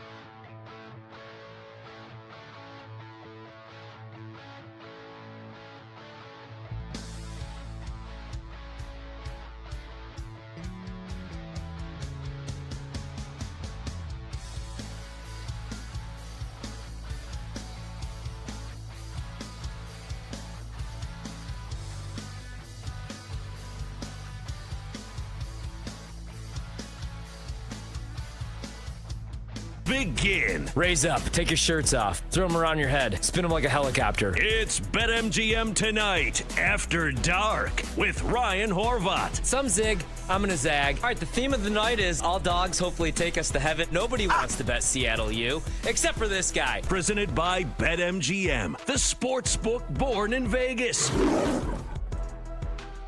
BetMGM Tonight After Dark, solo hour. Brad will be back with us tomorrow as we get you set for one more game before we hit the weekend, and it's the Chargers and the Chiefs. The Chargers catching 3, and the total right now is sitting there at 46.5. So we'll be live for that one, 7 to 11 p.m. Eastern here on the BetMGM Network. You can stream the show on Twitch as well as YouTube. Right now, though, we got a good one on Thursday night. Dallas kicks a long field goal over 50 yards, and it's 21-20 Philly. So the Eagles on the live line currently at BetMGM, 5.5-point favorites. So we're getting some good CLV on our Dallas 8.5 tickets. Live total, if you bet the under, you're big screwed. 41 points have already been scored. So the live total is sitting there now at 65. Closed at 47.5. One more touchdown, and this thing flies over. If there isn't another touchdown scored, that's one of the worst beats of the season, and we just kicked off about 2 hours ago. All right, let's talk a little more NFL with one of our favorites. You hear him every night. Every Thursday night, that is, in this slot, Jonathan Coachman, host of Coach and Company. Coach, let's start with this game, man. A lot of people were out on Dallas. They trade away Micah Parsons, and the defense has not looked good. Philadelphia has marched up and down the field. Jalen Hurts already 2 rushing touchdowns. But the offense is going to keep them in games this year, man. Dak could lead the league in touchdown passes. I like the Pickens pickup, and CeeDee Lamb's a top 3 receiver in this league, and he's showing that tonight. Where are you at with this Cowboys team, and do you think they got a shot to at least cover the 8.5 tonight? Well, I played him at 8. I bought a 2 points up to 10. I played the live over at 61, so 65. I feel like I got a bargain at 61. But Ryan, I don't know that I've ever seen in the history of my fandom or being a professional in this business a dumber play than Jalen Carter had to start the game. That completely changed the game for the Eagles because he's a game changer in the middle. They now can do whatever they want. There's no pressure on Dak whatsoever. But if you don't think they're missing Micah Parsons, what are we watching? They can't stop him. Even when Jalen Hurts is just standing back there looking around and they've got him covered, he just finds a way, and there's nobody on the defense that's fast enough to stay with him. They're going to miss Micah Parsons. Now, was he worth $47 million? Probably not. But if I'm watching that game, Ryan, I'm playing every over of every Cowboys game all year long. It's a perfect recipe, great offense, and a defense that can't stop anybody. So right now I feel pretty good about my +8, my +10, and I feel great about my over at 61.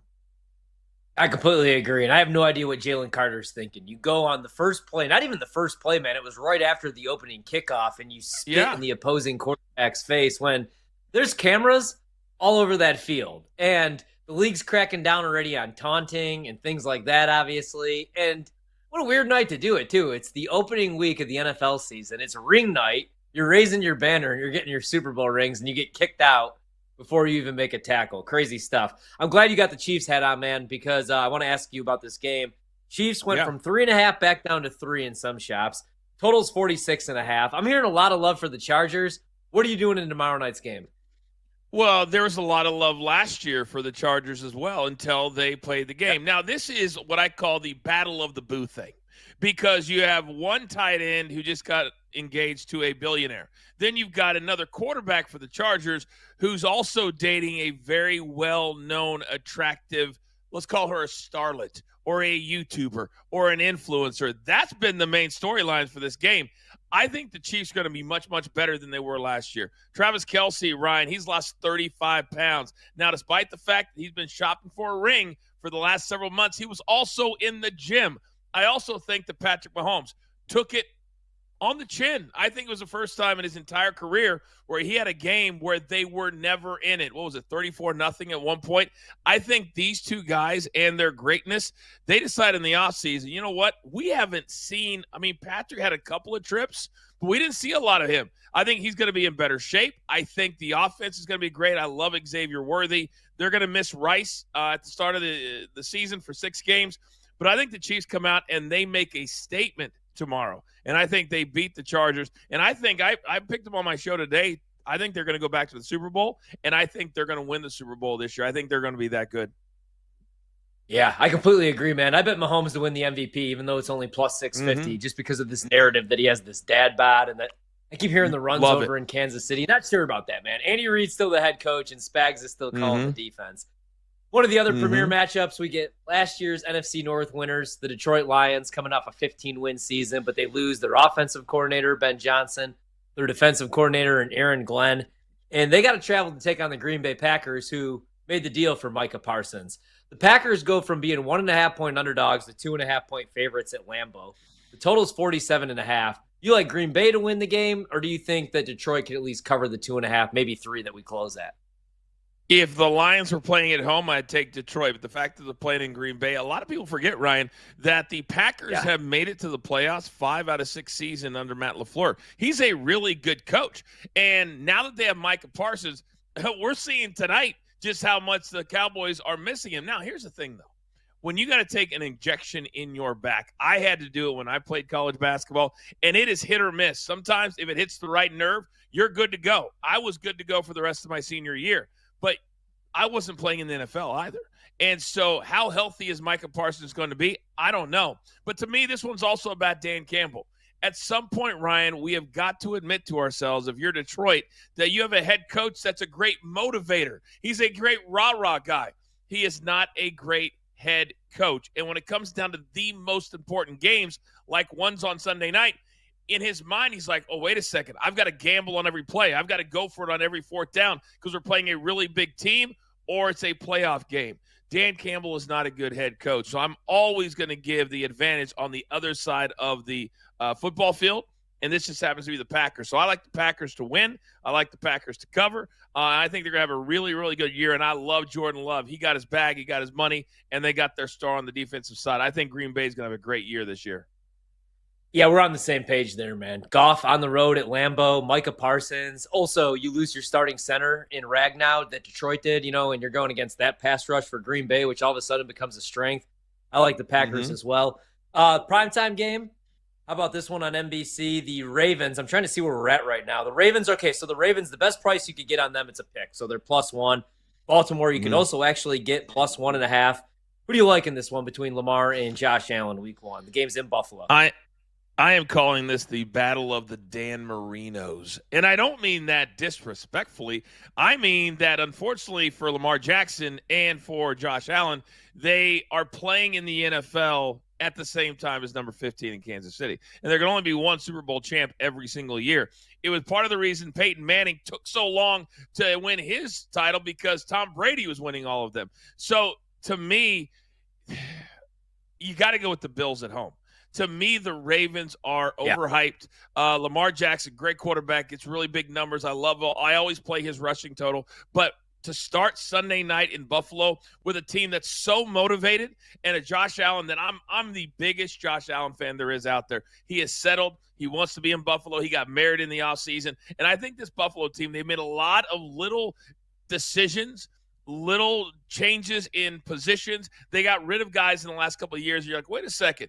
But I think they were smart to get rid of the likes of Stephon Diggs a couple of years ago. So to me, Buffalo is the second best team in the entire AFC, maybe the second best team in the league. So I like them to win on Sunday. I can't believe that this line is where it's at right now. I thought Buffalo would be favored by at least 3 or 3.5. Yeah, I know. I was looking at it 1.5 everywhere pretty much. The other game that's kind of flying under the radar that I keep forgetting about, man, is the Rams at home. That just moved a little bit. They went from 2.5 to 3.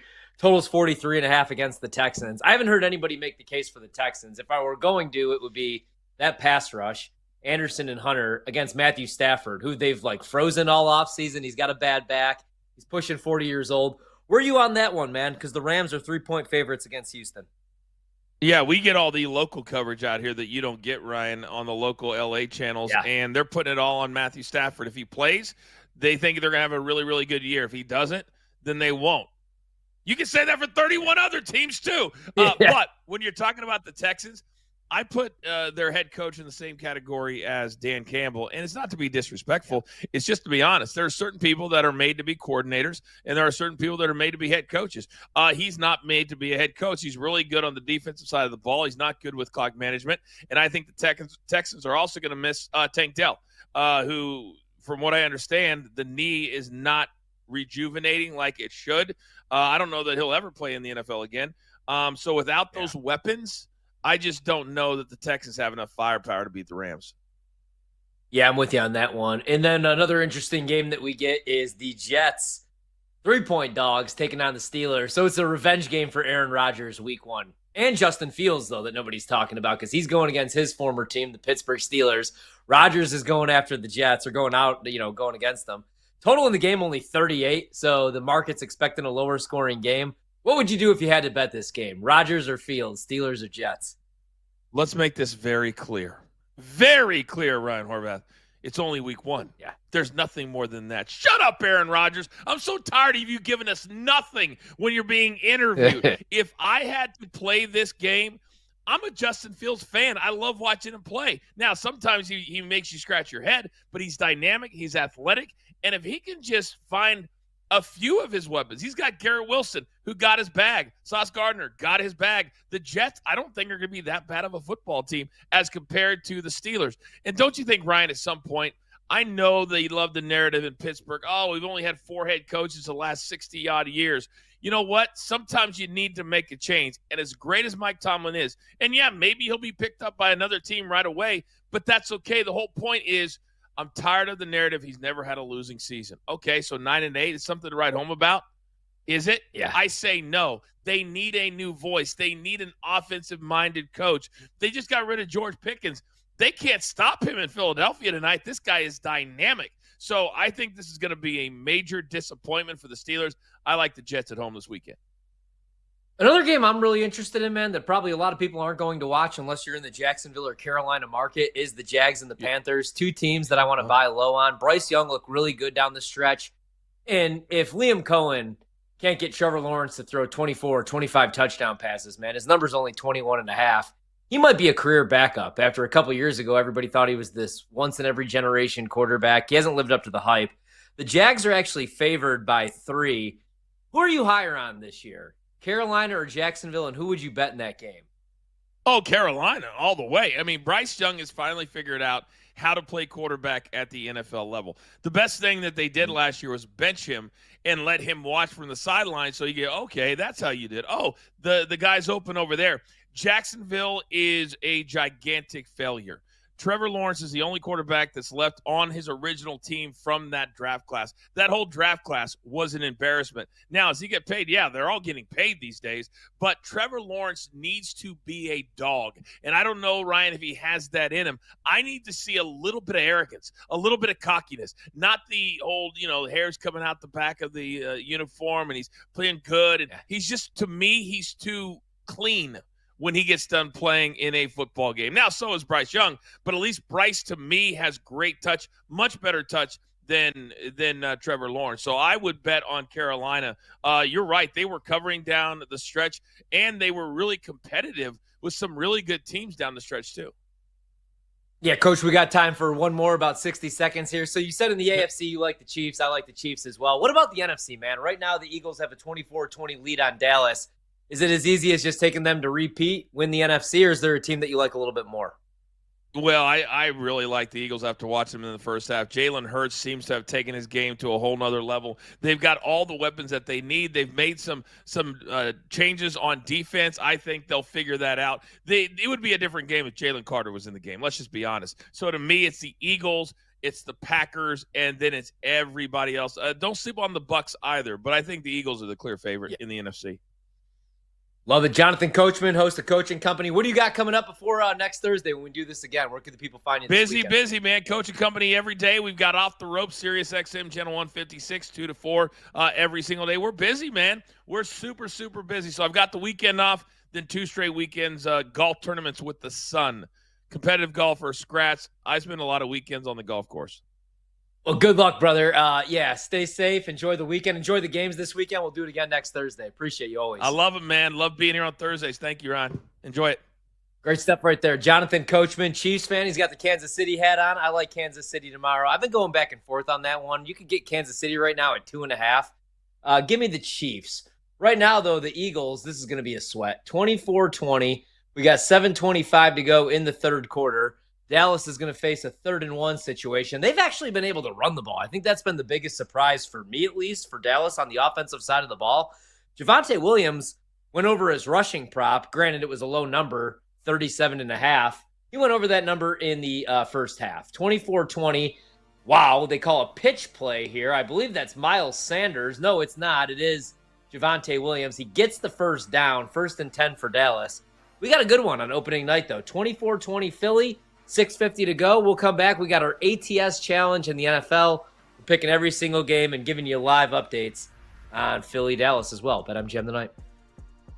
We're bringing the Wagertainment wherever you are. Stream the BetMGM network live on Odyssey, iHeartRadio, or TuneIn. Open the app and listen now.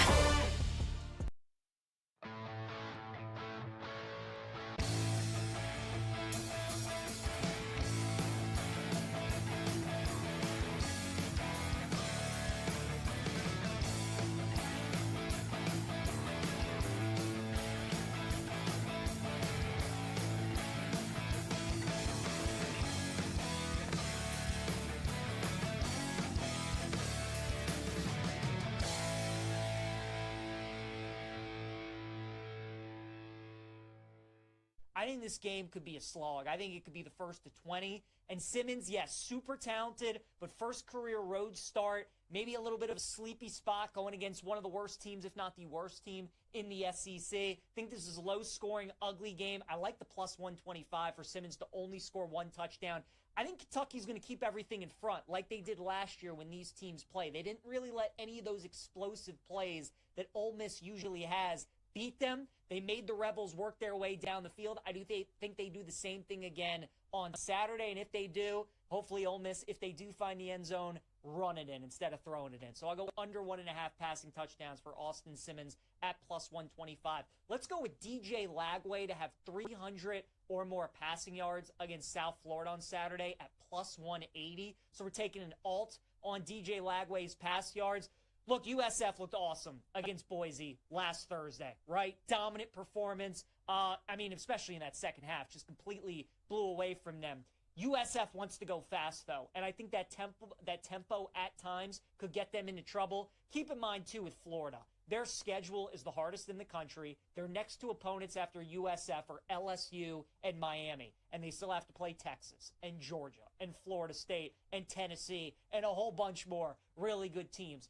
So how many more games is Florida really going to be able to save DJ Lagway from some hits and make sure he's not taking any of those extra beating? I think this is one of those games. They really focus on Lagway in the pocket, and USF also wants to make Lagway beat them from the pocket. So I think Florida airs it out. I would look at DJ Lagway, 300 or more passing yards at plus 180. Justice Haynes, the running back for Michigan, who was terrific in their season opener against New Mexico, had nearly 160 yards rushing and 3 touchdowns for the Wolverines. His anytime touchdown price is plus 130 against Oklahoma.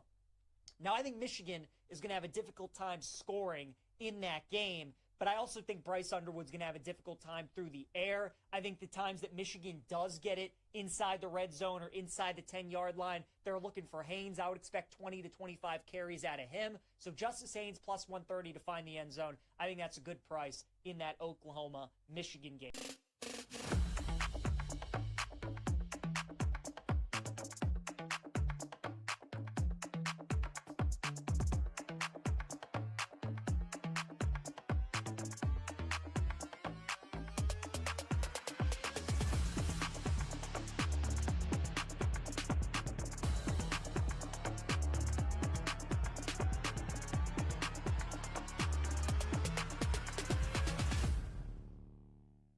Any other teams that stand out, whether it's win total, Super Bowl, where they can't stop betting them? Yeah, definitely Denver. Denver's a team that I bet over 5.5 wins last season. They started 0-2. There was a lot of trouble in paradise there, but they righted the ship. They actually ended up making the playoffs. And now everybody seems to be picking them again this season. More money came in on their win total yesterday at the book. They're a very popular week 1 play. I'm guessing they will be the number 1 play in Survivor this week, guys. We talked about Survivor. Denver is a team getting a lot of publicity, a lot of play in the futures market, but that is a really tough division. We think the Raiders are going to be better this year, and we know that the Chargers are going to be good, and obviously Kansas City is going to be in the mix for the Super Bowl again. So I would say Denver's a team. It's already, in my opinion, they're overpriced a little bit. I think there's probably a better place to go for your futures bets, but they're a very popular team. And then one team getting a lot of sharp play in the last, call it 10 days, is the New York Giants. The New York Giants over their win total. They got a lot of good players on defense. We'll see what happens at quarterback there. The Cowboys maybe taking a step back this season without Micah Parsons, but Washington and Philadelphia do look very good in that division. Giants do have a tough schedule, but there is a lot of talent there, and they were a massive underachiever last season. So it does make sense people will be looking to bet them over this year.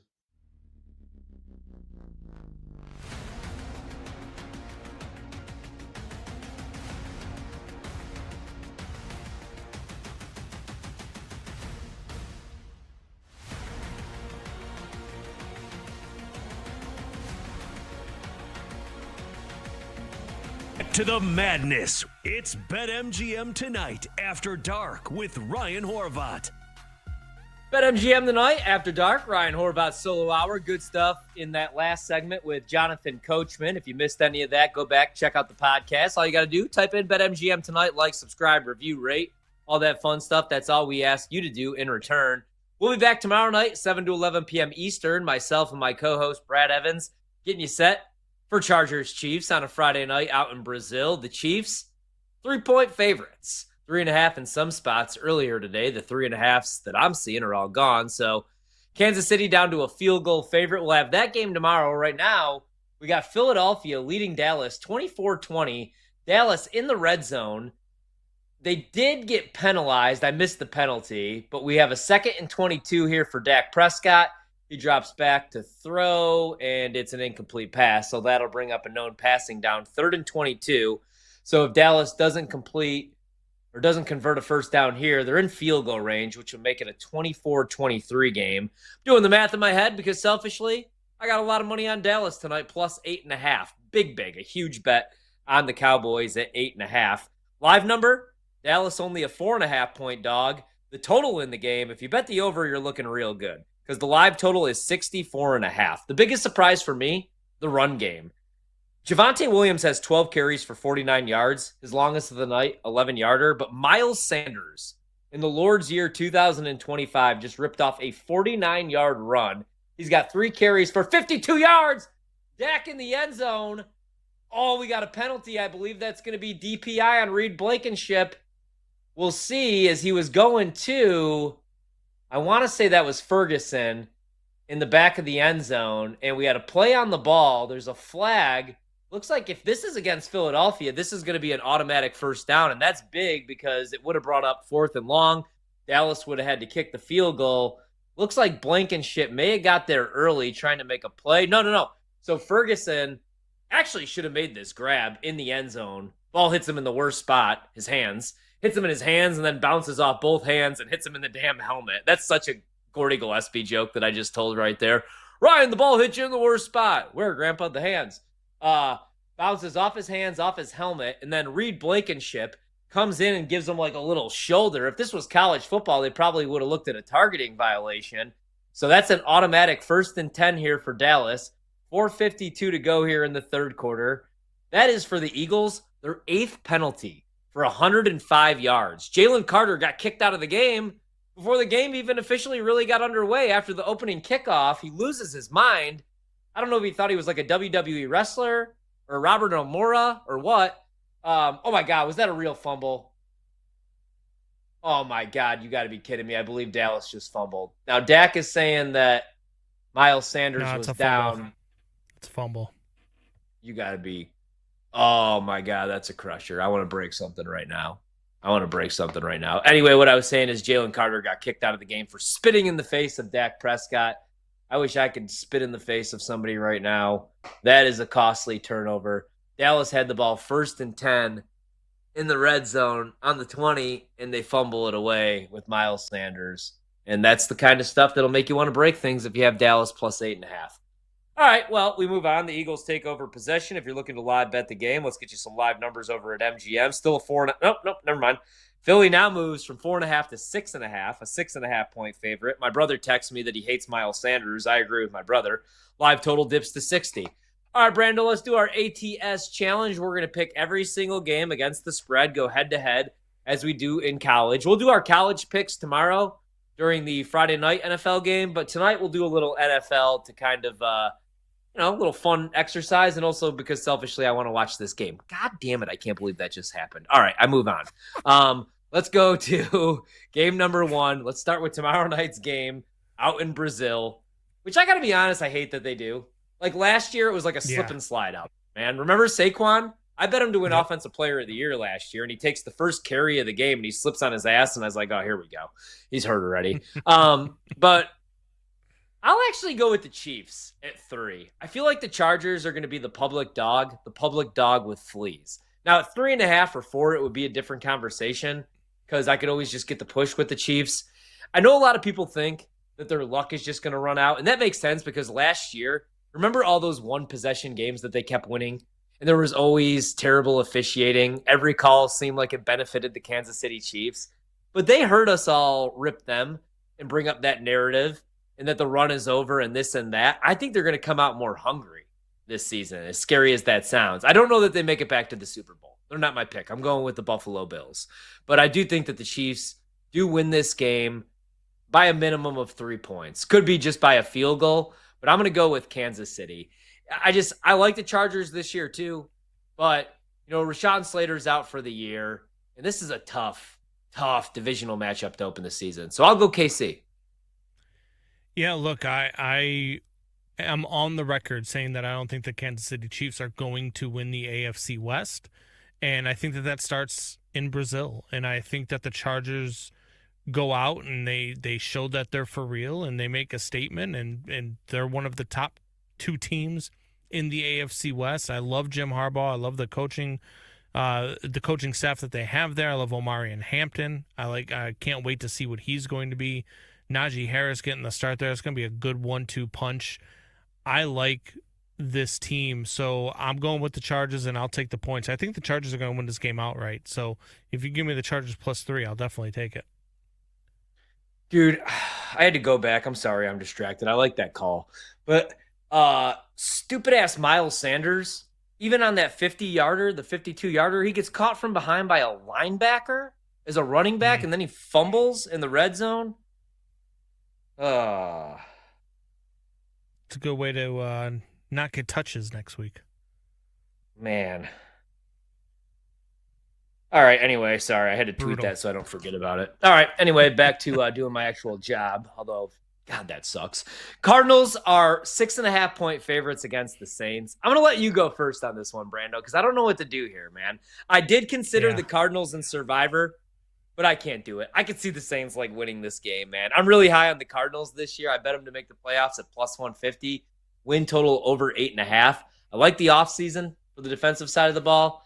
And I'm a Kyler believer this year, mainly because I have to be. I have him in 2 fantasy leagues. But I don't know what to do here. Where are you going? I'm going with the Saints in the points because, look, everybody is on the Cardinals. Everybody, I hear people saying they're taking them in their ATS Survivor pool. They're taking them in their regular Survivor pool. And they just sent the teams to the locker room because there's lightning in the area. So we are going to have a weather delay in the football game. So, anyway, back to the Cardinals and the Saints. I'm taking the Saints +6.5. It's week 1 of the NFL, man, and I tell you this all the time. I hate the spreads in week 1 of the NFL because crazy things happen. I think too many people are off of the Saints.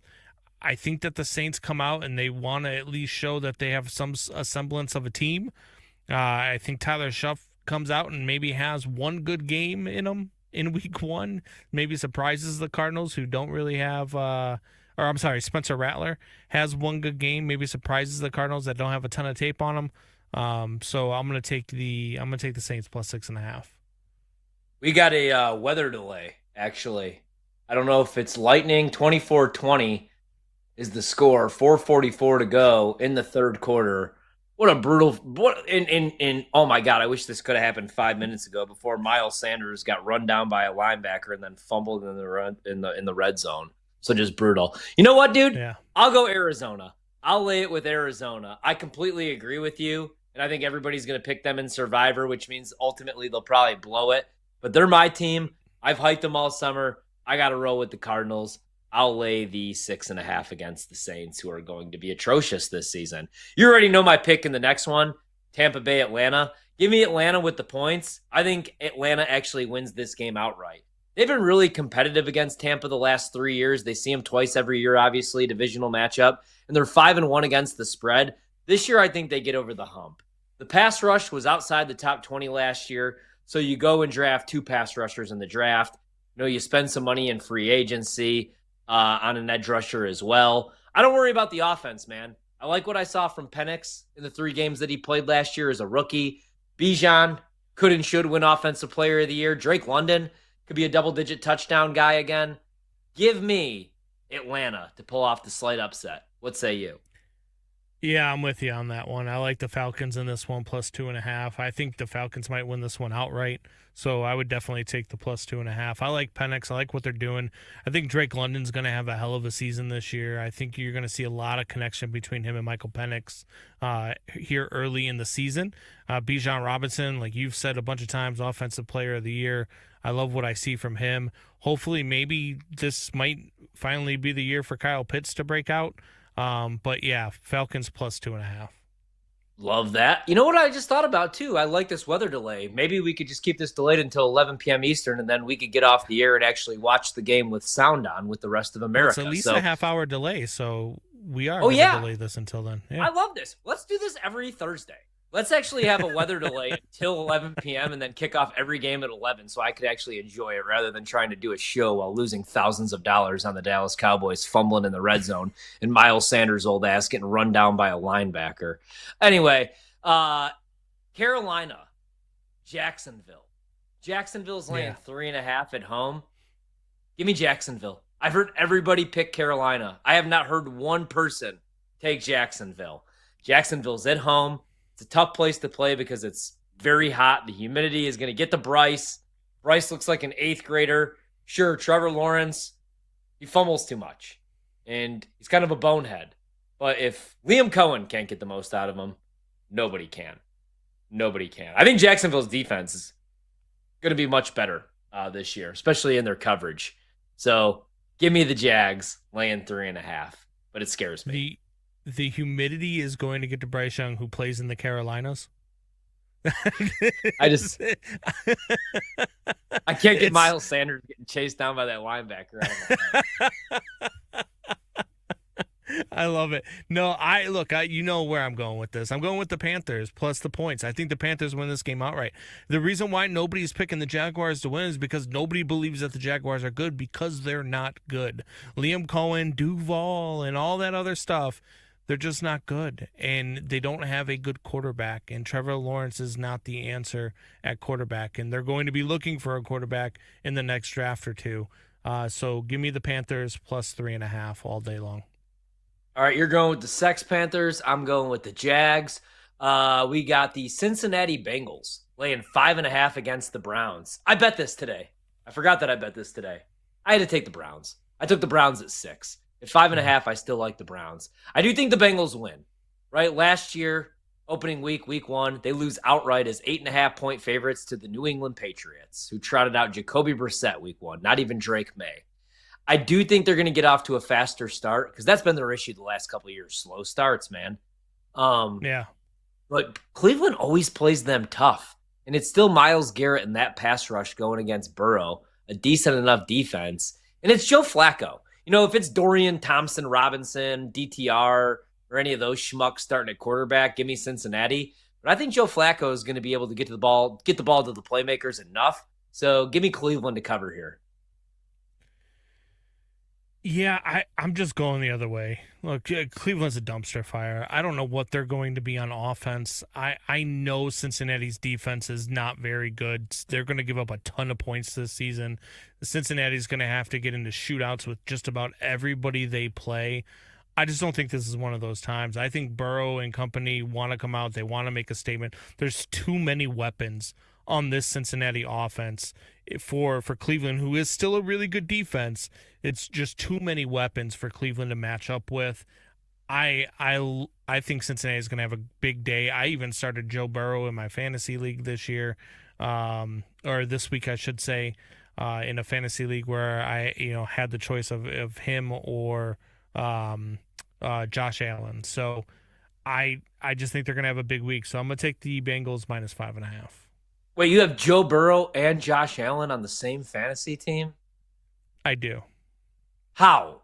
How is that even possible? It's one of those leagues. It's a 2-quarterback league, first of all. But I think that I'm not playing Josh Allen against the Ravens defense. That's my thing. So I have Caleb Williams as my other starter. Those are my 3 quarterbacks. Yeah. Okay. I get it.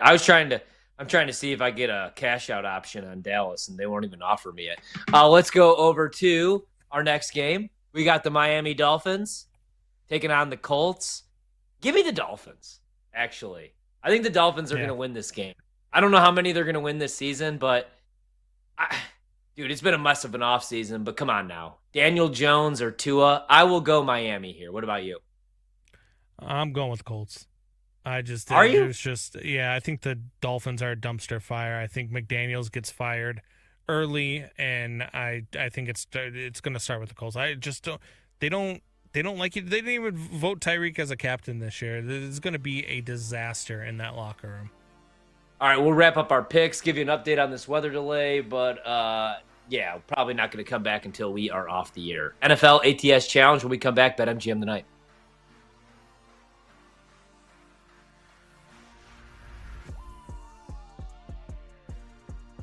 We're bringing the Wagertainment wherever you are. Stream the BetMGM network live on Odyssey, iHeartRadio, or TuneIn. Open the app and listen now.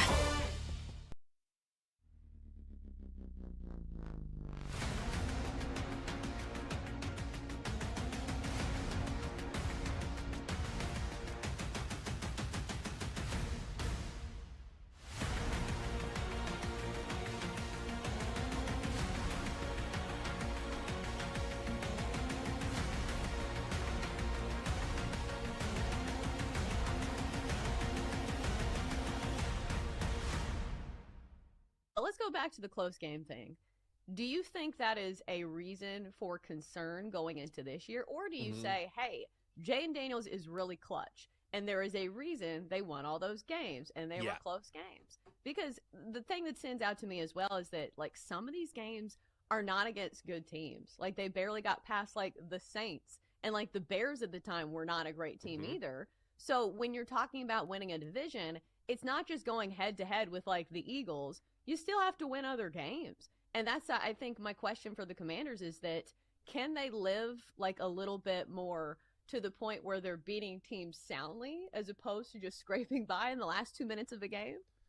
Yeah, it's a really good question, and I think that, you know, I've kind of gone back and forth with people online because the Commanders had all the breaks go their way, and the natural response is, well, didn't that happen because of Jaden Daniels? And the answer is yes.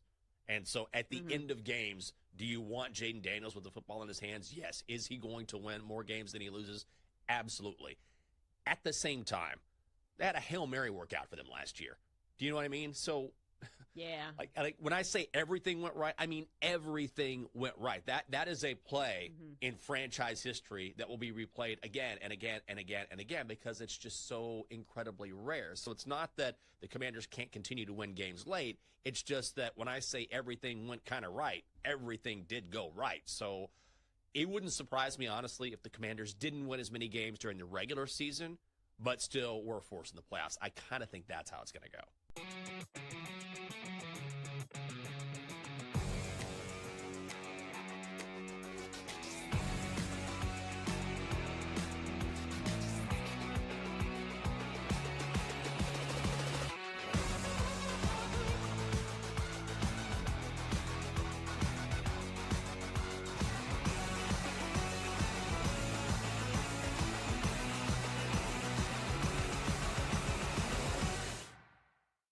Coach of the year.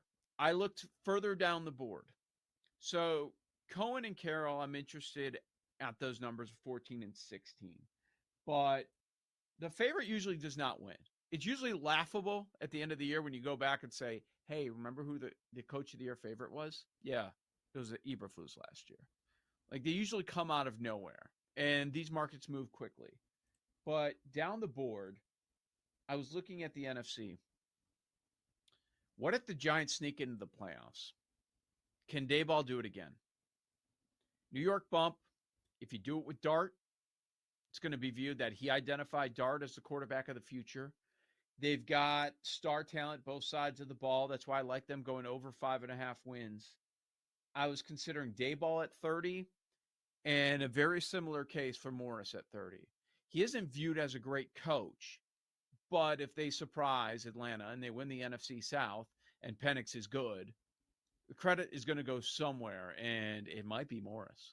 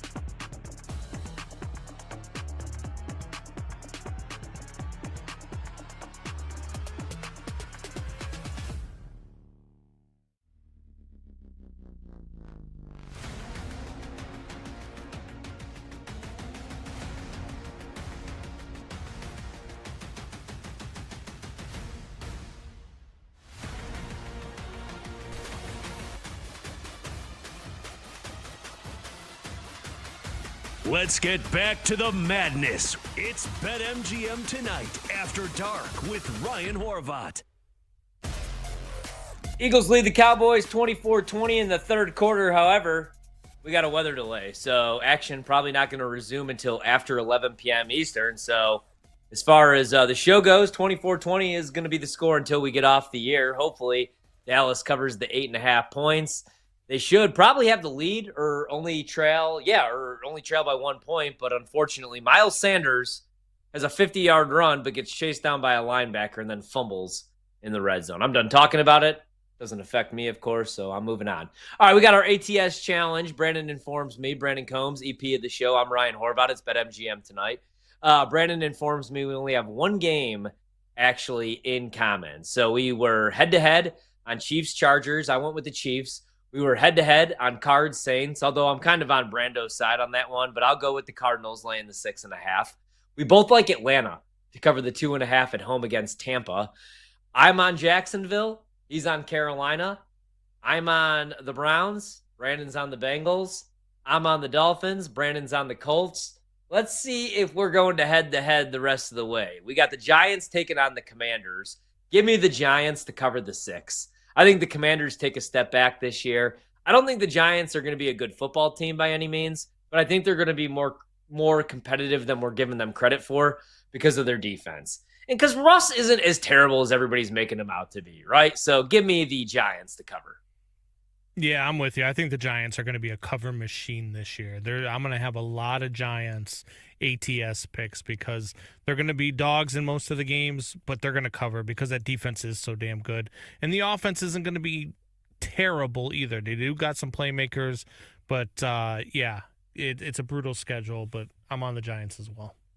Also, divisional dogs, dude, covered a 65% clip. So if you're giving me over a field goal with the divisional dog, I'm going to bet the divisional dog, right? So much familiarity. All right, let's move on to the next game. We got my boys, my new team, the Pittsburgh Steelers, laying 3 on the road against the New York Jets. And so I think I told you this story. You already know I'm a big Rodgers guy, obviously, so I'm a big Packers fan.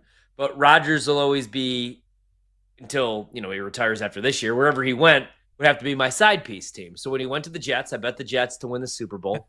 And I became that was my mistress AFC team.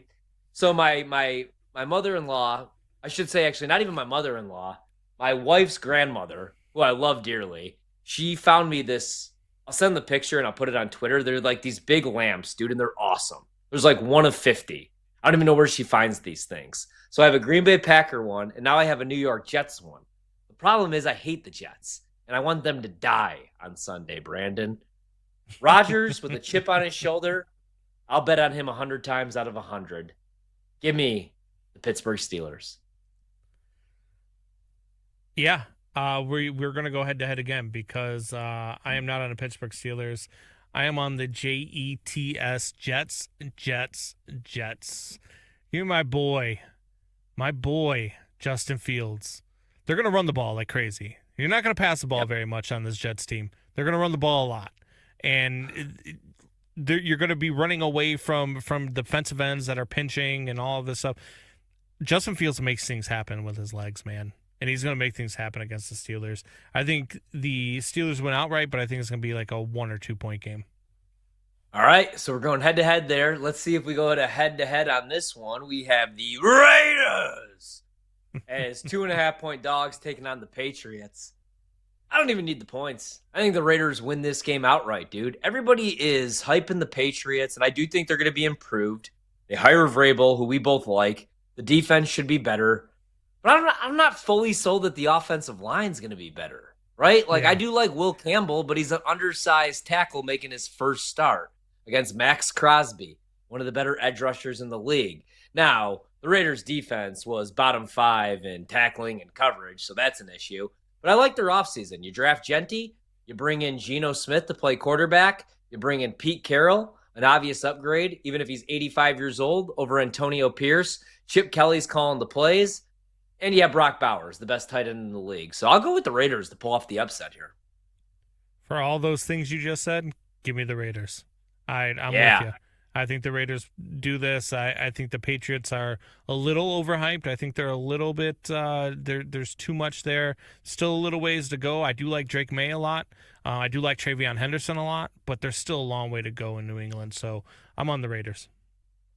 Titans Broncos. The Broncos, 8.5 point favorites. We'll call it 8 here. This one's tough, man, because everybody loves Denver.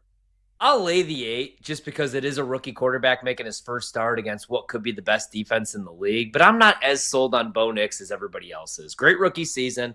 I just don't know that he's this top 5, top 7 fantasy quarterback. So I'll reluctantly bet them, though, in this spot. So I'll lay it with the Broncos. Yeah, I'm going to lay the 8 too. I Cam Ward's talented, but there's no talent around him. There's nothing there, and the Denver defense is so damn good. I'm laying the 8 as well. I like that one. Yeah, man. I mean, I could see a pick 6 or maybe even 2. All right, let's get to some of the better games of the day. We get the 49ers laying 2.5 on the road against Seattle. So I love San Francisco this year. They're my pick in the NFC at 9-1 to lose to the Buffalo Bills in the Super Bowl. But I think this is a bad spot.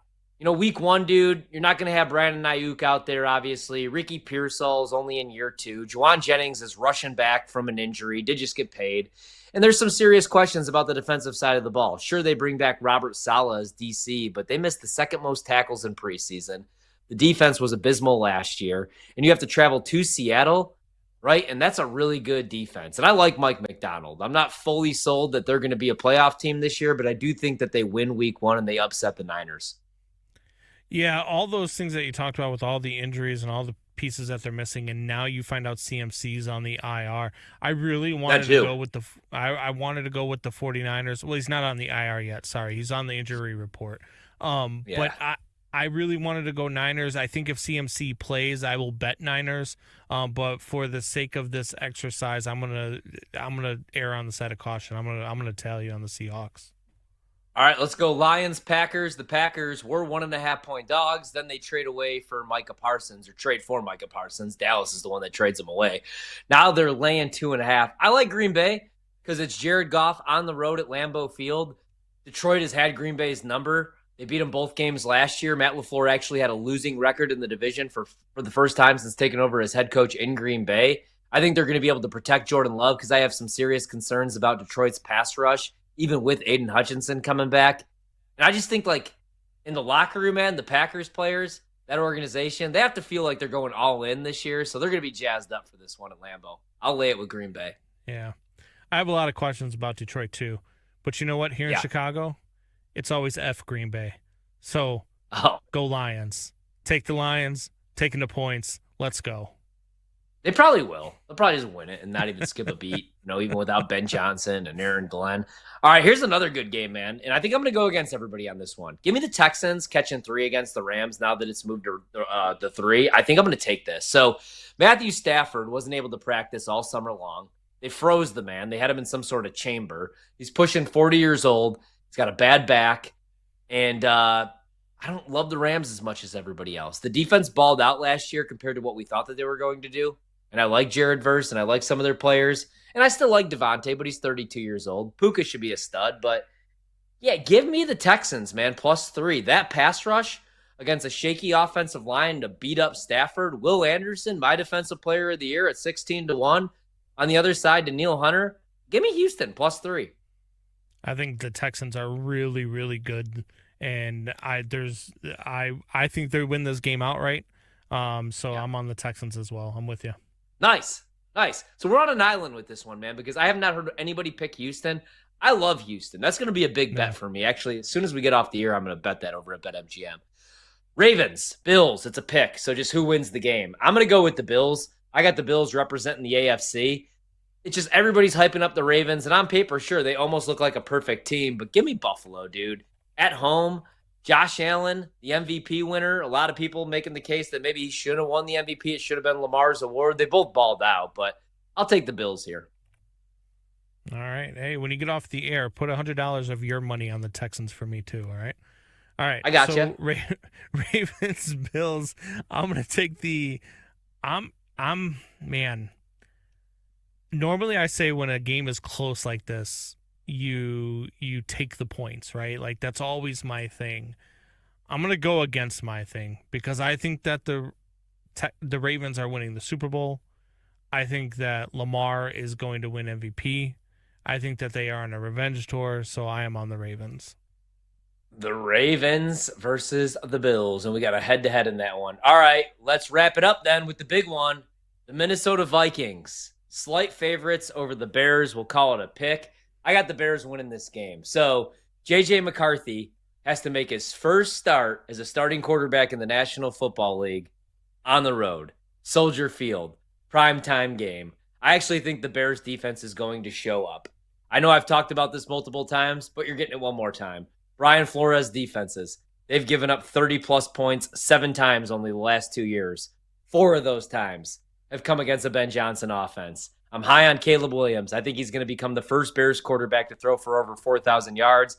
And the Bears pick up the Week 1 win, 23-20 over the Vikings. What say you, Brando? You know where I'm going, baby. Bear down, Chicago Bears. Yeah. How we do it. Kickoff.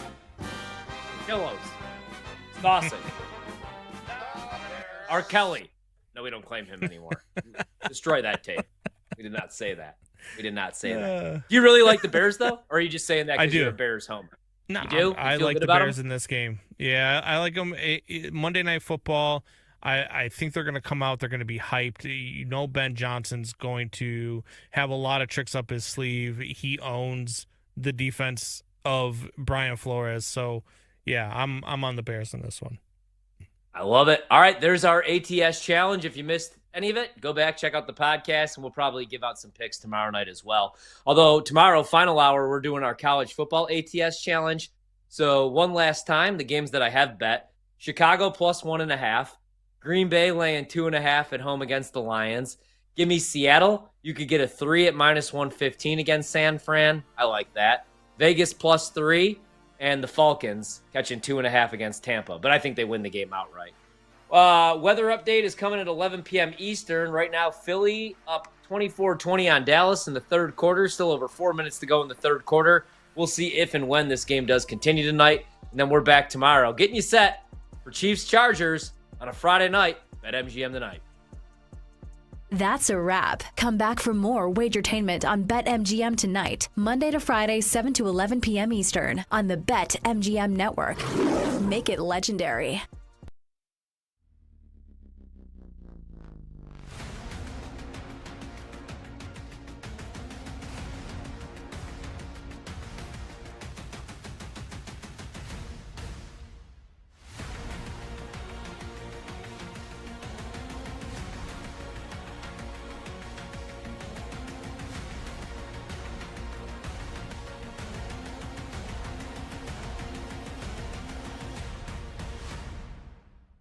Generally, it's not the best idea to bet on the teams that you cheer for. I think a lot of people would tell you that. As far as last week, I really believed Texas was going to win, and a lot of people did. But you know what? That's betting.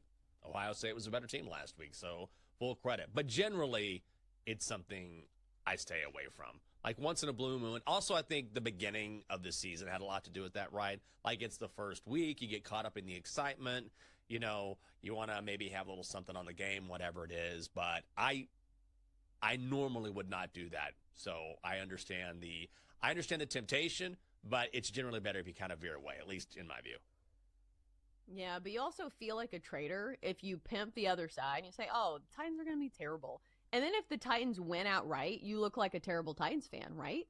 Like then you feel like you have like shifted allegiances. So I don't know how I'm going to play the Titans, but I think I am going to go against them in Survivor. I mean, you can't win. That's the problem.